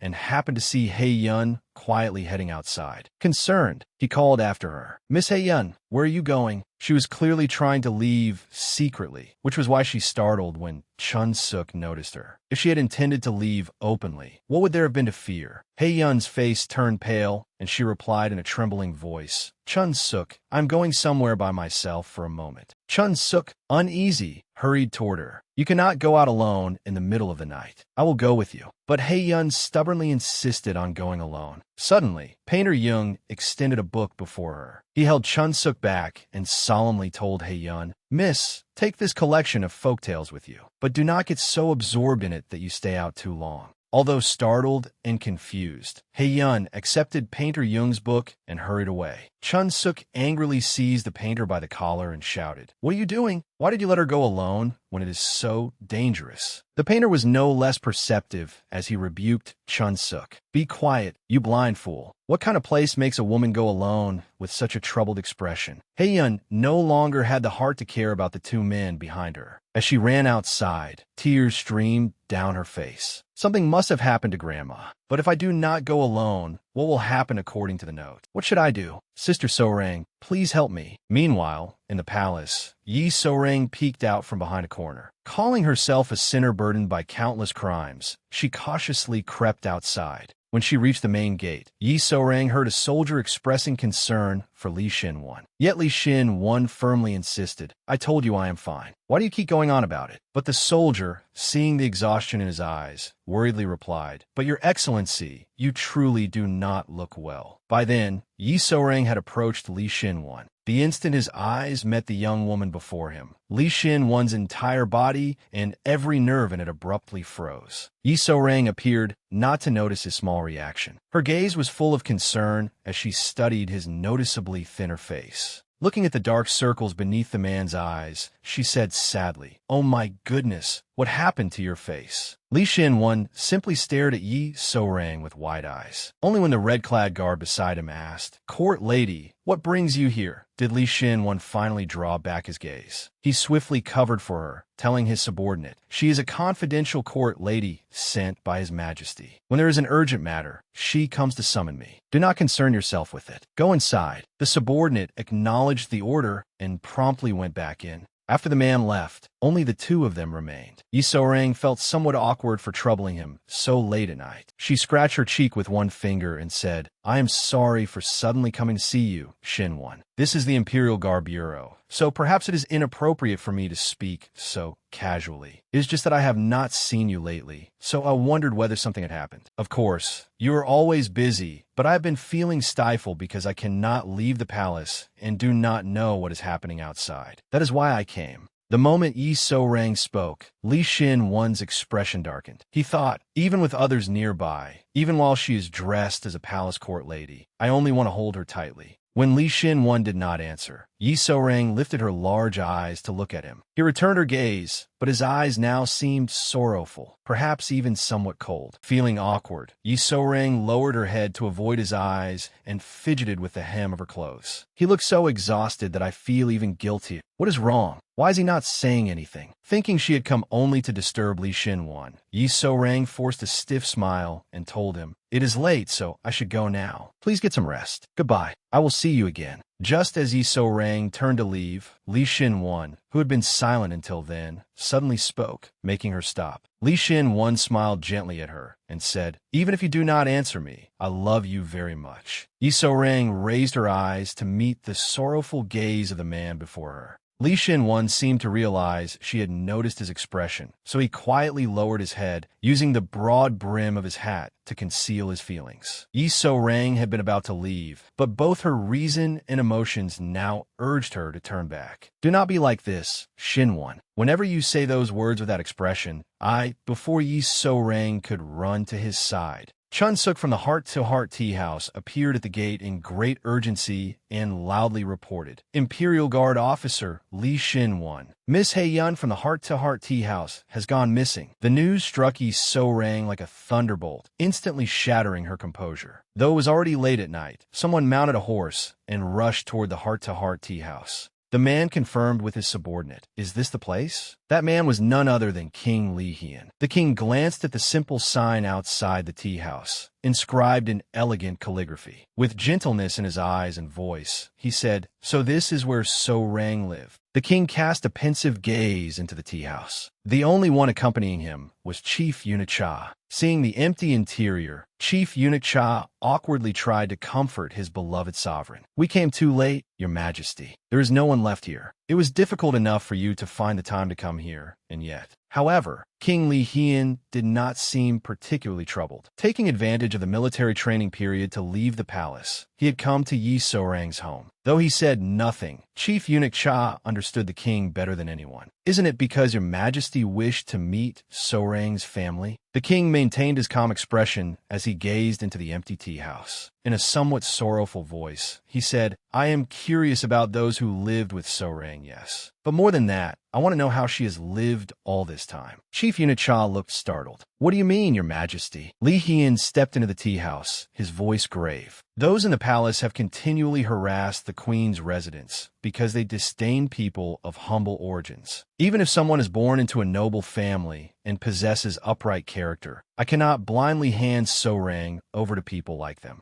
The king lightly ran his hand over the tables where Yi So-rang served tea to customers every day. His tone became increasingly serious. "I must find a way to stop them before they begin picking apart her background and behavior again." As he spoke, he looked all around the heart-to-heart tea house. Chief Eunuch Cha immediately understood his intention. "Your Majesty," he beamed with delight. "Does that mean you intend to grant her an official position?" Li Hian ignored Chief Eunuch Cha's chatter behind him and inspected the eerily quiet tea house. Something was strange. The shop was open, yet there was not a soul inside. Sensing that something was wrong, the king turned and gave an order. "Let's go inside and look." Just as Li Hian was about to enter, a dark figure suddenly darted out in front of him. Chief Eunuch Cha went pale and cried out, "Your Majesty, in front of you." The shadowy figure wielded a long stick and, with a fierce shout, swung it at King Li Hian. Chief Eunuch Cha saw that his beloved sovereign was about to be struck on the head, yet the king simply stood there calmly. Terrified, he screamed, "Your Majesty!" With a simple sidestep, the king avoided the attack. The dark figure lost his balance and fell forward, separating the king and Chief Eunuch Cha. He crashed into the tables and chairs with a loud commotion. Chief Eunuch Cha, still catching his breath, berated the attacker. "How dare you do that to His Majesty? To His Majesty of all people." Since Chief Eunuch Cha was being so loud, Li Hian quickly raised a hand to signal for silence. The king stared at his attacker and asked in a low voice, "Who is this?" Since Li Hian was confused, he quickly raised his hand toward Chief Eunuch Cha, signaling him to be quiet. Staring at his attacker, the king asked in a low voice, "Who is this?"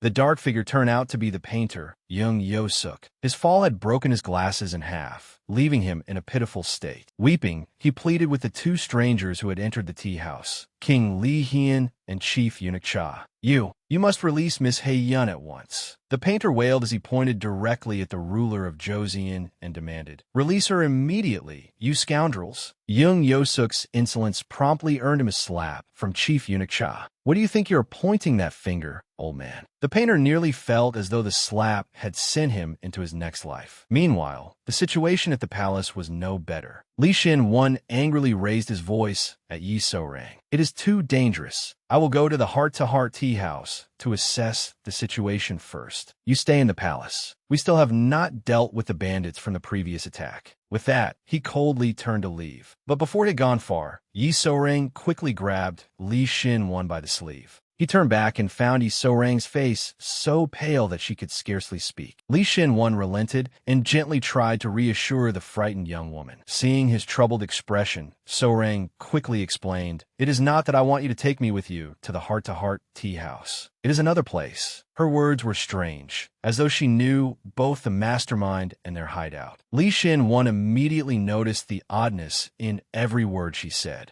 Lee Shin-won stared at the visibly terrified Yi So-rang. In a trembling voice, she said, "I cannot be certain, but there is somewhere we need to investigate." So-rang could not stop shaking. That dreadful past still clung to her relentlessly, and she could only think, "If Lady Seo is truly looking for me, she will use every means possible to kill me. Yes, she's that kind of person. Then Hae-yun may have been taken away. If she resorts to even more underhanded methods, I'm such a fool. I thought that running away would solve everything." She clenched her small, trembling hands. "I'm such a fool. I hope this is not one of Lady Seo's schemes." Unable to bear seeing Yi So-rang so fragile and pitiful any longer, Lee Shin-won chose to trust her completely. He gently placed his hands on her shoulders and said, "Then we shall go together." So-rang was startled by his words. The small reaction caught Lee Shin-won's attention. Surprised, he asked, "Yi So-rang, did you think I would let you go alone?" So-rang looked up at him and agreed. "Then come with me. Let it be just the two of us." Lee Shin-won nodded with satisfaction. "All right, then, let us prepare quickly." Seeing So-rang's bewilderment, he heard her ask, "Prepare for what?" Lee Shin-won honestly explained, "Someone will be watching to see whether you leave the palace. Besides, if you wear a court lady's clothing like that, things will become even more complicated. You need to change into something else, so no one recognizes you." Finding his reasoning persuasive, Yi So-rang nodded.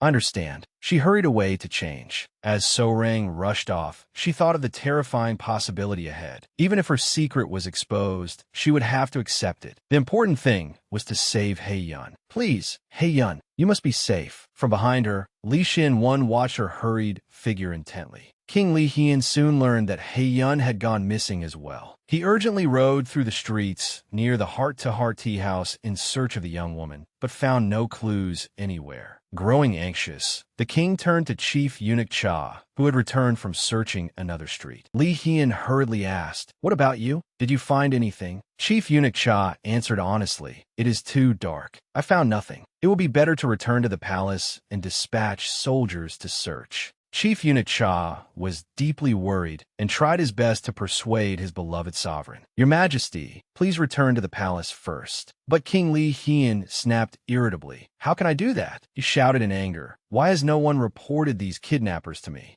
How can human beings do such things?" Lee Hyun burned with rage, his fury nearly directed at the court officials. "Why has not a single official reported these wrongdoings to me?" Chief Eunuch Cha trembled and broke into a cold sweat after being unfairly scolded. Once the king had vented his anger, however, he quickly lapsed into self-reproach. Lowering his head, he hid his expression beneath the brim of his hat and ground his teeth. "How pathetic. I knew nothing of it. I truly am foolish and pathetic. How could something like this? Why? He continued blaming himself until the pitiful painter Young Yo-suk, who had no horse and therefore took a long time to reach them, finally arrived. "I found it," he cried. The painter immediately interrupted Lee Hyun's grief-stricken thoughts. Jun Josuk Banting Hevidi held up a page in his hand. This is clearly a page from the book I gave Miss Haeyun. This must be the signal she left for us. Please follow me quickly. Having received such an important clue, King Li Hian became more resolute and began arranging matters in earnest. He quietly ordered Chief Eunuch Cha Seyong, return to the palace at once and bring soldiers here. She left a signal so that others could find her, yet he clearly had no intention of stopping. Li Hian sent Chief Eunuch Cha back to the palace for reinforcements while he continued onward alone. Seated atop his horse, the king lowered his gaze, extended a hand to painter Jung Yo Suk, and said, "Get on the horse."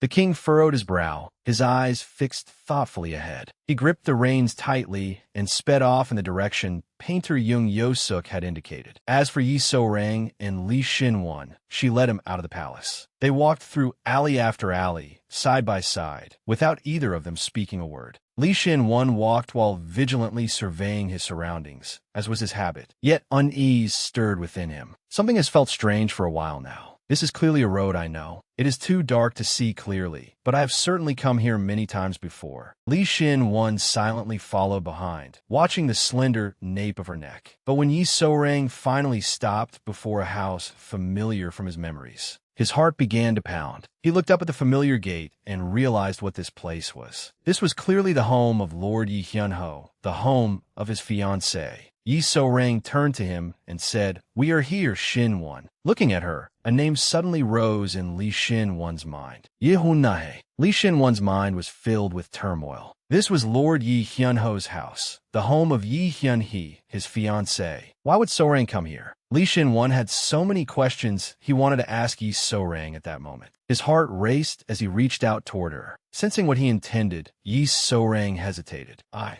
do not have time to explain right now. Li Shin-won then realized how rashly he had acted. Yi So-rang did not address what he wanted to ask. In the same trembling voice, she said, Perhaps I am mistaken. But if my guess is right, Haeyun may be here." Yet whenever she thought of Lady Seo, So-rang's small body trembled uncontrollably. She prayed inwardly, "Please let this only be a mistake. The mere thought of standing near that woman makes my knees go weak. I am truly afraid." Still uncertain, Yi So-rang asked Li Shin-won for a favor. If only there was some way to check. She looked up at him with wide eyes. "Please, Shin-won, you may be shocked, but please trust me this once." Li Shin-won looked at So-rang, his gaze trembling faintly. All night, she had been saying very strange things. But the moment she asked him to trust her, Li Shin-won's hand tightened slightly. He accepted Yi So-rang's request. "All right, first, we must resolve this situation." So-rang thanked him happily. Li Shin-won then surveyed the surroundings and came to a conclusion. "But in the middle of the night, we cannot simply knock on a nobleman's door and demand to inspect the house. This is quite a difficult problem." Hearing his concern, Yi So-rang urgently said, "Then I know a place where we can sneak in." With every word she spoke, So-rang's knowledge of and familiarity with this place left Li Shin-won increasingly astonished. Li Shin-won followed So-rang and swiftly climbed over the wall she showed him. From above, he whispered down to her, "It will be faster if I go alone. I will investigate and return at once. Wait here. There are surely patrols outside, so leave this side to me." Li Shin-won quickly cut off Yi So-rang's hesitation. In the end, she had no choice but to agree. Worried, she cautioned him, "I understand, but you must be careful." Li Shin-won nodded and sat perched atop the wall, looking down at the face of the woman he had secretly loved for 7 years, her fragrance still carrying the scent of cherry blossoms as it always had. At last, Li Shin-won lowered his head, using the brim of his hat to hide the smile on his lips. Then he turned and leapt down into the courtyard below. As a skilled Imperial Guard officer, Li Shin-won moved with practiced ease and landed softly. Now that Yi So-rang was no longer beside him, he stood alone beneath the enveloping darkness, unable to avoid a moment of private reflection after the shock he had just received. And yet, she had immediately led him to Lord Ye's residence, and even knew the easiest place to sneak in. But time was short, so Li Shin-won swiftly headed deeper inside, moving like the wind. As he investigated, he thought with quiet delight, "It seems I'm drawing ever closer to the truth she has kept hidden in her heart." Yi So-rang now stood alone before the high wall, her hands tightly clasped as she trembled uncontrollably. With all her sincerity, she prayed, "Please, please, "Hey Yun, you must be safe. If anything happens to you, I—" Before she could finish her prayer, Yi So-rang suddenly heard a door open. Like a little mouse trying to sneak inside, she flinched in alarm.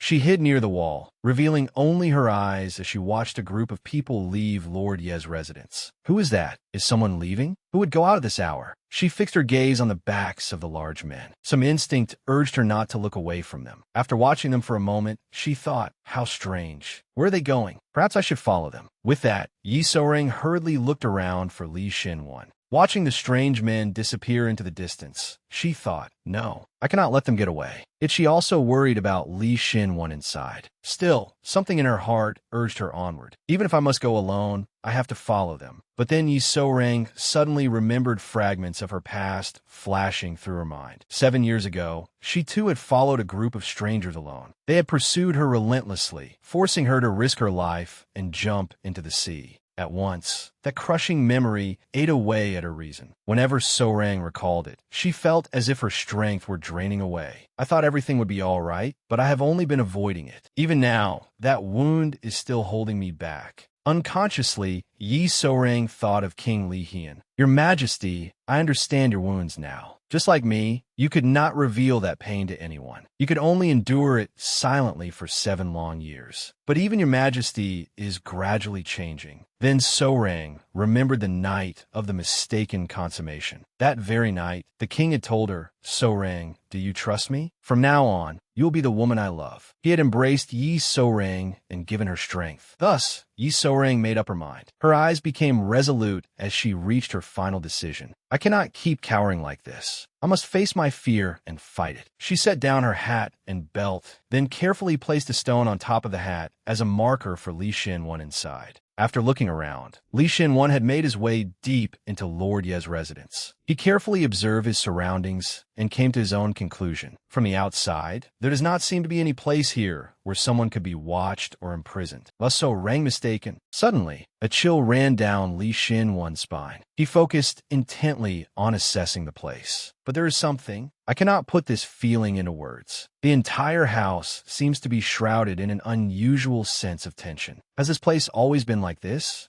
In the eerily silent darkness, a woman's voice suddenly rang out. Father, please stop. Li Xin-won immediately turned his attention toward the sound and prepared to eavesdrop. Someone is still awake. Inside the room, a frail, wrinkled hand trembled incessantly as it reached toward the young woman. But there is still no news of Hyun-soo. At those words and the mention of those names, Li Xin-won was startled. He was certain that the weak male voice belonged to Chief Eunuch Yi. The woman inside the room was none other than Yi Hyun-hee. Hearing her father mention Hyun-soo again, she harshly snapped, I have told you countless times. Hyun-soo is me, Yi Im-hoo-soo. That girl who ran away with the slave she loved is no longer in this world. You agreed to it yourself, father. Every word Hyun-hee spoke made Li Xin-won's nerves tighten like a drawn bowstring. After a while, he heard the woman in the room complain again, listing her contributions. I am the one who tends to you every day, gives you medicine, and serves your meals. Of course, Hyun-hee hated waiting on him, but she continued pretending otherwise. Do you know how much I have sacrificed for this family? Hyun-hee rose to her feet, her face filled with annoyance, and looked at the frail man who was coughing as he struggled to speak. All right, Hyun-hee. No, Jun-soo. You're a good child, unlike that disobedient girl. Hyun-hee opened the door and left. Before going, she reminded her elderly father, since you understand, do not mention that girl again. Please go to sleep. Hearing the door, Li Xin-won quickly hid in the shadows, then hurried back toward the wall. Deep in a secluded forest, 2 men watched a group in the distance. Painter Young Yosuk observed them and commented, It seems their faction has grown again, Your Majesty. Li Hian carefully watched the large, savage-looking men and ordered, Be quiet. Young Yosuk fell silent, but his entire body continued trembling. After observing the suspicious group, the king wondered to himself, They do not look like kidnappers, but they are clearly connected to these abductions. Just as he was concentrating, rustling sounded beside them. Young Yosuk secretly glanced over, his face going pale as he looked toward the source of the sound. The newcomer was Yi So-rang. Though they had come from different directions, they had ultimately reached the same destination. Li Hian looked at So-rang with concern. Why is she here? Yi So-rang hurried after the men anxiously quickening her pace. They're moving so fast. Where on earth are they going? Because she was so focused, So-Rang did not notice a large man appearing behind her. He reached toward her, and his huge hands suddenly covered her mouth to stop her from screaming. Her heart nearly leaped out of her chest. Li Hien quickly whispered, "Quiet. Do not panic. It is me, So-Rang." So-Rang stared at him in surprise. "Your Majesty?" Once she recognized him, Li Hien removed his hand. In a hushed, startled voice, she asked, "Your Majesty, why are you here?" Li Hien looked at her questioningly. "That is what I should be asking you." While Li Hien and Yi So-Rang were speaking, painter Young Yosuk called to them, Your Majesty, come quickly." Those men, before he could finish, So-Rang cut him off. With his arrival, all three immediately focused on the matter at hand instead of chatting. Looking where the painter pointed, they saw several men carrying something out from a corner. The heavy sacks on their shoulders appeared to be the size of human bodies. So-Rang and Li Hien immediately turned to look at each other, as if sharing the same thought. Both were secretly frightened, because there was more than one sack. So-Rang feared the worst. Are there people inside them? Before she could voice her fear, painter Young Yosuk startled her by saying, "They are not all corpses, are they?" Realizing his words would frighten So-Rang, the king reassured her, "Do not speculate before we have checked." Then he noticed that So-Rang was about to get up and approach the man. Li Hien grabbed her arm and scolded her gently, his face tense with surprise. "So-Rang, what are you doing? It is dangerous." So-Rang honestly explained her reason. "I want to get closer and take a look." Li Hien sounded irritated. "If anyone goes, I will go. You stay here." But So-Rang's face had already gone pale. Her voice trembled as she spoke. "No, Your Majesty. Yun is over there. I have to go myself." Unable to bear seeing the always cheerful So-Rang struggle, even to speak from fear, Li Hien pulled her firmly toward him. He embraced her and patted her reassuringly, whispering above her head, "You are afraid because this concerns someone dear to you, are you not? Do not worry. I am here with you." Because they were standing so close, So-Rang's height placed her right against Li Hien's chest, and she could hear his heart beating rapidly. He gently looked down at So-Rang. "Do not frighten me like this. From now on, for my sake, do not let yourself get hurt again. Do you understand?" So-Rang raised her glistening eyes to the man before her. Deeply moved, she thought, "I will be punished for deceiving the person I should never have deceived." Once he confirmed that So-Rang had calmed down, Li Hien turned his attention back to the suspicious men. The king said thoughtfully, "If they truly are kidnappers, there would be no reason for them to bring those women here just to kill them. Let us watch a little longer and calmly decide what to do." Suddenly, Li Hien's composed expression wavered. He shouted suspiciously, "Wait, where are those lights?" So-Rang immediately turned toward where the king was looking. After reluctantly watching the couple's affectionate moment, painter Young Yosuk finally dared to speak. Staring at the distant group, he exclaimed, "Why are those lights coming this way?" He leaped up in joy. "The Imperial Guards, Your Majesty, they look like Imperial Guards." Young Yosuk's reaction immediately made Li Hien fear that their position would be exposed, so he held them back. The lights gradually drew closer, but what suddenly emerged from the brush was not armor or shields. It was a pair of deer antlers.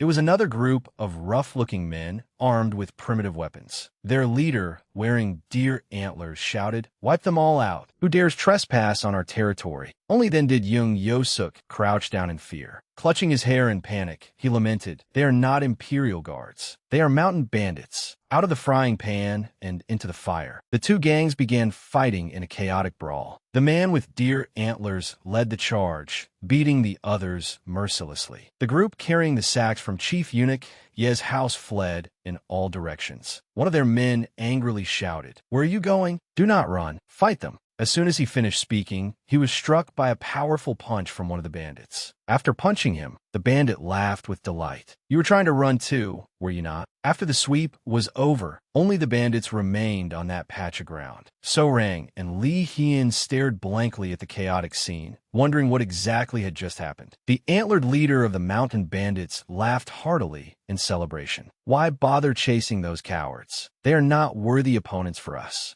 Someone below chimed in, I knew it. We only needed to take their baggage, and they would run away in terror. The antlered leader looked at his men, then at the heavy sacks, and happily ordered, "Good. Let's inspect the baggage on the ground." Suddenly, a piercing sound came from inside one of the sacks, startling the antlered leader. One of his men anxiously reported, "Chief, there is something inside the sack." Still deafened by the earlier shouting, the leader misunderstood. Did the youngest just scream? When the sack was opened, there was no money or treasure inside. Instead, two women with their mouths tightly gagged emerged from it. The entire bandit gang stared in astonishment. The antlered leader was even more shocked and bluntly asked, "Why are there women in there?" One of his men eagerly whispered in his ear, "There have recently been rumors in the capital of people kidnapping women. Could those men who fled earlier have been the culprits?" The leader, still dazed, merely grunted in response. The bandits began asking, "What should we do with these women, Chief? We do not do such cruel things. They know our true identities now." "Chief, that is right. If we return them, we will be in danger too." The antlered leader found his men's words reasonable and began to waver. They reached toward the terrified women huddled together and said, "For now, take them all back to the stronghold." Before they could do anything, another man's voice startled them. "Everyone stop!" The entire group turned around in confusion, staring behind them with bewildered expressions.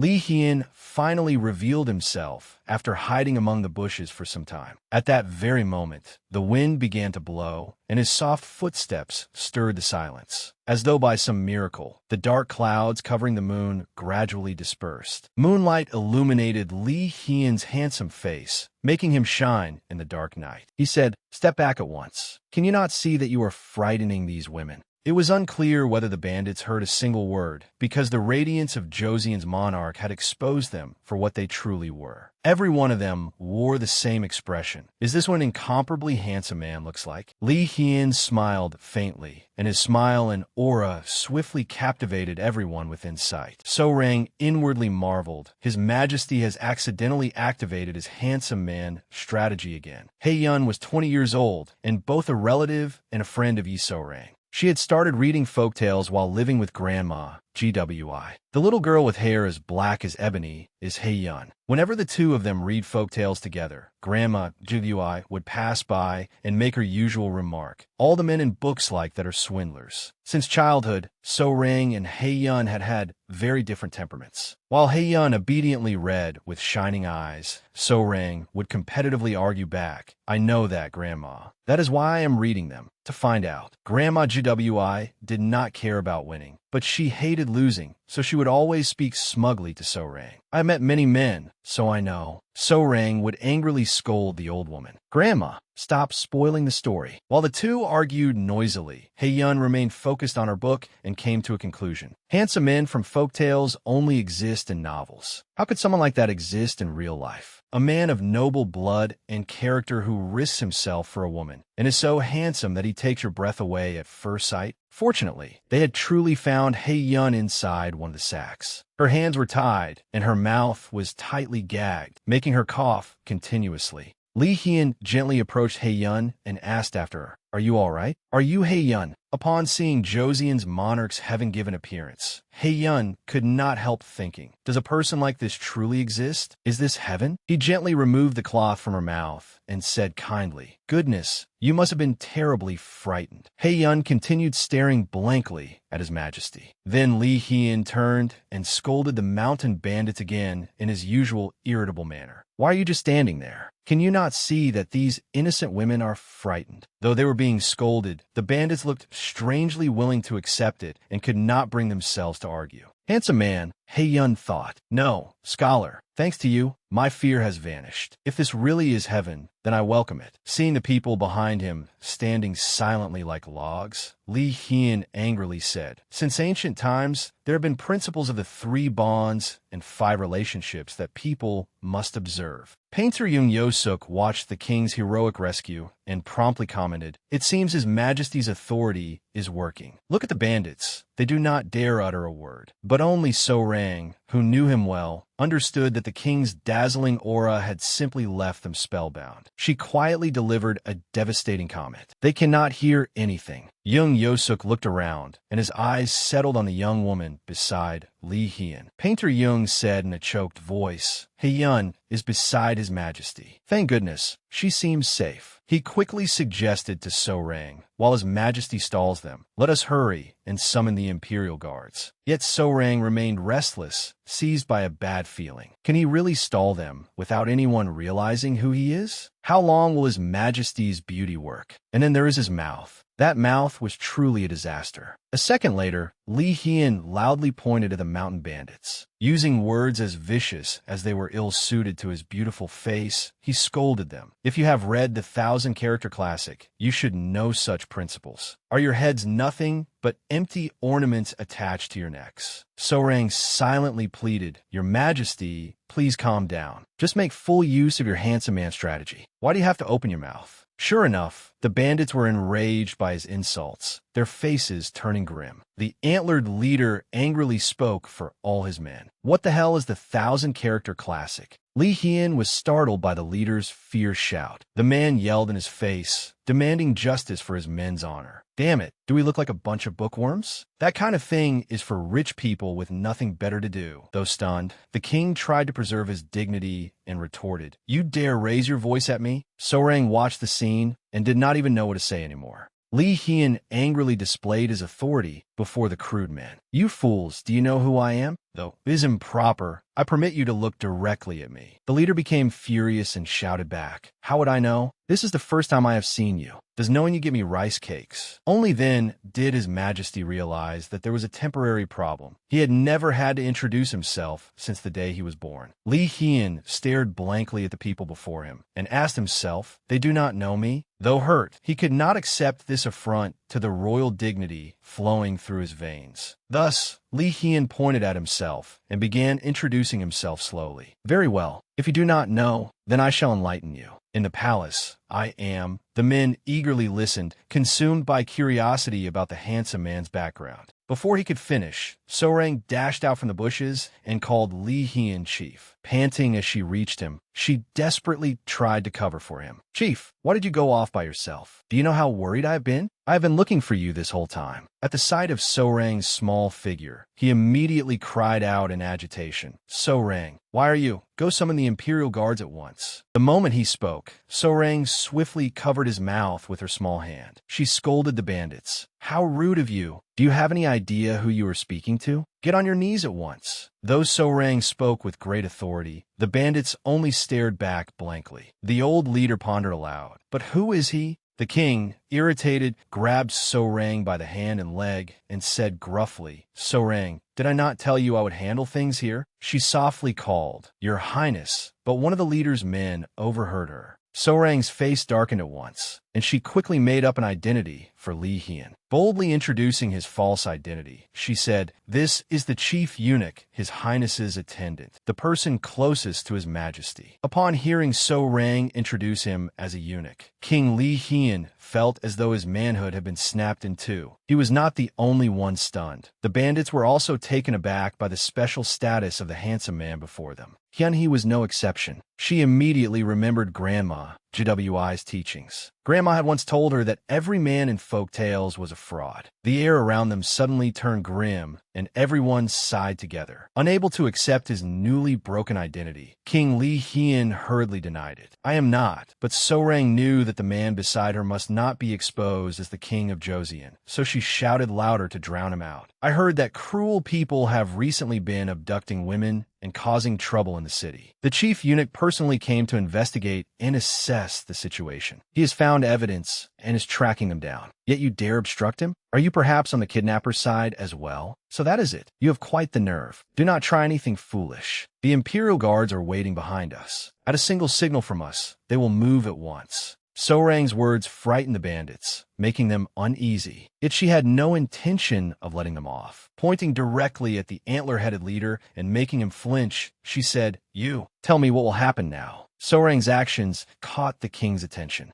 He looked down at the woman standing before him, his feelings complicated. So-Rang lies without even blinking, he thought. Then Li Hian remembered that when he first met So-Rang, Li Xin-Wan had confirmed that she had been arrested for fraud. He gave her another complicated look. Her ability to improvise truly was extraordinary. Even after So-Rang had gone this far, one of the antler-headed leader's men remained clear-headed. Who would believe such nonsense? So-Rang immediately glared at him. Would you like to test it? But remember this, once the Imperial Guard arrive, you will surely be held accountable for allowing those kidnappers to escape. Li Hian inwardly marveled, even that commanding presence of hers. Then So-Rang shouted at the top of her lungs, "Guards, there are!" Before she could finish, the bandits fell to their knees and earnestly pleaded with So-Rang and Li Hian. "We are not kidnappers. We are only amateur beggars. We have never truly been bandits before." Curious, So-Rang pressed them to confess further. "What? I saw everything clearly, and you still intend to deny your crimes?" The antler-headed leader quickly spoke for his men. "It is truly not so. We are all unemployed, having nowhere to go, no families, and no work. We merely try to imitate bandits." Li Hian seemed to catch on to a particular phrase. Intrigued, he stepped forward and asked, "No families and no work? What do you mean?" The men hesitated and exchanged glances before deciding to explain. "Most of us live alone, with no relatives or family. When we reach marriageable age, we cannot take wives because of the marriage ban, so we can only continue living lonely lives.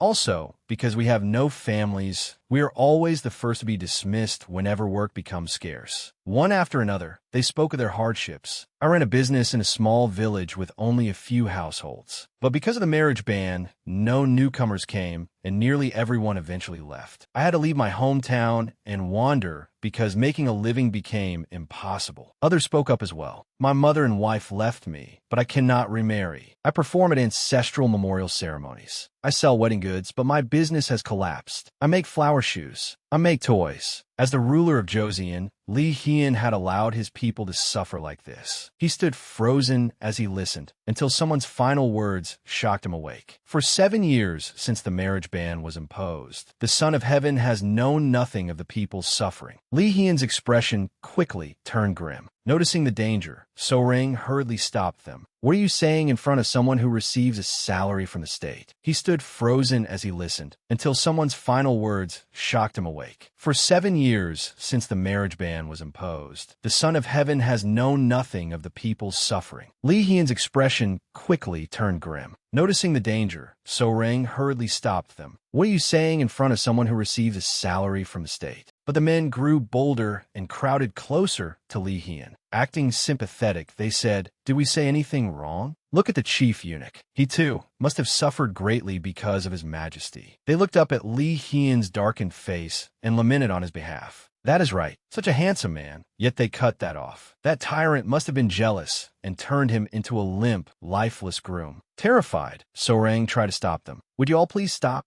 Another man whispered, "Perhaps His Highness prefers men?" The man beside him agreed. "That makes sense. Why else would he keep such a handsome eunuch by his side?" Afraid of what they might say next, So-Rang quickly cut them off. "I heard all of that. Stop it." In the tense silence, one of the abducted women suddenly raised her hand. She spoke clearly. "I have something to say about the marriage ban. May I speak to you, sir?" The beautiful young woman spoke on behalf of the unfortunate women abducted that day. From her appearance and manner of speech, it was easy to tell she came from a noble family. Her face was gentle, but her words were serious. "I have something to tell the chief eunuch." Seeing that she had something important to say, Li Hian readily granted her request. So-Rang was entranced by the woman's beauty. "She looks like a noble young lady," she thought. The beautiful woman let out a soft sigh, gathered herself, and fixed her eyes with determination. In a steady voice, looking straight into the king's eyes, she said, "Women like us are suffering from this problem as well. In fact, we are increasingly under threat. At first, because of the marriage ban, desperate men and women agreed to arrange bride abductions. But gradually, it turned into something more sinister, and people began trafficking women as brides." For the first time, Li Hian heard of this suffering among his people. His eyes trembled slightly as he listened to every word.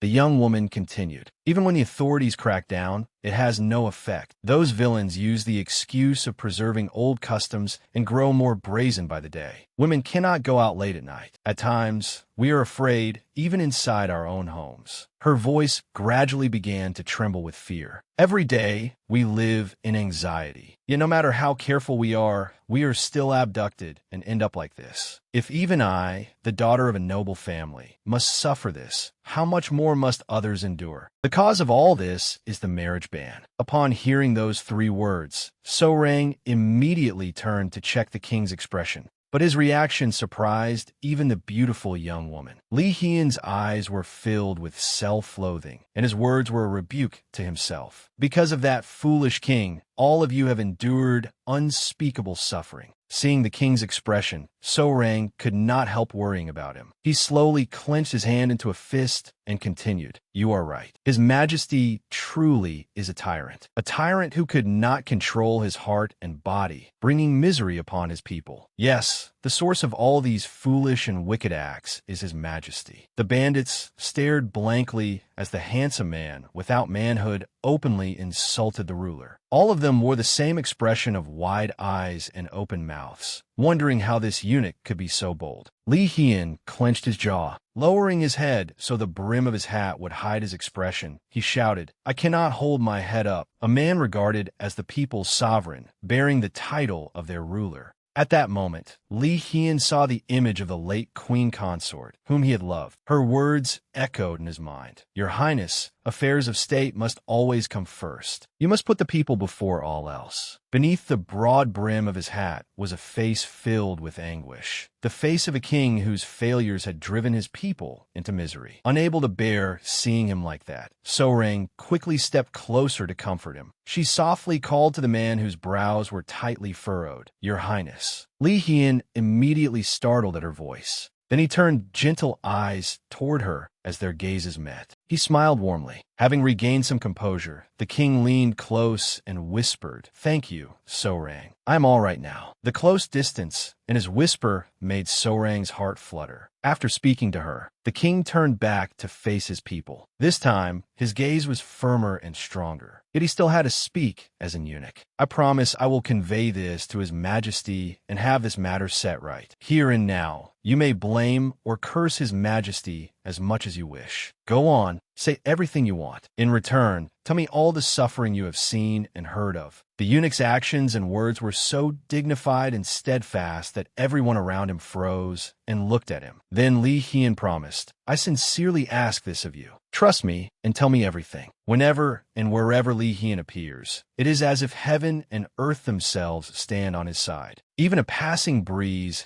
made his words and bearing seem splendid. Standing strong before the people kneeling at his feet, the king silently pleaded, "Give me a chance to correct my foolish mistakes." Li Hian's words quickly moved So-rang. When she looked up at the man beside her, he happened to smile with relief, as though he had finally spoken the burden in his heart. So-rang stared at the king in a daze, her heart pounding sincerely in her chest. Clenching her hands, she whispered, "A chance to correct one's mistakes. Perhaps I need one too." Soon after, the Imperial Guard arrived at Mount Madur. Young Yosuk had been ordered to lead Chief Eunuch Cha and the guards there, while Li Shin One happened to meet them on the way. They all arrived with bewildered looks. The Imperial Guards had accumulated the fortune of 3 lifetimes to witness such a strange and confusing sight. Their nation's king was sitting among his people. Chief Eunuch Cha was the first to react. The moment he spotted Li Hian, he rushed toward him, shouting, "Your Highness!" Poor Chief Eunuch Cha was still out of breath, but he anxiously asked, "Are you all right, Your Highness? This unworthy servant failed to remain at your side and protect you." Rather than speak of the burdens weighing on him, the king gently looked at his loyal servant and said, "All right, Cha, do not be like this." But Chief Eunuch Cha remained worried and insisted loudly, "Your Highness, are you truly unharmed?"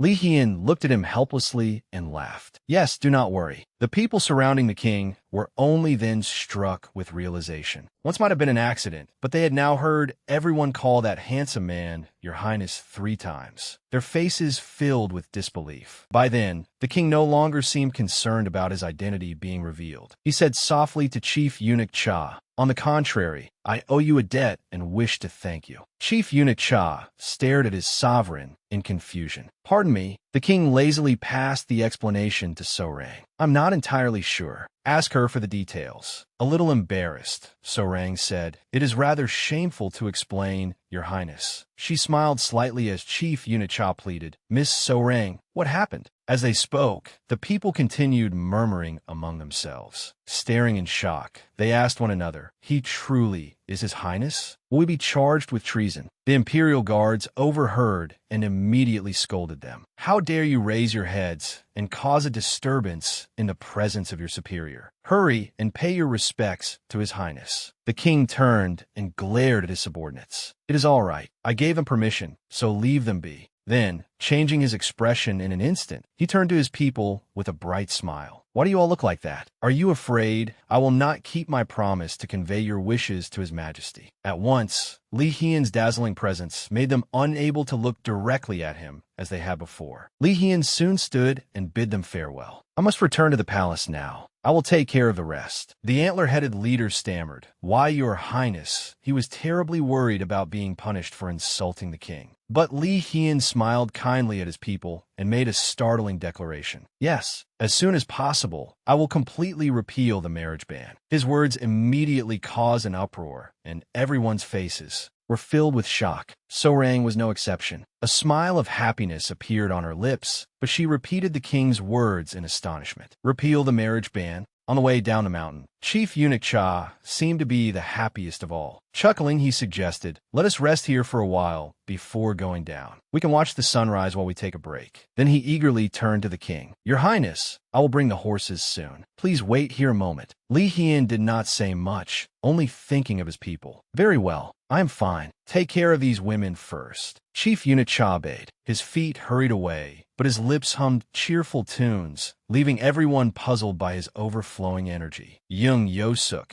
carrying an unspoken question in his heart, wondered, "Is that man truly the chief eunuch?" Chief Eunuch Cha's ear-to-ear grin caught Hyunhee's attention as well. "He looks very pleased," she thought. Young Yosuk clicked his tongue and voiced his thought. Of course, His Highness promised to repeal the marriage ban. In truth, those two were even more delighted. Young Yosuk's excited heart danced in celebration. "If the marriage ban is repealed, then I can propose to Miss Hyunhee." Meanwhile, Hyunhee was still looking around for His Highness with sparkling eyes. Though the repeal of the marriage ban was joyous news for the entire nation, and everyone was celebrating, Sorang's heart was weighed down by troubled thoughts. Without realizing it, she had walked to the cliff's edge. Gazing thoughtfully at the breaking dawn, she recalled the first time she met His Majesty. And the primary purpose of her mission had been to repeal the marriage ban. Sorang was lost in thought. In the end, the marriage ban had been repealed. Ever since she entered the palace, she had wished for this. Yet why did she feel so empty? Was it because she was too shocked by how suddenly it had happened? No, admit it, Yi Sorang. It was because she no longer had a reason to remain in the palace.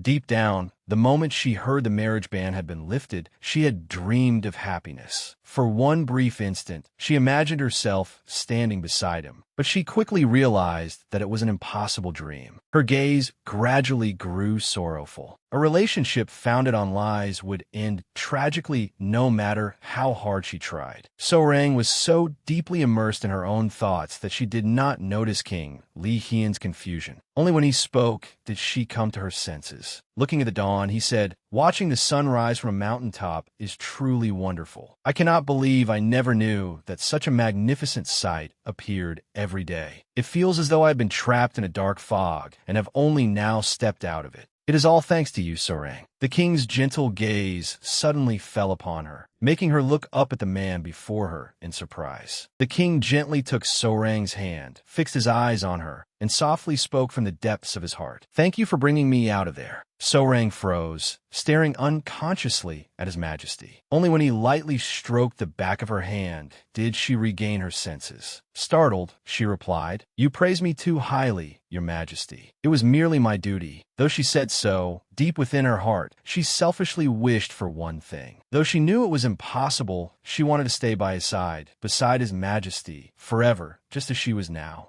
But the king seemed not to realize the deeper feelings of the woman before him. Cheerfully teasing her, he said, "Why have you suddenly become so quiet? Where did that spirit that overwhelmed those fierce bandits go?" So-Rang lowered her eyes and answered in a softer voice, "I suppose I have relaxed now that everything has been resolved." Once everything had been settled peacefully, King Li Hien suddenly noticed something strange. "Come to think of it, how did you know to find this place? It was dangerous for you to come here alone. When I first saw you, I thought my heart would leap out of my chest." Since the king had suddenly brought it up, So-Rang hesitated. Deep down, she truly did not want to lie to His Majesty again, not even with a short answer. So she chose to tell the difficult truth. "Actually, I was traveling with Shin Won. No, with the Imperial Guard officer. Then I heard news about Hyun-hee, so I want to look for her." She gently withdrew her hand and changed the subject. "And how did Your Majesty know to come here? You even came with Painter Young." Having had his hand pulled away as though she were rejecting him, the king replied irritably, "On my way back to the palace, I stopped by your home." At the mention of the Heart-to-Heart Tea House, So-Rang cried out in alarm. "What? The Heart-to-Heart Tea House? Why? Is it because of those bandits I encountered before?" King Li Hien immediately focused on the word bandits in So-Rang's words. Agitated, he shouted, "Bandits? What are you talking about? Were you in danger?" Only then did So-Rang remember that His Majesty did not know that she had been surrounded by bandits that day, preventing her from returning to the Heart-to-Heart Tea House and forcing her to go back to the palace. She stammered, unsure of how to explain it reasonably. Seeing her hesitant expression, King Li Hien quickly realized she had been hiding something from him. His nerves tightened like a drawn bowstring, only for Chief Eunuch Cha to swiftly ease the tension.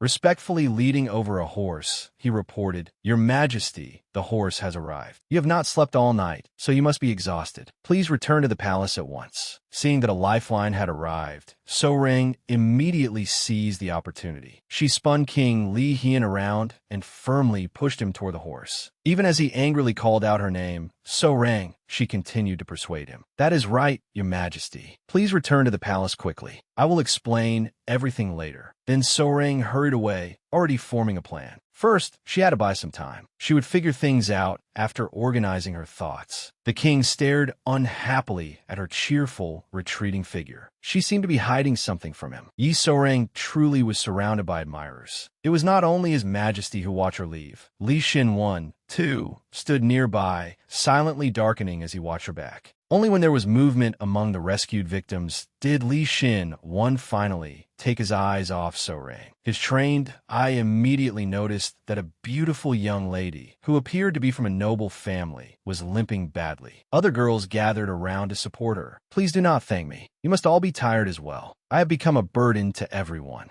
Unable to watch any longer, Li Shin-Won approached and asked what happened. His subordinate promptly reported the situation. "Imperial Guard officer, this young lady injured her leg when she was abducted. The way down is not far, but we must descend the mountain." Noticing that his subordinate was reluctant to say more, Li Shin-Won knelt so that he could meet the beautiful lady's eyes. "Are you in much pain?" The young lady lowered her gaze respectfully and answered, "My ankle is somewhat swollen, but I can still walk. I will follow slowly, so please do not trouble yourself over me." As soon as she finished speaking, another subordinate arrived, leading a horse. "Imperial Guard officer, your horse has arrived." At the sight of it, Li Shin-Won immediately had an idea. Perfect timing. He held out his large hand toward the beautiful lady. "Given the circumstances, please forgive my discourtesy in advance." Before the young lady could understand what Li Shin-Won meant, he swiftly lifted her into his arms. His sudden action startled her. As he had said, he was being discourteous to a lady only because of the exceptional situation. For that reason, Li Shin-Won did not linger over the woman in his arms. Instead, he seriously walked toward the horse. The young lady looked up at him in astonishment. The other girls gasped in admiration at the sight. "He is so strong." Li Shin-Won carefully set the young lady on his horse and said, "Ride my horse. I will have questions for you later, and because of this incident, I will visit your home soon."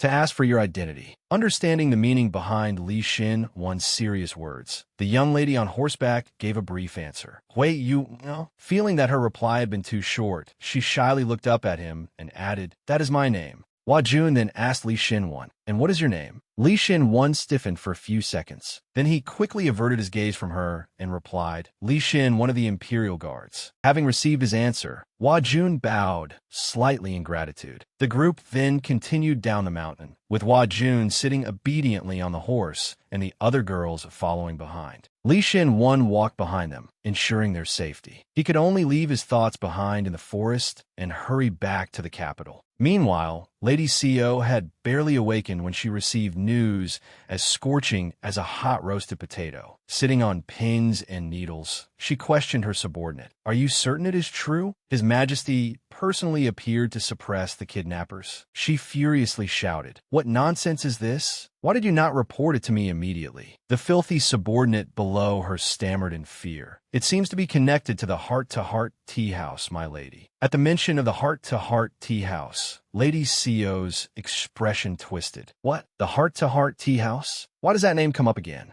After a turbulent night, the late-rising people at the market were now buzzing with rumors. Hey, have you heard the news? Why all the commotion? Sit down and have a drink. It seems you have not heard. The marriage ban is about to end. The rumor spread, and everyone became agitated. But after eagerly listening for a while, the villagers realized it was another false rumor and immediately lost interest. They returned to their work in disappointment. Oh, rumors like that have not appeared only once or twice. Do not bother with such nonsense. Sit down and eat. But the man spreading the rumor eagerly tried to prove that this time he had genuine news. It is true. They say they heard it directly from His Majesty. Who did? The man quickly brought forth his witnesses. Those bandits who look like beggars over there. The more he explained, the less anyone believed him. Their interest in the repeal of the marriage ban quickly cooled. How could anyone believe the words of those trash? That is right. I will not believe it unless there is an official decree to choose brides. The rumor-monger cried out desperately. It is true. Seeing his persistence, someone sighed lazily. Still, who would not want to believe that rumor? At this rate, the people's resentment will erupt one day, and something terrible will happen, especially those fellows over there. Everyone's gaze turned toward a group of young men enthusiastically eating breakfast. The men stuffing food into their mouths were the Hoda Society, the society of single men. The villagers looked wearily at the spirited young men. That group seems to be getting bigger by the day. Even so, everyone hoped the rumor that His Majesty would repeal the marriage ban was true. In their hearts, they prayed, Your Majesty, please end this marriage ban. Their conversation reached the ears of a stranger. He gently set down his teacup and smiled slyly. It has already been 7 years since that day. You have become quite a patient man, have you not, Your Highness the Crown Prince? No, that is not right. He is now His Highness the Lord. Meanwhile, beneath a thatched roof, Grandma GWI had indeed been kidnapped by Lady Seo. Lady Seo looked contemptuously at the old woman's disheveled appearance. Then one of her subordinates rushed in to report. There seems to have been some mistake. That girl, Hyun Hee, fell into the hands of the kidnappers. Then naturally, they will deal with her. Grandma GWI jolted at the news. She shouted in agitation. Was it not enough to take me hostage? You cannot harm Hyun-hee. Release the child immediately. Seeing the old woman lose her composure, Lady Seo found it amusing and scoffed. I thought you were a skilled fortune teller, but you are merely a senile old woman who cannot even foresee her own dark future. Grandma GWI raised her eyes and sincerely warned Lady Seo. Lady Seo, no, Lady Pan. Please do not commit any more sins. Stop this.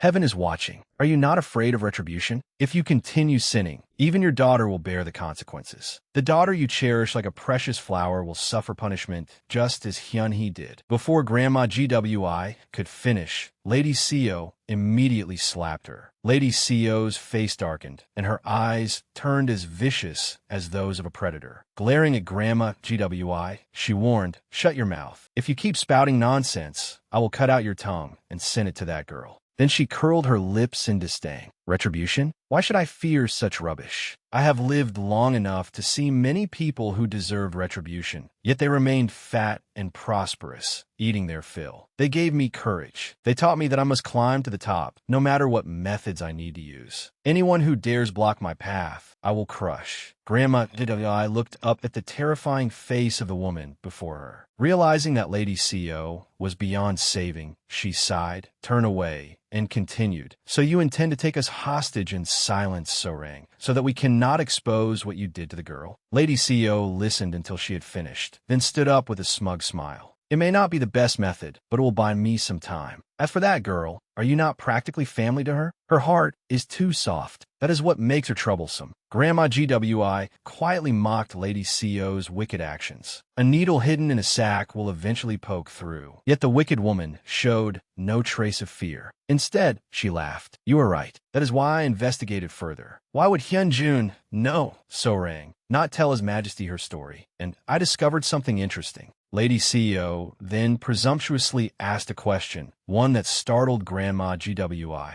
Let me ask you this. Does that girl truly possess supernatural abilities? Grandma GWI's startled reaction alone gave Lady Co the answer she sought. Lady Co continued slyly. You do not need to answer. Even if that interesting fact is true, she will soon be charged with mocking His Majesty. Lady Co swiftly left, filled with determination. I will make certain it happens. Meanwhile, in a corner of the palace, Sorang's small hands trembled as she held a lock of Grandma WI's hair in one of her jade earrings. Her frightened voice shook. This is definitely Grandma's earring. Shinwon, where did this come from? Unable to bear the sight of Sorang's pale, terrified face, Li Shinwon told her the whole truth. It was left at the heart-to-heart tea house. We still have not found Grandma GWI. This may also be the work of those who left the note for Lady Hyun. Tears streamed down Sorang's face. Unconsciously, she crumpled the item the kidnappers had deliberately left at the heart-to-heart tea house and blamed herself. It is all my fault. Grandma and Hyun-hee are in danger because of me. What should I do? What am I supposed to do? Do I have to go see Lady Co after all? If I do, at least Grandma and Hyun-hee will be safe. Sorang sank into her negative thoughts until Li Shin-won spoke, startling her into listening. Can you tell me what happened? Or, if there is a reason you cannot tell me, then let me speak first. Sorang raised her tearful eyes and whispered Li Shin-won's name. He did not pressure or force her to explain. Instead, he gently said, before that, I want to hold you. May I?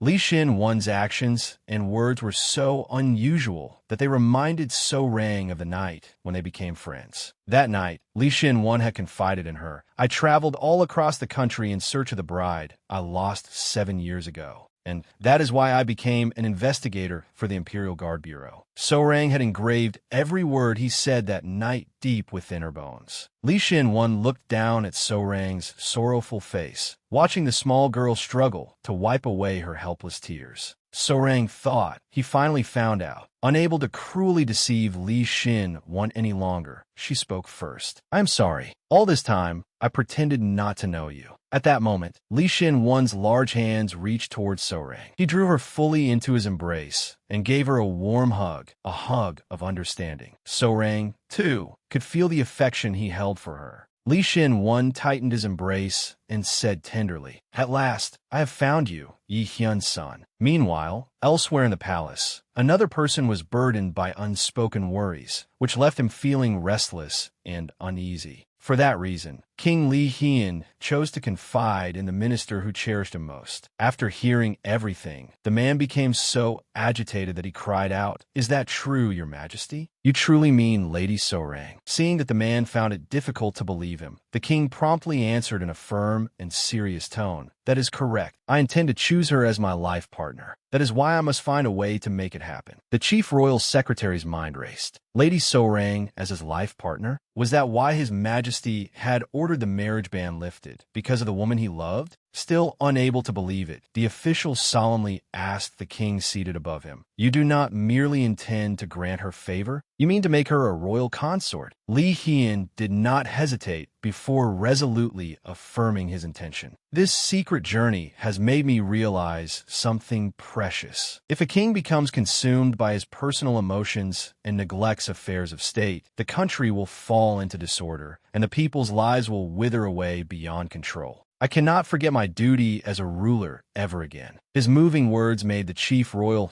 secretary softly call, "Your Majesty." Then the king continued in a subdued voice, "But it will be difficult for me to maintain this resolve alone. You know very well that I often put myself in danger." As soon as he finished speaking, he smiled faintly, thinking of Yi So-rang. "It is because of So-rang that I can stand firm. She led me, a man curled up in darkness, toward the brilliant sunlight. She showed me that pursuing righteousness alone, while forgetting kindness, is not necessarily good. And while trapped within this palace, I experienced things I had never even dreamed of. She offers solutions I could never have imagined. Through everything we have been through, I realized that So-rang's existence has expanded my world." Whenever he recalled Yi So-rang's smile, like the morning sun, the king could not help smiling himself. His words carried traces of happiness as he honestly confessed to the official before him, "Above all else, I am deeply in love with her." Li Hien had become a remarkably steadfast man. Thinking of the future, he told himself, "There are many hardships ahead, but I still want to walk beside her." His emotional and romantic confession moved even the male official to tears. Until now, His Majesty had been a sorrowful, handsome man who always wore a look of grief. But now, he shone as brilliantly as the sun. It is a subject's duty to understand and care for his sovereign's heart. This chief royal secretary will devote his entire heart and soul to your Majesty. The man resolved to protect his beloved monarch's happiness at all costs. After a while, Li Hien spoke sorrowfully again. "But there are two problems. One of them is what concerns you, Chief Royal Secretary." Seeing his king sigh sadly again, the man immediately tried to ease his worries. He quickly replied, "Yes, it is the issue of Lady So-rang's status." Realizing this was a serious matter, the official adopted an objective tone. "At first glance, she appears to be a wandering commoner. Those who want the marriage ban lifted may not care much, but that alone would be enough for the ministers to fiercely oppose it. And if they learned that she is a shaman who possesses spiritual powers..." Before he could finish, Li Hien frowned slightly and rubbed his temple. "You mean the Queen Dowager, who is famous for being strict? She will certainly object strongly." At the mere mention of the Queen Dowager, the king could already picture her frightening expression and hear her voice. "Do not even think of seeing this old woman's face until His Majesty comes to his senses. Everyone, return to your quarters at once." Li Hien's head already ached. He could easily imagine her saying, "And now it is a shaman with ridiculous spiritual powers? You dare pass that lowly bloodline down to the descendants of this noble royal family." Li Hien clenched his teeth and endured it. Only when the chief royal secretary spoke again did the king regain his focus. "But, Your Majesty, what is the second problem?" The man openly admitted, "I cannot imagine what it could be." At the mention of the second problem, Li Hien's brows, which had only just relaxed, drew together once more. Looking troubled, he hesitated before saying, "I do not know what So-rang thinks of me." A gloomy atmosphere immediately settled over their conversation, leaving even the chief royal secretary at a loss for words. After standing frozen for several seconds, he finally shouted in utter disbelief, "Oh, heavens above!" Elsewhere in the palace, Yi So-rang had confessed everything to Li Xin-wan. After hearing her, he urgently suggested, "We must tell His Majesty the truth at once and settle everything. Why do you keep hiding your identity?" At Li Xin-wan's question, So-rang looked deeply conflicted. With a frightened expression and a trembling voice, she explained, "Please calm down and listen to me, Xin-wan. Why do you think Lady Co kidnapped Grandma GWI? She wants to use Grandma GWI's life to silence me. Lady Co knows that I have never told anyone the truth. Grandma GWI may be able to guess it, but Hyun he knows nothing." Only then did Li Xin-wan calmly begin considering the matter from every angle. After a long silence, he finally asked, "How did you?" Yet those 3 words alone made So-rang understand what he meant. She quickly replied, "How did I hide it until now? Because I had no other choice. How could I prove that I am Yi Hyun's son?" Unconsciously, So-rang buried her head against Li Xin-wan's chest, seeking a little comfort. Painfully, she continued, "Ever since Lady Co entered our household, she kept me confined at home and would not let me see friends or relatives. Every servant in the house left. I even heard that father is so gravely ill will that he is no longer in his right mind. Hearing this, Li Shin-won recalled Lord Ye's conversation with Hyun-hee that night. He had clearly called Hyun-hee Hyun-sun. Hyun-hee, no, Hyun-sun. You are nothing like that unruly girl. Yi So-rang gently gripped Li Shin-won's robe, drawing courage from him. Her voice continued to tremble as she said, "Now you understand, do you not? The only person who can prove that I am Yi Hyun-sun is a member of my family, and the only one who can do that is Lady Seo. Grandma GWI is my only remaining relative. I cannot let her die because of me. She is my benefactor and the only family I have left. I beg you, please." Unable to bear it any longer, Li Shin-won felt his heart ache and unconsciously clenched his jaw. He reassured So-rang, "Then we will begin by exposing Lady Seo's evil deeds." He looked gently at the small woman nestled in his arms. Then Li Shin-won raised Yi So-rang's face in both hands so that their eyes met. With all sincerity, he vowed to help her reclaim her identity. He then pulled So-rang into a tight embrace and whispered, "Now that I know you are my rightful fiancé, I will not back down anymore. Do you understand?" Li Shin-won continued saying things that sounded difficult to understand, unconsciously tightening his embrace until So-rang found it a little hard to breathe. It was not difficult to understand at all. He held her tightly because, deep down, he did not want to lose Yi So-rang again. And now that he knew she was his legitimate fiancée, there was no reason for him to keep pushing her toward the king. Therefore, Li Shin-won made a proposal to So-rang. "Very well, I will do as you wish. In return, promise me one thing. So-rang, do not go near His Majesty again." His request made Yi So-rang's beautiful eyes widen. Li Shin-won immediately made his condition clearer. "Even if you cannot resist a royal command, promise me that you will not give your heart to him. Only then can I keep my promise to you." "That is my condition, So-rang." At that same time, in Li Hyun's royal chambers, the chief royal secretary was so frustrated that he blurted out, "She still has not given you an answer?" His voice was so loud that the court ladies and Chief Unicha outside the corridor were startled. The king quickly gestured for him to be quiet. "Lower your voice. Do you want everyone to gossip?" Realizing that his beloved king was right, the chief royal secretary lowered his voice and whispered, "But the two of you have spent so much time together. It is true that your majesty knew nothing about her, but you confess to her with that dazzling face of yours." And Lady So-rang still has not answered. Criticized by his own minister, Li Hyun became slightly sulky and irritably replied, "That hurts." The chief royal secretary truly could not understand what Yi So-rang was thinking. He leapt up, stomped the floor, and muttered, How can she hesitate before such radiant, sparkling beauty? If your majesty favored me, I would wait until my dying day." Seeing the chief royal secretary acting so crazily, Li Hyun was left speechless and ordered him to sit down quietly. Obeying the order,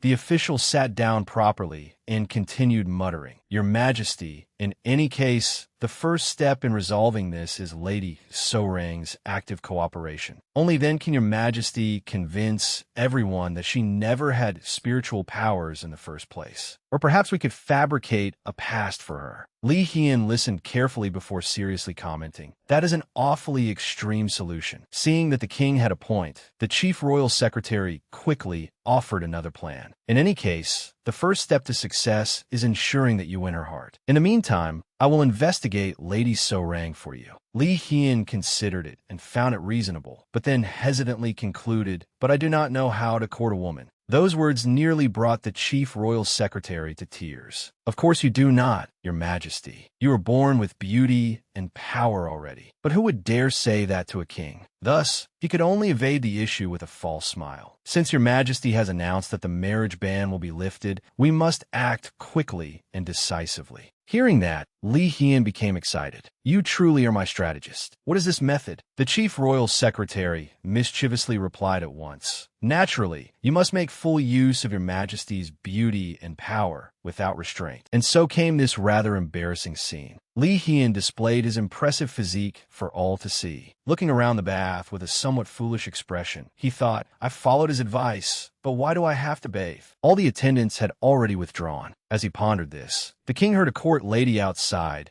asking to bring in more hot water. He intended to refuse and called out, "There is enough water. I am almost finished bathing, so I'll be coming out soon." Yet the court lady promptly entered with hot water. That court lady turned out to be Yi So-rang. Li Hien froze for a moment before softly asking, "What are you doing here, So-rang?" They both kept their own silence. Yi So-rang attentively watched him, while Li Hien obediently allowed her to attend to him. In truth, it was the king who was pretending to be calm. Embarrassed, he inwardly cursed the chief royal secretary. How am I supposed to court a woman while half-naked like this? Because the silence was unbearably awkward, the king glanced at the woman behind him and wondered, why is So-rang so quiet today? But as the ruler of Joseon, Li Hien could not endure it any longer and finally surrendered. "So-rang, you look tired. Are you ill?" The man's sudden words made Yi So-rang flinch slightly, but she answered professionally, "No, your majesty. I am in very good health." Li Hien nodded. "That is a relief." Then silence returned, just as before. Even his earlier question had been nothing more than polite small talk, as though the two of them had nothing to do with the word intimacy. The silence was truly uncomfortable.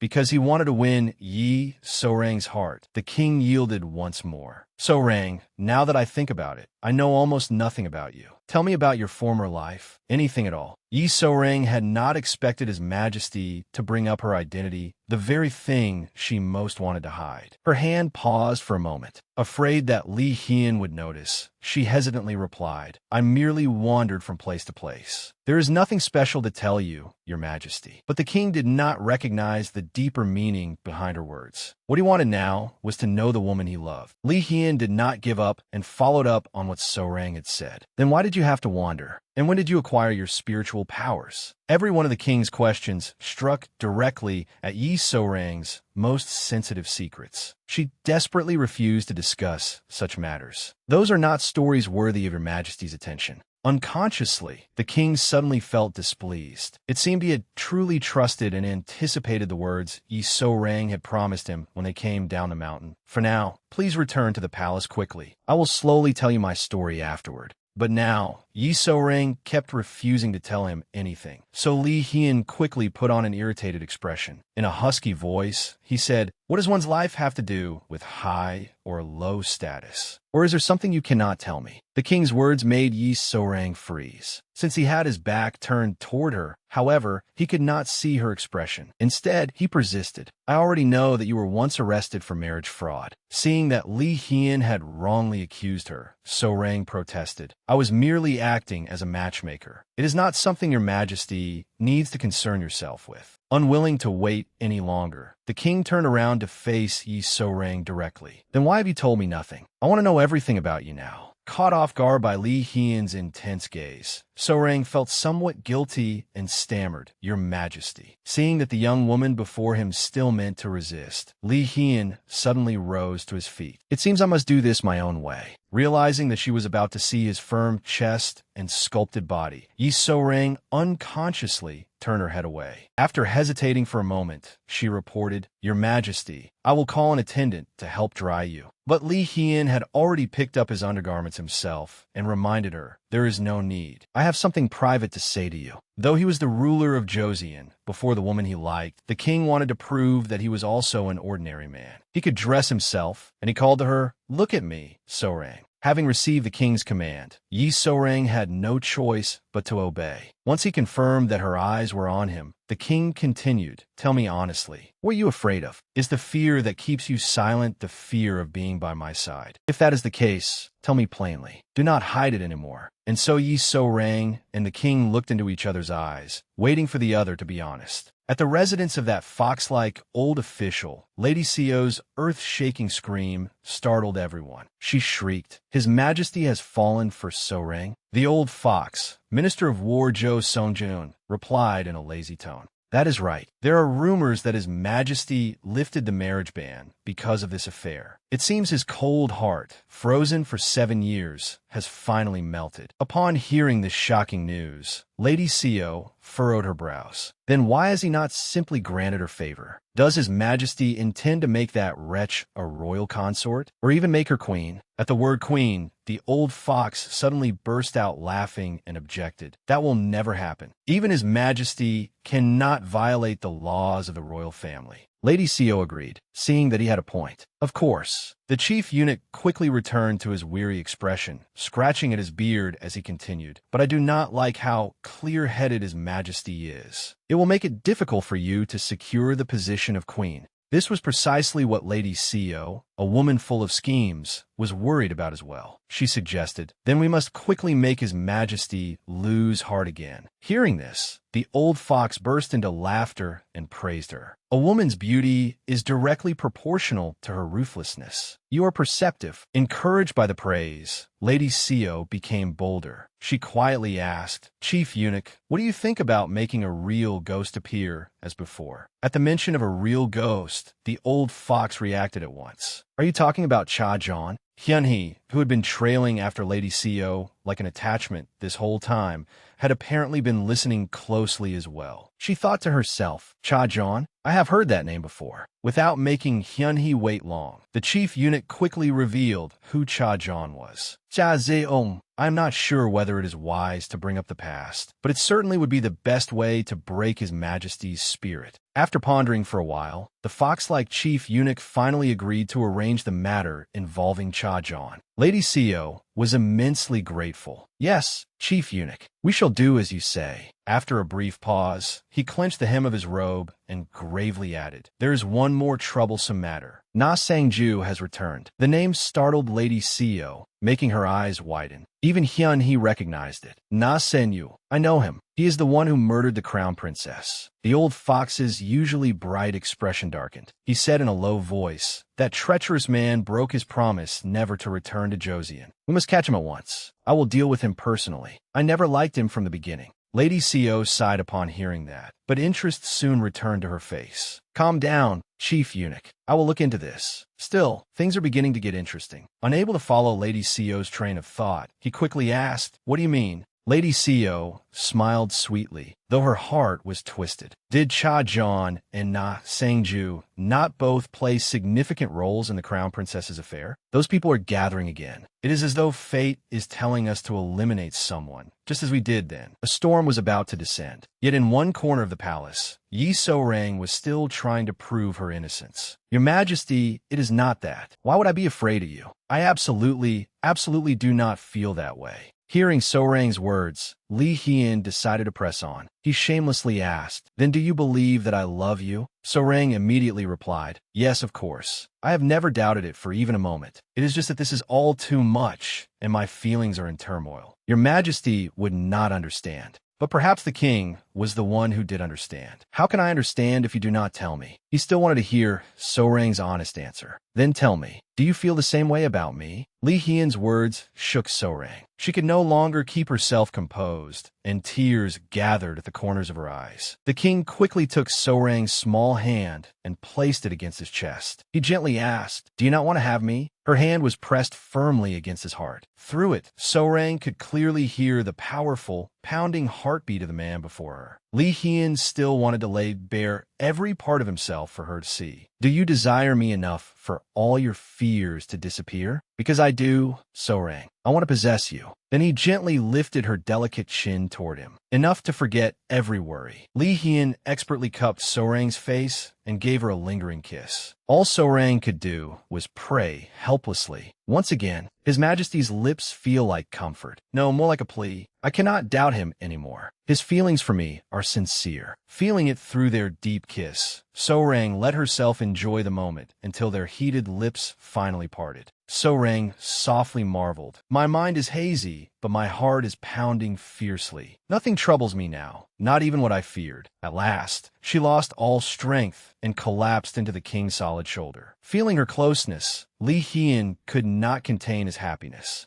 This time, you did not push me away. I thought you would reject me like before. I was truly worried. Hearing the hurt in his voice, So-rang felt a pang of sympathy and softly called, Your Majesty. But she said no more, lowering her head to avoid his gaze. Noticing this slight withdrawal, Li Hien's voice dropped several tones. But you still cannot give me an answer. As he spoke, the king lowered his gaze, seeking So-rang's eyes. Seeing how flustered she was, Li Hien merely gave her a gentle smile. His hand reached out and touched So-Rang's cheek. "There are frightening things I could not say, but now I must admit them. You are not afraid of me like the others are. You're always brave. Even the absurd incidents you cause, even when your life hangs by a thread, you always cleverly talk your way out of danger." The king withdrew his large, warm hand and continued softly, "Yes, of all the people I know, you are the one most full of life. Perhaps that is why you do not wish to remain by my side." For a moment, a glimmer of sadness and loss appeared in the ruler of Joseon's eyes. It seemed Lee Hyun had finally said everything he had kept in his heart. The moment he finished, he quickly stepped back to put more distance between himself and So-Rang. His words and actions made her question herself. Why does he think that? As though a trace of regret deep within her urged her on, So-Rang finally spoke. "Your Majesty, what do you mean?" Though So-Rang continued questioning him, the king seemed to return to the cold manner he had before they knew each other. He silently turned away as if to leave, but So-Rang would not accept it. From behind him, she cried out, "Your Majesty, why would you say such a thing? Your Majesty!" In the end, Lee Hyun could not ignore So-Rang. With bitterness in his voice, he explained, "Before the crown princess died, she endured countless criticisms. They said her family was too insignificant to be worthy of bearing the crown prince's child. They found fault in every little thing and restricted her every action. She fell into depression and wandered the rear garden every night." The story had unexpectedly turned to the late crown princess, the woman Lee Hyun had spent half his life loving. He painfully remembered every cruel word that had been spoken about her. Back then, the fox-like chief eunuch had criticized his crown princess. "I have heard that the crown princess wanders the rear garden every night as though she has lost her soul." Even the queen dowager joined in. "It seems she is not quite right in the mind. Your Majesty, you must make a decision soon." To this day, the king still vividly remembered their harsh and cruel accusations against the crown princess. Then he steadied himself and continued recounting the crown princess's suffering. "Her pain was beyond words. That is why I was afraid. I thought perhaps you did not want that position. Or perhaps these feelings exist only within me. Perhaps So-Rang does not desire me at all." The self-doubting words, "Perhaps So-Rang does not desire me at all," struck directly at the strong, upright ruler, the husband who had loved his wife, and the man who had always seemed unshakable. So-Rang could no longer bear it. She rushed forward and embraced Lee Hyun from behind. Her sudden action greatly surprised the king, who had been doubting himself. Then he heard the young woman's voice behind him. "Do not say such weak things, Your Majesty. Why do you torment yourself like this?" "No, I absolutely do not think that way." Hearing So-Rang's words, the king gave a quiet laugh. He tried to look back at her and said, "It is all right, So-Rang. You do not need to force your heart. And those are not weak words. They are the truth." The more he spoke, the more frustrated So-Rang became. She took a deep breath and shouted, "That is not true." So-Rang's anger seemed to reach the king, and he obediently listened. "The crown princess was certainly not the kind of person who would leave your Majesty alone and take her own life. Absolutely not." So-Rang's words greatly surprised Lee Hyun, but he agreed at once. "Yes, I think so too." So-Rang imagined how happy the king and the crown princess must have been together in the past. Thus, she spoke on the crown princess's behalf. "The crown princess was very happy living with your Majesty. Every moment, she received your love. And when she closed her eyes for the last time, your Majesty was the only person on her mind." Hearing So-Rang's words, Lee Hyun froze for several seconds. He looked confused, wondering how she could know the late crown princess's feelings. So he quietly asked, "Did the crown princess tell you that?" So-Rang did not hesitate before replying, "No, she had vowed never to deceive the man before her again." So, from the depths of her heart, she revealed all her thoughts. "I do not need spiritual powers to know that. I know because I feel the same way, because I love your Majesty just as she did." Perhaps this was the answer she owed Lee Hyun. As she confessed her feelings, tears of happiness unconsciously streamed down So-Rang's cheeks. This was the answer Lee Hyun had sincerely wanted to hear. Yet once he heard it, he stood there blankly. Seeing this, So-Rang became even bolder. She stepped closer to the king and said, Do you truly not know? If so, your majesty really is a fool. From the very first moment I saw you, I knew. No, every woman in Joseon would fall in love with your majesty at first sight. So-Rang rose on her toes and gave Li Hian a kiss, this time taking the initiative. Once again, their heated lips entwined, and they embraced warmly and happily. The emptiness that had long remained in So-Rang's heart was suddenly filled. She closed her eyes to feel it more clearly. So this is it. So this is what it feels like to love and be loved, like lovers everywhere in the world. Yes, I understand now. While she was bathing, So-Rang suddenly opened her eyes and found herself in a completely unfamiliar place. Without thinking, she asked the question anyone would ask. What is this? Where am I? So-Rang looked around and assessed her surroundings. Though the place was unfamiliar, something about it felt oddly familiar. Then, in the distance, amid a garden blooming with flowers, she saw a figure. Instead of being wary, So-Rang felt curious. Who is that woman? As if sensing So-Rang approaching, the woman gently lifted her head to look at her. So-Rang silently wondered. Could that be the crown princess? Meeting the real woman whom she had impersonated for so long made So-Rang tremble. She bowed her head and apologized. Your Highness, please forgive me. I used your name to preserve my life, and I committed a grave offense against you. Your Highness, I was truly wrong. I deceived everyone, including His Majesty. But just as Li Hian had once said, the crown princess, his late wife, was a very gentle and kind woman. She did not blame So-Rang at all. Instead, in a happy voice, she wished to entrust her with something. Please help him, So-Rang. Stay by His Majesty's side so that he will no longer suffer. Though the crown princess said this, guilt and inferiority still overwhelmed So-Rang. She asked, Your Highness, can I truly do that? Am I worthy? The crown princess smiled gently at So-Rang and said, Trust His Majesty. Do not be afraid. Trust him. Just as So-Rang was about to refuse her request again, the crown princess gradually disappeared. At the same time, Grandma GWI's voice rang out, startling So-Rang. Grandma GWI kept calling her name. Zolong, Zolong. Hearing Grandma GWI's voice, So-Rang quickly stood up. She called into the darkness surrounding her. Grandma, where are you? Where are you now? Grandma, are you safe? Are you truly all right? Faced with the child's barrage of questions, Grandma GWI answered with only 3 words. So-Rang, I am fine. Though Grandma GWI said so, So-Rang's heart was still burning with worry. She shouted, I will definitely find you, so you must stay safe. Do you understand? They continued calling to each other, So-Rang, Grandma, until So-Rang's mind finally calmed down enough for her to hear the king calling her. So-Rang, wake up. Still dazed, So-Rang slowly lifted her heavy eyelids and saw Li Hian's indistinct figure. His gaze was incredibly gentle, with a trace of teasing. The sun will be overhead before long. Wake up, you overslept. The king looked highly amused as he pressed his index finger against So-Rang's nose and laughed. It is my first time seeing you sleep so deeply. So-Rang's eyes widened like eggs as she stared blankly at the man before her.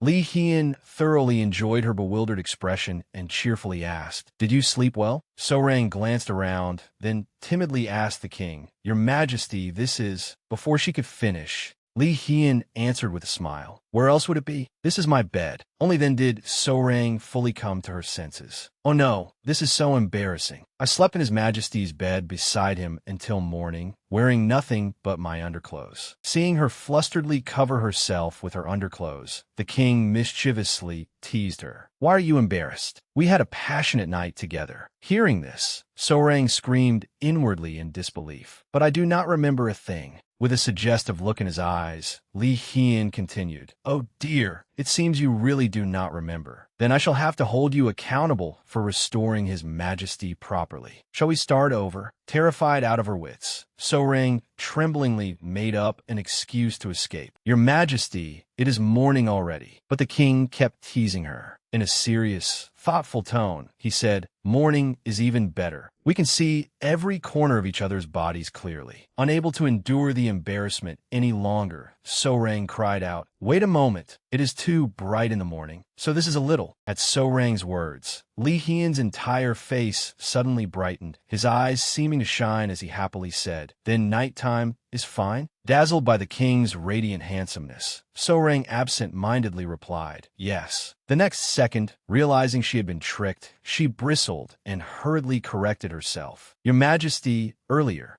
Are you teasing me right now? Li Hian had clearly been struggling to hold back his laughter for a while, which was why he was now laughing so heartily. Then he quickly pretended to compose himself, looked at Yi So-rang, and said, "That's right. Perhaps I took the joke a little too far. Yesterday, the moment I held you, you fell right asleep. You were even sweating buckets. But watching you sleep was rather enjoyable." Only then did Yi So-rang realize that she had truly fallen asleep. She had not been sleeping well lately, after all. But he watched me sleep? A trace of worry immediately rose in her heart, and she asked the shameless king before her, "Did I say anything strange in my sleep?" Still wanting to tease the bristling Yi So-rang, Li Hian answered honestly, "Nothing much." "Let me see. You mumbled something like, 'The next life will be better.'" Yi So-rang immediately denied it to prove her innocence. That never happened. Seeing that he had teased the young woman enough, Li Hian quickly turned serious again. He gently held out his hand to her and said, "I slept very well. Waking up together like this. We really do seem like husband and wife, don't you think?" Hearing those words, the corners of Yi So-rang's lips unconsciously lifted. Happiness filled her heart. Me and His Majesty. If only that were truly the case. Just as she was lost in such thoughts, Li Hian suddenly said something that shattered the romantic atmosphere and startled Yi So-rang. In an expectant tone, he said, "I am very much looking forward to tonight." At the mention of that embarrassing matter, Yi So-rang's cheeks immediately flushed red again. She stammered, "Wait, Your Majesty. Please give me a few more days." Although Yi So-rang looked so adorable, Li Hian's expression remained utterly serious as he objected. "No, I have been holding myself back with great difficulty." Yi So-rang pleaded, "Just a few more days. There are still some things I need to prepare." Hearing this, the king pondered for a moment, then asked and answered his own question. "The sacred artifact matter? I did not know much about it, but those who bear sacred artifacts usually have important duties to fulfill. They must prepare themselves and keep both body and mind pure." The instant the king mentioned the words sacred artifact, Yi So-rang was startled and went pale. But when she realized that his words were not about what she had been afraid of, she quietly breathed a sigh of relief. She agreed with him in relief. "Yes, that is true, but there are other matters related to the sacred artifact case as well." Hearing this, Li Hian accepted it, wanting to understand her. "All right, I understand, but only for a few days."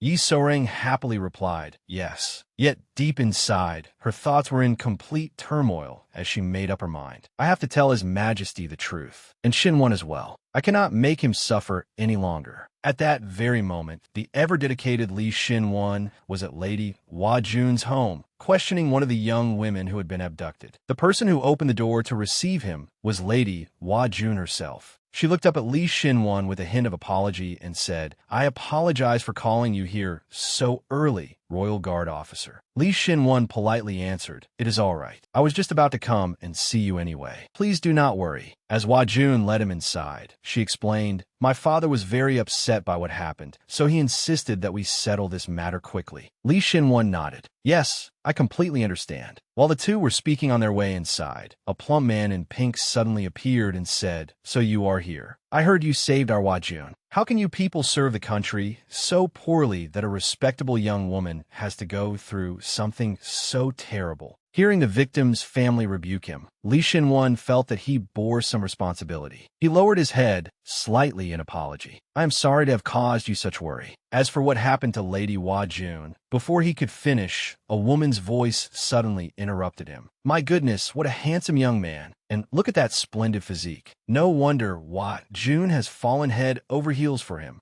The yellow-robed woman's words left all three of them utterly dumbfounded. Trying to smooth things over, Hwa-jun quickly introduced the woman in yellow to Li Shin-won as her mother. Her mother cheerfully welcomed Li Shin-won, secretly lamenting, "Oh, what a shame. If only I were 10 years younger." Her words immediately set off the man in pink, who grumbled irritably and mournfully, "What do you mean by that? What would you do if you were 10 years younger?" After seeing her parents go off to drink tea together, Hwa-jun quietly explained to Li Shin-won, "In any case, we cannot reveal that His Majesty personally intervened." Only then did Li Shin-won understand why that man had said earlier that he was the one who had saved their daughter. Hwa-jun stepped forward slightly, raised her face, and said gently to Li Shin-won, please come inside. I will tell you how I was abducted. I hope it will help you catch the kidnapper. In Hwa-jun's memories, Yi Hyun-hee appeared as well. Naturally, she was now posing as Yi Hyun's son. Hwa-jun slowly told Lee Shin-won about the day she had been abducted. It was the day Grand Eunuch Yi had invited several young ladies over for embroidery and conversation. Everyone eagerly flattered Miss Hyun-sun's embroidery skills. Miss Hyun-sun, you are truly outstanding. They say that one can judge a woman's character by her embroidery. They smiled brightly as they gathered around Yi Hyun-sun. With embroidery like that, even His Majesty would fall for you, Mississippi. You come from such a distinguished family, possess such fine character, and are so beautiful as well. Is there anything about you that is not perfect? Hwa-jun sat alone in a corner, watching Yi Hyun-sun smile happily as she accepted their praise. After a while, someone finally noticed Hwa-jun and waved to her. Lady Hwa-jun, do not sit so far away. Come over here and admire Miss Hyun-sun's wonderful embroidery. Noticing that Hwa-jun had been sitting by herself since the gathering began, the false Yi Hyun-sun smiled, showing concern as a gracious hostess. It has been a long time since you last came here, so you seem rather shy. You are usually like this, but you have been particularly quiet today. Feeling that she could not refuse Hyun-sun's invitation, Hwa-jun softly answered, I apologize. I was so focused on embroidering this handkerchief that I lost track of time. It was clear just how diligently Hwa-jun had been embroidering. That was why the young ladies asked her, have you finished it? Please show us. Lady Hwa-jun. Hearing this, Hwa-jun felt somewhat uncomfortable and tactfully declined. My skill is still rather lacking. But the girls were curious and loved gossip, so they were not about to let Hwa-jun off so easily. They said smugly, what does that matter? Miss Hyun-sun can look at it and give you advice. Hearing her own name mentioned, Hyun-sun arrogantly raised her chin and looked at Hwa-jun. Do not concern yourself with whether you did well or not. Is not sincerity what matters most? Do not worry. Let me have a look. Since the hostess had said so, Hwa-jun could not refuse. Thus, her work was now in Yi Hyun-hee's hands. It was a truly beautiful piece of embroidery.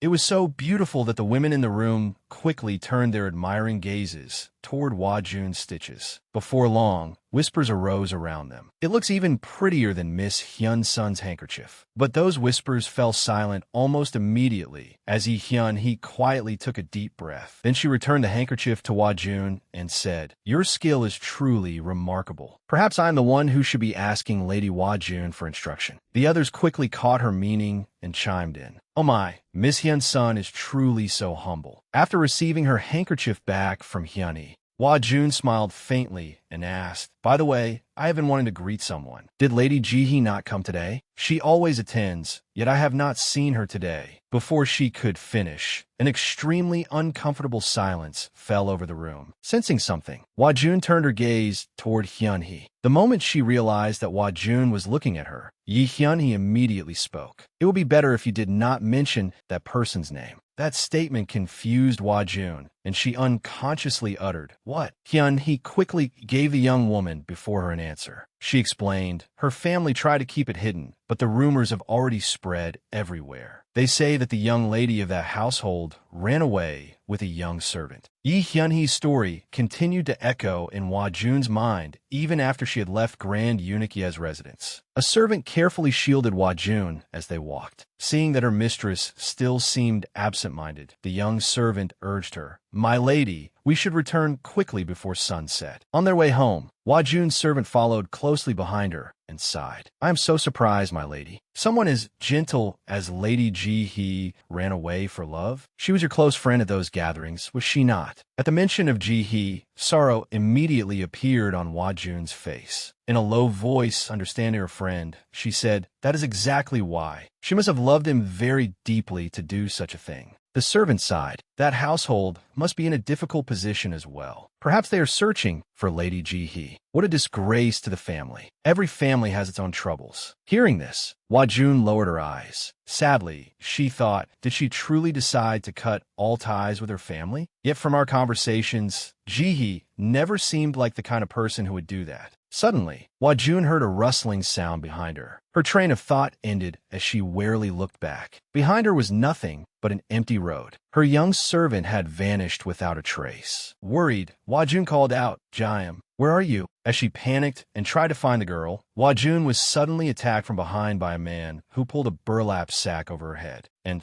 that was everything that had happened to Hua Jun on the day she was abducted. After listening, Li Xinwan froze for a few seconds before summarizing. "So this happened while you were on your way home after attending the ladies' gathering at the vice minister's residence?" Even as she recounted that day's events, fear remained on Hua Jun's lovely face. Still, she cooperatively confirmed it for Li Xinwan. "Yes, I was put into a sack and taken somewhere else. Then you saved me." Noticing the discomfort on Hua Jun's face, Li Xinwan tactfully tried to reassure her. "You must have been terribly shocked and frightened to encounter something so dreadful. I sincerely thank you for taking the time to tell me. This has been very helpful." Hua Jun looked embarrassed as she thanked Li Xinwan in return. "I'm the one who should thank you. Because of you, I was able to return home safely that day." Hearing this, Li Xinwan seemed to remember something. He gently asked Hua Jun, "Come to think of it, has the injury on your ankle healed? I was worried that it might worsen." At his words, Hua Jun's heart leaped in her chest. He is worried about me? Before the young woman's feelings could fully blossom, however, Hua Jun's father thrust his round, bun-like face into the conversation. "Her ankle has completely healed. But how long do you intend to keep talking to Hua Jun?" Both Li Xinwan and Hua Jun turned their attention toward him. Suddenly, he cried out after his wife pinched him painfully. He hurriedly corrected himself. "No, that is not what I meant. I wish to thank you. When will you return so that I may treat you to a meal?"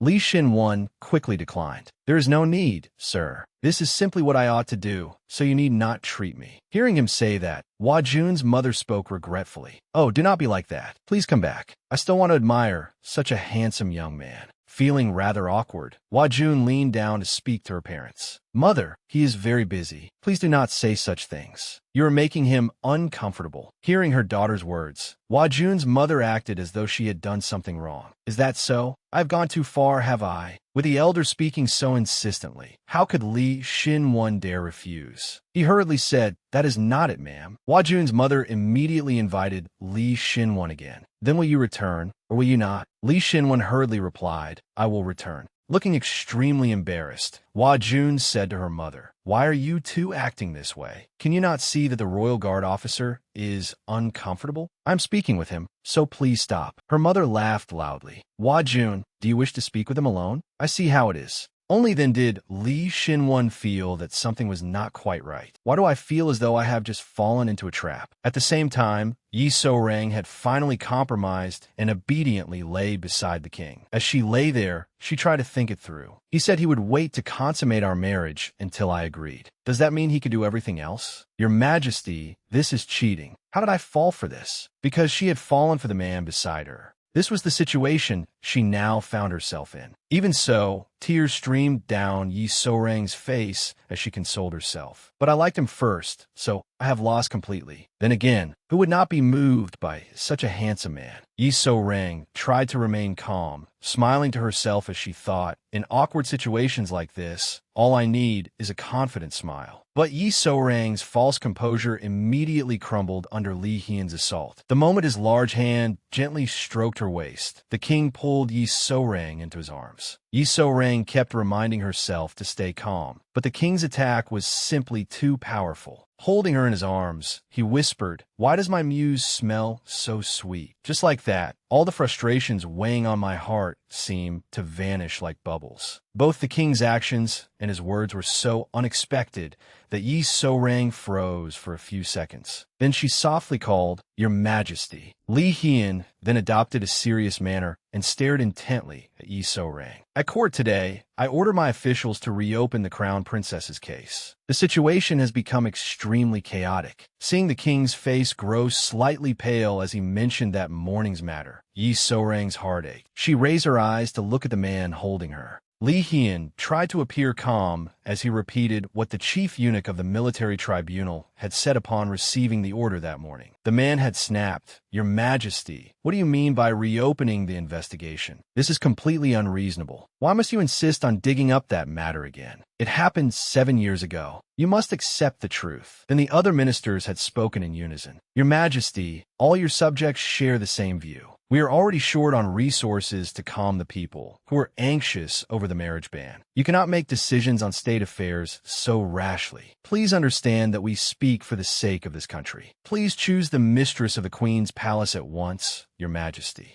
After hearing the entire story and the opinions the ministers had expressed that morning, Yi So-rang immediately became somewhat frightened. Then what will happen? Yet Li Hian remained calm. Looking utterly reliable, he said to Yi So-rang, "Who do you think I am? We will proceed. If I do not reopen the investigation, choosing a queen will be meaningless anyway. This is the most appropriate time to set things right." So everything was part of the king's plan to protect his new love. Yi So-rang sat upright and seriously discussed the matter with him. "But if Your Majesty continues postponing the selection of consorts, will not the people become even more resentful? Rumors that the marriage ban will be lifted are already spreading widely." Yet upon hearing Yi So-rang's words, Li Hian remained calm, as though he had anticipated everything and events were unfolding exactly according to his plan. In a lazy voice, the king said, "I did promise that, but there is nothing to do except delay it. I decided to lift the marriage ban because of you. I want you to become my life partner." What woman would not be moved by such words? Yi So-rang was no exception. King Li Hian sat upright so he could meet Yi So-rang's eyes. Gently touching her cheek, he laid out his plan. "You cannot take the position of queen immediately. Even if you enter the royal consort's quarters, there will be much opposition. But if we have an heir, everything will go much more smoothly." Yi So-rang wanted to be with Li Hian as well, but life would not be easy for them. Not wanting the king she loved to suffer any more than necessary, she pressed her lips together, made up her mind, and spoke. "No, Your Majesty. You must order the selection of consorts. You must fulfill the wishes of the people and your officials as soon as possible." Hearing this, Li Hian froze for several seconds before immediately putting on an angry expression. "I do not want that." Yi So-rang had known the king would not agree so easily, which was why she quickly took his hand and did her best to persuade the stubborn king. "You know my background. That is impossible. Doing so will only make the people resent us even more. We cannot delay an urgent matter because of such a vague hope." Realizing that his beloved was just as stubborn as he was, Li Hian avoided Yi So-rang's gaze and firmly declared to himself, "Forget it. I will take care of that myself. You only need to remain by my side." Although the king had clearly shown his determination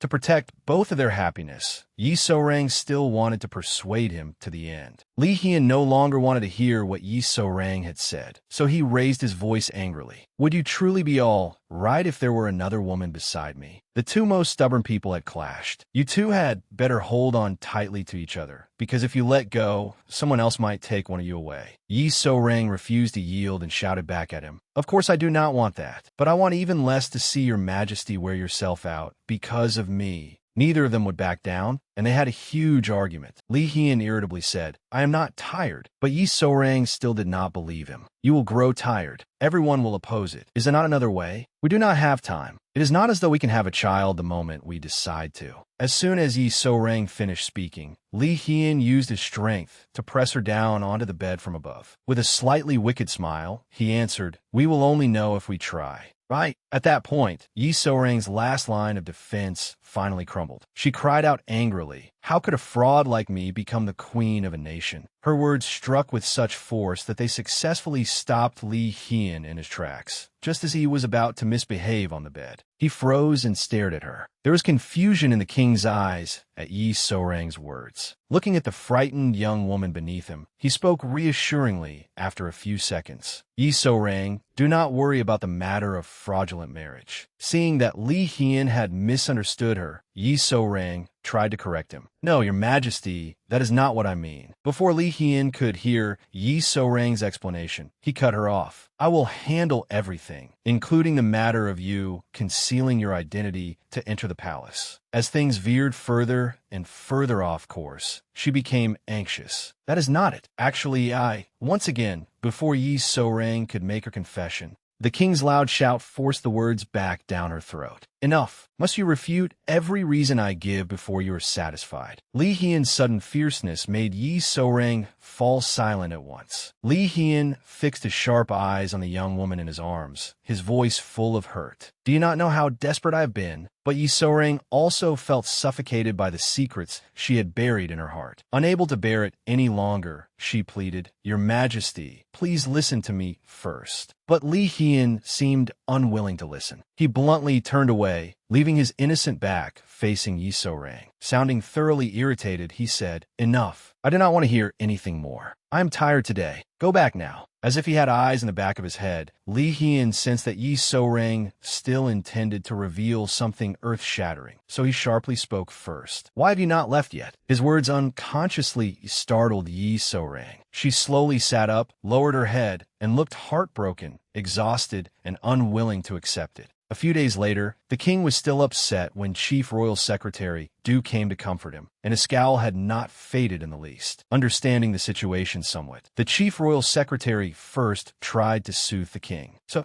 your Majesty has been upset these past few days because you were hurt? You have not even gone to see Lady So-rang. As expected, that stubborn temperament you have had for 7 years has flared up again. This is no laughing matter. You want to test Lady So-rang's feelings, and you already know that she loves you." The Chief Royal Secretary came to see Li Hian with an utterly nosy expression. His face was so irritating that Li Hian immediately showed his mean side. "Chief Royal Secretary Du, it seems you've been missing the beautiful scenery of some remote countryside lately." Hearing that, Chief Royal Secretary Du hurriedly dropped to his knees. "Not at all, Your Majesty. I only wish to gaze upon Your Majesty's radiant countenance every day." To make Li Hian quickly forget about exiling him, Chief Royal Secretary Du cleverly changed to a serious tone. "But, Your Majesty," even Lady So-rang said. The secretary's hesitant words sparked Li Hian's curiosity, and he made a questioning sound. Yet the man stopped there and suddenly fell silent. Unable to wait any longer, Li Hian asked first, "What is it with you?" Since the king had asked, Chief Royal Secretary Du choked out, "Your Majesty, this is not yet confirmed information, but honestly, that was frustrating enough to make anyone angry." What kind of way was that to tell a story? Li Hian grew extremely anxious and questioned him worriedly. "What is it that has you hesitating so much?" Order to report. Chief Royal Secretary Du revealed everything from the investigation into Yi So-rang that the king had secretly instructed him to conduct. "I investigated the young lady, but there are 2 troubling matters. First, her whereabouts 7 years ago are unclear. Second, she has never been possessed outside the palace."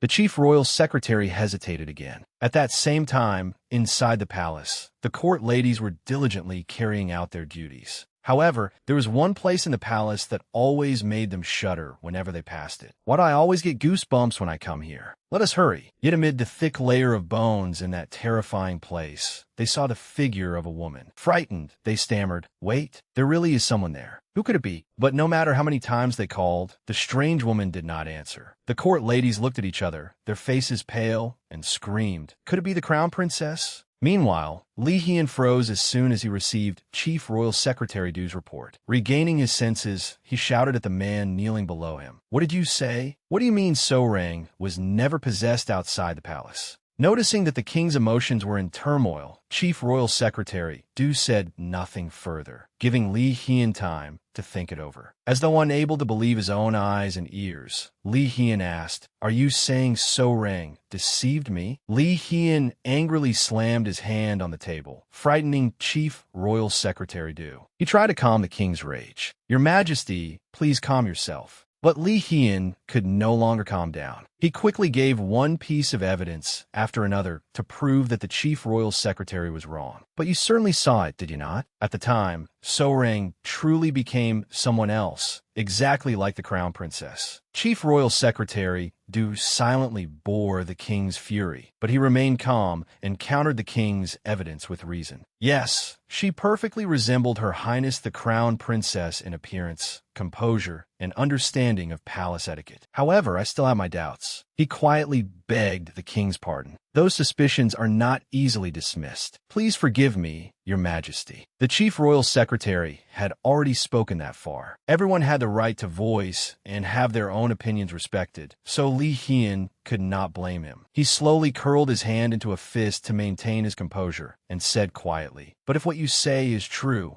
Li Hian kept the rest of his thoughts to himself. So-rang's suspicious actions over the past days suddenly replayed in his mind, one scene at a time. They were so vivid and fit together, so perfectly that he was shaken with fear. His memories took him back to that first night, the night Yi So-rang had been tricked into sharing his bed. She had cried so much then. Li Hien had simply thought the young woman was afraid of him, but she had clearly cried while apologizing to him. "I am sorry, Your Majesty." Then there was the night they tracked down the people abducting young women to make them their wives. Yi So-rang had given a masterful performance. "The royal guard is waiting behind us. They will move as soon as we signal them. Now, come here and report everything to the chief eunuch." Her acting had been so spectacular that even he had stared at her in astonishment. Or the night he carried the unconscious Yi So-rang from the bath to his bed. That night, Li Hien had clearly heard every word she said in her dream about meeting the crown princess, but he had chosen to keep it hidden. Yi So-rang had repeatedly said things such as, "I am sorry, Your Highness the Crown Princess. Your Highness, I deceived everyone. Please forgive me." Li Hien had heard it all that night, and he had privately wondered, deceiving someone? Why is she asking the Crown Princess to forgive her? Even more recently, Yi So-rang had shouted at him, "How could a fraud like me become the queen of a nation? Your Majesty, actually please listen to me first." Her eyes at the time had looked utterly helpless and pained.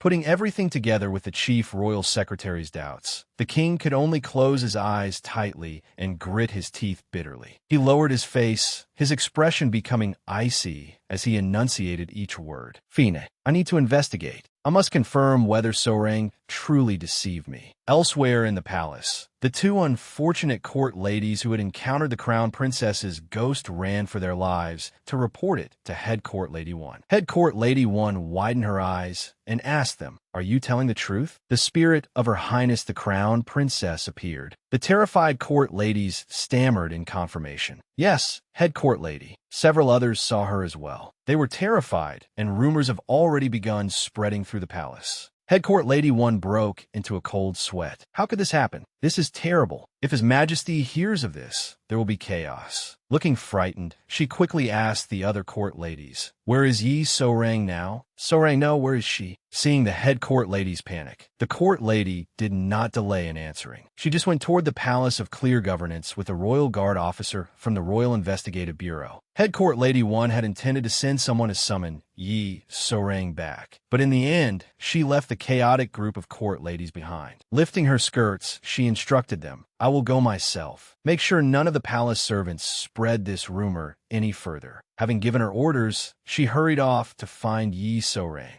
In another corner of the palace, at the Palace of Clear Governance, Yi So-rang had indeed met Li Xin-wan. He had come to tell her what was happening outside the palace. After hearing him, she sighed in relief. "I see. Hyun-sun is still in the passage of lost love." Li Xin-wan continued his report diligently. "We do not know when she will return, but she asked me to tell you that she is well, so you should not worry. Chun-suk and the painter are with her." Hearing that, Yi So-rang became sad and blamed herself. "This happened because of me, but I cannot even be by her side." Li Xin-wan was so heartbroken that he reassured her, "Do not say that. How could it be your fault, So-rang? I will find Madame GWI at any cost, and I will expose every one of Madame CO's evil deeds. So even though you are tired, please endure just a little longer." Yi So-rang could see the exhausted look on Li Xin-wan's face despite his attempts to hide it beneath his hat after many sleepless nights. "Thank you so much, Xin-wan, and I am sorry too."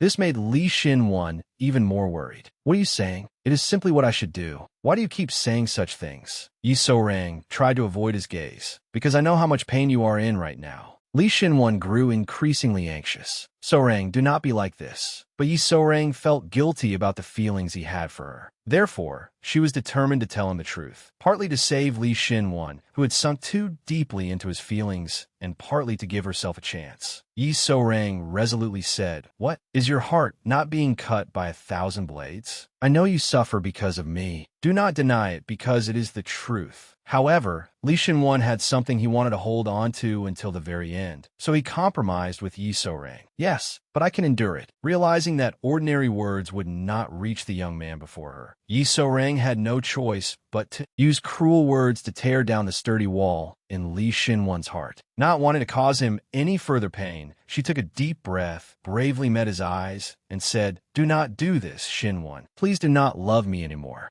I'm not someone worth waiting 7 years for. You know it. I'm shameless and wicked. Even Madame GWI could not stop me and had no choice but to give up." Li Xinwan smiled faintly. It seemed he had not realized Yi So-rang's intention and still steadfastly loved and comforted her, believing that she was merely insecure about herself. He said softly, "You are a good person, and perhaps, even if I had not known you were my fiancé, I would still have felt the same way." Seeing the smile at the corner of Li Xinwan's lips only made Yi So-rang feel more heartbroken for him. Tears gathered in her eyes. Slightly angry, Yi So-rang said, "Stop smiling, you fool." Though scolded, Li Xinwan was still delighted. With his large hand, calloused from riding horses so often, he gently touched Yi So-rang's cheek, wiped away the tear at the corner of her eye, and said, "Do not cry." It was a pricelessly romantic scene, but in the end, Yi So-rang herself forcefully brushed Li Xinwan's large hand away and turned around to leave. With her small back facing Li Xinwan, she choked out, "Fine. I am a wicked person, so I will say cruel things. I cannot stop what is happening between His Majesty and me, as you wish me to. Even if I must leave the palace, I will not be with you, Xinwan." The instant Li Xinwan heard every word Yi So-rang said, his entire world seemed to collapse. She had been the joy that saved him through his most exhausting days, the fiancé he had longed for day and night for 7 full years. Even heaven seemed to pity the cruel fate of those 3 small, helpless people, Li Xinwan, Yi So-rang, and Li Hian. Thunder crashed through the sky.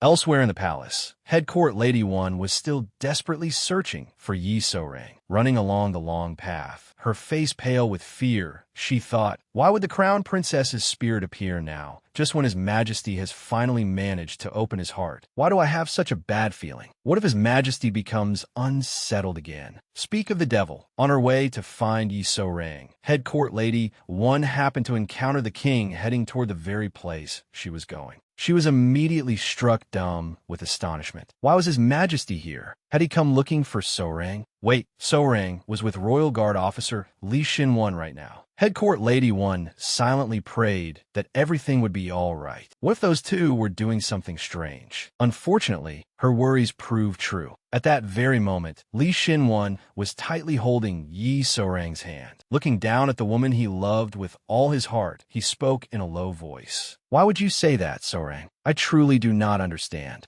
Wearing an angry expression, the king stormed in, eager to question Yi So-rang about everything. His irritation was so apparent that court eunuch Cha, walking beside him, began to tremble. Why did His Majesty insist on seeing So-rang in person? And in such a hurry? Could it be related to what had been upsetting him these past few days? As he was lost in thought, Li Hian suddenly stopped in the middle of the path, causing court eunuch Cha to bump into his solid back. Rubbing his aching head, the eunuch looked up and asked, "Your Majesty, why did you suddenly stop?" But Li Hian did not answer. Left with no choice, court eunuch Cha followed the king's gaze, and his eyes widened at the sight before him. Yi So-rang and Li Xinwan were together. Court eunuch Cha immediately sensed that something was wrong. Why were they together in the middle of the night? And their actions looked far too suspicious. Li Xinwan was still holding tightly to Yi So-rang's small hand. Then he gently kissed it, as lightly as a dragonfly brushing the water. Seeing this, Li Hian froze in shock, as though his feet had been nailed to the ground. When Li Xinwan raised his eyes, he saw the king standing behind them. Yi So-rang, however, seemed not to have noticed the arrival of the man to whom she had said she had given her heart. Uncomfortable with Li Xinwan's strange gesture of kissing the back of her hand, Yi So-rang spoke up. "Xinwan, please do not do that anymore. The more you do this, the more I." Suddenly, Li Xinwan's gaze toward the king turned colder. His face darkened as he gripped Yi So-rang's hand even more tightly, making her cry out in pain. "Xinwan, you are hurting me." Yet Li Xinwan did not loosen his grip. Instead, he leaned closer and whispered something she could not understand. "I told you, did I not? I will never give up." As soon as he finished speaking, he pressed a kiss full of affection onto the lips of the woman he had missed for 7 long years. The sudden kiss greatly startled Yi So-rang. Her eyes flew wide open as her trembling hand pressed weakly against his chest, trying to push him away. No, Shinwon, stop.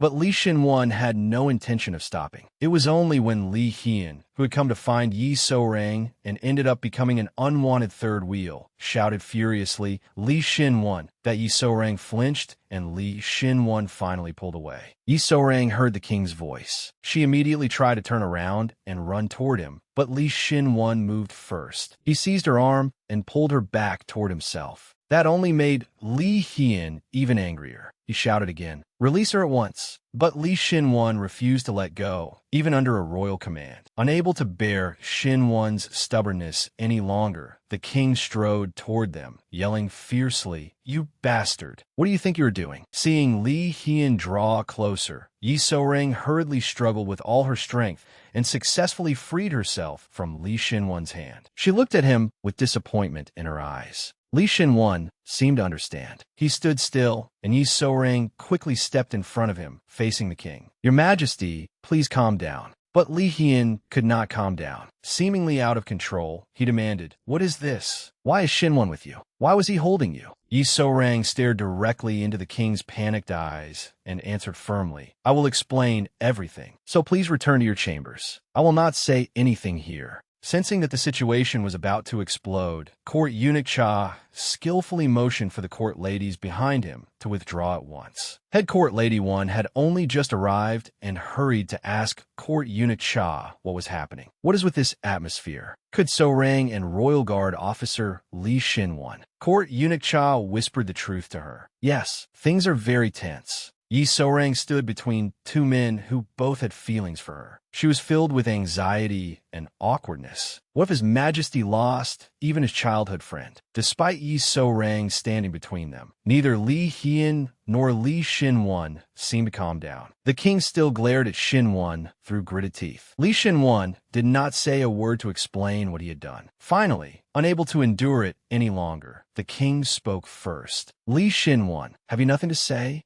Without lifting his head, Li Shinwon answered, just as your Majesty saw. His response frightened Yi So-rang as well. It truly was as the king had seen. Li Hian was truly enraged. Enunciating each word, he said, my friend and loyal subject, how dare you lay your hands on my woman? The more Yi So-rang listened to them argue, the more she felt she was the cause of it all. She quickly tried to stop them. Your Majesty, please. I will explain everything. Please do not make me stand here between the two of you. I beg you, Your Majesty. At her heartfelt plea, Li Hian forced himself to contain his blazing anger. Gritting his teeth, he fixed his eyes on Shinwon. Leave. Get out of the palace at once. The king's words left Li Shinwon in disbelief. Rain began to fall in soft droplets. Whether it was the rain that made the night cold or the frostiness in his ruler's gaze, the king repeated his command. If you do not leave immediately, I will punish you. Before I impose a severe punishment, get out of my sight. So-rang, come with me. They left him behind, leaving Li Shinwon alone in the cold, pouring rain. It was as cold as his heart. Even the heavens seemed to pity him and weep with him. In just one short night, Li Shinwon had lost everything. He had been an upright and outstanding man, utterly loyal to his king, the king's confidant and childhood friend, a gifted royal guard officer, and a faithful fiancé. In a single night, he lost the love he had nurtured for 7 years, his childhood friend, and the king's trust. After taking Yi So-rang away, Li Hian quickly returned to his chambers, changed his clothes, and sat waiting for her to explain everything. But when Yi So-rang remained silent, he impatiently urged her, now explain. Unable to stay quiet after being prompted, Yi So-rang finally spoke. Her words made Li Hian unconsciously clench his fist. That embrace was only a misunderstanding. It was an accident. Even she could hardly believe it, let alone the king. An accident? What kind of accident? Yi So-rang continued. Shinwon. Royal Guard officer Li Shinwon believes that I am the bride he lost 7 years ago. Yi So-rang was lying to Li Hian, concealing the fact that she was Li Shinwon's rightful betrothed. Hearing this, Li Hian listened more closely to her explanation. Yi So-rang forced herself to continue lying. But that is not true. I'm not his bride, and I have never thought of myself that way. The person I love is your majesty. Is that not what matters most right now, your majesty? Their eyes met, and the fire of Li Hian's anger gradually subsided. Come here, Soreng. He quickly pulled her into his embrace. At that moment, Li Hian could only reassure himself. I want to believe her. I want to believe every word she says. That is why I am afraid to ask whether she is deceiving me. I am afraid she will say yes. I am afraid of that, afraid even of this deceitful heart. Following the king's command, Li Xinwan quickly obeyed. Unlike the king, who had changed out of his wet clothes, Xinwan, his heart aching, continued to lead his warhorse out of the palace through the pouring rain. Then a large, unfamiliar man with a scar over his eye approached him. Are you royal guard officer Li Xinwan? My mistress wishes to see you. The mistress that frightening man referred to was Madame Seo. She had been waiting for Li Xinwan. Upon receiving word that he had arrived, she gladly ordered him brought into the Royal Guard office. I heard that there is something you desperately desire, Royal Guard officer. I thought I might be able to help, so I invited you here. She was devious enough to try to win Li Xinwan over. She intended to use him as a double-edged blade to threaten Yi Soreng. Madame Seo made her offer first. Go on, take it. These are documents granting passage on a merchant vessel to a great kingdom where no one knows either of you. There are 2 places just for you both. She smiled confidently, waiting for Li Xinwan to accept the gift she had personally prepared. But Li Xinwan reacted fiercely, slamming his sword down on the floor and startling Madame Seo. With dark eyes, he glared at her and ground out each word. What are you plotting? Are you trying to erase Soreng and me this way, then pretend none of your wicked deeds ever happened? You are the most vicious woman in the world. Just wait. I will make the truth known.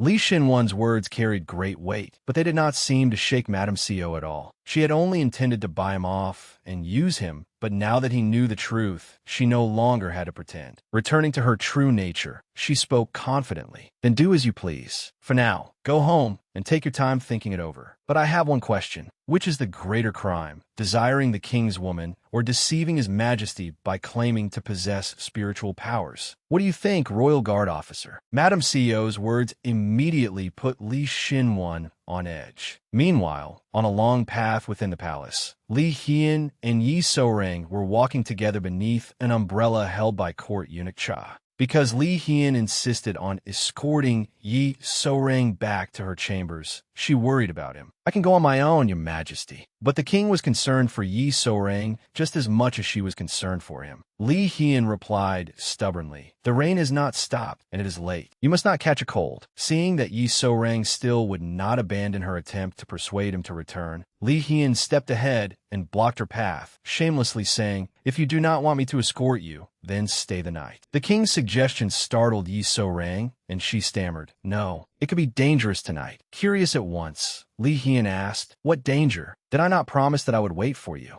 Yi Soreng herself believed that his majesty would keep his promise. But the danger she was talking about was herself. Out loud, she hurriedly replied, no, no. Yet inwardly, she pictured the king's handsome face and cried out in infatuation. I am the one who will not be able to restrain myself. A silence fell between them, broken only by the patter of rain. Suddenly, Li Hian broke the quiet in a low voice. Looking at Yi Soreng tenderly, his heart full of happiness, he said, although there was an uproar earlier, walking with you in the rain like this makes me feel peaceful and at ease. Yi Soreng seemed to feel the same way. She gave the man beside her a radiant smile. I feel the same. But when she looked carefully at Li Hian's expression, she thought to herself, your majesty says that, but his face has been gloomy all this time. Perhaps he is still troubled by what happened with Xinwan. While the two whispered happily to each other, those following behind them, Court Eunuch Cha and Head Court Lady One, remained anxious. Unable to bear the suspense any longer, the two began whispering. Court Eunuch Cha spoke first. Have you asked Lady Soreng about the Crown Princess's spirit? Head Court Lady One clicked her tongue and admitted, no. I have not had time to speak with her alone.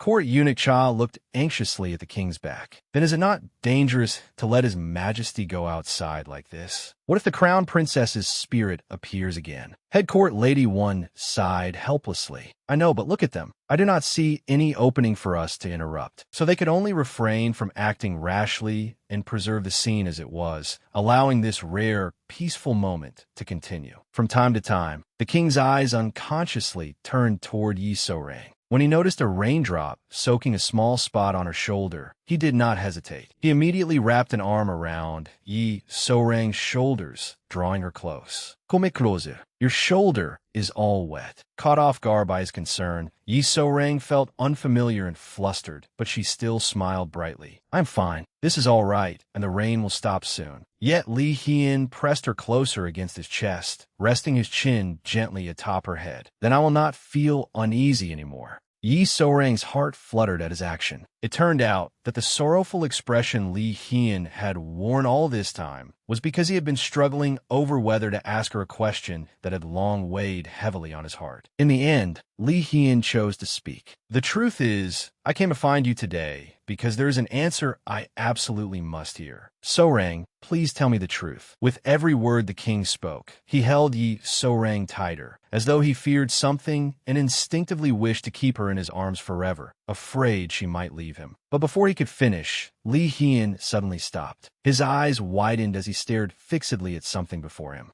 Noticing the king's strange reaction, Yi So-rang immediately straightened and looked up at him. Your Majesty? The man before her had gone pale, unable to speak. Deeply worried, she asked, Is something wrong? You do not look well. The reason for the king's expression was an object hanging and swaying in the air before him. It had the shape of a woman dressed in the robes of the crown princess's palace. At the sight of it, Li Hien's heart began pounding violently in his chest. Even court eunuch Cha began to tremble. He cried out, The crown princess! Upon hearing those words, Yi So-rang instinctively followed their gaze. Confused, she stared at the figure suspended in midair. Is that floating person the crown princess? Head court lady 1 was no less frightened. Now that she had found an opening, she rushed forward and asked Yi So-rang, So-rang, did you summon the crown princess's spirit? Yi So-rang did not understand what was happening, but she was certain she had not done this. No. Yi So-rang's silence only made head court lady 1 more frightened. Trembling, she said, Why has the crown princess appeared? I was just about to ask you that. Recently, people have been saying that the crown princess has reappeared in the palace. After hearing the head court lady's words, Yi So-rang turned her gaze toward the king. Yet he remained frozen in place, staring intently at the object without looking away. The moment Yi So-rang saw Li Hien's brows draw together slightly, her heart ached unbearably. She could no longer stand there and keep watching. Without another thought, Yi So-rang rushed toward the object, while head court lady 1 anxiously watched her retreating figure. Only then did Li Hien realize that Yi So-rang had left his side. Yi So-rang climbed into a boat on the lake. Rippling water struck against its sides as the small young woman gripped an oar and rowed forcefully toward the floating object. As she rowed, Yi So-rang calmly considered it. There was no such thing as a spirit, but if that truly was the crown princess, she needed to ask her directly. Standing in the boat, Yi So-rang called out loudly to the floating figure, Your Highness! Your Highness! If you truly are the crown princess, please speak. What exactly happened? Why did you abandon His Majesty? Please tell me, Your Highness. The object was genuinely startled by Yi So-rang's cries and quickly turned, attempting to flee. Looking up from below, Yi So-rang examined it carefully. What is that? How strange. Something isn't right. Wait. She leaned out over the side of the boat, trying to seize the figure known as the crown princess. But it suddenly vanished, then fell into the water with a splash. Yi So-rang spoke in confusion. It disappeared? What? Then she spotted a shadow beneath the water. A second later, Yi So-rang also fell into the lake with a splash. From the shore, the king called out in fright, So-rang. Struggling to breathe underwater, Yi So-rang did not try to swim to the surface. Instead, she focused entirely on discovering the truth about the crown princess who had been floating there earlier. Filled with doubt, Yi So-rang thought to herself, what was that just now? The crown princess's figure suddenly disappeared. Was it truly a spirit? What was this strange feeling? As her thoughts raced, something touched her small back. Her attention drawn to it, she swiftly turned around to look. Behind her, Yi So-rang discovered a mirror reflecting her struggling form beneath the water. Overcome with worry, the king quickly jumped into the boat and climbed toward the spot where Yi So-rang had fallen.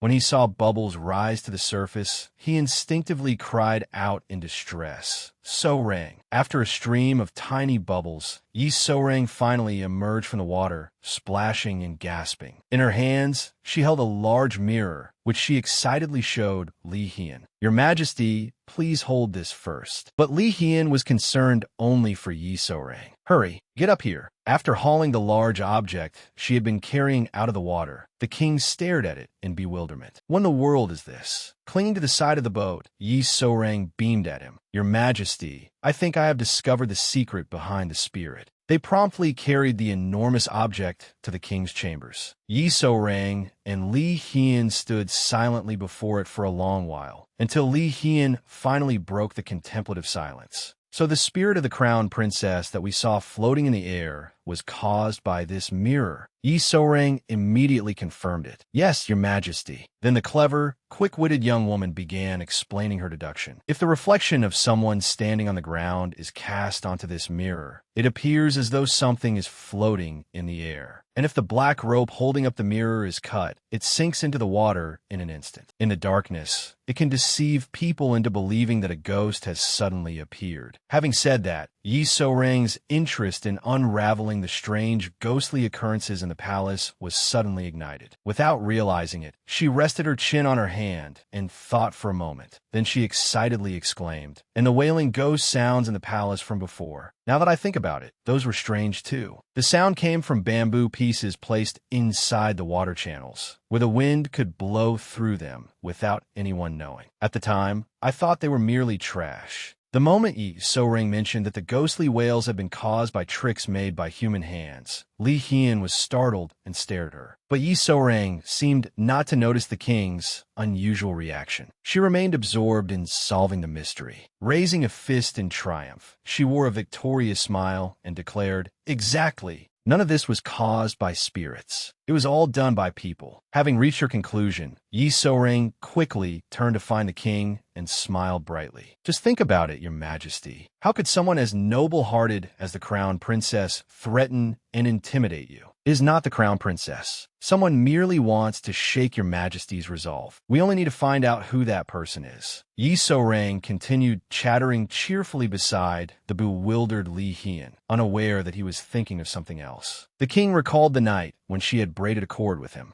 Li Hian revisited his memories of that night. So-rang had said that she herself chased down and destroyed the ghostly apparition. Water had poured from its eyes, nose, and mouth like a stream, frightening her badly. An unbelievable suspicion rose in Li Hian's heart. She had told him an entirely different story. That was right. Those who lied constantly had a difficult time. They had to use different lies to conceal earlier ones, and after a while, they could no longer remember their previous lies. After chattering for some time, Yi So-rang cheerfully sought his praise. What do you think of my reasoning, Your Majesty? Li Hian did not answer. He clenched his teeth slightly, silently arriving at the conclusion he had long sought. So it was true. From the beginning, you lied to me about spirit possession and divine powers. Instead of praising or answering Yi So-rang, the king reached his hand toward her, startling her. Li Hian did not answer. He clenched his teeth slightly, silently reaching the conclusion he had long sought. So it was true. From the beginning, you lied to me about spirit possession and divine powers. Instead of praising or answering Yi So-rang, the king reached his hand toward her, startling her. Li Hian pulled Yi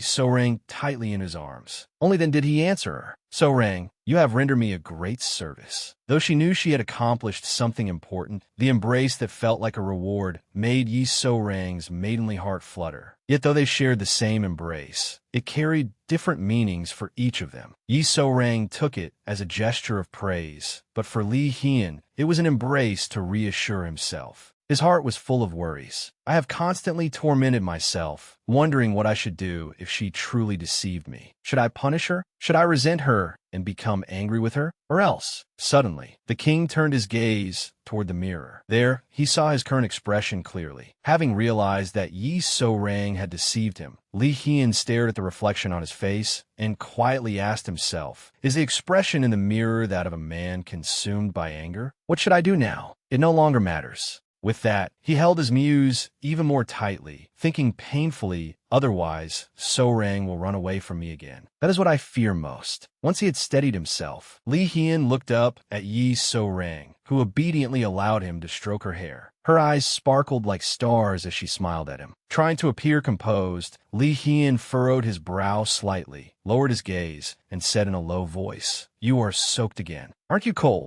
Hearing his concern, Yi So-rang smiled happily. "I am fine. Fortunately, I was the only one who fell into the water this time." As they spoke cheerfully, Li Hian suddenly lowered himself and pressed an unexpected kiss to Yi So-rang's wet lips. Unprepared, the young woman's eyes remained open during the kiss. After they parted, Li Hian teasingly said, "So you wanted me to warm you up? Am I right?" Startled by the king's shamelessness, Yi So-rang stared at him with wide eyes and an open mouth. Then Yi So-rang seemed to realize that Li Hian had spoken seriously. A blush immediately spread across her face, and she lowered her head shyly as the man before her whispered, "I can no longer wait." Yi So-rang was not entirely convinced. She had always possessed a competitive nature. Thus, Yi So-rang spoke bluntly, "Your Majesty, you are too much. When you make that face, who could possibly refuse you?" She bravely met the gaze of the most handsome man in Joseon, silently complaining, "Sometimes I feel so wrong. I cannot tell whether your Majesty is being sincere or joking. But when you keep looking at me like that, I cannot help but." Before she could finish, Li Hian smiled gently in response, leaving Yi So-rang unable to resist him. The king's large hand quickly reached Yi So-rang's robe ties and slowly loosened them. He spoke to her unhurriedly. "How can you not know that my heart has always remained unchanged? Everything I have ever done for you has never been false. Believe in me." Yi So-rang's outer robe was swiftly removed and obediently fell to the floor. As Li Hian looked at the muse before him, his heart had long since belonged entirely to Yi So-rang. "Even if every word you spoke to me were a lie, I still could never let you go." Li Hian gazed lovingly at Yi So-rang and said, "I love you, So-rang." And so, they became one, sharing their most sincere feelings with each other. Meanwhile, elsewhere, Li Shinwan rode his warhorse at full speed toward the palace. The worried frown on his handsome face would not ease as he spoke to himself. Even if there was no other way to conceal her identity, how could she pretend to be the crown princess and deceive everyone? This is far too dangerous. If anything goes wrong, even His Majesty will be unable to do anything. It will become completely uncontrollable. Yi So-rang shyly widened her eyes as she looked at the man before her. The king gazed at the muse in his arms so entrancedly that he had to voice his admiration. "You are beautiful. You are this beautiful even with your hair down? Forgive me, So-rang. Your precious first night is happening so hastily, without any preparation." Touched by the king's tenderness and consideration, Yi So-rang blushed and reassured him. "No, your Majesty, there is nothing that needs preparing." Lowering her eyes, happiness on her face, she sighed softly. "With your Majesty here, wherever I am with you is paradise." Naturally, as an ordinary man, Li Hian was moved by such sweet words from the woman he loved. He brushed his rough thumb against Yi So-rang's full lips and said, "Such sweet words." Then he pulled her into his embrace. Li Hian gently patted Yi So-rang's small back and whispered softly into her ear, "Or perhaps they sound sweet because they came from you." At the king's honeyed words, Yi So-rang's eyes narrowed slightly, and a faint sadness appeared on her face. She sat up and whispered to him, "Actually, your Majesty, I am the one who was not properly prepared." Shyly brushing her hair, Yi So-rang avoided Li Hian's eyes and said, "I fell into the water, so I do not know whether I smell strange." As soon as she finished speaking, She raised her hand close to her face and sniffed herself. Watching Yi So-rang, the king's eyes suddenly brightened as though he had thought of a fun way to tease her. Indeed, he had something in mind. He threw himself into Yi So-rang's arms and grinned. "Is that so? Let me smell for myself." The king's sudden, shameless action startled Yi So-rang so badly that she stared at him in bewilderment. Seizing the opportunity, the king leaned closer, buried his face in the hollow of her shoulder, and pretended to sniff. Then he remarked, "It seems there really is a scent." Hearing that, Yi So-rang panicked in embarrassment and struggled to escape. "I really should bathe. Your Majesty, please wait for me a moment." Realizing that he had teased her too much, Li Hian gently and unexpectedly placed a warm kiss on Yi So-rang's forehead. She froze, lifting her gaze to look at the true king of Joseon smiling freely before her. Then he suddenly attacked Yi So-rang again. This time, the king buried his face in the hollow of her slender shoulder, caressed her fair neck, and placed a kiss there. Li Hian continually nuzzled closer to Yi So-rang. Because they were so close, Yi So-rang instinctively clung to the king's sturdy shoulder for support. She drew a deep breath to gather her courage, then gradually allowed herself to be swept along by Li Hian's emotions. Overflowing with happiness, Yi So-rang told herself, "His Majesty's scent is wonderful." In the midst of his passion, the king suddenly sat upright before leaving Yi So-rang's lovely neck. Li Hian did not forget to whisper a few words into her ear. "There is nothing but a lovely fragrance." Hearing him say this, Yi So-rang did not hesitate to offer a beautiful response in the intimate moment. Her cheeks flushed red as she softly chided him. "Your Majesty is the one seducing me with your scent." Seeing that Yi So-rang was gradually following his rhythm, Li Hian felt a little pleased. He did not rush her, instead speaking gently and attentively. "Then that is good. Do not be shy. Look directly at me." Yi So-rang obediently listened to him. She slowly lifted her eyes to meet the king's gaze. Delighted, Li Hian praised her. "That is right. Look at me like that." Li Hian gently placed his large hand against Yi So-rang's cheek and stroked it. He leaned closer until their foreheads rested together, then sweetly asked her, "Can you call me your beloved?" Yi So-rang tenderly held the king's hand against her face. These large, warm hands were what she had always longed to feel, the hands of the man she loved. At this very moment, they truly wished to give Yi So-rang that warmth. Therefore, she no longer wished to push that warm affection away. Yi So-rang gently said, "Your Majesty, my beloved." The two gave each other trust, sweetness, and the warmth of their hearts. As those feelings came together, the emotions stirring within them both grew ever stronger. Li Hian held Yi So-rang in his arms and gave her a sweet kiss. Yi So-rang eagerly returned it, obediently yielding to him. Her mind was now completely blank. "I cannot do anything, but at least in this moment, let me hold these hands as his beloved woman, not as a noble king and an ordinary woman. Today, at least for tonight." Elsewhere in the palace, after racing there with all his strength, Li Shin-won arrived at the palace grounds. The moment he dismounted, he heard guards shouting, "I told you that no one is allowed to leave." The two sides argued loudly.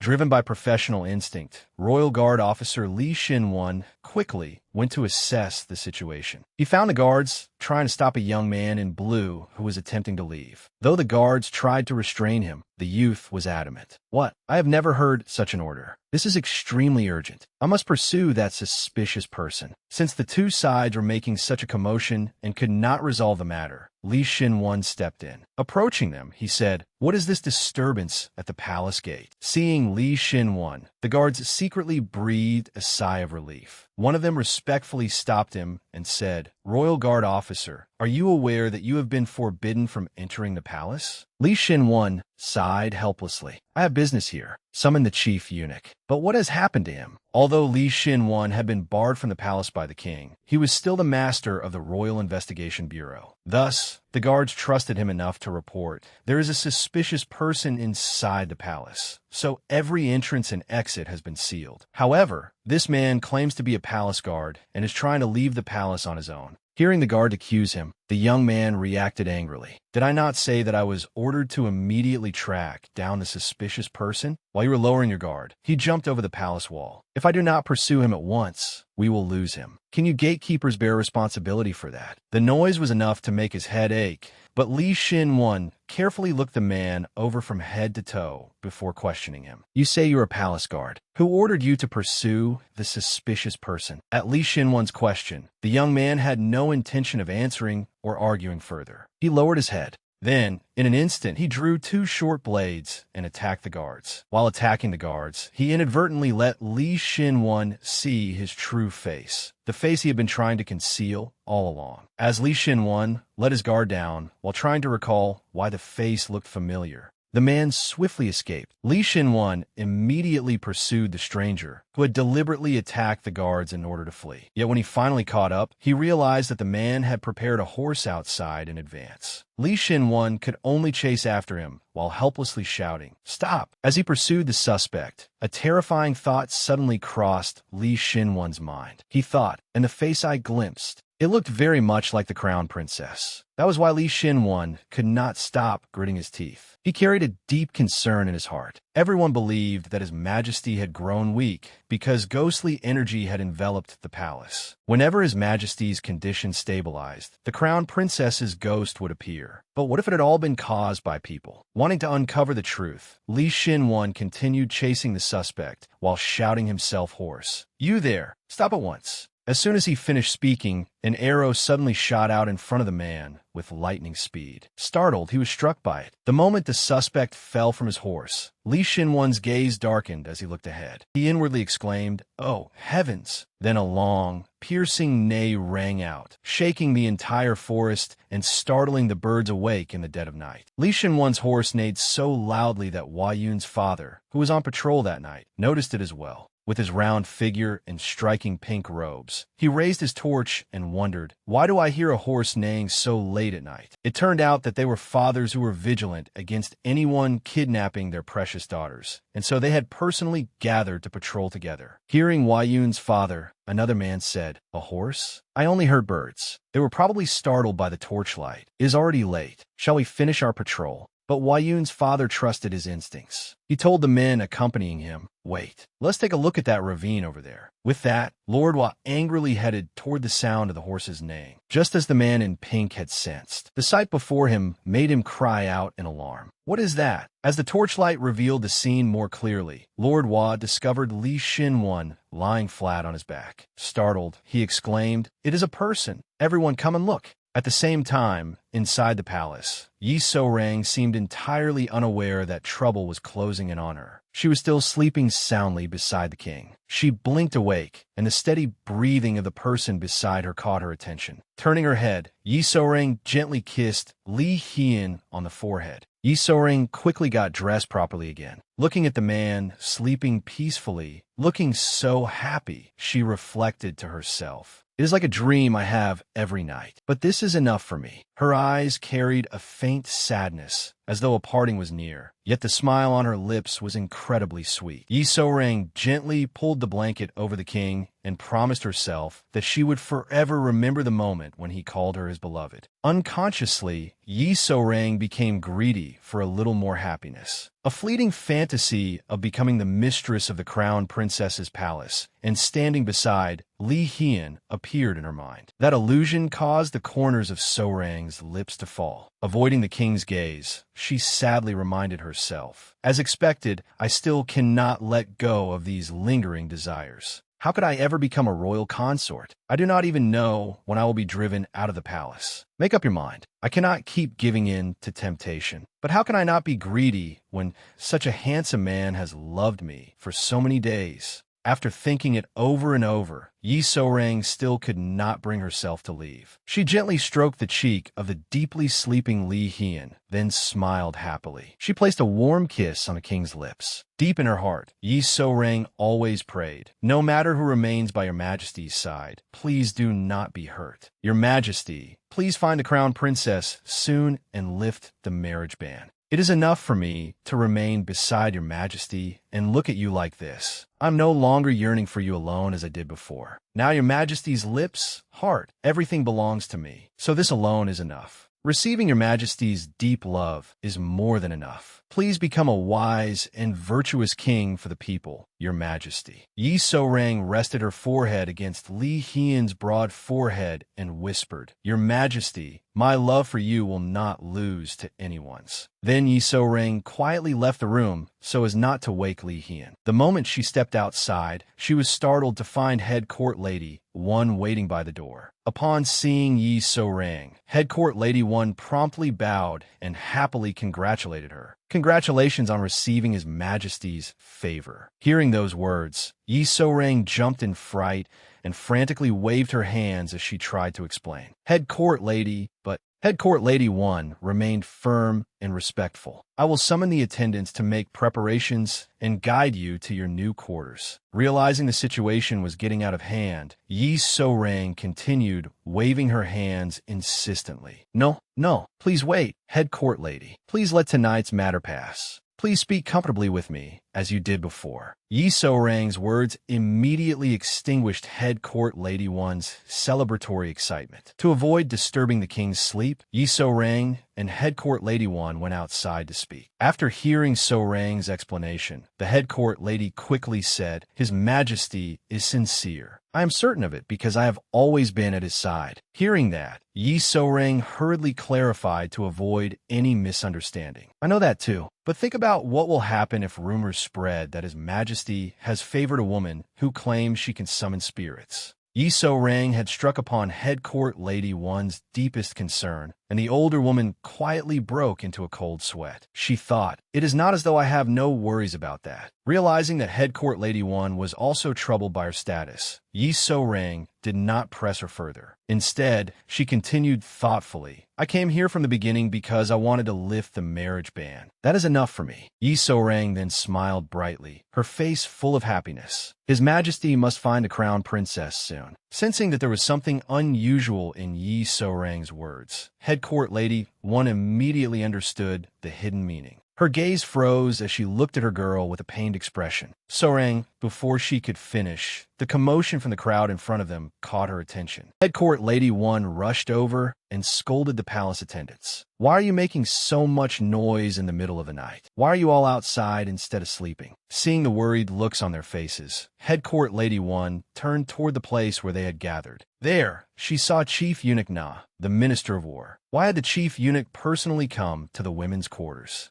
When he saw head court lady One, he immediately rebuked her. Something strange has happened in the palace. Yet how can you be wandering about so leisurely? A sense of foreboding began to spread as they heard him continue. Someone impersonated the deceased crown princess and left the palace. What on earth have you been doing? First, I will investigate every palace attendant. As soon as he said that, he turned his eyes toward Yi So-rang. Come to think of it, there is a suspicious person right before me. State your name and residence at once. Are you truly court lady CEO, the confidential palace attendant? Meanwhile, Wai Yun's father anxiously tried to wake Li Xin-wan. Wake up, are you all right? Though dazed, Li Xin-wan struggled to lift his eyelids and look around. In his hazy state, he heard voices calling out repeatedly. Is that not Royal Guard officer Li Xin-wan? How did you end up like this? Oh heavens, wake up! Then other voices joined in. Does he know anything? He appears to be injured, so let us take him away first. That is probably best. Everyone, lend me a hand, and bring that horse too. While the fathers try to take Li Xin-wan somewhere to be treated, Na Sang-ju watched the entire scene. He curled his lips into a sneer and remarked, He is a lucky one. He was shot with an arrow and rolled down a cliff, yet he survived. He then glanced at the suspect whom Li Xin-wan had desperately pursued, the man Na Sang-ju had struck with an arrow. Na Sang-ju had already hidden him at his side and contemptuously thought, Still, Minister of War. That fool keeps using the same ridiculous trick over and over. Fortunately, I sneaked into the palace and dealt with it first. I got rid of those useless people. Now this crown princess ghost charade must come to an end. Hua Yun's father personally carried the injured Li Xinwan on his back. When Hua Yun and her mother saw her husband return late at night with an injured person on his back, they cried out in alarm. What happened in the middle of the night? Hua Yun quickly noticed the young man on her father's back and fearfully said, "Father, the man you are carrying, could he be?" Before his beloved daughter could finish, Lord Hua immediately answered, "Yes, it is Royal Guard officer Li Xinwan." Panting heavily, he explained everything to his wife and daughter. "I found him fallen in the forest. Since our home is nearby, I brought him here. My dear, hurry and get everyone inside." Hua Yun was stunned by her father's account, but the family soon managed to bring Li Xinwan into a room. As Lord Hua shut the door tightly, he said, "The physician will arrive shortly. I will go to Lord Li Yunghak's residence now." Hua Yun's mother anxiously instructed her daughter, "Be careful on your way. Hua Yun, stay here and watch over him. I will go prepare some hot water." With that, the two hurried off to their tasks, leaving Hua Yun alone in the room with the injured Li Xinwan. Looking at him sadly, she wondered to herself, how did Royal Guard officer Li Xinwan end up like this? Suddenly, Hua Yun saw Li Xinwan slightly furrow his brow. His lips repeatedly murmured a single word, "Rang." Unable to hear clearly, Hua Yun moved closer to listen, but Li Xinwan suddenly seized Hua Yun's slender wrist, startling her. Li Xinwan mistook her for Yi So-rang in his delirium. He softly called So-rang's name as his large hand slowly reached toward Hua Yun's cheek. Miss Li Xinwan kept murmuring, "So-rang, do not go." "Zhuang." Li Xinwan's words made Hua Yun freeze as she stared at him with wide eyes. At the same time, inside the palace, Li Hian finally awoke after a peaceful sleep. He placed his hand over the empty place beside him and looked around, displeasure apparent on his face. "She is not here. Did she leave so early? Next time, I must hold her tightly until I wake up." Looking utterly disappointed, Li Hian dressed himself. Suddenly, Court Eunuch Cha's urgent voice came from outside the door. Your Majesty, have you awakened?" Recognizing the voice of the ever-nagging Court Eunuch Cha, Li Hian irritably scolded him. "Why are you making such a racket so early in the morning, Cha?" Court Eunuch Cha, still sounding urgent, hurriedly reported, "There is trouble. Lady So-rang has been taken to the Royal Investigation Bureau." The news immediately darkened Li Hian's expression. He quickly prepared himself and strode urgently toward the Royal Investigation Bureau. Li Hian's heart was in turmoil as he worriedly recalled Court Eunuch Cha's report. Because of last night's incident, they began investigating every palace woman. When they discovered that So-rang had entered the palace under a false name, Head Court Lady One was investigated as well. Even though we told them she was favored by your Majesty, they remained obstinate. The more Li Hian recalled Court Eunuch Cha's words, the harder he clenched his teeth. After rushing there, the king finally burst into the Royal Investigation Bureau, startling the guards. He shouted, "So-rang, So-rang, where are you?" "I am here." Yi So-rang, covered in injuries, slowly lifted herself up and looked at the man beyond the wooden bars. "Your Majesty." Her appearance tore at the king's heart. His expression darkened as he rushed toward Yi So-rang. Li Hian reached his large hand toward Yi So-rang and demanded, "Who dared do this to you?" Yet she did not answer him. With tears in her eyes, she confessed everything to the king. "Your Majesty, I am fortunate that I can speak to you first. Your Majesty, I have committed a grave crime against you. I have deceived your Majesty until now." Li Hian ground his teeth at Yi So-rang's confession, but he chose to overlook it for the moment and save her first. The king angrily demanded of the guards, "Who did this to her? How dare you lay hands on my woman? Why are you standing there? Open this door immediately." As soon as he finished speaking,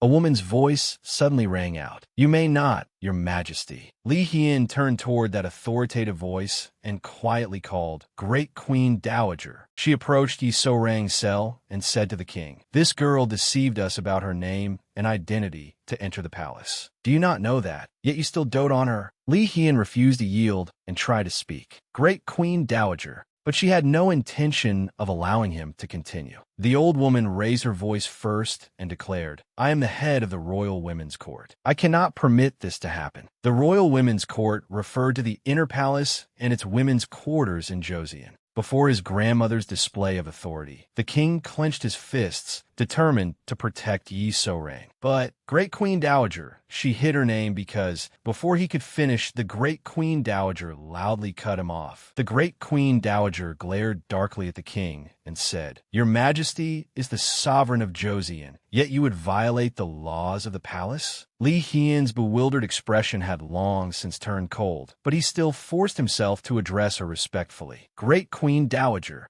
Seeing that Li Hian was truly being suppressed, Yi So-rang thoughtfully gripped his hand to stop him. Li Hian glanced at his little girl, and his heart ached as he watched Yi So-rang shake her head repeatedly. Her lips were pressed tightly together, but then she smiled, as though telling him, "I'm all right, Your Majesty." Seeing that the king had yielded, the Great Queen Dowager turned to leave. Wearing a triumphant expression, she did not forget to leave Li Hian with one final remark. "If there is anything else you wish to say to this old woman, say it now." Hearing this, Li Hian clenched his teeth and reminded himself to remain calm. He gently withdrew his hand and promised Yi So-rang, "So-rang, wait for me a little longer. I will definitely get you out of here." Yi So-rang saw Li Hian off with a faint smile. The moment the door slammed shut, the little girl began trembling uncontrollably. The tears she had been holding back streamed down her face as she spoke to herself. "Actually, I'm not all right at all. I'm so scared, Your Majesty. If something happens, perhaps this will be the last time I see you. I'm so afraid."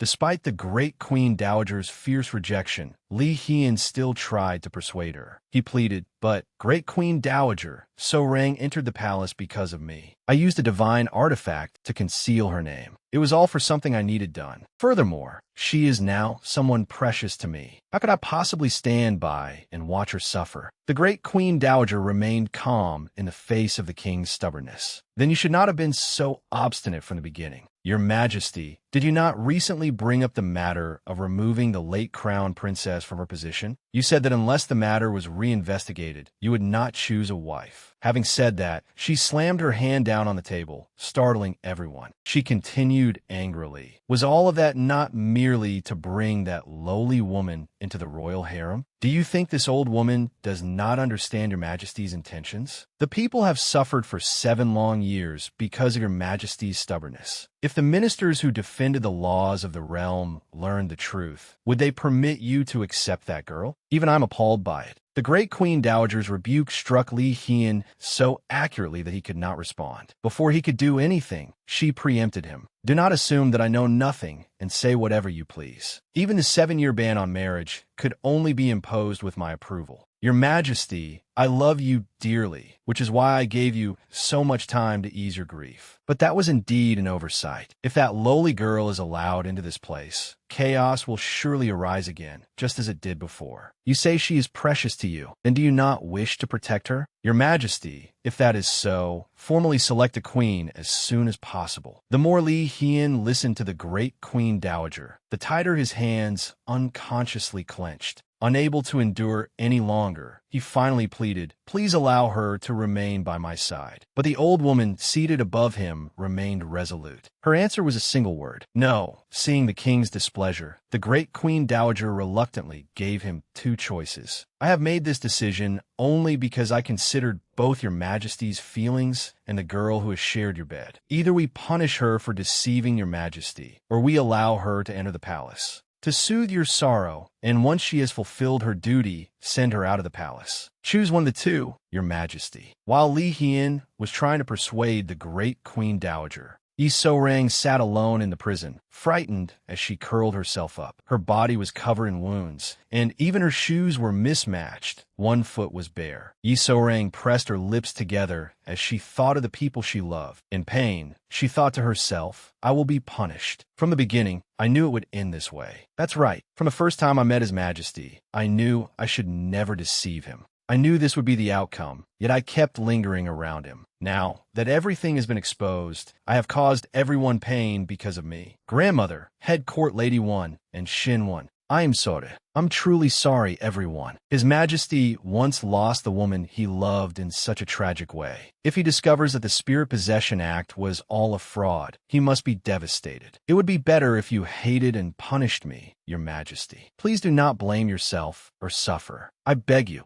Her tormented thoughts gradually consumed Yi So-rang's frail body, which could collapse at any moment. Then the sound of a door opening jolted her awake from the nightmare she had created for herself. Yi So-rang looked up to see a middle-aged man enter, his voice full of concern. "Goodness, you must have had a difficult day. You do not look well at all." Recognizing Chief Royal Secretary Du, Yi So-rang immediately felt relieved and asked, "My lord, how is His Majesty? Is he all right?" However, Chief Royal Secretary Du did not answer her question. He softly said, "Lady So-rang, listen carefully to what I am about to tell you. To protect you, His Majesty will have you taken out of the palace. Therefore, until you leave safely, you must not reveal anything. He intends to conceal your crime so that you may leave the palace." At those words, Yi So-rang's hands began to tremble. Chief Royal Secretary Du muttered to himself, "We should have prepared earlier," but even saying that, it was not easy. "Still, Lady So-rang, His Majesty will surely find a way to bring you back to the palace. Until then, please take care of yourself. Your health is important." But Yi So-rang could no longer hear what he was saying. She once again trapped herself in inescapable anguish. "No. Even so, it cannot end like this. I will never be able to see His Majesty again anyway. Even if my crime is concealed, it will still remain. Before His Majesty is placed in an even more difficult position, I must correct the mistake I made." As Chief Royal Secretary Du turned to leave, Yi So-rang quickly urged herself on and cried out to call him back. Desperate to confess everything, she said, "My lord, my crime cannot be concealed. I do not possess a divine artifact. The Crown Princess's spirit possession was merely a deception to save my own life. I committed a grave crime, and I will accept whatever punishment I receive. But please, convey this one thing to His Majesty. Though I have committed such a terrible sin, I truly love him." Chief Royal Secretary Du stared in astonishment as Yi So-rang tearfully bared her heart. Yet rather than becoming angry at learning that she was a fraud, he let out a small laugh. Looking at Yi So-rang warmly, he said, "As I thought, you are not a fraud. In such a miserable state, whom could you possibly deceive? His Majesty already knows your feelings and the truth that you possess no divine artifact. He knows everything, Lady So-rang." Meanwhile, at the Hua household, after struggling at the border between life and death, Li Xinwan finally regained consciousness and opened his eyes wide at the ceiling. Dazed, he looked around. "Where am I? I was clearly chasing someone suspicious who looked very much like the Crown Princess." Then he recalled what had happened, the moment an arrow pierced his right shoulder.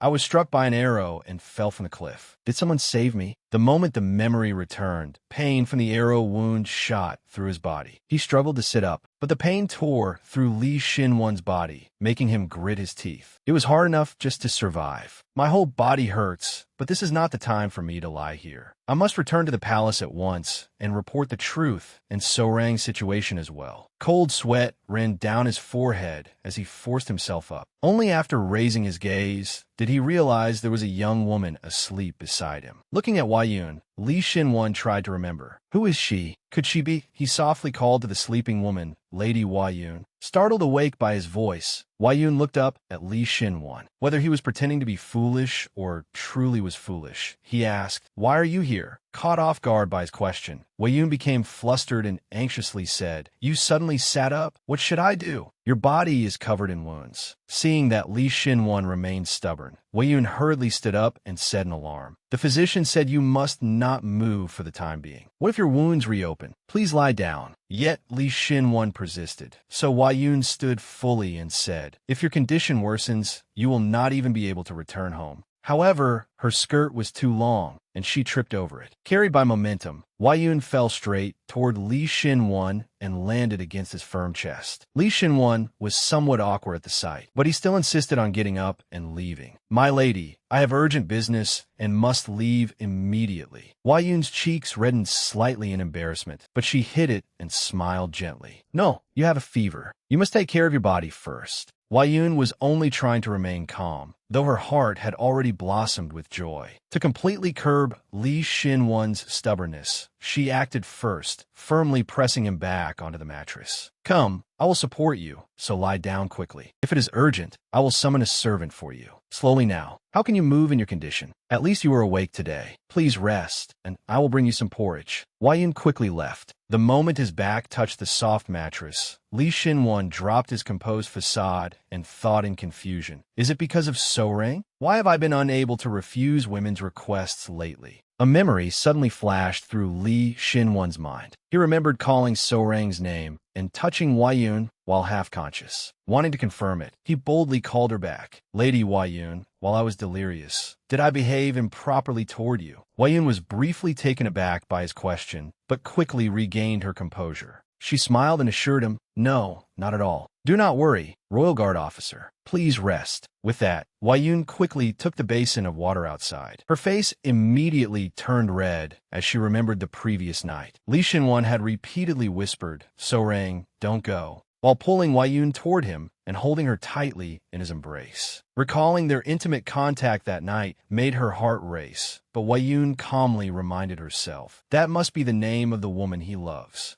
But why did he cling to me and beg me not to go? Surely she did not betray the Royal Guard officer. As Huayun sank into her thoughts, her father approached and warmly asked, Huayun, has Royal Guard officer Li Xinwan awakened? Huayun honestly replied that Li Xinwan had awakened. Seeing this as good news, Lord Hua quickly stepped aside and introduced the person behind him to his daughter. That is wonderful. Someone has come to see the Royal Guard officer. He appears to be a very high-ranking person. At Huayun's glance, Li Hian lifted his eyes slightly to meet hers. The moment she saw the man before her, she exclaimed, Oh my goodness, Your Majesty! Her father was also shocked. This truly was the highest-ranking person in all Joseon. She exclaimed, Oh my goodness, Your Majesty. Her father was also stunned. This truly was the highest-ranking person in all of Joseon. The king quickly entered to see Li Xinwan and remarked, You were struck by an arrow while pursuing someone who resembled the crown princess? Li Xinwan promptly confirmed what he had witnessed with his own eyes. Yes, Your Majesty. I too was struck by an arrow and fell from the cliff, so I was unable to verify that person's identity. Having received this intelligence from Li Xinwan, Li Hian ground his teeth. The lead in this case vanished before us? Then there is clearly still someone behind it. Someone who masterminded the false spirit possession of the crown princess. Understanding the king's meaning, Li Xinwan narrowed down his suspicions. Then the crown princess truly was murdered. But why did I think it was all Madame Sio's doing? After discussing official business, Li Hian looked Li Xinwan over and asked, And you? You do not look well. Feeling somewhat saddened, Li Xinwan quickly admitted his fault. Please forgive me, Your Majesty. Due to my carelessness, I allowed the culprit to escape, and I have even made you see me in such a disheveled state. Li Xinwan's words were exceedingly formal and distant, successfully striking at Li Hian's pride. Irritably, he told Li Xinwan, I did not come here because you are my subject. I came as your friend. Li Hian realized that he had already lowered himself first. Yet Li Xinwan remained silent. Li Hian openly showed his displeasure and quickly turned away. Several seconds later, Li Xinwan softly said, I apologize for making you worry so much. Li Hian could no longer bear those formal words and gave up. He swiftly returned to his dignified role as king and told Li Xinwan, Forget it. Recover properly. I came today because I have a task for you.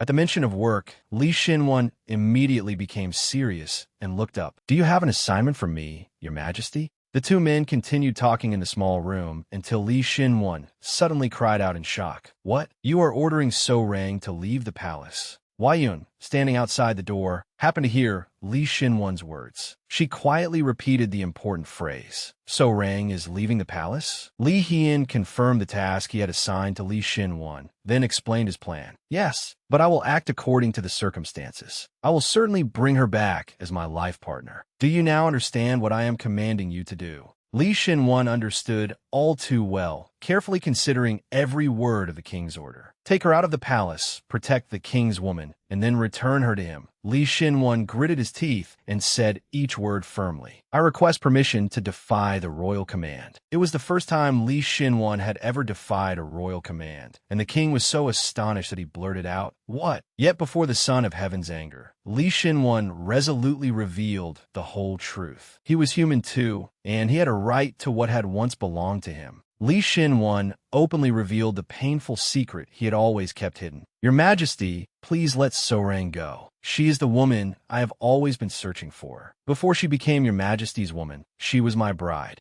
At this moment, all of them were struggling against their cruel fates, simply wishing to escape them. Yi So-Rang, her body covered in wounds, stared blankly at the king's notice announcing the selection of a queen. Though Li Shinwan had tried to refuse, he ultimately accepted the royal command and protected Yi So-Rang safely. Amid the crowd, Yi So-Rang looked toward Li Shinwan and said, "Shinwan, His Majesty knows everything." Though he knew the full truth, Yi So-Rang collapsed from exhaustion in the street before she could finish speaking. Thus, she kept the words she could not say buried in her heart. While unconscious, Yi So-Rang dreamed of the man she loved. It was the king of Joseon. So-Rang, I loved you deeply, but I cannot continue this after learning that you deceived me. Our fate ends here. Li Hien turned his back and began to walk away, leaving Yi So-Rang behind. Behind him, she cried out desperately, trying to stop him. Your Majesty, I was wrong. Please don't go. Yet he walked away in confusion, leaving her with only his final words, farewell. The nightmare affected Yi So-Rang so deeply that, even in reality, she dazedly raised her hand toward the sky and cried helplessly, Don't go, Your Majesty. Soon, a small hand reached out to comfort her, gently taking Yi So-Rang's endlessly trembling hand. Wei-Yun had stayed by So-Rang's side and cared for her while she was unconscious. Seeing the girl trembling, Wei-Yun reassured her softly. Lady So-Rang, did you have a nightmare? It's all right. It was only a dream. Breathe slowly and steadily. Wei-Yun's unfamiliar voice and comforting words successfully pulled Yi So-Rang out of her nightmare. So-Rang looked at the beautiful young woman before her and quietly asked, Are you Wei-Yun? Wei-Yun warmly introduced herself and honestly explained everything. I am Wei-Yun. This is my home. You had a very high fever for the past few days, and you have only just awakened. Royal Guard officer Li Shinwan stepped out briefly, but he will return soon. After hearing Wei-Yun's explanation, Yi So-Rang gradually regained her memories and murmured, Shinwan. Right, I met Shinwan. Noticing that So-Rang remembered what had happened that day, Wei-Yun nodded and continued, Yes. That day, I followed the Royal Guard officer because his wound had not yet healed. Then I saw that you had fainted. From the beautiful young woman's story, Yi So-Rang immediately grasped the important point. Shinwan was injured. Seeing Yi So-Rang trying to sit up, Wei-Yun thoughtfully came over to help her while continuing her explanation. Yes, but he is much better now. After hearing Wei-Yun's entire account, So-Rang pressed her lips together, her heart restless. They brought me here because they could not return to the heart-to-heart tea house, where Madame Seo could find me at any time. They had to take me somewhere unrelated to us. If not for Shinwan, I would have been in serious trouble. Yi So-Rang looked at Wei-Yun and gently said, Thank you, Lady Wei-Yun. We meet again like this after that kidnapping incident. You were the young lady from that time, weren't you? Wei-Yun had not recognized Yi So-Rang until she mentioned the kidnapping. She thought back carefully, then exclaimed, Oh my goodness! You were the one beside His Majesty, boldly restraining everyone. No wonder you looked so familiar.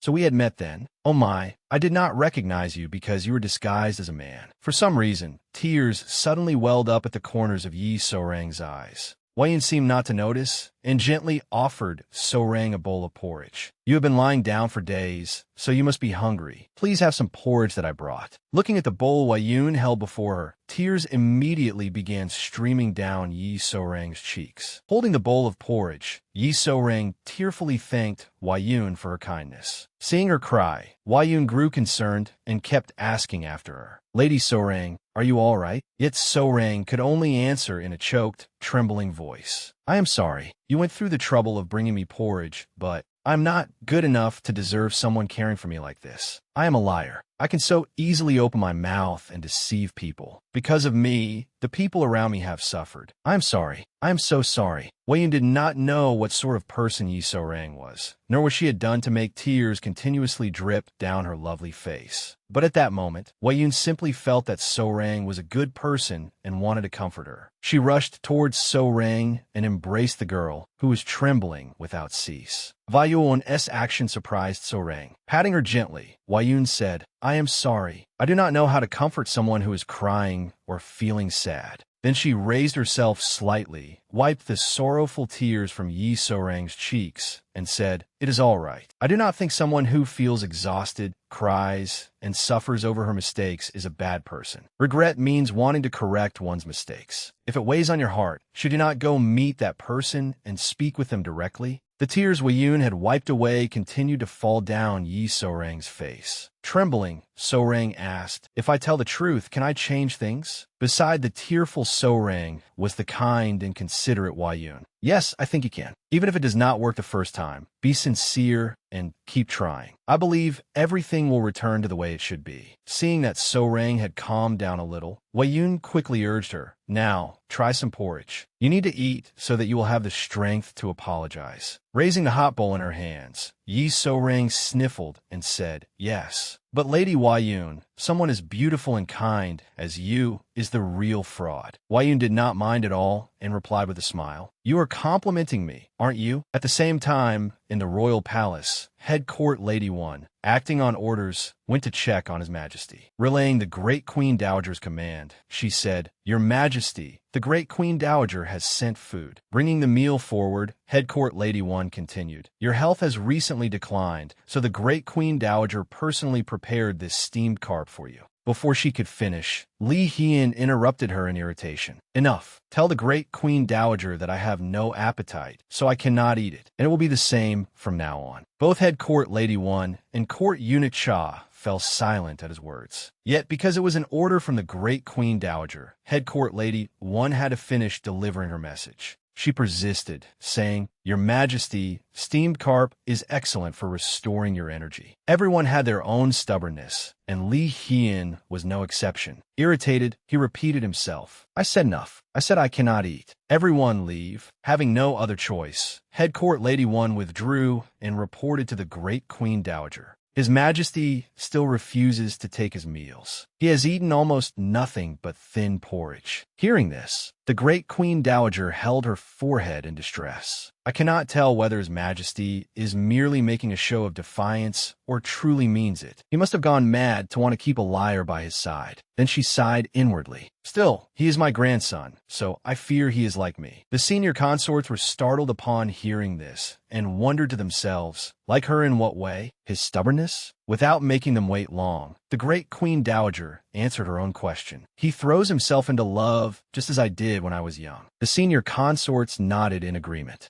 The Great Queen Dowager recalled the past. Time had passed like fate itself. I had made up my mind. That man had to be mine. That man was Li Hian's grandfather, the Emperor of Joseon at the time. After reminiscing for a while, the Great Queen Dowager grew serious. "I overcame many hardships and did many things that are now merely memories of my youth. But I was a refined daughter of a prestigious, noble family, which was why I could do so. That low-born woman who wandered about has no right to compare herself to me." Then the Great Queen Dowager issued an order in a commanding voice. "The royal bride selection decree has been issued. After waiting so long, we cannot proceed carelessly. All unmarried, noble ladies of marriageable age throughout Joseon are to submit their name cards. As the eldest member of the royal family and the head of the inner court women, I will strictly oversee this matter. I will select the finest queen consort for the position that has remained vacant for 7 years, the woman who will make His Majesty's heart stir." Ever since the decree was issued, Madame Seo and her daughter had been busily preparing. Only Yi So-rang remained curled up sorrowfully in a corner of Wei Yun's home, until Li Xin-wan approached her, a letter tightly gripped in his hand. Unable to believe it, Yi So-rang asked Li Xin-wan for confirmation. "Madame Seo has prepared a ship for us to leave the country?" He gave a firm nod. At once, Yi So-rang began trembling uncontrollably. "She has finally decided to get rid of me, and she acts as though I should be grateful that she is sparing my life. How can anyone be this cruel?" Trembling in fear, Yi So-ring crumpled the travel permit that Madame Seo had given to her and Li Xin-wan. However, Li Xin-wan remained completely calm as he revealed his plan, surprising So-rang. He said quietly, "I accepted it because I intend to pretend that we are leaving. While Madame GWI is being held hostage, you have no choice but to let Madame Seo manipulate you. She must have learned that you left the palace, so I returned to meet her and set my conditions." Li Xin-wan honestly told So-rang everything that he had negotiated with Madame Seo. "I will accept her earlier offer and leave this country with So-rang. But in exchange, she must release the hostage. If Madame GWI cannot return safely, So-rang, and I will never set foot on that ship." Li Xin-wan calmly laid out the plan he had arranged. "She promised to release Madame GWI as soon as she confirms that we have boarded the ship. For now, we will get on board, then secretly return. So first, we need to find Madame GWI." Yi So-rang felt guilty seeing the meticulous plan Li Xin-wan had made for her. She quietly scolded herself and kept pushing herself onward. "I have been frightened and exhausted, doing nothing but curling up." His body was wounded, and I know how deeply his heart was hurt when I rejected him. Yet he remains so resolute for my sake. Not wanting to betray Li Xin-wan's feelings, Yi So-rang gritted her teeth and made a firm decision. Looking bravely into Li Xin-wan's eyes, she said, "Thank you, Xin-wan. You have suffered so much too. You have been in so much pain. Xin-wan, I will try. From now on, I will try to do what I can. I will not sit still like a fool anymore." Without realizing it, Yi So-rang had tightly grasped Li Xin-wan's large, calloused hand. Her words and gesture seemed to warm his cold heart, and a faint smile unconsciously appeared on his face. "All right, So-rang." Meanwhile, at the heart-to-heart tea house, everyone was lively, whispering about all sorts of things. "So it seems Chief Eunuch Kim's household will bribe someone to bypass the virginity examination. That is understandable. There are so many rumors that His Majesty is a tyrant, not to mention the misfortune that befell the Crown Princess. I heard the assessment process is quite elaborate too. Of course, no one wants to suffer through something like that." Chun-suk and Painter Dung heard every thought and complained of the common people. Chun-suk, once a guard at the Royal Investigation Bureau, but now an employee of the Heart-to-Heart Tea House, clicked his tongue. "It was hard enough for the royal bride selection decree to finally be issued, but I never expected such a poor reaction from the young women." Painter Dung, who had volunteered to become a servant at the Heart-to-Heart Tea House, said in exasperation, "How could anyone be excited about undergoing a virginity examination? And for the past 7 years, there have been nothing but unpleasant rumors." Chun-suk eagerly continued discussing the marriage decree. "When the bride selection was first announced, everyone was delighted, but now they are uneasy and worried. What if the selection is not properly carried out? Lady Haiyong has been gloomy too." The conversation suddenly turned to Haiyong, and Painter Dung thoughtfully said, "It is understandable that she is sad when all her loved ones have been separated from her." Seeing how oblivious Chun-suk was, Painter Dung felt compelled to enlighten him. "She has heard news of So-rang from Royal Guard officer Li Xin-wan, and she knows Madame GWI is safe somewhere. She is only pretending to be all right." Then, with good intentions, he quickly went to comfort Haiyong. "Young lady, please do not worry too much. Everyone will return safely. Until then, you only need to remain strong and take good care of the Heart-to-Heart Tea House. To improve your mood, I will paint you a picture. Looking at something beautiful is also a way to feel better." He then took a jab at Chun-suk, subtly reminding him that Painter Dung possessed a special talent that Chun-suk did not. Chun-suk shuddered. That bastard is trying to secretly win points with her. While the two men worried over Haiyong, her response suddenly left them frozen stiff. Innocently, she answered Painter Dung, "Something beautiful? Then please paint His Majesty. He is the most handsome man in all of Joseon." Every word Haiyong spoke was like an arrow striking Painter Dung, leaving him utterly defeated. Unaware of this, Haiyong continued innocently, "I only saw him once, but I truly cannot forget his face. Not being able to see him again is such a sad thing." Even Chun-suk, who had been trying to show concern for her, paused for about 2 seconds before conceding, "It cannot be denied that His Majesty is exceptionally handsome." Then an idea suddenly flashed through Chun-suk's mind. He boldly voiced it. "That is it. I have a plan to ease the young lady's worries. Most of the rumors about His Majesty are bad, but no one can deny his extraordinary appeal. His looks captivate not only the palace maidens, but even the royal officials. Hearing this, Painter Dung immediately understood Chun Suk's intention. He wanted him to paint a portrait of the king. Painter Dung cried out anxiously, "How could a humble painter like me dare put brush to paper for such a noble face? Who would dare paint the royal visage?" In the end, though they did not participate directly, the portraits of Li Hian's royal face painted by Painter Dung indirectly drew countless young women from across Joseon. Just as Chun Suk had said, the palace would surely turn a blind eye. Noble ladies from all over the country would gather here. The painter's pleasing portraits proved remarkably effective. Very soon, the news reached the Great Queen Dowager. "Great Queen Dowager, young women from across the country are flocking here. The officials handling the first round of assessments are working very diligently." Hearing this, the Great Queen Dowager beamed with joy and pride. Just as expected of His Majesty, this old woman will certainly find you a suitable companion. The capital streets quickly became bustling with sedan chairs.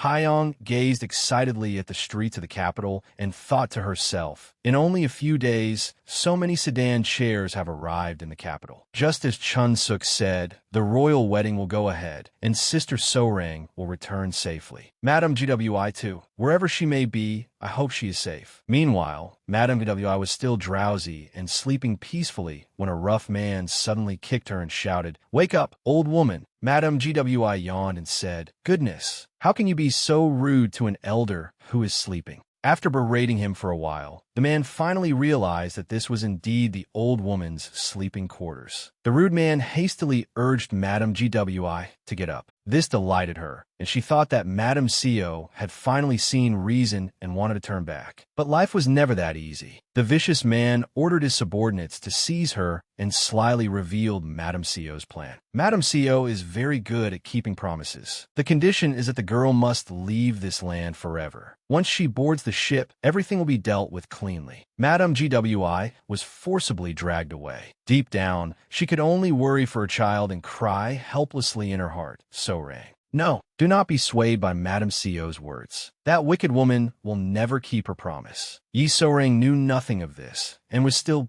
busily packing when the sound of a door opening drew her attention. The person who had come to see Yi So-Rang was Lady Hua-Yun. The lovely young woman peeked inside and gently asked, "Lady So-Rang, I heard you were leaving early tomorrow. Is there anything I can help you with?" Recognizing Hua-Yun, Yi So-Rang smiled and replied, "Oh, it is all right. I have just finished packing. I was actually about to look for you to thank you." So-Rang's departure was so sudden that Hua-Yun slowly sat down, regret clear on her face. "It is such a shame that you are leaving so suddenly. Are you feeling well enough? Wouldn't it be nice if you stayed a few more days?" At that, Yi So-Rang smiled brightly. "No, I've already troubled you enough these past few days. I'm completely well now. Thank you so much, Lady Hua-Yun." Simply seeing Yi So-Rang's radiant smile made Hua-Yun happy as well. With a gentle smile, she said, "I know I have no right to say this, but I truly hope that wherever the two of you may be, you will live happily together." Realizing that Hua-Yun had seriously misunderstood something, Yi So-Rang was determined to clear up this harmful misunderstanding. Yi So-Rang spoke frankly. "It isn't like that. Royal Guard officer Li Xin-won and I do not have the kind of relationship you think we do, Lady Hua-Yun. You like him, don't you?" As someone skilled at reading matters of the heart, Yi So-Rang's question had accurately exposed Hua-Yun's true feelings. The young lady blushed deeply in embarrassment. Was I that obvious? Naturally, Yi So-Rang had her reasons for reaching that conclusion about Hua-Yun's feelings.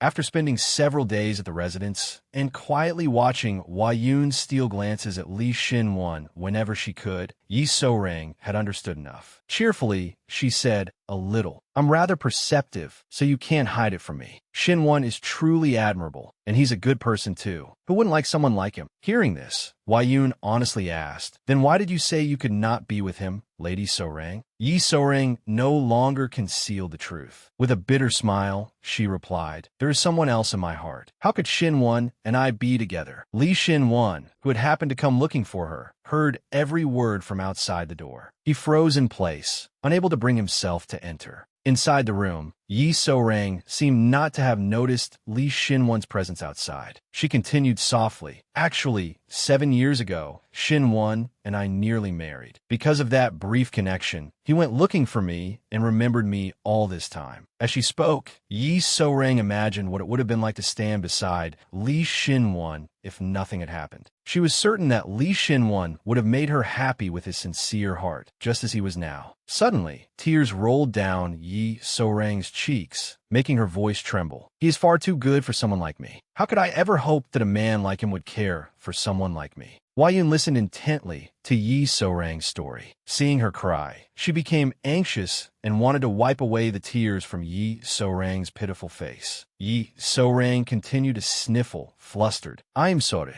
I suddenly started saying such things. I shouldn't have told you this, Lady Wai Yun. Why do I burst into tears over every little thing these days? How strange." Although Yi So-rang tried to laugh, Wai Yun gently comforted her. "No, I'm grateful that you told me. It is all right, Lady So-rang." Yi So-rang's sorrowful crying also reached Li Xinwan outside. He pressed his lips tightly together and turned away. Before long, dawn arrived. The time had come for Yi So-rang and Li Xinwan to board the ship and leave for the great nation. Yi So-rang stood beside the vessel, breathing in the sea breeze. Since it was the last voyage, the boatman hurried the passengers aboard so he could return home early. Noticing how tense Yi So-rang was, Li Xinwan approached to reassure her. "Stay calm. It will be all right." Although Yi So-rang said she was fine, her entire body trembled as she thought, "The moment I think Madame Seo may be watching somewhere, I begin to shake. Stop being afraid. Pull yourself together." As Yi So-rang remained trapped inside the cage of her fear, Hyung's voice suddenly called out from behind her. "Sister So-rang." Yi So-rang immediately looked toward Hyung. A happy smile quickly spread across her face. "Hyung, and Madam GWI too. You have both returned safely. What a relief. It truly is a relief. Good. No matter what happens to me now, it does not matter anymore." But when Yi So-rang looked to the side, she saw Madame Seo standing above her. Madame Seo stared down at her with a sinister smile. Yet Yi So-rang was stronger now. She no longer trembled. Instead, she widened her eyes. She wanted to confront the woman directly, but when she saw the victor's smile on Madame Seo's lips, Yi So-rang remembered all the suffering that woman had caused her. Her family had been destroyed. Her mother had been poisoned by Madame Seo and driven to leap from a cliff. Yi So-rang had even had her identity brazenly stolen by Madame Seo's own daughter. Then there were the innocent girls who had been dragged into this and abducted, along with the people Yi So-rang loved, all of whom had suffered one threat after another. Unconsciously, Yi So-rang squeezed her eyes shut as tears gathered in them. Without thinking further, she resolutely turned around and headed straight for the ship Madame Seo had prepared. Painfully, Yi So-rang realized, "I understand now. I must not run away. Why should I be afraid or hide myself, only to live in misery? I understand it to my very bones now. Because of that cruel person, I lost 7 years of my life, and the thing most precious to me." And just as Li Xinwan had predicted, Madame Seo had indeed placed ambushers aboard the ship, merely waiting for Yi So-rang to walk into the blade she had set for her. Just one step before the boundary between life and death, Li Xinwan quickly stepped forward and tightly grasped Yi So-rang's hand. Li Xinwan looked gently at Yi So-rang and said, "I thought that if I tried my best, perhaps I could fill the emptiness in your heart. But even then, it could never be me, could it, So-rang?" The moment Li Xinwan finished speaking,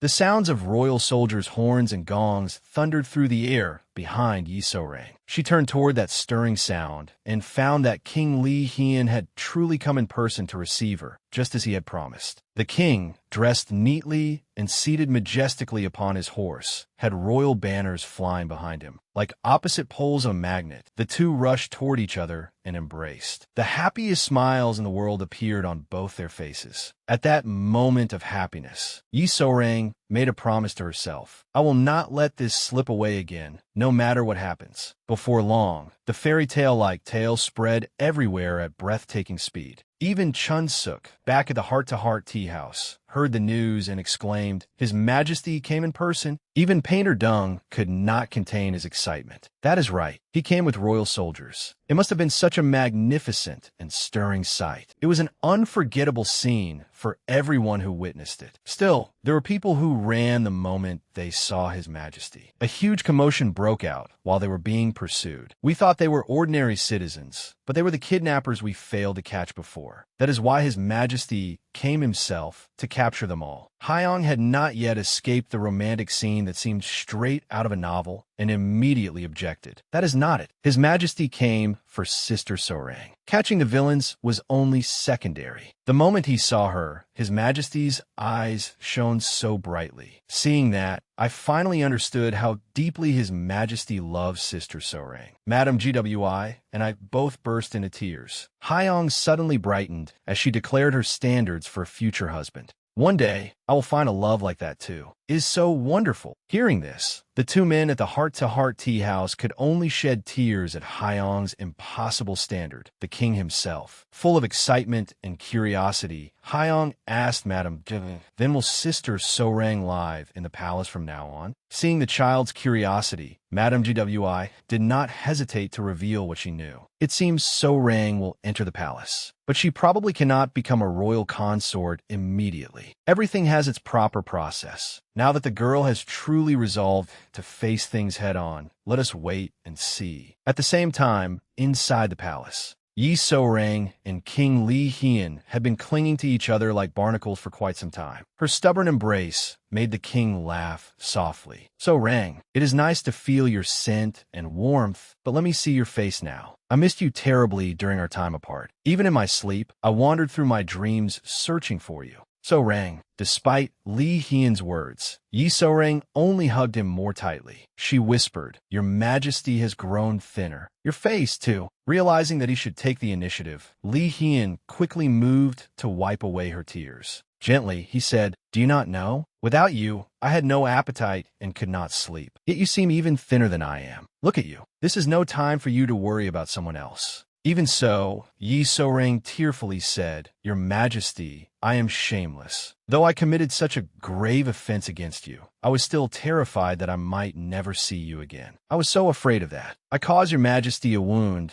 that can never be washed away. Yet even as my body collapsed, your Majesty's image continued to shine in my heart." Unable to listen to her blame herself any longer, Li Hian silenced her with a gentle kiss. Then he said softly, "Do not torment yourself anymore. I promised you, did I not, that I would bring you back, no matter what it took, just as I have now. I have the same fears as you, but we must part for a while until I find a way for us to be together again. When you left the palace, I was deeply worried because I could not see you in person. I feared you would lose heart and leave in despair. When I heard that you had fallen ill, my heart nearly burst." Li Hian placed a warm kiss on Yi Sorang's forehead. Then Xinwen came to me and reported that he would board the ship to the great nation with you. He said there would surely be suspicious people targeting you that day. Though he could handle them himself, he wanted me to appear in person because that would give you more strength. Then they exchanged another sweet kiss. Li Hian softly kissed Yi Sorang's slender fingers and promised, "So wait for me a little longer, Sorang. Soon, we will be together forever." At the same time, at the residence of the chief state counselor, Li Xinwen stood alone, gazing at the moon. He recalled the day he had reported to the king about the plan to board the ship Madame Seo had prepared. After hearing Li Xinwen's proposal, Li Hian had asked gravely, "Pretending to go to the great nation? Will that truly save the hostage?"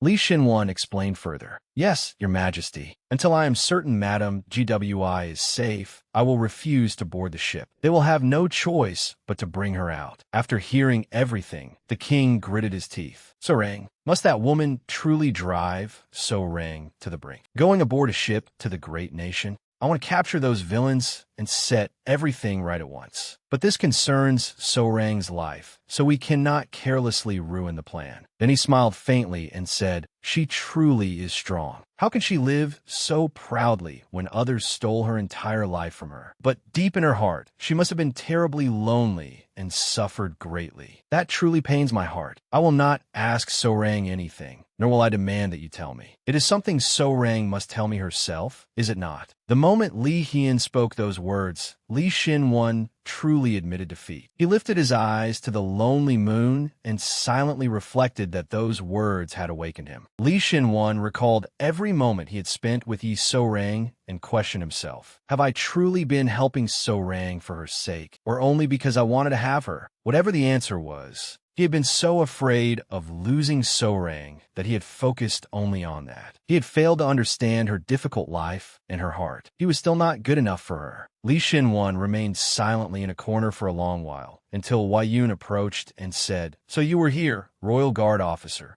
I have been looking for you for some time." Hearing that Wei Yun had come looking for him, Li Shinwan quickly recovered his usual composed manner and asked, "You were looking for me? Is something wrong? Did His Majesty send for me?" Li Shinwan asked too many questions in a rush, but none of them were why Wei Yun had come. Embarrassed, she explained, "No, it is just that, when I came in, I noticed your shoulder." At Wei Yun's mention of his shoulder, Li Shinwan finally became aware of the dull pain from his injury. Looking at the wound, he said, I could not dress it properly, so the wound is opened. But it is nothing. Do not worry. This is not serious." "How can you say it is nothing?" Wei Yun had been frightened stiff by his wound. Eventually, Li Shinwan obediently allowed her to apply medicine and wrap the injury. Feeling somewhat awkward, he thought, "I truly cannot refuse a woman's words." Once she had finished tending to him, he thanked Wei Yun for allowing him to stay at her residence and said he was forever in her debt. Wei Yun smiled softly. "What debt?" "On the contrary, I owe His Majesty and Lady So-rang a great debt. I am happy to be able to help all of you in this way. And you as well, Royal Guard officer." Li Shinwan seemed to realize something and was about to speak, but Wei Yun was faster. She said softly, "It is all right. You do not have to say anything. I will sort out my own feelings." The next morning, Wei Yun came to tell Yi So-rang that she would be entering the palace. She nodded lightly. "Yes, I passed the first round." Hearing that, Yi So-rang unconsciously gripped her skirt tightly. The royal bride selection? Things in the palace are moving so quickly already. His Majesty said he would find a way, but even he cannot go against the wishes of the senior royal elders. "We'll be all right. I may end up burdening him." Though her thoughts were in turmoil, Yi So-rang still concernedly asked Wei Yun, "But are you all right, Lady Wei Yun? You like Shinwan, yet you were selected."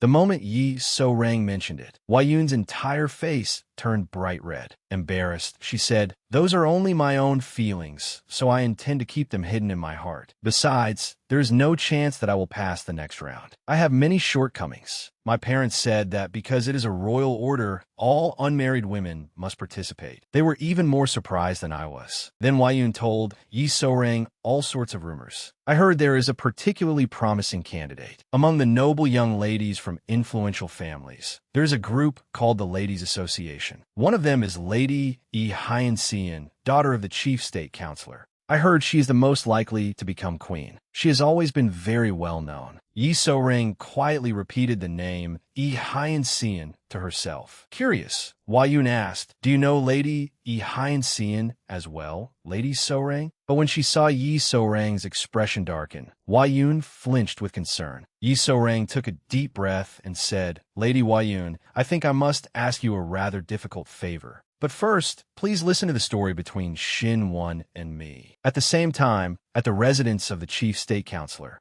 Madame Co was so furious that she overturned tables and chairs. His Majesty appeared in person? Has that little vixen completely bewitched His Majesty? She fumed, thinking, "I was humiliated because of some low-born wretch. Even if I devoured her alive, my anger would not be appeased. How dare she make me flee with my tail between my legs?" Having said that, she quickly calmed herself in order to devise another scheme against Yi So-rang. Madame Co asked her subordinate, "Do we have nothing left to use against her?" The men on the ship all jumped into the water and went into hiding. Those we captured were merely underlings who know nothing. For that reason, they had no evidence for the time being. Yi Hyan-sian, hearing this, anxiously said, "But what if that So-rang girl tells His Majesty everything?" Madame Co rubbed her brow and replied, "So what if she does? Who would dare believe the words of a wandering girl and move against the chief state counselor's residence? Even His Majesty can do nothing without evidence.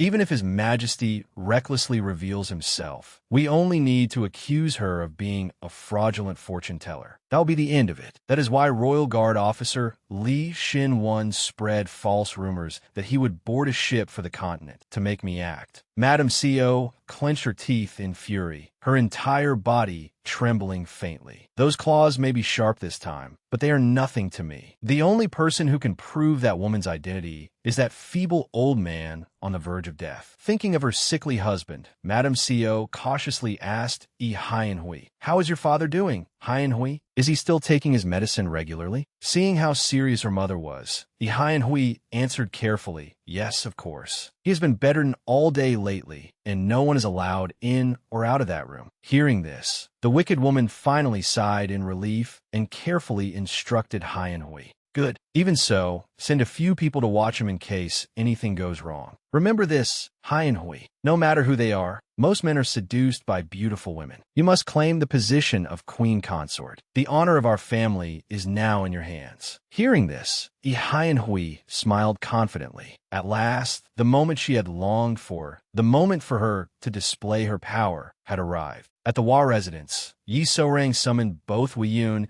and Li Xin-wan and told them the whole truth about her tragic life. After listening in stunned silence, Wei Yun could hardly believe her ears. "Is that really true? The chief state counselor's wife did such things to you?" Seeing the disbelief on Wei Yun's face, Yi So-rang smiled faintly, though sadness lingered in her expression. "I know it is difficult to believe, so I have never told anyone about this before. I did not have the strength to face them alone and change anything. Thankfully, Officer Shinwon remembered me and believed in me. That is how I was able to survive so many dangerous situations. Madam CEO and Yi Haiyanhui are trying to bend every court made to their will. We must do everything we can to stop them. Lady Wei Yun, please help me. Take me with you as your maidservant so I can enter the palace again." Her eyes were resolute as she spoke. This made Li Xin-wan worry deeply. As though sensing his concern, Yi So-rang said softly, "I know both you and His Majesty have been doing your best to keep me safe. But this time, I do not want to hide. I think I must settle this with my own hands." Yi So-rang's determined decision surprised both Li Xin-wan and Wei Yun. Yet there was one final thought she did not say aloud, instead reminding herself quietly, "Because I am the real Yi Haiyan." Not long afterward, the capital was bustling once more with palanquins from distinguished families. They had all come to participate in the preliminary round of the royal bride selection, the first evaluation for choosing the king's consort. It was also an assessment of whether young ladies selected from the unmarried daughters of noble families possessed the qualities required of the mother of the nation.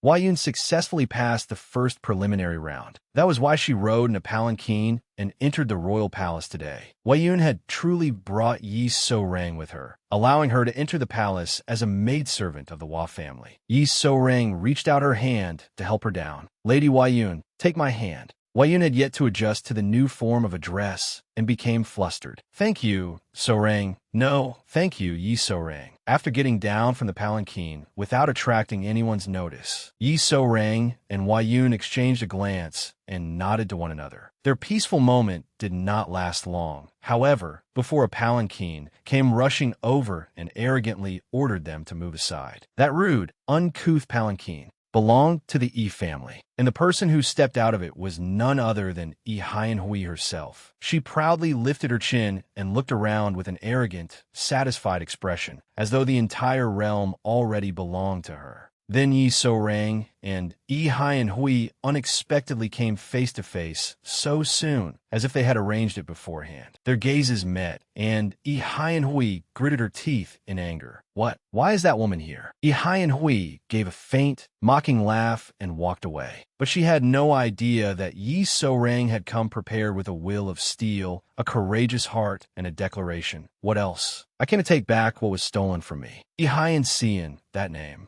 I cannot allow someone who stole my name to greedily take my beloved man as well. Never." At the same time, the ever-alert king had already discovered that Yi So-rang had successfully entered the palace. King Li Hian panicked and gave an order, only to immediately take it back. "Bring her here at once." "No, I will go to her myself." Prepare everything. Once the noble young ladies had quickly taken their places, the great queen dowager cheerfully announced the first test. Entering the palace must have left you all nervous and busy, but you will soon grow accustomed to it. The mother of the nation must possess a composed temperament, must she not? Therefore, the first test I have chosen is embroidery. You must embroider handkerchiefs immediately, without rest. The head court lady inwardly lamented that this truly was an unconventional bride selection. As the great queen dowager looked down happily at the young ladies diligently embroidering their handkerchiefs, her smile stretched from ear to ear. Look at them. Are they not all so elegant? However, appearances are not what matters most. One must examine the heart as well. Since ancient times, it has been said that a woman's character can be seen through her embroidery. The way she sits and sews, each stitch reveals her patience. Her finished work contains both her knowledge and her skill. A queen consort who is strong in practice. That is the purpose of this bride selection. Seeing the great queen dowager laugh heartily, the court ladies silently prayed for someone to stop her stubbornness. As Wayun concentrated on finishing her work, her thoughts wandered slightly. I heard this bride selection would be unusual, but fortunately, this is a test I am confident in. If I fail in the first round, I will not be able to help Lady Sorang. Do not be nervous. Just embroider as you always do. While the young ladies focused on their needlework, the supervising court lady quietly inspected their pieces one by one. When she saw the handkerchief embroidered by Yi Hien Hui, the court lady inwardly praised it. Her skill truly is excellent. This should be enough to take first place in this test. But when she glanced at Wai Yun's handkerchief, she was startled and stared at her. Meanwhile, Yi So-rang, seated outside as Wai Yun's maidservant, looked inside anxiously. During the bride selection, I must make Yi Hien Hui reveal her true nature no matter what. The goal is to have her eliminated. But if things do not go as planned, unconsciously, Yi So-rang recalled what Wei Yun had told her the night before. I must help someone else become queen consort. Our highest priority is stopping that imposter from running rampant, isn't it, Lady So-rang? But, just hypothetically, if I were chosen not as a secondary consort, but as the queen consort, you would not mind, would you? Remembering it now, Yi So-rang's heart was still burdened. The moment I truly understood what this bride selection meant, that the place beside His Majesty would belong not to me, but to another woman, my heart ached just thinking about it. But I cannot let my feelings interfere now. Do not dwell on it anymore.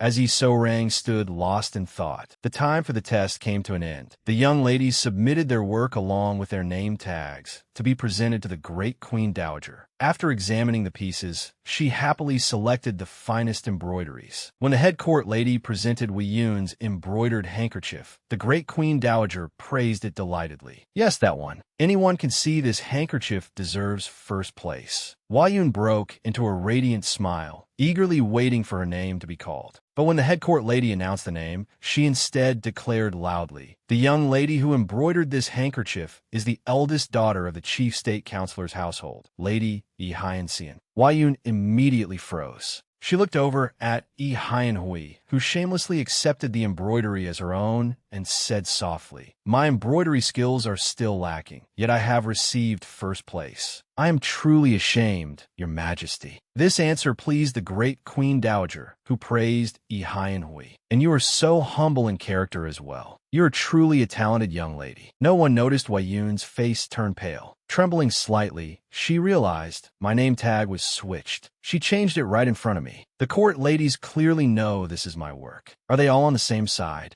If I protest this result, I will only look like a strange woman jealous of someone else's success. Seeing Wei Yun tremble, Yi Hien Hui inwardly sneered at her in contempt. But before she could enjoy herself for long, she was dealt a shocking blow. The great queen dowager quickly held up the handkerchief embroidered by Yi Hien Hui. "And Lady Wei Yun, you have done well too. Though the composition is somewhat dull, it still shows the diligence of your practice. Today, the two of you have earned first and second place." Wei Yun had no choice but to accept the false result. Yi Hien Hui immediately glared resentfully at the head court lady who had helped her switch the name tags. "Why did you give my handkerchief to that woman?" But the woman pretended to be blind and deaf, refusing to acknowledge her. Just as she was about to announce the work ranked third, the crowd below suddenly erupted into murmurs. The great queen dowager angrily demanded, "Why is it so noisy outside?" She was swiftly informed that the commotion was because His Majesty had personally come to observe today's bride selection. As King Li Hien strode in confidently, court eunuch Cha stood nearby with tears in his eyes, looking as though his attempt to stop the king had failed miserably. The king's actions left even his grandmother, the great queen dowager, dumbfounded. But when she overheard the young ladies whispering that they had only seen the king in portraits and seemed eager to behold his face, the great queen dowager gave a mischievous smile and ordered him to enter. At this point, who cared about the results? She wanted to show off her handsome, brilliant grandson immediately. Having received permission, King Li Hien walked inside with measured steps. Merely hearing the king's footsteps made Yi Hui's heart flutter. Do not be shaken. This may be part of the examination as well. Do not turn around. Just sit still and remain composed. Yi Hui tried to calm herself, but King Li Hien had other ideas. He did not want to give the false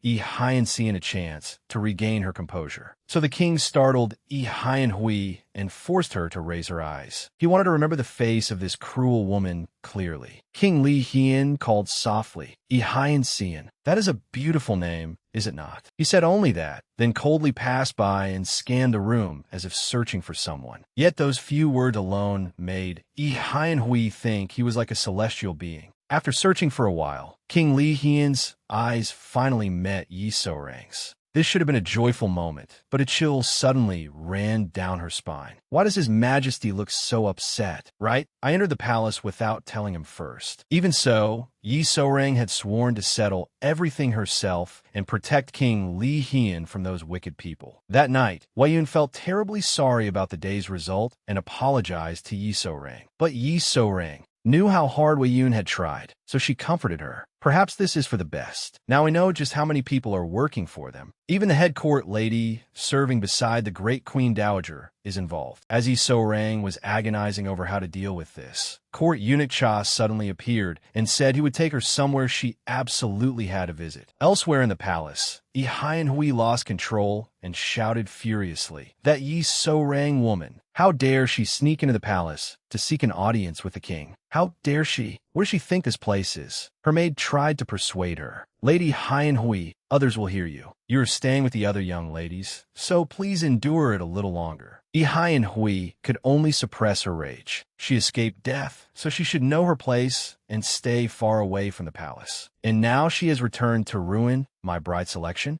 That wicked woman clings on like a leash. How dare someone so shameless wag her tail and try to seduce that man? He is going to be my husband. This is infuriating. Recalling the king's divine face, Yi Hui grew even angrier as she remembered seeing Yi Sourang that morning. That cursed woman. How dare she hold her head high and glare at me? A lowly creature like some vagrant from the streets has nothing going for her except being born into a decent family. I, on the other hand, have worked so hard to become Yi Xian. Yes, this is the name I made for myself. I will never let her steal the position of Mother of the Nation or His Majesty from me. While Yi Hui seethed with resentment, Yi Sourang obediently followed court eunuch Cha. As she walked, she looked around, taking in her surroundings. Where is this? This is not the route back to the royal residence as usual. For a moment, Yi Sourang truly worried that court eunuch Cha was leading her to the exit so he could send her away with a smile. His Majesty is worried about your safety, my lady. If you follow this path, you will leave the palace. Yi Sourang felt guilty for entering the palace on her own without informing King Li Hien. She was so deep in thought that only when court eunuch Cha announced, "We have arrived," did Yi Sourang stop and gaze at the sight before her in amazement. A flower garden. Before her lay a fragrant garden in full bloom, and at its center stood a very familiar man, waiting for Yi Sourang with his back straight. After meeting her properly again following so many days apart, the first thing King Li Hien said was, "You reckless little thing." But when he saw Yi Sourang's tearful expression, the king smiled gently and coaxed her, "Come here." Yi Sourang did not hesitate. She immediately ran into the arms of the man she loved most. King Li Hian gently patted her head and explained, I wanted to show you the garden only after it was fully completed, but I could not bear it any longer, so I called for you. Yi Sourang herself did not understand why tears fell whenever she saw the king. Yet she happily responded to his feelings. But this place is already so beautiful. Overwhelmed with happiness, Yi Sourang took the initiative and pressed a lingering kiss to King Li Hian's lips. Her heart carried so many worries, but the moment she was in his arms, every concern vanished. Touching the handsome face she had missed so dearly and feeling his breath,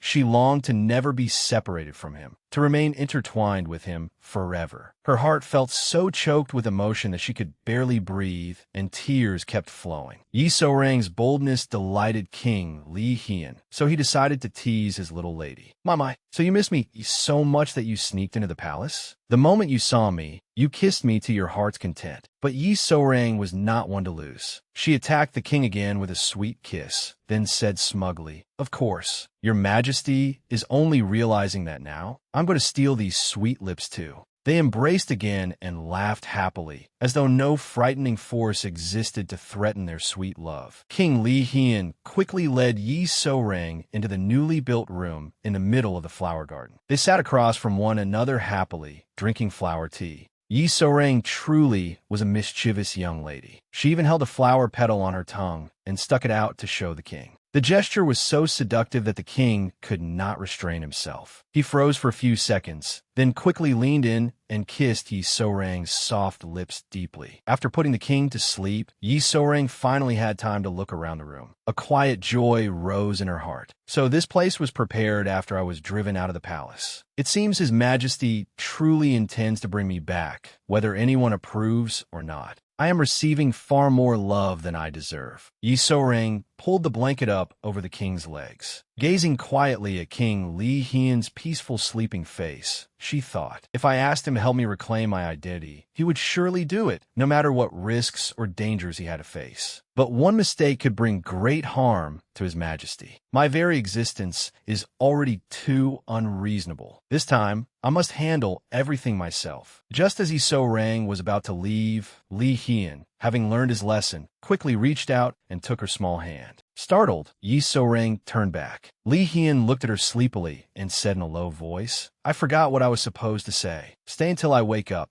They say that love shared in the night must not be allowed to vanish. How could she refuse? Seeing the king, usually so irritable, acting like a love-struck young maiden, made Yi Sourang's heart flutter. Unable to say no, she smiled softly and obeyed. One night passed. Early the next morning, the noble young ladies gathered noisily in the examination room to prepare for the second round of the royal bride selection. Yi Sourang hurried back just as Wei Yun was about to enter. Though Yi Sourang felt terribly sorry for arriving late, Wei Yun cheerfully whispered, It is all right. Court eunuch Cha already said that you would be a little late. However, despite their deliberate whispering, Lady Yi Hyacin's sharp ears caught every word. Once they entered, the chief court lady promptly assigned their seats. Since Lady Yi Hyacin and Wei Yun had ranked first and second in the previous round, they had to sit in the foremost places today. Although the examination was about to begin, Yi Sourang and Wei Yun were still chatting happily. At the front, the chief court lady instructed everyone to settle into their places and announced, The great Queen Dowager will arrive shortly. Please wait here. But Lady Yi Hyacin seemed especially displeased by Wei Yun and her maid, Yi Sourang. She secretly hooked her foot around Wei Yun's skirt. Wei Yun staggered and lost her balance, falling down. The teapot tipped over as well, soaking her red silk skirt. Seeing this, the chief court lady harshly scolded Wei Yun. Oh no, what are you doing? The great Queen Dowager is about to arrive. Do you intend to sit here looking like that? While Wei Yun panicked, Lady Yi Hyacin smiled smugly. Meanwhile, Royal Guard officer Li Xinwan had received a royal order from the king and traveled a long way to visit a brothel. When the women there saw a tall, handsome man like him enter, they excitedly called to one another,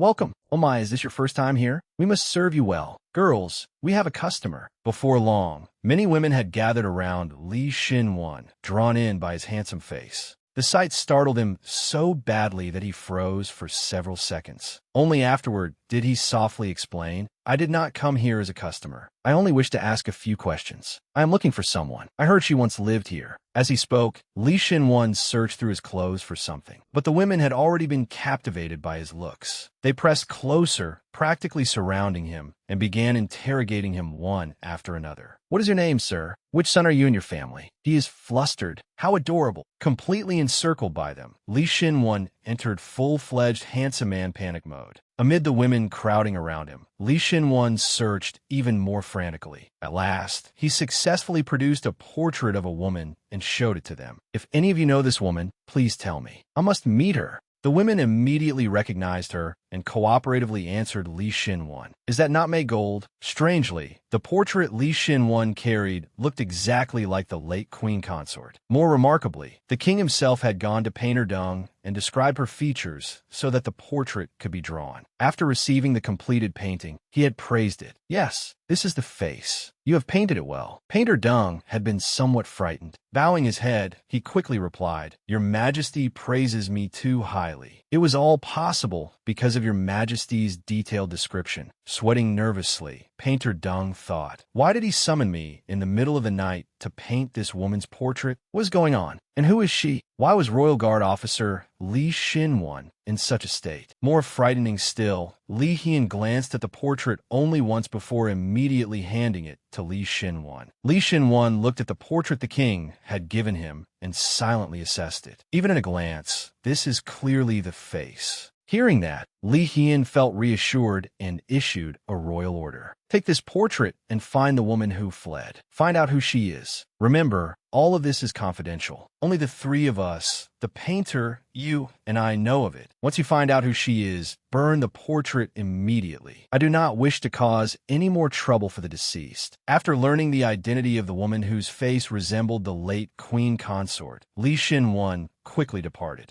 On the way, his mind remained burdened with thoughts. His Majesty is determined to find the culprit and had a portrait of the queen consort drawn. At last, I found a lead. Sorang. Thanks to you, His Majesty is beginning to return to his former self. Then he swiftly returned to his work-focused state. He seriously recalled the information the women at the brothel had provided. The woman who looks like the late queen consort is called May Gold. She recently returned to her hometown and no longer lives at that brothel. She suddenly disappeared. They believe some nobleman may have been supporting her. When Li Shinwan tried to ask for the identity of that nobleman, the women refused to reveal it. But based on the king's investigation and final conclusion, they already had the answer. Li Shinwan's trip had merely been to confirm it. He clenched his teeth. So it truly was Minister of War Co Jian. He was the one who murdered the queen consort 7 years ago. At the same time, Yi Sorang rushed away from the second-round examination room to find Head Court Lady 1. She ran until she was out of breath, only to learn that Head Court Lady 1 had already been transferred elsewhere. Seeing Yi Sorang in such a hurry, Head Court Lady 1 was touched and immediately showed concern. Yet Yi Sorang had urgently sought her out because of a red silk dress. When Weiyun finally appeared, looking pitiful and weaker than the energetic Yi Sorang, and Yi Sorang kept pointing toward the young lady's stained red skirt, Head Court Lady 1 quickly understood and hurried off to find another red silk dress. After some waiting, the great Queen Dowager finally arrived at the examination hall. Looking in from the doorway, she appeared irritated and sharply demanded, "Why is there an empty seat?" The chief court lady immediately reported that Weiyun had accidentally spilled tea on her dress. Speak of the devil, and she appeared. When she saw Weiyun, the great Queen Dowager looked up at her and said, "Was it you? You were late because you had to change your clothes?" The great Queen Dowager's question startled Weiyun. Frightened, she wondered, "What should I do? I'm already late." Yet in the end, Weiyun honestly admitted her fault. Trembling slightly, she said, "Please forgive me, Your Majesty, Great Queen Dowager." Seeing Weiyun being scolded, Lady Yi Hyanxian gave a delighted, mocking smile. But the great Queen Dowager's attitude was unusual. Calmly, she said to Weiyun, "So you could not remain still, spilled tea and stained your clothes, then hurried here so carelessly that your skirts were flying everywhere?" Seeing the great Queen Dowager list her offenses, both Weiyun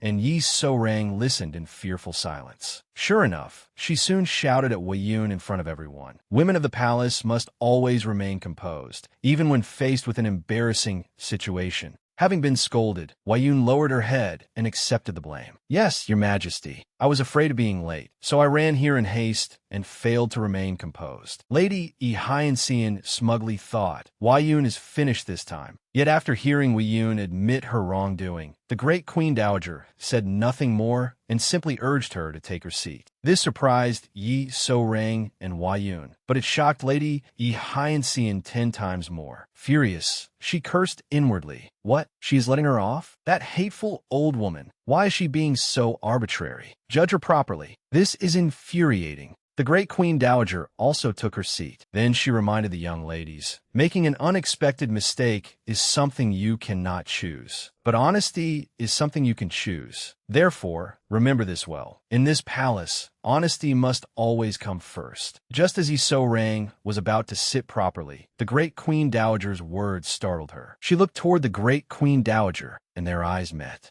But Yi So-rang was the first to avert her gaze. Lowering her head guiltily, she thought, so she knows that I sneaked back into the palace. Of course she would. Perhaps she thinks it is better to keep me under her watch. Because she cares for His Majesty, she has turned a blind eye to me. Perhaps she will expel me once the selection is over. While Yi So-rang remained anxious and uneasy, the great Queen Dowager announced the format of the second round. The next stage of the royal bride selection will be held 3 days from now. Until then, you must prepare yourselves and familiarize yourselves with palace etiquette. The head court ladies will teach you how to conduct yourselves in the palace. Once the announcement concluded, Yi So-rang immediately ran as fast as she could. Yet no matter how fast she ran, she was caught by the head court lady serving beside the great Queen Dowager and brought before her. The king quickly received the news as well. Agitated, he confirmed, the great Queen Dowager has summoned So-rang. The great Queen Dowager's first words to Yi So-rang were a reprimand. Sternly, she said, do you know that you deceived both the king and this royal court, yet were spared only because you received the king's favor? And still you do not recognize that mercy. You dared return to the palace at such a crucial time for the royal marriage. Insolent girl, did you think you would gain some position by successfully disrupting the royal bride selection? Will you stop this deceitful game of swaying the king's heart at once? Frightened by the great Queen Dowager's anger, Yi So-rang quickly lowered her head and said, I did not come to sabotage the royal bride selection, Your Majesty. Seeing that Yi So-rang remained stubborn, the great Queen Dowager flew into a rage. You still dare talk back to me? Because the king favors you, you think no one is beneath your notice? Is that it? Before her fury, Yi So-rang earnestly explained, I know that I was able to return here only through His Majesty's protection and Your Majesty's generosity. I'm trying to justify myself when I have no right to do so, and for that alone, I deserve immediate execution.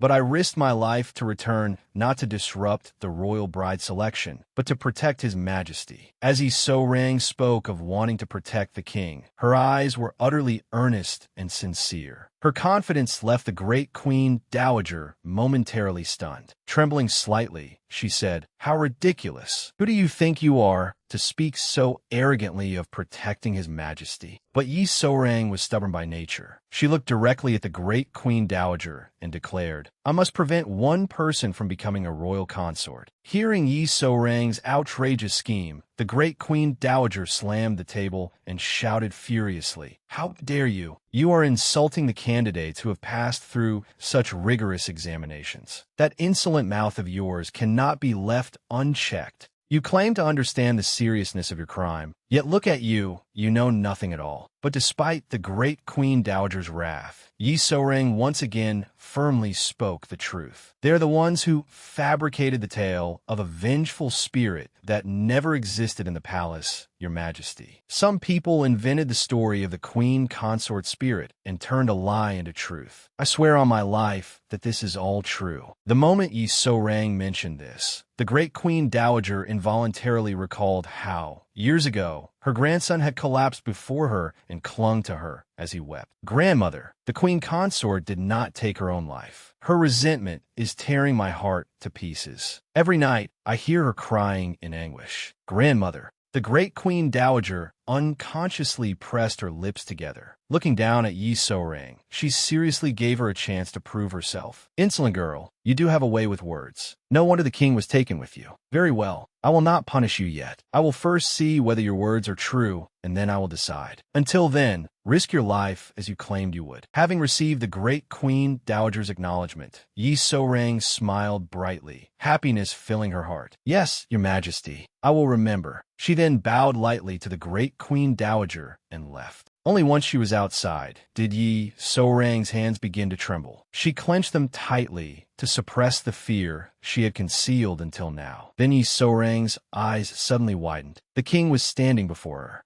Li Hien looked at her with deep concern. He wanted to reach out and comfort her, but Yi So-rang gently stepped back. Then she pointed toward the great Queen Dowager's residence. She shook her head in warning, looked up at him, and whispered each word carefully. It is nothing, your majesty. Please do not worry. Then Yi So-rang gave him a faint smile, lowered her head, and walked away as though they were strangers. Understanding her meaning, Li Hien did not move. His feet seemed nailed to the ground as he silently watched Yi So-rang's retreating back. Neither of them knew that the great Queen Dowager had witnessed the entire scene from above, a palace version of Romeo and Juliet. Though the great Queen Dowager called Yi So-rang insolent aloud, inwardly she was impressed. I thought she was merely a foolish fox, but she seems cleverer than I expected. We shall wait and see. After leaving the great Queen Dowager's residence, Yi So-rang did not return to Huayun. Instead, she went to find head court lady 1. When the court lady saw her girl arrive, she greeted her with delighted warmth. In contrast to the court lady's welcoming expression, Yi So-rang began to sniffle. Head court lady 1, you were transferred because of me, were you not? Head court lady 1 did not answer her directly. Instead, she smiled gently and said, do not concern yourself with that. Thanks to you, His Majesty has regained his peace of mind. What does it matter if I was demoted? On the contrary, I should thank you. Still, Yi So-rang insisted on apologizing. To make her forget the past, head court lady 1 quickly changed the subject. I told you not to worry about it. More importantly, why have you come to see me at this hour? After hearing Yi So-rang's explanation, head court lady 1's eyes widened in shock. You say that the head court ladies involved in the royal bride selection have been bribed? Yi So-rang nodded firmly and said to head court lady 1, yes. Could I ask you to help me with this? Head court lady 1 considered it seriously before replying. Of course I will help. Let me see. The assessment round of the royal bride selection will be held in 3 days, correct? Yi So-rang quickly explained that 3 candidates will be selected in 3 days to advance to the next round. Head court lady 1 immediately understood the situation. She said gravely, could it be that the great Queen Dowager has decided to conduct the selection swiftly? Then why give them 3 days? Could these 3 days be for something other than the assessment? Upon hearing this, Yi So-rang began to think head court lady 1 was right. She quickly realized that the head court ladies living with the candidates were secretly observing and scoring them. If those women had been bribed, as Yi So-rang suspected, they would not evaluate the candidates fairly. Rather than serving as the great Queen Dowager's eyes and ears, they would give overwhelming advantages to whoever had bought them off. Having recognized the great Queen Dowager's intentions, Yi So-rang resolved to make Lady Yi Hyen-seon commit an undeniable mistake. Her eyes filled with determination. Yes, then we must turn this into an opportunity. While the young ladies competed for the position of Queen Consort, Minister of War Seo Jian anxiously asked Madame Seo outside the palace, do you think Hyen-seon is doing well?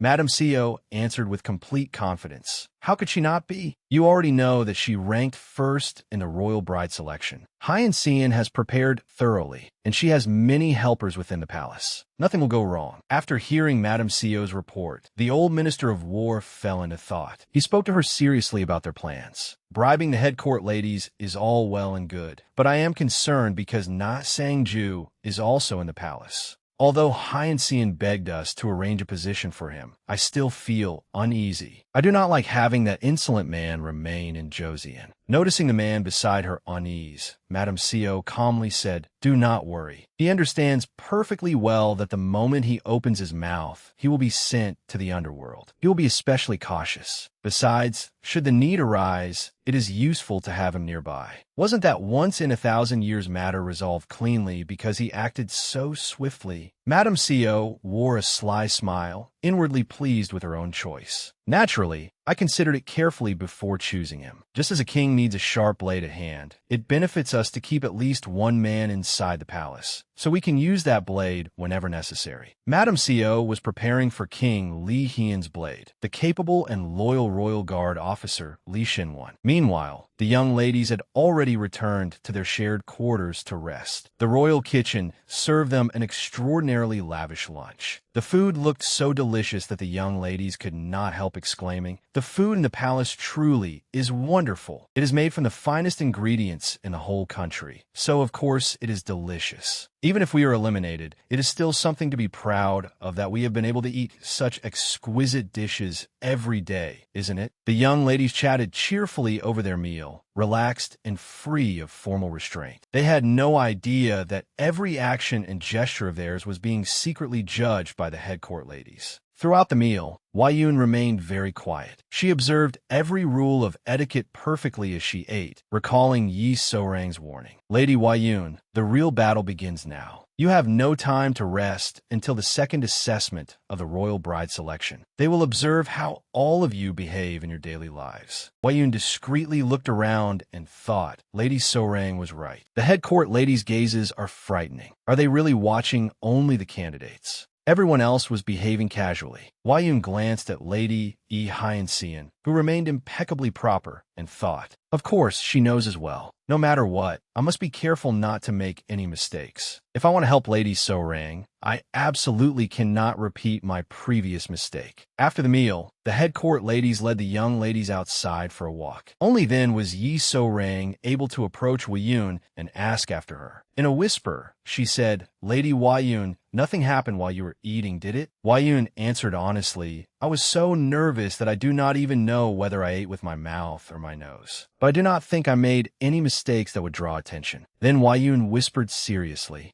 "And it seems you were right, Lady So-rang." Lady Hyeon-seon was careful and composed from beginning to end. After hearing Yun's report, Yi So-rang fell into thought. "I'm not sure whether this is an opportunity yet. It would be wonderful if everyone could see Hyeon-seon's true face. She has been under constant pressure, so she must be especially sensitive right now. Ever since childhood, she has never tolerated being slighted by anyone. How can I provoke her a little?" Yi So-rang was so deep in thought that she did not notice a group of young ladies being splashed with water from the lotus pond. Lady Hyeon-seon's maid had thrown stones into the pond. Lady Hyeon-seon's maid trembled as she explained, "I am sorry, my ladies. I thought there was a snake." At once, Yi So-rang realized the girl was lying. A snake in the palace would be highly unusual. Lady Hyeon-seon must have ordered her to do it, while the young ladies panicked over the non-existent snake. Lady Hyeon-seon sneered, "This really is the best place to admire the flowers. But what are we supposed to do if you insist on occupying this fine spot?" Her words and conduct were outrageously arrogant, and Yi So-rang expected the head court ladies to discipline her at once. Instead, the head court ladies scolded the noisy young ladies. "You must not make a disturbance in the palace. Please be quiet." Yi So-rang inwardly cursed in frustration. What is that? How can they be so unreasonable? Are they really going to turn a blind eye to something like this? Realizing the head court ladies would not help, Yi So-rang decided to take action herself. She walked straight toward Lady Hyeon-seon and deliberately brushed against her clothes. Lady Hyeon-seon immediately looked displeased at the sight of Yi So-rang. But Yi So-rang was determined to make Hyeon-seon furious. She provoked her, saying, "What? Does this place belong to you? You are still the same. Whenever something displeases you, you cannot simply wait for people to move aside. You have to cause trouble instead. Then again, if not now, when else would you have the chance to look around the palace? That must be why you are so impatient." Lady Hyeon-seon was genuinely provoked by Yi So-rang's words, her face darkening with anger. Furious, she stomped on Yi So-rang's foot. Yi So-rang immediately retaliated, saying, "The one who will no longer be able to see this place is you. Once I become queen consort, that arrogant look on your face will disappear at once." Yi So-rang knew Lady Hyeon-seon very well. She used the chance both to flaunt her close relationship with the king and provoke Hyeon-seon, a single arrow that struck two targets. Smiling, Yi So-rang said, "But I have no need to admire this place any longer. It is so dull because I come here so often with His Majesty. Seeing Hyan Xin tremble with rage, on the verge of losing control, Yi So-rang continued. To be honest, I did not even know when the lotus flowers bloomed because I was walking with His Majesty at the time. When I am beside him, how could I possibly pay attention to lotus flowers? Isn't that right? Yi So-rang's blissful smile successfully fanned the flames of Lady Yi Hyan Xian's rage.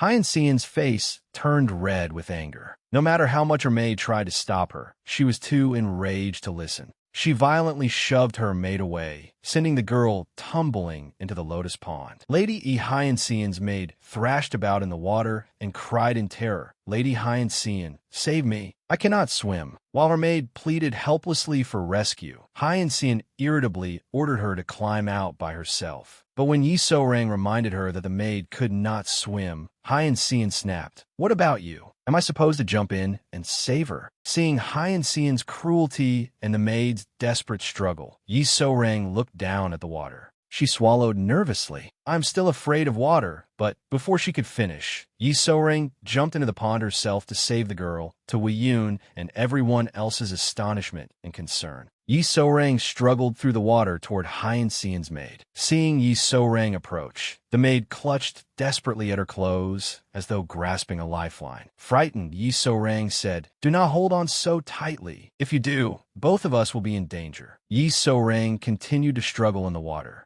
until Wei Yun found a branch on the bank and extended it toward her. Wei Yun called out anxiously, "Lady So-rang, take this. Give me your hand." Everyone panicked as they tried to save them. Yet Hyan Xian merely watched and scoffed. What a pack of fools. Just moments ago, they were acting so noble. Unable to bear watching Wei Yun struggle alone, the other young lady spoke up. "Lady Wei Yun, I will hold your hand. Pull a little harder." Together, they encouraged one another as they rescued the women. "A little more. That is right, just like that." At last, Yi So-rang managed to grab Wei Yun's branch, and everyone worked together to pull them out. As they rejoiced at having saved them, Hyan Xian remained in place, sighing with contempt. What a disorderly bunch. Just as Yi So-rang and Hyan Xian's maid were pulled ashore, the great Queen Dowager arrived. Looking at the chaotic scene before her, she demanded, "What is all this noise? Is the palace a place for you to play in the water? You came here to take part in the royal bride selection, yet you cause a commotion as though this were your own home." Before the great Queen Dowager's fury, Wei Yun and Yi So-rang trembled as they tried to explain. But Hyan Xian was one step ahead. She brazenly played the victim, hugging her maid and pretending to be concerned. "Please do not punish them, Your Majesty. They did it to save my maid." She slipped and fell into the pond. Lady Yi Hyan Xian dared to lie without batting an eye before everyone present. Someone quickly tried to expose her. Did she not fall because Lady Yi Hyan Xian pushed her? But a single glare from Hyan Xian made them swallow the accusation. Hyan Xian pretended to be gracious. "Thank you for saving my maid. I do not know what I would have done without you. You made a mistake just the other day, yet you still helped someone today, even making such a mess of yourself. You are truly an admirable person. What a righteous woman." Yi So-rang gritted her teeth as she listened to Hyan Xian. "Listen to that tone. She's pretending to praise me while bringing up my past mistake."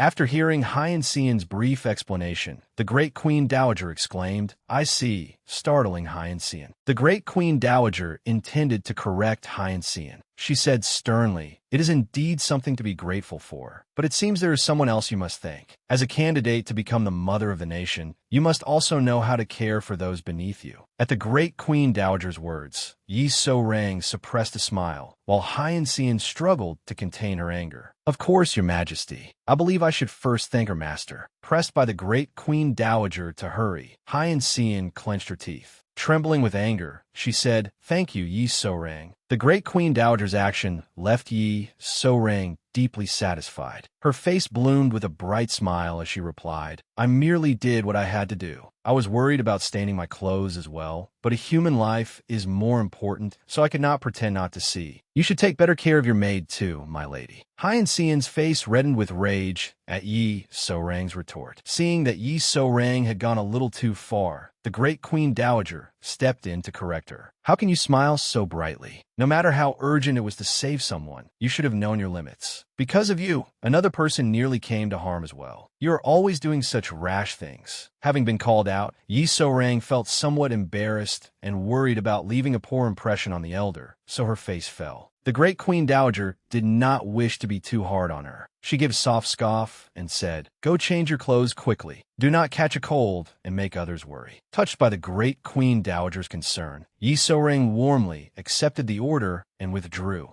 As night fell, the temperature turned cold. The consequence of Yi So-rang's reckless jump into the water was a terrible cold. Wai-yun anxiously wrapped Yi So-rang from head to toe in blankets. "It is very cold at night. Please cover yourself with another blanket, Lady So-rang. Take mine too." Though Yi So-rang insisted she was fine, Wai-yun would not be satisfied until she had wrapped her up like a rice roll. Since Wai-yun had given her own blanket to Yi So-rang looked at her with concern and said, "My lady, why do we not share it?" Yi So-rang patted the space beside her. Wai-yun could not bring herself to refuse, and they lay beneath the blankets together. That night, Wai-yun could not sleep because she had too much on her mind. She quietly said to Yi So-rang, "Lady So-rang, I do not think I have been much help to you. I feel as though I cannot do anything right. I only cause trouble and make a mess of things. I will surely lose many points. Besides, I am not really a calm and quiet person." Seeing Wai-yun blame herself for things that were not her fault, Yi So-rang smiled gently. "You do not need to worry. Without you, Lady Wai-yun, that girl and I could not have reached the shore safely. If they do not give you points for your good character, then who should receive them?" Wai-yun happily accepted Yi So-rang's praise, but then asked with concern, "But were you not afraid?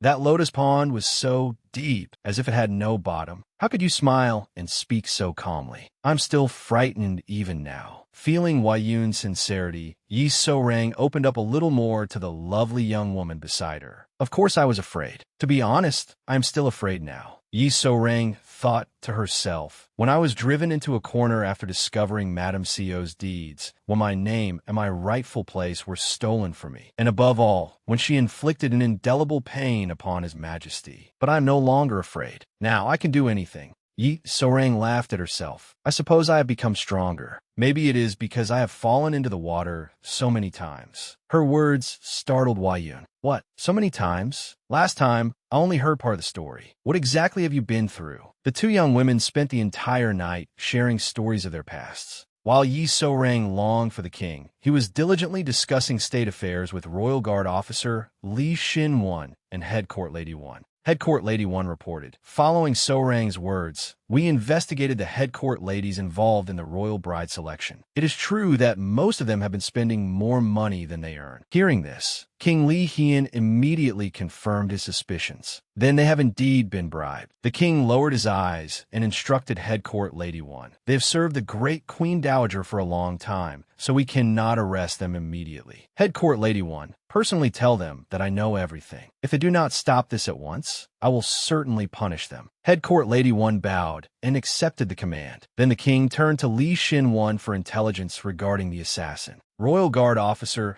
Li Xin-won reported truthfully, "That night, I pursued the person disguised as a ghost and investigated everyone living nearby. The result was that I was not the only one who chased that criminal that night. Everyone said they had definitely heard or seen 3 people riding horses that night, and all of them had come from inside the palace." Royal Guard officer Li Xin-won silently concluded, "Then they already knew that the ghost imposter would appear and were waiting outside the palace. That means someone in the palace has been brazenly making a mockery of me from the very beginning." At last, the 3 days of rest ordered by the great Queen Dowager had passed. The young ladies began whispering among themselves, "The second round of the royal bride selection is tomorrow, isn't it? We have to stay in the palace for 3 whole days. I'm so nervous. I have to do well." Lady Hyen-seon, who had a habit of eavesdropping, quietly scoffed to herself. "Was so good about it. The results of the selection had been decided long ago, you fools. Still, it would be better for those fools to advance than for that CO girl to make it through. Of course, how could they pass if they kept acting so unruly? By the way, why have I not seen that Yi girl and Wai-yun for a while? I need to crush them at least once before I will be satisfied. Where did they disappear to? They're not off plotting something again, are they?" In truth, Wai-yun really was about to get herself into trouble. She stood staring at a wall, 10 times taller than herself, repeatedly taking a running start and trying to leap into the air like a cat. After failing several times, the poor, lost Weiyun began to worry. As expected, I cannot reach it, but I'm sure it is in that direction. The palace wall is too high, so I cannot check. What should I do? I need to return to the guest quarters before it gets too late, but I have no idea where I am. While Weiyun was struggling with the wall, Royal Guard officer Li Xinwen spotted her. Concerned, he came over to ask what was wrong. Li Xinwen personally escorted Weiyun back. On the way, he asked curiously, "How did you get lost? Even though you were inside the palace, do not go out alone again, just in case." Weiyun's heart pounded wildly in her chest. She honestly explained, "I went out for a walk, and on my way back, I planned to stop by Lady So-Rang's place." Weiyun felt embarrassed. She had promised Yi So-Rang that she could find her way back to the guest quarters alone, but now that she was lost, she could only sigh dejectedly. "I said that so confidently, but I have never gone anywhere alone in the palace before. The roads in the palace are so complicated. I got lost before I even realized it." Li Xinwen listened blankly as Weiyun rambled on. After a while, he asked curiously where Yi So-Rang had gone. Weiyun eagerly pointed the way. "I did not ask her, but she went alone toward the path to the left of the lotus pond." Neither of them realized that Lady Yi Hyanxian had overheard their entire conversation. Weiyun said she needed to return to the guest quarters now because she had to wake up early tomorrow, but Li Xinwen was focused on something else. He murmured to himself, "If she went that way, I think I know where she went. I told her not to go alone." His reaction made Weiyun feel disappointed. After Li Xinwen told her that she could return to the guest quarters by following the palace wall, Weiyun bowed in thanks and left. But just as she turned away, Li Xinwen called out to her again. "I kept wondering whether I should say this. Thank you very much for helping with the toothache." Weiyun did not know why tears welled up in her eyes, but she honestly replied, "No, it is nothing. Since I entered the royal bride selection, of course, I must do my best. I was fortunate to make it into the second round, but I do not know what will happen after this. Still, I will do my best until the very end. Lady So-Rang is my friend now. Even though I may be weak, I will try to help her." Li Xinwen could not understand why he was so conscious of the tears on Weiyun's face. He hurried toward her in concern. "Lady Weiyun, are you hurt somewhere? Were you injured?" Li Xinwen's concern startled Weiyun. Feeling hurt, she spoke bluntly to him. "Please do not act like that. Whatever happens to me, whether I am hurt or not, you would not care anyway, Royal Guard officer." Weiyun's harsh, accusatory words made Li Xinwen freeze for several moments. He truly saw glistening tears slowly rolling down the cheeks of the young woman before him. Only then did Weiyun realize that she had been overly sensitive and emotional. Embarrassed, she hurriedly lifted her skirts and prepared to leave. Before going, she said a few more words to Li Xinwen. "I'm sorry. I said something I should not have. Please excuse me." Li Xinwen could only stand there and watch Weiyun's retreating figure gradually disappear. At the same time, Yi So-Rang had gone alone to the flower garden King Li Hian had planted especially for her. As she admired the beautiful flowers, she quietly missed the man she loved. "Will His Majesty come today? He cannot exactly send word to me in private. Once the royal bride selection proceeds, it will become even harder to see him. How wonderful it would be just to glimpse him somewhere with only the two of us." Yi So-Rang loved this place deeply, until Lady Yi Hyanxian's voice suddenly rang out. "What is this? Are you looking at flowers to change your fortune? You have been wandering around by yourself everywhere. I thought you were plotting something." When Yi So-Rang looked up, she saw Lady Yi Hyanxian intruding into the place that belonged to her and the king. Lady Yi Hyanxian wore a disgusted expression as she casually tore off flowers and called them terribly vulgar. Her appearance shocked Yi So-Rang. Hyanxian looked at her smugly and said, "Is there anywhere I am not allowed to go?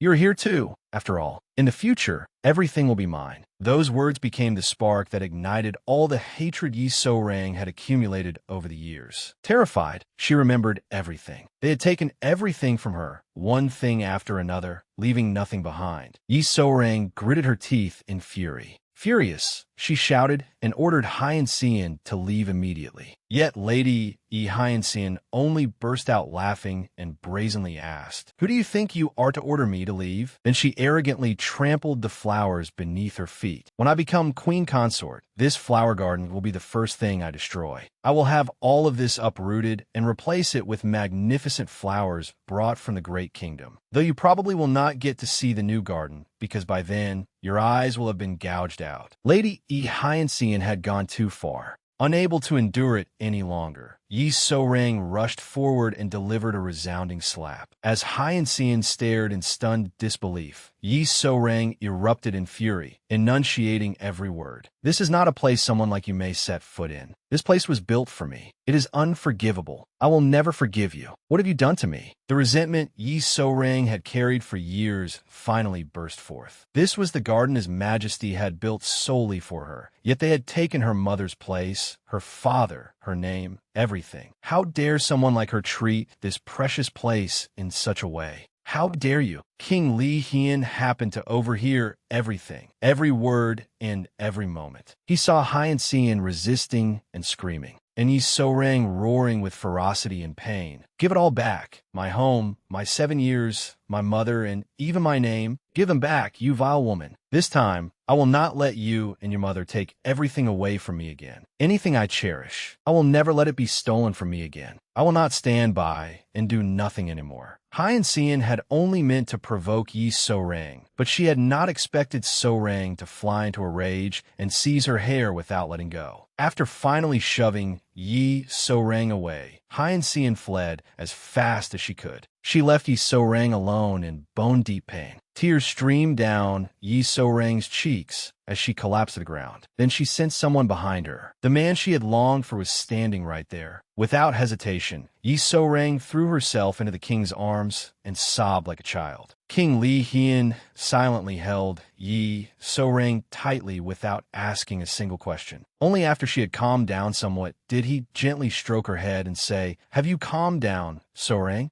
What happened that you have been crying so much? So-rang, I want you always to laugh and be happy. Why have you cried more ever since meeting me? It pains my heart. Do you know that?" Feeling the warmth of Li Hian's hand against her cheek, Yi So-rang answered through sniffles, "It is not like that, Your Majesty. Thanks to you, I feel much better. I have endured for far too long. Being able to release all my anger and cry as much as I did today makes me happy. I feel alive. Your Majesty, it feels as though you have given me a new life." Yi So-rang, as heartfelt confession, filled the king with sorrow. Yet instead of questioning her further, he gently kissed Yi So-rang's eyes in comfort and said, "That is what I should be saying, So-rang." In that moment, emotion surged within the king's heart. "So our hearts are alike. Just as you dispelled my darkness and gave me a new life, you feel the same way. Perhaps that is why you need not say anything more from now on. I understand your heart, the determination never to let anyone take from you again, and the profound despair within you." Meanwhile, the wicked Lady Hyacinth had successfully escaped back to her room. Acting like the victim despite being the aggressor, she overturned the entire room in a fit of rage, shouting, "I will not forgive her." Hyacinth's maid saw her swollen cheek from Yi So-rang's slap and could not help worrying. "My lady, please calm down. Put a cold cloth over it quickly, so the swelling will go down." But Hyacinth had already lost all control. She ground her teeth and nursed her grudge. "That madwoman dared to hit me? I will make her pay for this humiliation. I will break her arms and legs. Yes, I cannot wait until I become queen consort. I will go mad. Right now, I am willing to do anything to make her suffer." As she spoke to herself, Hyacinth suddenly came to a realization. She looked like a demon now, and even the maid beside her trembled in fear. Hyacinth's face darkened as a sinister smile spread over her lips. "That is right. I placed him in the palace for exactly this." With a scoff, she whispered softly, "The demon of the royal palace. Tena Sangju."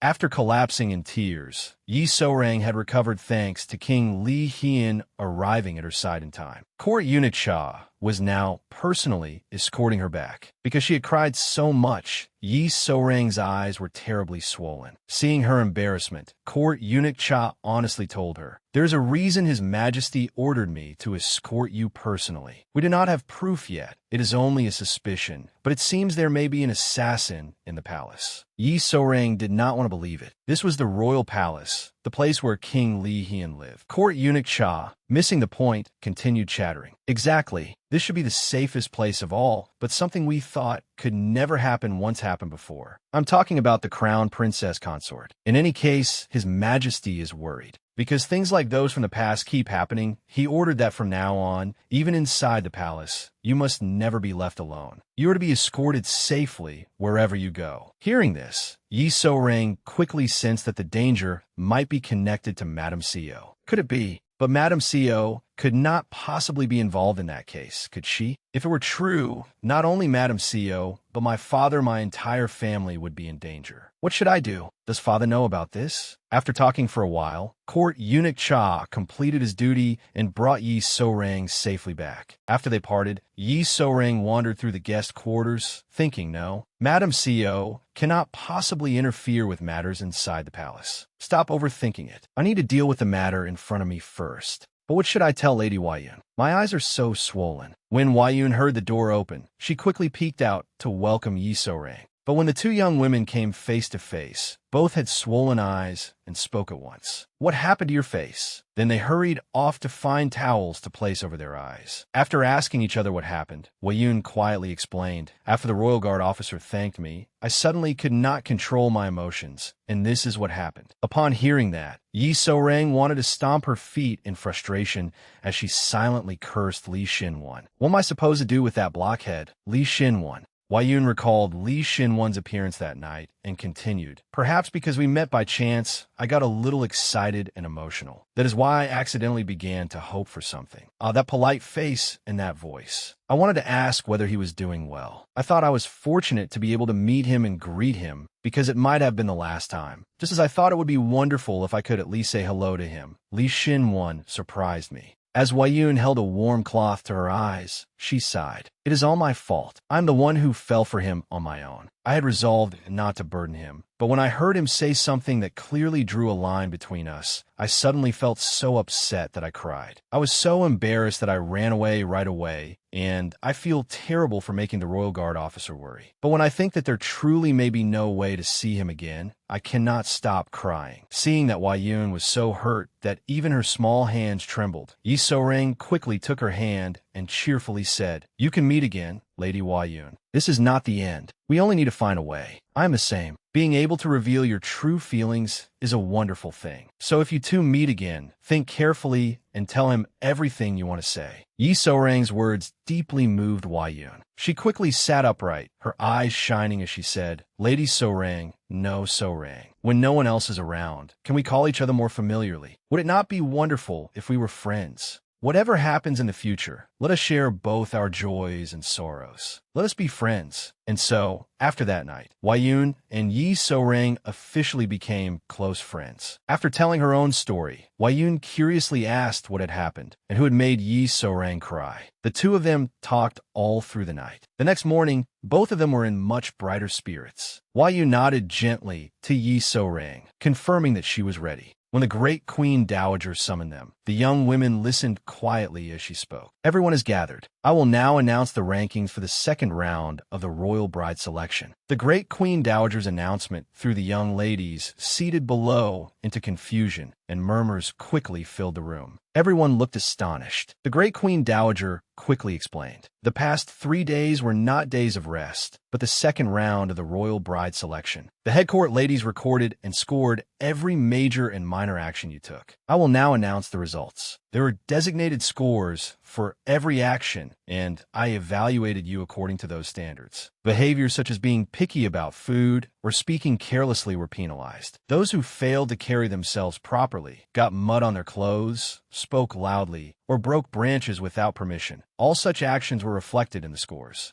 Therefore, the current leader is Lady Yi Hyeon-seon, eldest daughter of the Yi family. Yi Hyeon-seon wore an arrogant expression, as if she had known the outcome all along. After the great Queen Dowager announced the top 3, Huayun's name had not been called. This left her terribly disappointed in herself. However, the great Queen Dowager immediately declared, and now, the second test of the Royal Bride Selection will begin. The second test of the Royal Bride Selection stunned everyone in the room for the second time that morning. The difference was that this time, Lady Hyacinth and the head court lady she had bribed were in the same predicament as everyone else. The great Queen Dowager ordered the head court ladies to quickly distribute paper and brushes to the young ladies, while Hyacinth was still furiously cursing her as a short, fat old hag. But the great Queen Dowager cheerfully said, "Did I not say that from now on, the competition would be entirely different? For the past 3 days, I have judged your every action with my own eyes. This time, however, the candidates will judge one another from a different perspective. Write down the name of one person other than yourself whom you believe is the most suitable candidate to become the queen consort of this nation. The final rankings will be determined by the number of votes." After hearing the great Queen Dowager explain the rules, the young ladies seriously considered who, aside from themselves, would be fit for the position of queen consort. Before long, they all recalled how Weiyun had boldly uprooted a tree to save her servant. They quietly watched Weiyun carefully write her answer and admired her inwardly. She was truly impressive. Since they could not write their own names, they had to recommend someone virtuous. No matter whom they chose, everyone shared one thought. There was one person whom absolutely no one would recommend. At the thought of that universally disliked woman, all the young ladies simultaneously turned to look at Lady Hyacinth. Becoming the target of everyone's contempt by accident made Hyacinth tremble with rage. The great Queen Dowager quickly counted the votes and announced the results. I shall now announce the final rankings. Once again, the results are completely different from the rankings announced earlier. Because one candidate received many recommendations, the standings have changed. How very interesting. The final winner of the royal bride selection is Lady Weiyun, eldest daughter of the Hua family. Everyone was pleased with the result, and Weiyun breathed a sigh of relief. "I thought I was finished," she told Yi So-rang. Only Hyacinth was furious enough to burn at the outcome. She made a disgusted face and shot a glare at So-rang's smiling face. But just as So-rang was about to respond, Hyacinth abruptly turned away and told her maid, "Go home today. I need to send Mother a letter immediately." Madame Co finally received the letter reporting on Hyacinth's situation in the palace's royal bride selection. After reading it, her face twisted in disgust. She ruthlessly crumpled up the paper. Weiyun of the Hua family? Some wretch whose name I have never even heard before. Still, I never expected her to pass the selection so easily. Damn, that little So-rang. She has used His Majesty's affection for her to reveal everything that happened in the past. Even if they cannot reclaim her identity due to lack of evidence, they will certainly do everything they can to make Hyacinth fail. Should anything go wrong, I can send the kidnappers and the trading company under the Minister of War's control into action. But who knows how deeply His Majesty will investigate this. I must prepare in advance, even if it seems like a trivial matter. Having made up her mind, she swiftly ordered her subordinates to prepare several quick-witted men for her. Madame Co smiled confidently. The dream she had cherished all her life was right before her eyes. She would stop at nothing. But Madame Co had no idea that every one of her movements was being closely watched on the king's orders. Chun Suk, disguised as a servant at the chief state counselor's residence, diligently observed and listened in. He glanced at Hyacinth's maid and thought, "I have never seen her in the palace before. Is she a maid from the chief state counselor's residence? Why is she leaving? This is suspicious, very suspicious. It looks as though they are preparing to cause some trouble." Royal Guard officer Li Xin-won was right. This place is definitely suspicious. What hard life I have. He then glanced toward Du Suk, who had shaved his beard for his disguise and was casually sitting there eating eggs brought by a pretty young lady. Filled with envy, Chun Suk cursed inwardly, that useless painter. I will tell Lady Hyan everything. The results of the royal bride selection were out, and Weiyun had successfully advanced, so Yi So-rang was somewhat relieved. Now, she was giving herself time to rest and heal. Listening to the rustling wind, Yi So-rang thought gloomily, "Thank goodness Weiyun made it to the third round. But I still feel so burdened. His Highness is the king of a nation, so of course he must choose a queen consort. With my current status, I wonder whether I can remain by his side." Trapped in her melancholy, Yi So-rang felt stifled. She quickly slapped her own cheeks to remind herself to stay alert. Yi So-rang had not come here merely to enjoy the breeze. She was waiting for Hyacinth. The moment she heard a sound, she startled and looked back. Hyan Xian really had come. The way she kept looking around in every direction was highly suspicious. For that reason, Yi So-rang decided to follow her. She has been provoked so much. With her temperament, she is bound to do something. This time, I have to find proof that she cannot become queen consort. Yi So-rang had Hyan Xian completely figured out. She followed her, quickly hid behind a bush, and discovered that Hyan Xian had come out in the middle of the night to meet a man. After observing him, Yi So-rang quietly concluded. From his clothing, he seems to be one of the palace guards. So she has not only bribed a head court lady. Thanks to her close distance and excellent hiding place, Yi So-rang overheard Hyan Xian telling the man that she wanted him to dispose of someone. The man asked curiously, "Are we not supposed to switch her out of the palace and send her to the mainland? That is how we have always dealt with those women." Yi So-rang shuddered. "Oh no, what am I hearing? Have they done things more brutal than beasts to the kidnapped girls? And could the person they want to get rid of be me?" Although she had heard the man's suggestion, Hyan Xian irritably ordered him, "Do not let this reach my mother's ears. We have to handle it without anyone knowing. My mother is against it, but I cannot let this go." The man gave her a sly smile. "But is the time not too short? Even if she is only a servant, she is staying with the candidates in the royal bride selection. This is the royal palace, after all." Yi So-rang thought it was bad enough to confirm that she herself was the target, but Hyan Xian's next words made her sick with horror. Hyan Xian said softly, "Why are you acting so differently today? This is not the first time you have done something like this. 7 years ago, you stabbed His Majesty straight through the heart. Do you not want to do it once more?" Anyone would know from that alone that the man was the culprit who had attacked the king 7 years ago, Tennis Sangju. Though terrified, Yi So-rang wanted to see the face of the savage man who had stabbed the person she loved in the heart 7 years earlier. So Yi So-rang tried harder to make out the demon's face. But unfortunately, she stepped on a branch, making a small sound that startled her. Naturally, both Tennis Sangju and Hyan Xian became alert. Tennis Sangju rushed toward the bush where the sound had come from. With a vicious, intimidating expression, he searched fiercely for the eavesdropper. Yi So-rang was so frightened that she squeezed her eyes shut and lay flat on the ground. But heaven seemed to be watching over her. Tennis Sangju found a cat inside the bush instead. He quickly returned to report to Hyan Xian.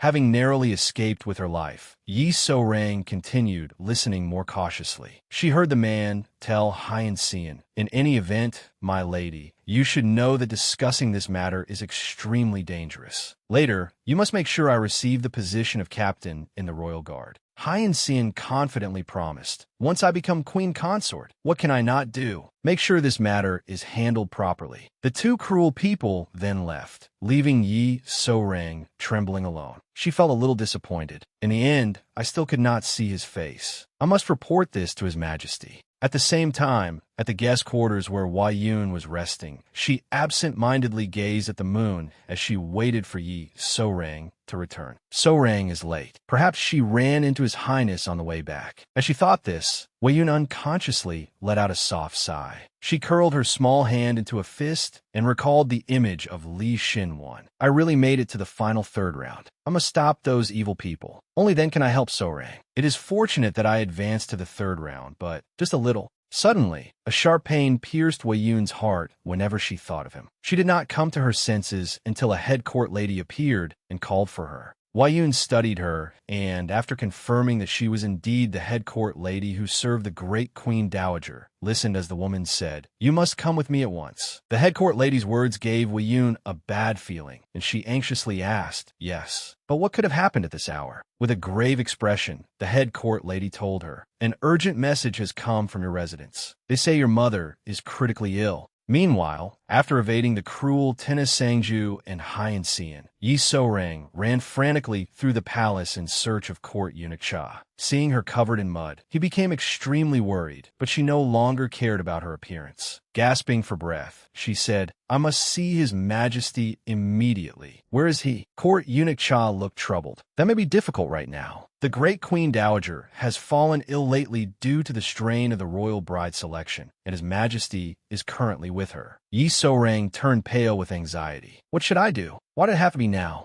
Court eunuch Cha asked her with concern, "What exactly happened, my lady? Your face is completely pale." Calm down and tell me. I will inform His Majesty as soon as he returns. With no other choice, Yi So-ring truthfully whispered the chilling conversation she had overheard while following Hein Xian. Anyone who heard it would be shocked speechless. Court eunuch Cha turned pale and cried. What? Someone said that in the palace? Then this is no minor matter. We cannot simply wait for His Majesty. We must first inform Royal Guard Officer Li Xinwan. We need to find that suspicious man immediately. Because the king was busy attending to the great Queen Dowager, Court eunuch Cha quickly took charge of handling the frightening situation in his place. He gave orders at once. First, return to your room, my lady. That man may be watching you. You must not go outside. Stay in your room and do nothing. Yi So-ring quickly nodded to show that she understood. Then, escorted carefully by the two eunuchs whom Court eunuch Cha had assigned to protect her, she returned to the guest quarters. Throughout the walk, Yi So-ring could not stop trembling as she remembered what those two cruel people had said. She thought, Madame Seo must have been involved in what happened to His Majesty 7 years ago. Otherwise, Hein Xian could never have known that assassin. How can those wicked people treat another person's life so lightly? I will make them pay.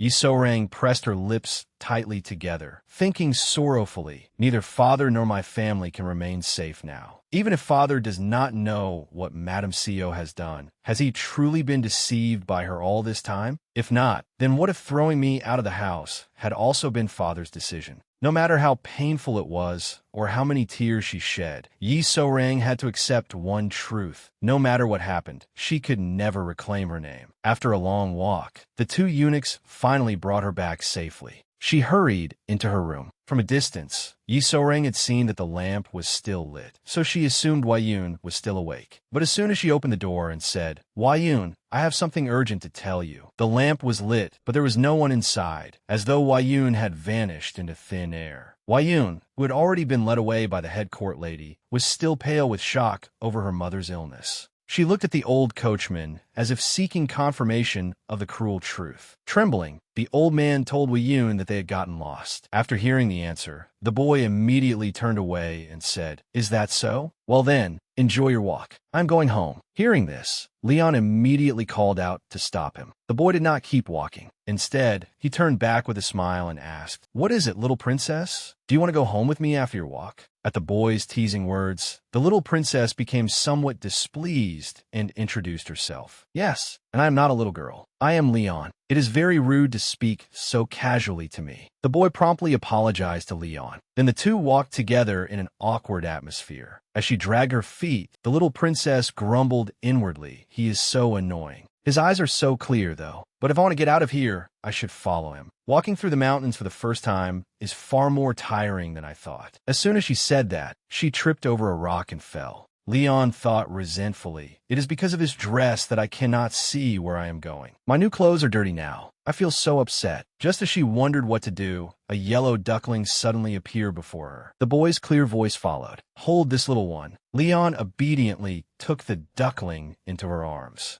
Then the boy crouched down, clearly intending to carry her on his back. I will carry you. That dress makes it difficult for you to walk. My father says you must wear comfortable clothes when climbing a mountain. Hurry up. I may not look it, but I am strong. It is fine. The boy's gesture made the little princess fall silent, unsure why her heart was fluttering. A second later, she kicked him and said irritably, Bend down lower. Leon then gently wrapped her arms around the boy's neck and obediently stayed on his back. The little princess thought, Still, I do not dislike this gentleness. Along the way, the two children chatted noisily. It turned out that the boy was 9 years old, 2 years older than the little princess. Leon was warm-hearted. Worried that the boy carrying her would become tired, she kept asking after him. Yet somehow, amid their back-and-forth banter, the quick-tongued boy told her that his mother had once chased after a chicken and been helped by his father, and that was how they eventually became husband and wife. However, after the two children had walked for a while, the sun began to set. As the boy looked around, the practical little princess thought it did not take this long to get into the forest. The boy continued looking around, unable to understand where he had taken a wrong turn. Only then did the mischievous princess begin to tear up. Leon complained unhappily, "I am so hungry. This is the first time in my life I have ever been this hungry." So she had no choice but to call out to the boy who was 2 years older than her and let him know that she was hungry. But when she looked closely, she realized his eyes were also brimming with tears. Trembling, he said, "I am sorry. I meant to lead you out of here, but I only made you suffer more. I clearly know this place, but I cannot find the way out." Faced with someone who was feeling defeated, Leon tried to act optimistic and lighten the mood. She quickly said, "It is all right. To be honest, I am a rather important person, so even if it takes a little time, people will definitely come looking for me. Believe me, there is nothing to worry about." The little princess was so confident because she was certain that her royal father would have someone clear every tree in this forest if necessary. But at the same time, she would surely be scolded by her mother. After listening to Leon's animated gestures and rambling, the boy suddenly stopped crying and obediently smiled. The little princess was captivated by that smile and thought to herself, "Now that I look closely, although he is not as handsome as father, he is still very handsome." Somehow, the words "very handsome" slipped out loud. Leon hurriedly covered it up. "No, I was talking about the lights."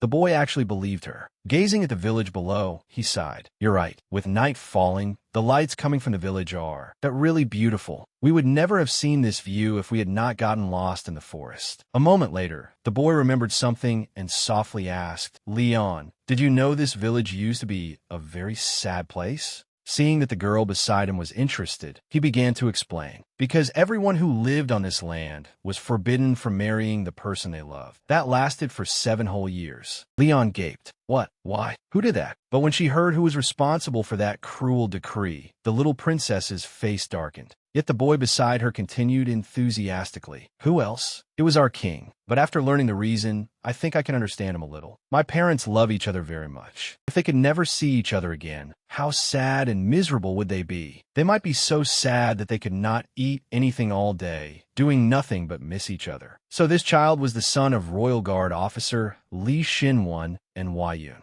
No wonder he had the same carefree air as Royal Guard officer Li Shinwon. After hearing Manhwa's words, Leon quickly thought of her own parents. She sighed inwardly. "That's right. I always thought it was natural for father and mother to live together. They have always loved and cared for each other. I thought they would stay together forever. Why does merely imagining otherwise make me so sad?" Noticing Leon's little hand clench, Li Minyu wanted to comfort her. He happily said, "Meeting someone you love who loves you back is truly something precious, isn't it? That is why I envy my parents so much." The little princess, too, felt warmth from the boy beside her. Leon smiled softly. "Yes, it truly is precious." Then Leon suddenly noticed something moving behind them, afraid it might be a bear or a tiger preparing to attack. The two children immediately ran for their lives. A second later, Minyu realized something was wrong. "But we're not that deep in the forest." Just as expected, Leon laughed in delight. "I knew it. I was only joking. Besides, I told you that as long as I am with you, there is nothing to worry about." The frightened boy let out a relieved sigh. At that moment, Leon sincerely wished that she, too, would one day meet a precious bond like the one her parents shared. Soon afterward, someone truly came to rescue them. Hua Yun and Li Shinwon had led an escort party in a tireless search for the little princess and the crown prince. Only then did the boy formally introduce himself. "Minu, please be happy while staying at my home, Princess Leon." Hoping for the boy's help, Leon familiarly called him Brother Minyu. But then she sensed something strange and became upset. "What? You knew I was a princess? That is unfair. I will not call you brother anymore." Once upon a time, in Joseon, there was a period when young men and women could not marry because a marriage ban lasted for 7 long years. But that harsh era was over. A new world had come, where people could continue loving one another. Beautiful ties would blossom. These children would continue to grow, and everyone would live happily together forever. More than a decade ago, a marriage ban was imposed across Joseon. Young men and women were forbidden to marry, and couples in love could not be together. Those were truly difficult times. But now, Everyone enjoyed peace under a virtuous king and a wise queen. King Li Hian had just issued a new royal decree to give the people an even more peaceful life. We need a secret organization that can act even more swiftly than the state tribunal. And so, the Special Investigation Office was established for that purpose. The Special Investigation Office was a secret organization made up of 12 exceptional investigators, whose existence was known only to the king. One of those 12 members was Lee Min-yu, today's male lead. At present, he was carrying out a mission for the country and its people, rushing alone into a sea of flames to save someone. The moment Min-yu came outside, the townspeople surrounded him and showered him with praise. Except for the man he had rescued. Wearing a troubled expression, the man said, "Lee Min-yu, why did you save me?" Lee Min-yu was talented, but specifically talented at meddling. Only then did he realize that he had ruined the operation of the man he had just rescued, who was also a special investigator. The man signaled for Min-yu to stay quiet before slowly explaining. "You know that One and I have been tracking a smuggling ring, right? I was planning to fake my death, then infiltrate them under a false identity." Min-yu apologized awkwardly. "If you had such an operation planned, you should have told me beforehand. I was passing by and saw you in the fire, so I rushed in without knowing anything." The man helplessly scolded the young man before him. Not every piece of information can be shared with other special investigators. How many times have I told you to be careful? We are a secret organization. And besides, do I look like someone who would die in a fire? In any case, you are no longer an inexperienced investigator. Wake up, otherwise you will disgrace your father. Min-yu had thrown himself into the flames to save his comrade without regard for his own safety, driven by affection. The truth behind the secret investigations was difficult to distinguish, and even Min-yu could not verify it. But when his colleague suddenly mentioned his father, Royal Guard officer Li Shin-won, Min-yu was left with much on his mind. "My father is the director of the Special Investigation Office I serve in, and the person I respect most in the world. I want to become like him. I want to become a son he can be prouder of than anyone else. I have worked hard, relentlessly, to make it this far." Lee Min-yu was a good boy, so even when it came to laundry, he diligently learned how to do it himself. He was also the type who needed to find work whenever he was worried, so that he would not think too much. That was why he was showing off his sculpted physique under the blazing sun, washing clothes, hanging them up, and muttering like a little old man. Nothing ever goes the way one wishes. Min-yu's behavior worried the palace eunuchs terribly. If the only son of the Li family was allowed to do chores himself, the blame would fall on them. But Lee Min-yu merely laughed and patiently explained, "Chores? This is also part of my training. Only by keeping one's surroundings well cared for can the mind remain clear. Then, when one takes up a blade, all distracting thoughts will disappear." Then, as he beat a large quilt, he sighed, "With a few shakes, all the dust flies away. If only everything could go the way I wanted." Meanwhile, the palace maids responsible for Min-yu's residence silently thanked him, though they could not hide their excitement at the sight of their master's physique. After finishing his work, Min-yu enjoyed the cool, trickling water as he washed his hands. But the peace did not last long. A series of noisy commotions arose outside, quickly drawing his attention. The moment Min-yu stepped outside, the eunuchs and palace maids reported that they had been preparing nourishing summer food. As Min-yu put on his official robe, he stared in shock and asked, "The ducks meant for the royal table disappeared overnight?" The eunuch was terrified, sweating coldly as he begged for help. "My lord, we do not know whether they flew into the sky, burrowed into the earth, or whether someone took them." As Min-yu neatly placed his hat on his head, he assessed the situation. Good heavens, I am sure everyone was looking forward to that nourishing food. Could someone have moved them somewhere by mistake? But who would dare touch food intended for His Majesty? As soon as he finished speaking, Lee Min-yu suddenly seemed to find an answer. Rubbing his aching forehead, he said, "Actually, I think I can roughly guess who the culprit is." The eunuchs and palace maids looked just as worried, as if they too knew who it was but could not say it aloud. Min-yu then volunteered to find the culprit, earning everyone's heartfelt gratitude. Lee Min-yu hurried through the palace when someone called from behind him, "Brother, where are you rushing off to?" The one who called him was none other than King Li Hian and Queen Consort Ye's only son, the Crown Prince. "Your Highness the Crown Prince." After greeting him, Min-yu honestly reported that the servants' ducks had been stolen during the night. The Crown Prince jumped in surprise. Ducks were stolen? Is there really someone in the palace who would do such an insane thing? He and Min-yu were thinking exactly the same thing.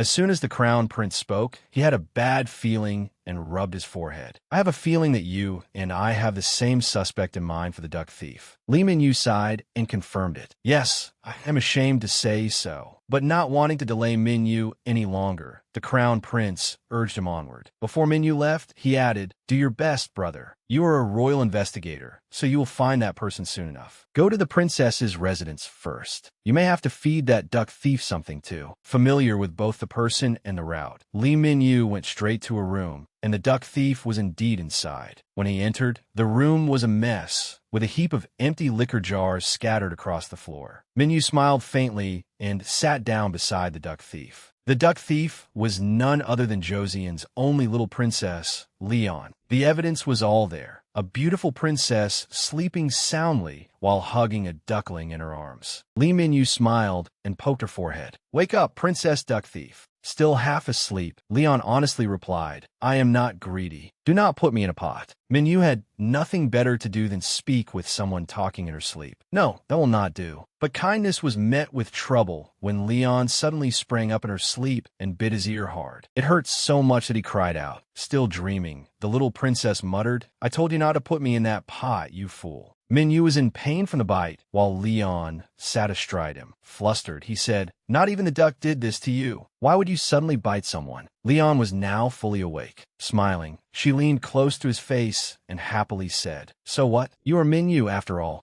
Besides, I only gave your ear a little bite. I used to do this every day when we were young." The cuteness in the princess's smile made Minyu's heart pound wildly in his chest. Trying to conceal his feelings, he said with a hint of irritation, "That was when we were children. You cannot do things like that now." Though Minyu tried to hide his emotions, Leon noticed anyway and burst into laughter. She threw her arms around his neck and laughed loudly. "Why is your face so red? That just makes me want to tease you even more." While playing around, Leon's lips brushed against his throat. That small action stirred Minyu. He sprang up forcefully, his expression turning stern as he raised his voice. "I told you not to do that. You are a grown woman now. What do you mean by stealing ducks?" Leon was embarrassed by his scolding. She puffed out her cheeks and insisted that she had only been rescuing the poor ducks. Li Minyu truly deserved his title as a royal investigator. He quickly picked up a liquor jar and questioned her. "Then what are all these jars, great duck thief? Do you even realize that you are a princess?" Unable to hide the truth any longer, Leon sighed. "I heard that the person I love most is about to get married." Her sniffling and the word love made Minyu's heart sting slightly. But he calmly realized that she was talking about Scholar Seol. She then recovered herself and announced something so shocking that Minyu's mouth fell open.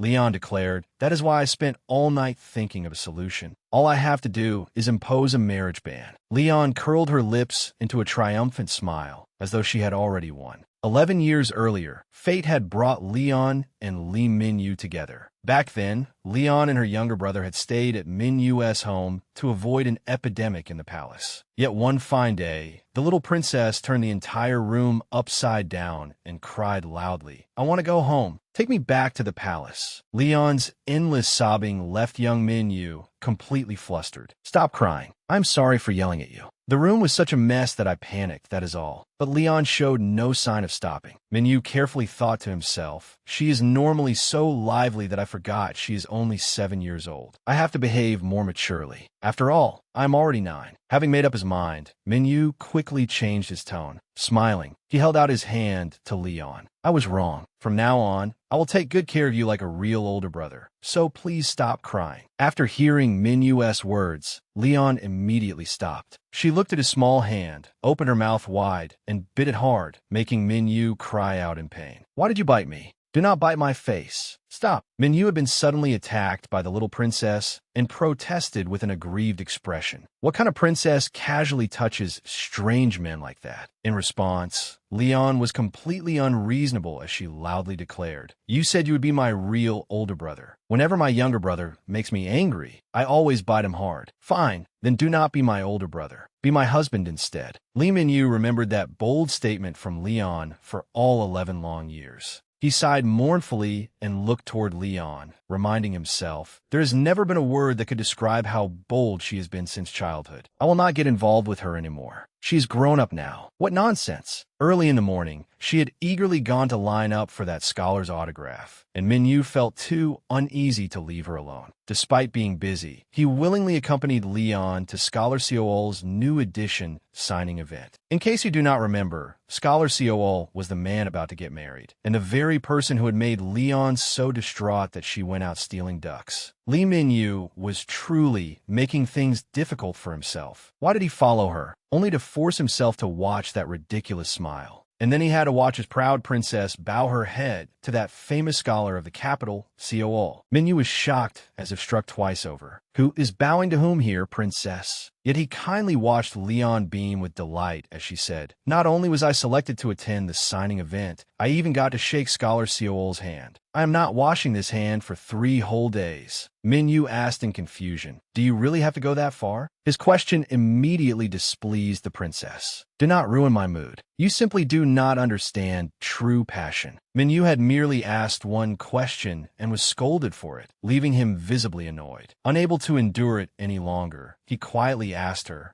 "Is Scholar Seol really that wonderful? If you could, would you marry him?" The moment he said it, Minyu froze, realizing he had no idea what he was saying. Naturally, his question also stunned Leon, but after seriously considering it, she answered, "Of course not. You know that is impossible. If he became the royal consort, he would have to take an official post, and then he would not be able to do anything else. I do not want to become an obstacle to the person I love, especially when I know that person is working hard to pursue his dreams." Minyu looked at the beautiful woman before him and thought, sometimes this girl really does make one's heart flutter. But the next moment, Lee Minyu wanted to take that compliment back. Leon immediately returned to her boundless enthusiasm for Scholar Seol, leaving Minyu only able to sigh. I really do not know which side is her true nature. Yet this time, Minyu simply sighed and smiled, following behind as he escorted the princess back to the palace. On their way back, Minyu suddenly remembered how Leon had demanded that a marriage ban be proclaimed the other day, so he asked her about it. The princess mischievously replied, "Someone in the palace has reached marriageable age, hasn't he? 17 is old enough to marry. He has delayed it far too long." Only then did Minyu realize that the person Leon had been talking about that night was the crown prince. Lee Hyun's scheme was so terrifying that even the crown prince, who had been quietly staying in the palace, shuddered slightly. She eagerly laid out her plan. That brat is such a terrible bookworm that someone needs to save him. Once the marriage ban is issued, Scholar Seol's marriage will be stopped. Then we can pair Lady Han Seo, who is his intended match, with that bookworm, Crown Prince John. Once the two of them fall in love, His Majesty's worries will disappear. Minyu did not quite understand, so he promptly spoke up for his friend. Whether a marriage ban is issued or not, His Highness only focuses on studying in the palace. He does not care about romance at all. Seeing that he was sincerely asking, Leon answered honestly, "We just need to trick him a little. From what I have learned, Lady Han Seo has an exceptional talent for painting, so I'm going to ask her to paint his portrait. Just think about it. A talented man and a beautiful woman, alone together in an enclosed space for a long period of time.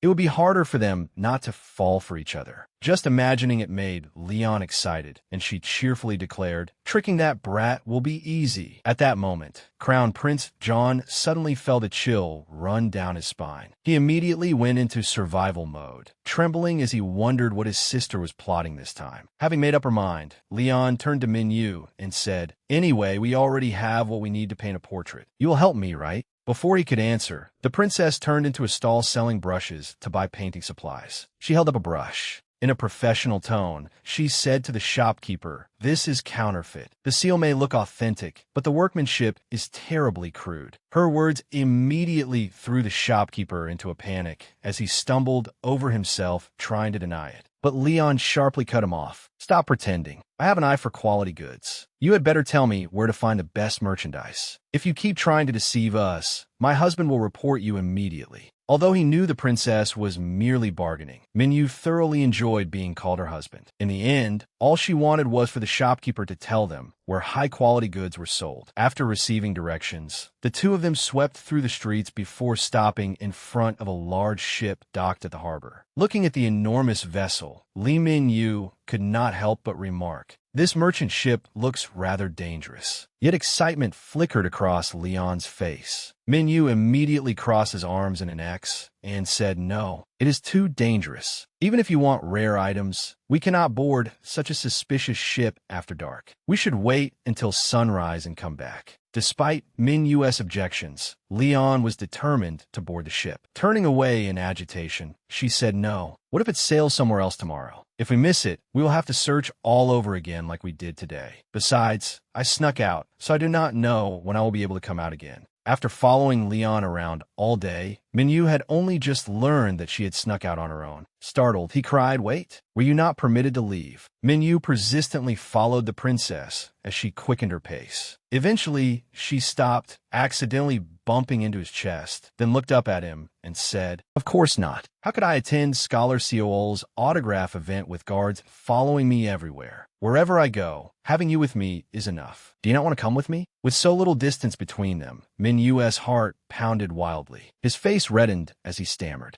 In the end, Leon carefully put on a veil. As for Royal Guard officer Lee Min-yu, he remained frozen in place, thinking they're probably just ordinary merchants. There should not be any trouble, right? After agreeing to accompany Leon, Min-yu acted every bit the professional Royal Guard officer. He went ahead of her, walking through the dark night and watching their surroundings. Still, he had a bad feeling about the ship. Min-Yu's concern was justified. The ship was full of people who looked extremely suspicious. More importantly, they were intercepted, with reflexes and agility honed through years of training. Min-yu immediately took a defensive stance and shielded Leon behind him. The person blocking their way was a plump man wearing sunglasses despite the absence of sunlight. He said, "Do not take that out. It will only make things troublesome for both sides. I am Sump. For the two of you to make it all the way here on your first visit, you must be quite capable." Lee Min-yu regarded the man warily. Judging by the way he spoke, he sounded like a servant. More importantly, why was he wearing sunglasses in the middle of the night? After savoring the moment, the man impatiently urged Leon and Min-yu to get to the point. Putting on an air of mystery, he said, "Perhaps you already know that we do not deal in ordinary items." As soon as he finished speaking, the princess said, "I know. I came looking for the purple tip brush, the brush every painter dreams of owning." Upon hearing the name Purple Tip Brush, Lee Min-yu was taken aback. So that was what she needed for the portrait. Since Lady Han Seo was a painter, she would naturally want such a brush. Realizing that the young woman before him was a knowledgeable connoisseur of fine goods, some tried to make things difficult for her. If you're looking for a purple tip brush, you have come to the right place. However, even high-ranking officials of Joseon would struggle to buy one. Can a young lady like you truly afford such a price? It was hard to say whether he was foolish or clever for provoking a princess of Joseon. Leon said nothing. She simply smiled triumphantly and dropped a bulging pouch of shining gold coins onto the deck, so full that coins spilled out. Leon's bold action left everyone around her gaping in astonishment. Leon smiled smugly and asked Sump, "Then may I ask whether you can make change?" Even Min-yu was wary of such a proud princess. He thought to himself, "She is usually so childish that I forget she is still the princess of a nation." As the most noble woman in Joseon, she possessed a dignified bearing and eloquence that showed before anyone, as well as the wealth and broad knowledge of the royal family. For a moment, Min-yu felt a little wistful. After a long and exhausting night, the little princess finally returned with her prize. Happily, she said, "Great. Now that we have found the brush, it is time to begin the mission of finding a wife for John. I have already contacted Lady Han Seo. As long as John meets her tomorrow, everything will be fine." Realizing that Leon had been away from the palace for a long time, Min-yu insisted that she return that very night. But the princess was very unhappy. "I have come too far. I am a little tired." Hearing that, Min-yu yielded. He quickly offered to take her to his home so that he could protect her. However, Leon wanted to visit her mother's residence instead, the private residence of Queen Consort Yi. Though it was already late, everyone enthusiastically welcomed the two children when they arrived. Lady Hyen rushed over and embraced the little princess, saying happily, "It has been so long, my little love. I attended Scholar Seol's autograph event today too, sweetheart." Unlike Leon, who acted naturally, naturally, Minyu politely greeted her. We came so suddenly. Please forgive our lack of manners, Lady Hyan. Smiling, she said to Minyu, it is all right. You have grown so much. The queen consort had also dropped by unexpectedly, but there was only one vacant room left. Hearing that, Leon casually said in front of the elderly lady and Lady Hyan, one room is fine. We can sleep together. Her words utterly froze Li Minyu, leaving him stunned for a full 2 seconds. In the end, the two of them shared a room. Once the bedding had been arranged, Leon called to him irritably, stop sitting there. Come sleep here. Despite her enthusiasm, Minyu remained cautious. You should sleep. Do not mind me. I am here to guard you. Leon no longer sounded enthusiastic. She lay down with her back to him and sulkily said, what is there to mind? Who knows where I might have to go tomorrow? You always say no, that you do not like it. Faced with Leon's stubbornness, Minyu helplessly replied, you are planning to go out again? You need to return to the palace immediately. Why do you always do such unreasonable things? Just like now, when a man and a woman of marriageable age share a room. Before Minyu could finish, Leon interrupted him. So what? I would never do this with any other man. I'm only like this with you. Her words made Minyu blush, but the next moment he calmed himself. She means it is fine because we're like siblings, right? Or is it only fine because it is me? Before, I would have asked without hesitation. When did this strange feeling begin? We are close, but not quite like siblings. Minyu recalled the day he had returned from an investigation, covered in injuries. The princess had been terribly worried. Leon had said then, oh my goodness, what happened to all these wounds? Why are you hurt again? You had not even recovered from your last injury. Everyone trains, so why are you the only one who gets hurt? What kind of training is that? At the time, Minyu had repeatedly reassured her that he was fine and that he had only been injured during training because he was unlucky. Unhappy with his vague refusal, Leon sternly said, more secrets? It was the same when you disappeared for days last time. Whenever you go somewhere, you return covered in wounds. I can clearly see that you are worried, but whenever I ask, you always try to keep secrets from me. Why do you have to hide things? Why can you not tell me? What am I to you? After recalling this, Minyu sighed distractedly. Even something as minor as training could not be revealed because that was the nature of a special investigator. I did not want to lie to Leon, so I used that excuse. But instead, it had become a barrier between Leon and him. If things continued like this, could he truly become a proper special investigator? Yet after brooding alone for a while, the scariest thing to Minyu was Leon's gaze fixed on him. Startled, he asked, why are you still awake, Your Highness? The princess did not look away. She continued staring at him intently and softly said, I will sleep, but I want to ask you something first. Do you like me? Her sudden question froze Minyu in place. Unconsciously, Li Minyu remembered their childhood. Leon had been very pretty even as a little girl. Minyu still remembered her small figure when she wanted to give him flowers. Of course, he could never refuse something so adorable. But things were only sweet at first, because he later discovered that Leon had an unexpected talent for frightening people. She had hidden a terrifying worm inside the flower, and the moment Minyu found it, he had let out a silent scream of horror. And today was the same. Minyu thought to himself,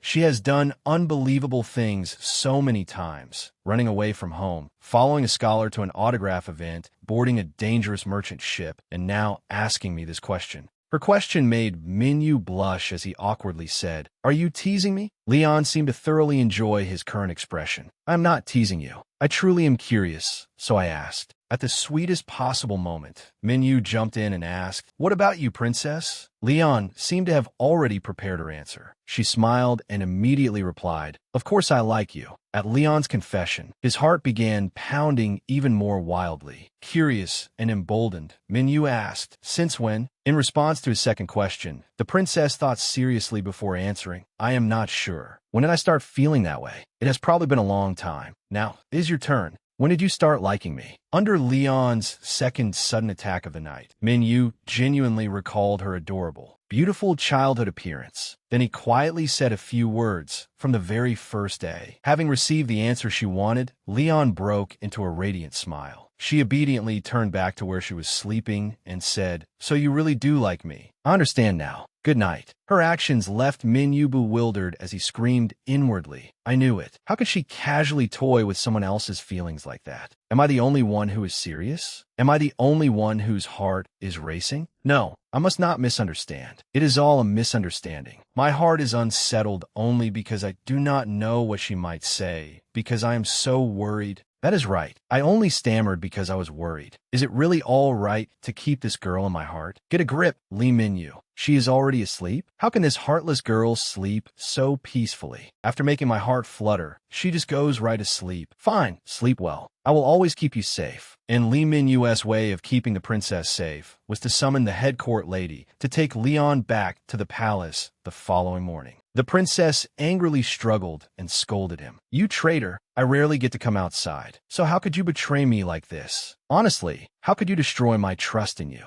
You liar. Just you wait, Minyu." With no other choice, Minyu softly said, "Come now. I never promised to cover up the fact that you ran away from home." It turned out that the place Leon had planned to go the next day, as she had told him the night before, was Scholar Soul's poetry recital. Upon hearing that, Minyu became even more resolute. "Then you absolutely cannot go." While Minyu was quietly watching the princess, a man quietly approached him and spoke, startling Minyu. This was the man Minyu had rescued from the Sea of Flames. Looking at Leon, he slowly remarked, "Is she the princess? On my way to the market, I saw a palanquin leaving the palace." He added, "I came to the market because of those smugglers." Then he explained that he had come to ask Minyu for help. In a hearty tone, he said, "Those smugglers have been lurking around the gambling house lately, so I need an innocent young nobleman like you." Minyu immediately showed his displeasure, but when the senior agent asked, "Do you not like that identity?" Minyu obediently smiled foolishly. "No, it is my duty." Lee Minyu thought the princess's commotion had finally come to an end. But one fine day, while he was on patrol, someone called for him to hurry to the princess's residence. Minyu entered and stared at the chaotic, cluttered room. What happened here? The princess only just returned to the palace, and this place has already become a nest of disease.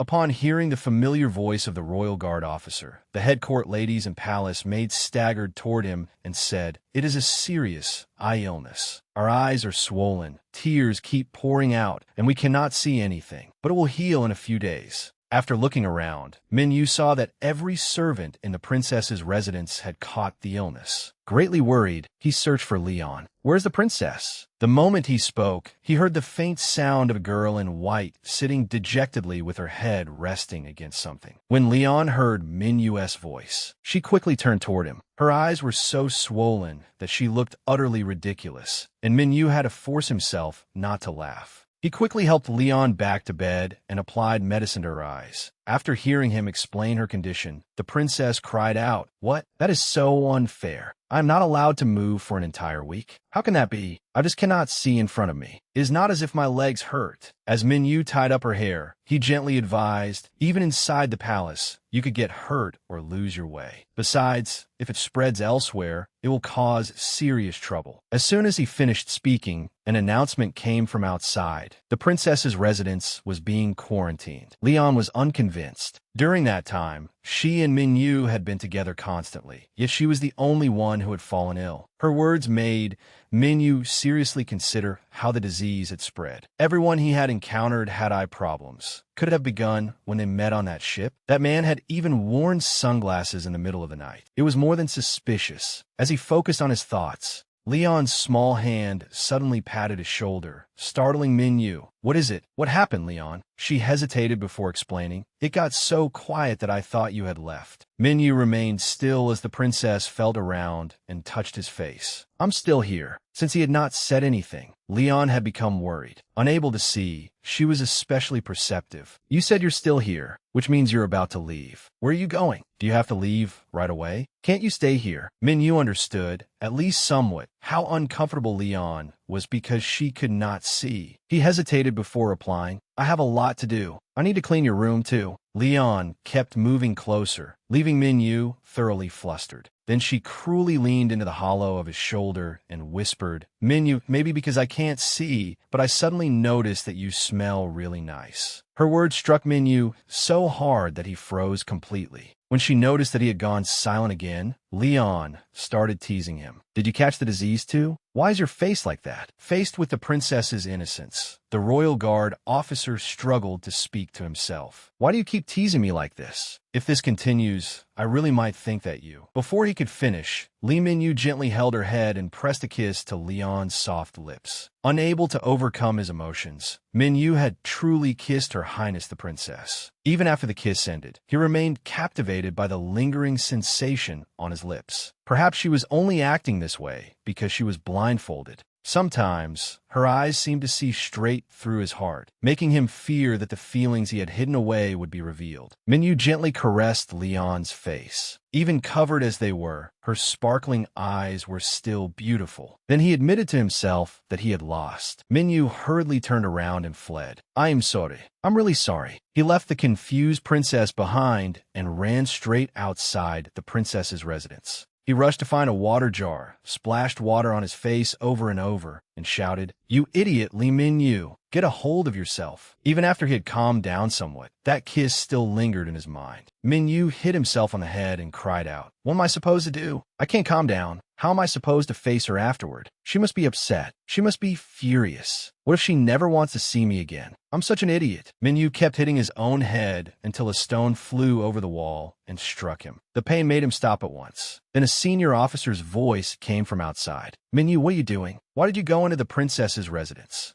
Minyu honestly explained, "I only went in for a moment, but I got locked inside." His senior immediately panicked. "What? You can't get out?" Minyu calmly said, "No, that's not it." Then he planted one hand firmly against the ground and launched his sturdy body into the air, sailing right over the wall, which was taller than his head. Lee Minyu modestly remarked, "Getting in and out is easy for me." "What is it, senior?" Watching what had just happened, the senior officer could only envy Minyu's long legs. The senior officer quickly became serious, pulled out a document, and handed it to Minyu. "Look at this. I found it while investigating ship registration records." Minyu took the paper and carefully examined it. He immediately spotted something strange. With a shudder, he said, "Isn't this seal forged?" His senior sighed, lamenting the difficulty of his assignment. "That's right. Unless someone has been trained as a special investigator, it would be very difficult to notice." This morning, as soon as I received the registration papers, I went straight to White Dew Dock number 3 to verify them. Both the people and cargo were gone. Only the empty ship remained. As he listened, Lee Minyu silently reviewed every key detail in his mind. White Dew Dock number 3. Why did that sound so familiar? That was it, the place he had visited not long ago. Minyu's hand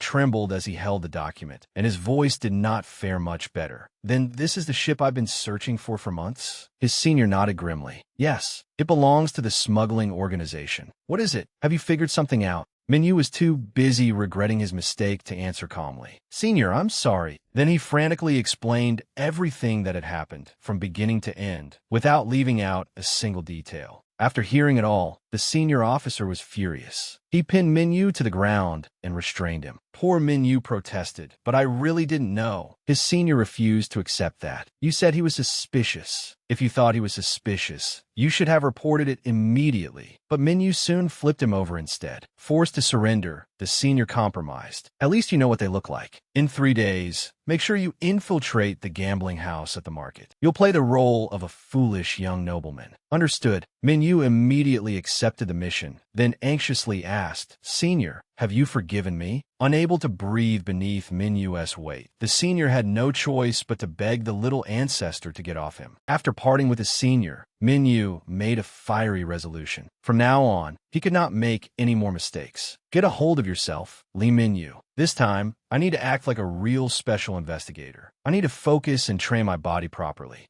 Minyu's so-called training consisted of cleaning the princess's residence, cooking for everyone there, doing laundry, and handling 7x7, 49 other chores. Finally, as Josian's #1 servant, he prepared a magnificent meal for Her Highness the Princess. Minyu looked down at the tray in his hands. It was perfect, yet his heart felt heavy. "I unconsciously made all the dishes she likes. Is that making my feelings too obvious?" Even Minyu had not expected the usually mischievous Princess Leon to listen to him. She had truly stayed obediently in her room. Leon sat there, bored and motionless, until she heard a sound. She slightly raised her head toward the door and called out, "Minyu." Her voice startled him. He had thought the little princess was asleep, so he had tried not to make a sound. Leon could not see anything, yet she smiled happily. "It's you, isn't it? Where have you been? Why are you only coming back now?" From the way she spoke, Minyu realized that she was not angry at him. After receiving no answer for a while, Leon sighed softly, tilted her head away, and murmured, "You're not here? Did you leave already?" Minyu's heart skipped a beat, but he knew he should not answer her call. Yet rather than giving up, Leon stood firmly and felt her way around. "It's obvious. I can smell you from this direction." Leon actually found her way right in front of Minyu. He stared at her small figure. Unable to restrain himself, he wanted to reach out and touch her. "If I answer her now, then I'll..." A moment later, he quickly pulled away in panic. "No, someone like me, who cannot even properly carry out the task he has been assigned, has no right to dream of being with her." Though Minyu had retreated first, Leon stepped forward at the same time. As a result, she caught hold of his robe. The princess happily raised her face and said, "Got you. Now lower your head a little." Minyu did not understand, but he obediently bent down. But he never expected the princess to place a warm kiss on his rough lips. Minyu was startled, and then Leon happily continued, "Minyu, let's date." Those words dealt 1,000,000,000 times more damage than the kiss before them. A gambling house always had a sound unlike any other, the clattering of dice and the enthusiastic cries of the dealer. "Shake them, shake them, odd or even." This was followed by the uproar of gambling addicts shouting, 3, 2, 5, 4. And Minyu, a true man, had genuinely disguised himself as a foolish young nobleman to visit the gambling house. Someone noticed him and loudly called out, "What about that young master over there?" Minyu answered with the innocent eyes of a fawn, "Even." 1. After the bets were placed, the dealer slowly lifted the bowl. "Let's see what number we got." The dice showed 3 and 2, and naturally, someone rejoiced at winning. However, Minyu was a truly foolish young master by skill alone. He did not win even a single round. Seeing Minyu's spoiled noble appearance, the owner laughed heartily. "What will you do now, young master? You'll have to take off even your clothes at this rate, let alone win back your money." Minyu awkwardly replied, "Wait a moment. How can a nobleman walk around the streets naked? If my mother finds out, she'll punish me." However, according to the gambling house cashier, if Minyu had nothing valuable left to wager, it would be difficult for him to win back his losses. Minyu put on a despondent expression, acting like a man devastated after ruining himself through gambling. His performance was so convincing that no one suspected him. Secretly, Minyu observed the people around him. "They've stopped suspecting me. They only see me as a purse now. Everything is going according to plan." 2 days earlier, Lee Minyu had infiltrated the gambling house and happily lost money. The funds he had squandered had all been advanced from the Special Investigation Office budget. That was why he was so troubled now. If he did not catch the criminals and recover the Special Investigation Office's funds, he would be in serious trouble. Minyu then took out a jade pendant from his sleeve, slammed it onto the table, and proudly declared, "I'll wager this. It's worth as much as everything I've lost so far. If you don't believe me, call someone to appraise it." The cashier stared at the jade pendant, then abruptly rose, took it, and said, "Wait here. Come with me. Go to the private room next door. I'll come in after I have it appraised." At that very moment, Minyu inwardly rejoiced. "Good. If I bring out something expensive, they'll surely take me somewhere private, a place for people dealing in high-value goods." Minyu followed the old cashier to the room, calculating silently. Is this where they appraise valuables? If he can appraise goods, there's an even greater chance that he is deeply connected to the smugglers.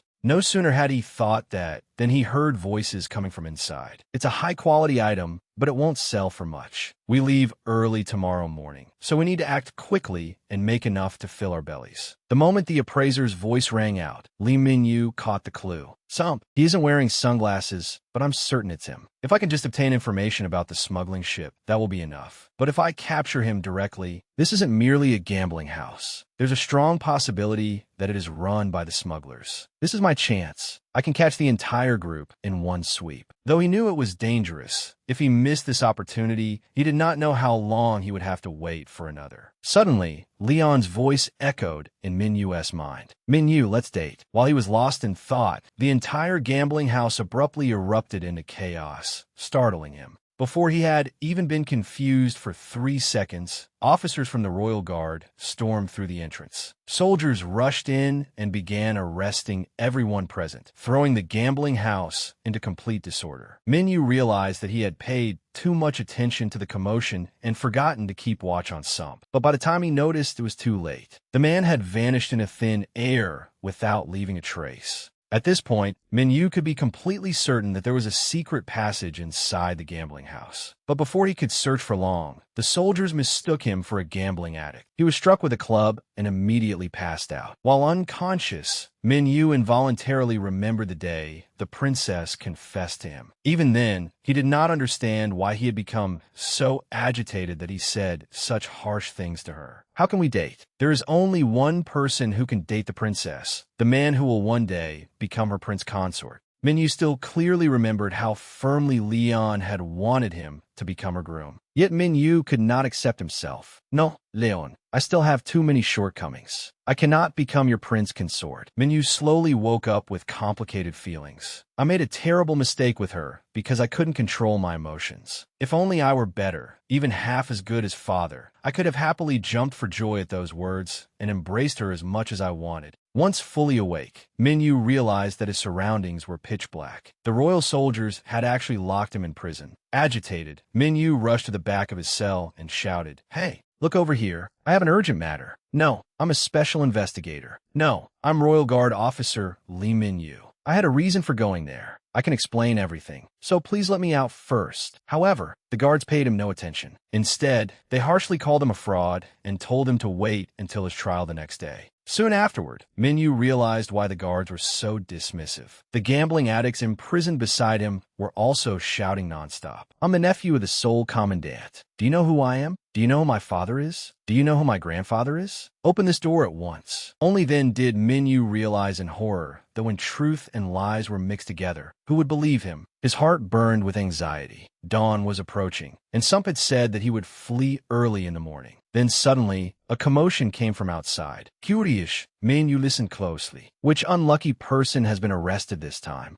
But the person who arrived was none other than Her Highness the Princess, Leon. She smiled lightly at the guards, who trembled beneath her authority. "It's nothing serious. I merely came to find my boyfriend." Minyu instantly brightened and happily asked the princess, "How did you know I was here?" In response to his question, Leon smiled gently on the outside, but her words were overwhelmingly commanding. "The capital rests in the palm of my hand." Leon was the princess whom the entire kingdom of Joseon cherished like a priceless jewel. That much hardly needed to be said. Yet most people did not know that the male lead, Lee Minyu, who appeared reckless, was actually remarkably capable. This naturally left them resentful of him, though they could hardly be blamed. Even Minyu himself did not know how capable he truly was, especially when faced with the princess's beauty. The prisoners beside, Minyu glared at him with unspoken fury. That man is a candidate to become prince consort. He's only a gambling loser with a pretty face. Why would Her Highness fall for someone like him? Minyu heard every word and felt terribly embarrassed. Leon successfully let him out. Before leaving, she did not forget to remind the guards to work diligently. Minyu hurried after her, repeatedly saying, "I'll explain this, Leon." But Leon did not slow her pace. Instead, she lowered her voice and said, "You don't have to. You don't need to try so hard anymore. Are you going to lie again, even though you're not good at it? From now on, you don't have to do that." Minyu could sense that the princess was angry with him. He was angry at himself as well, so he quietly asked, "I'm pathetic, aren't I?" At his dejected words,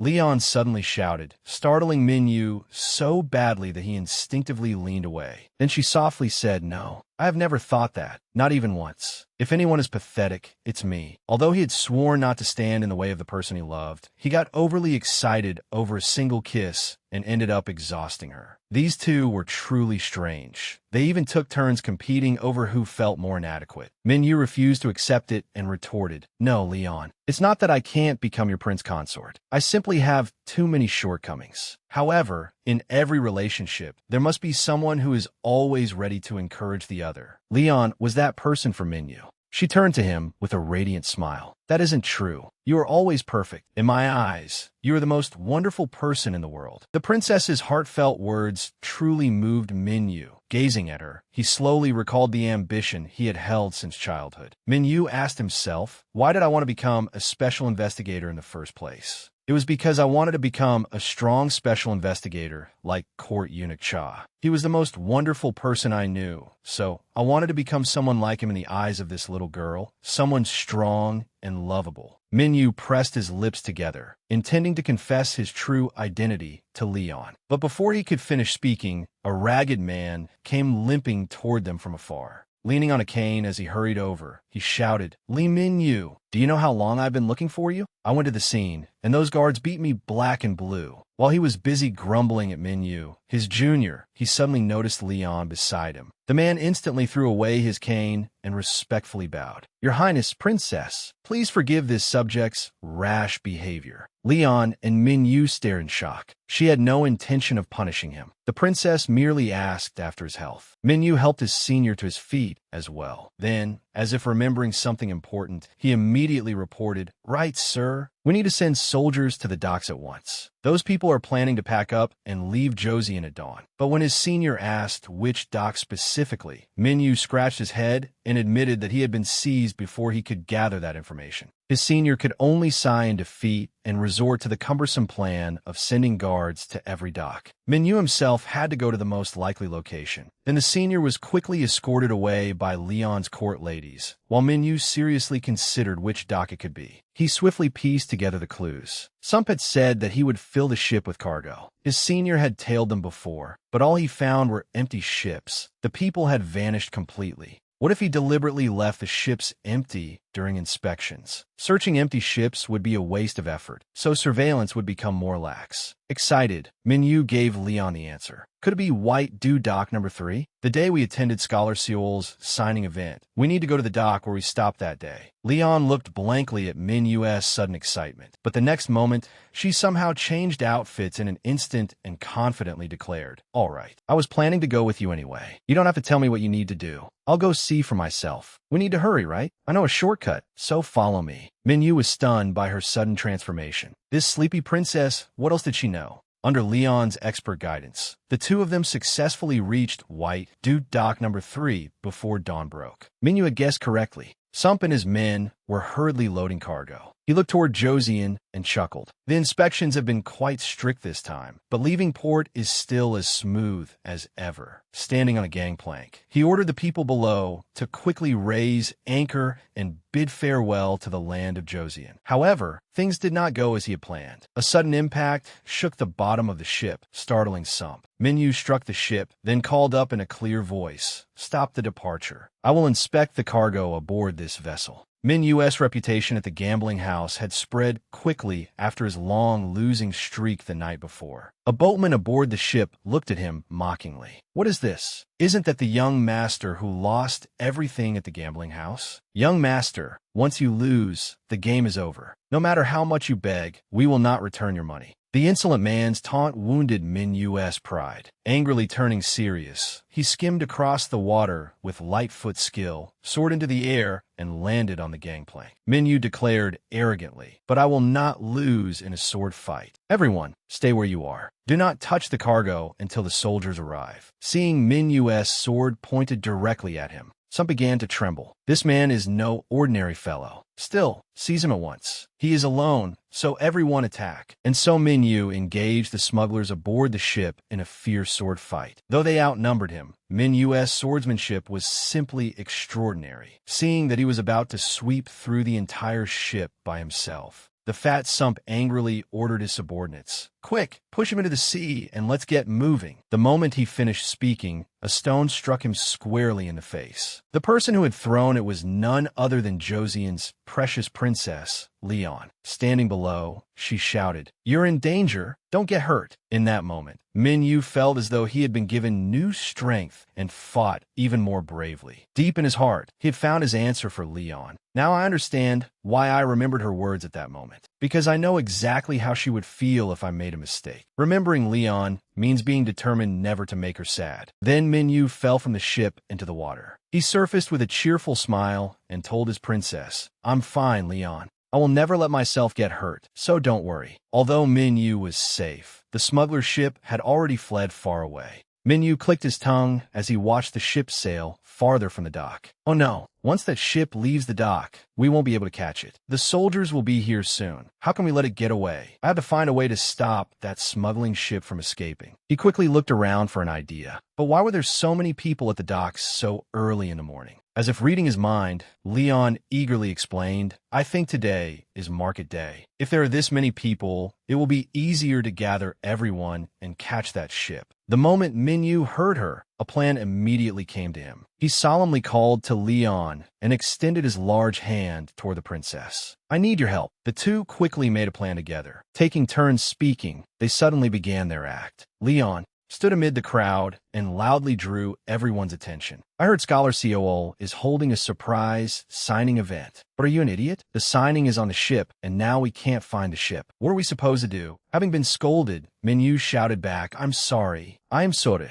I'll find it, so please wait a little longer. I will find it no matter what." Leon then shouted with all her might, "You must find that ship. We have to chase after it immediately. Hurry. Only the first 10 people will receive a special illustration." Given Scholar Seol's fame and popularity, their conversation swiftly captured the attention of many residents of the dock. Wanting Scholar Seol's autograph and special illustration, everyone rushed to take out their boats and headed straight for the smuggler's ship, shouting, "Scholar Seol is on that ship. Sail after it. I'll pay any amount." There were even determined young women who snatched up oars and rowed themselves to join the fair competition. Before long, some ship was surrounded by countless small boats. Watching the scene, he turned pale with terror. Just like that, the smuggler's ship was blocked by the young women. At last, the soldiers arrived in time. The smugglers were swiftly captured together with indisputable evidence. Most importantly, Scholar Seol promised to hold a genuine signing event for those who had inadvertently helped the royal soldiers. Once everything was over, Leon was finally able to breathe a sigh of relief after all that hectic work. Minyu watched the smugglers being escorted away and praised her warmly. "It was all thanks to you, Leon." Josian's most pampered princess was delighted by that one compliment. "You praise me? You always say that I'm nothing but trouble." Minyu chuckled at her words, then said quietly, with emotion, "I've always felt that I was inadequate. You are the noblest woman in the world, while there is nothing special about me. So I never dared to imagine that one day I might stand beside you. I kept telling myself that I was only someone close to Leon. That was the place meant for me." Leon listened intently to his confession, then smiled happily. "I thought the same. I was afraid that being by your side in the future would hold back your dreams.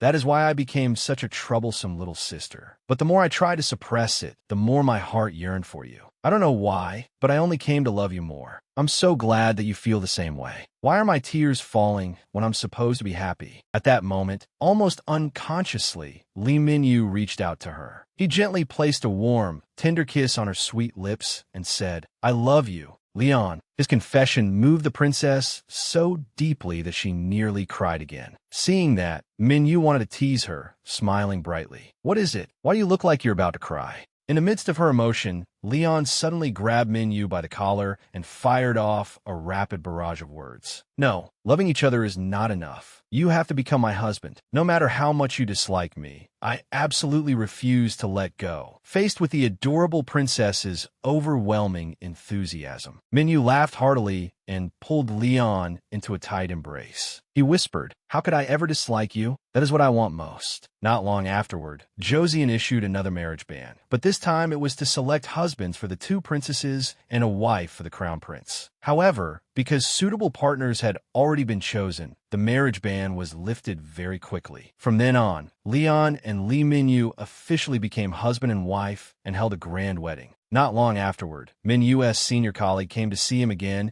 and cautiously addressed him as prince consort. The title felt unfamiliar to Minyu, and he quickly helped his senior up. "It's only the two of us, so please be at ease." This was the respectful scene 3 seconds before disaster. Once given permission, the senior immediately dropped his courtier's act, rushed over, put Minyu in a headlock, and scolded him. "You brat, how dare you get married before me? How did a fledgling like you turn into a phoenix in 1 step? Still, I'm very proud that I once had a junior special investigator like you." His senior's words truly moved Minyu. But Minyu quickly became speechless again as his senior continued nagging. The position of prince consort carries just as much responsibility as being a special investigator, so don't regret it. Making the princess happy, the only princess of His Majesty, is also what will set His Majesty's mind at ease. That must be your foremost priority. Minyu seriously took his senior's lesson to heart. Then he grinned foolishly and said, "Of course. Besides, I like housework so much that I consider it my calling." Hearing that, his senior suddenly wanted to turn around and leave. He had never expected his colleague to be so devoted to housework. Turning away as he departed, he said, "A calling? Then let us pretend His Majesty never transferred you to this special post." Minyu immediately grabbed his senior by the collar in curiosity and demanded an answer. His senior promptly delivered His Majesty's decree. "Li Minyu, from this day onward, you will become a special investigator. We need someone capable of investigating members of the royal family, someone no one would ever suspect of being a special investigator. His Majesty has decided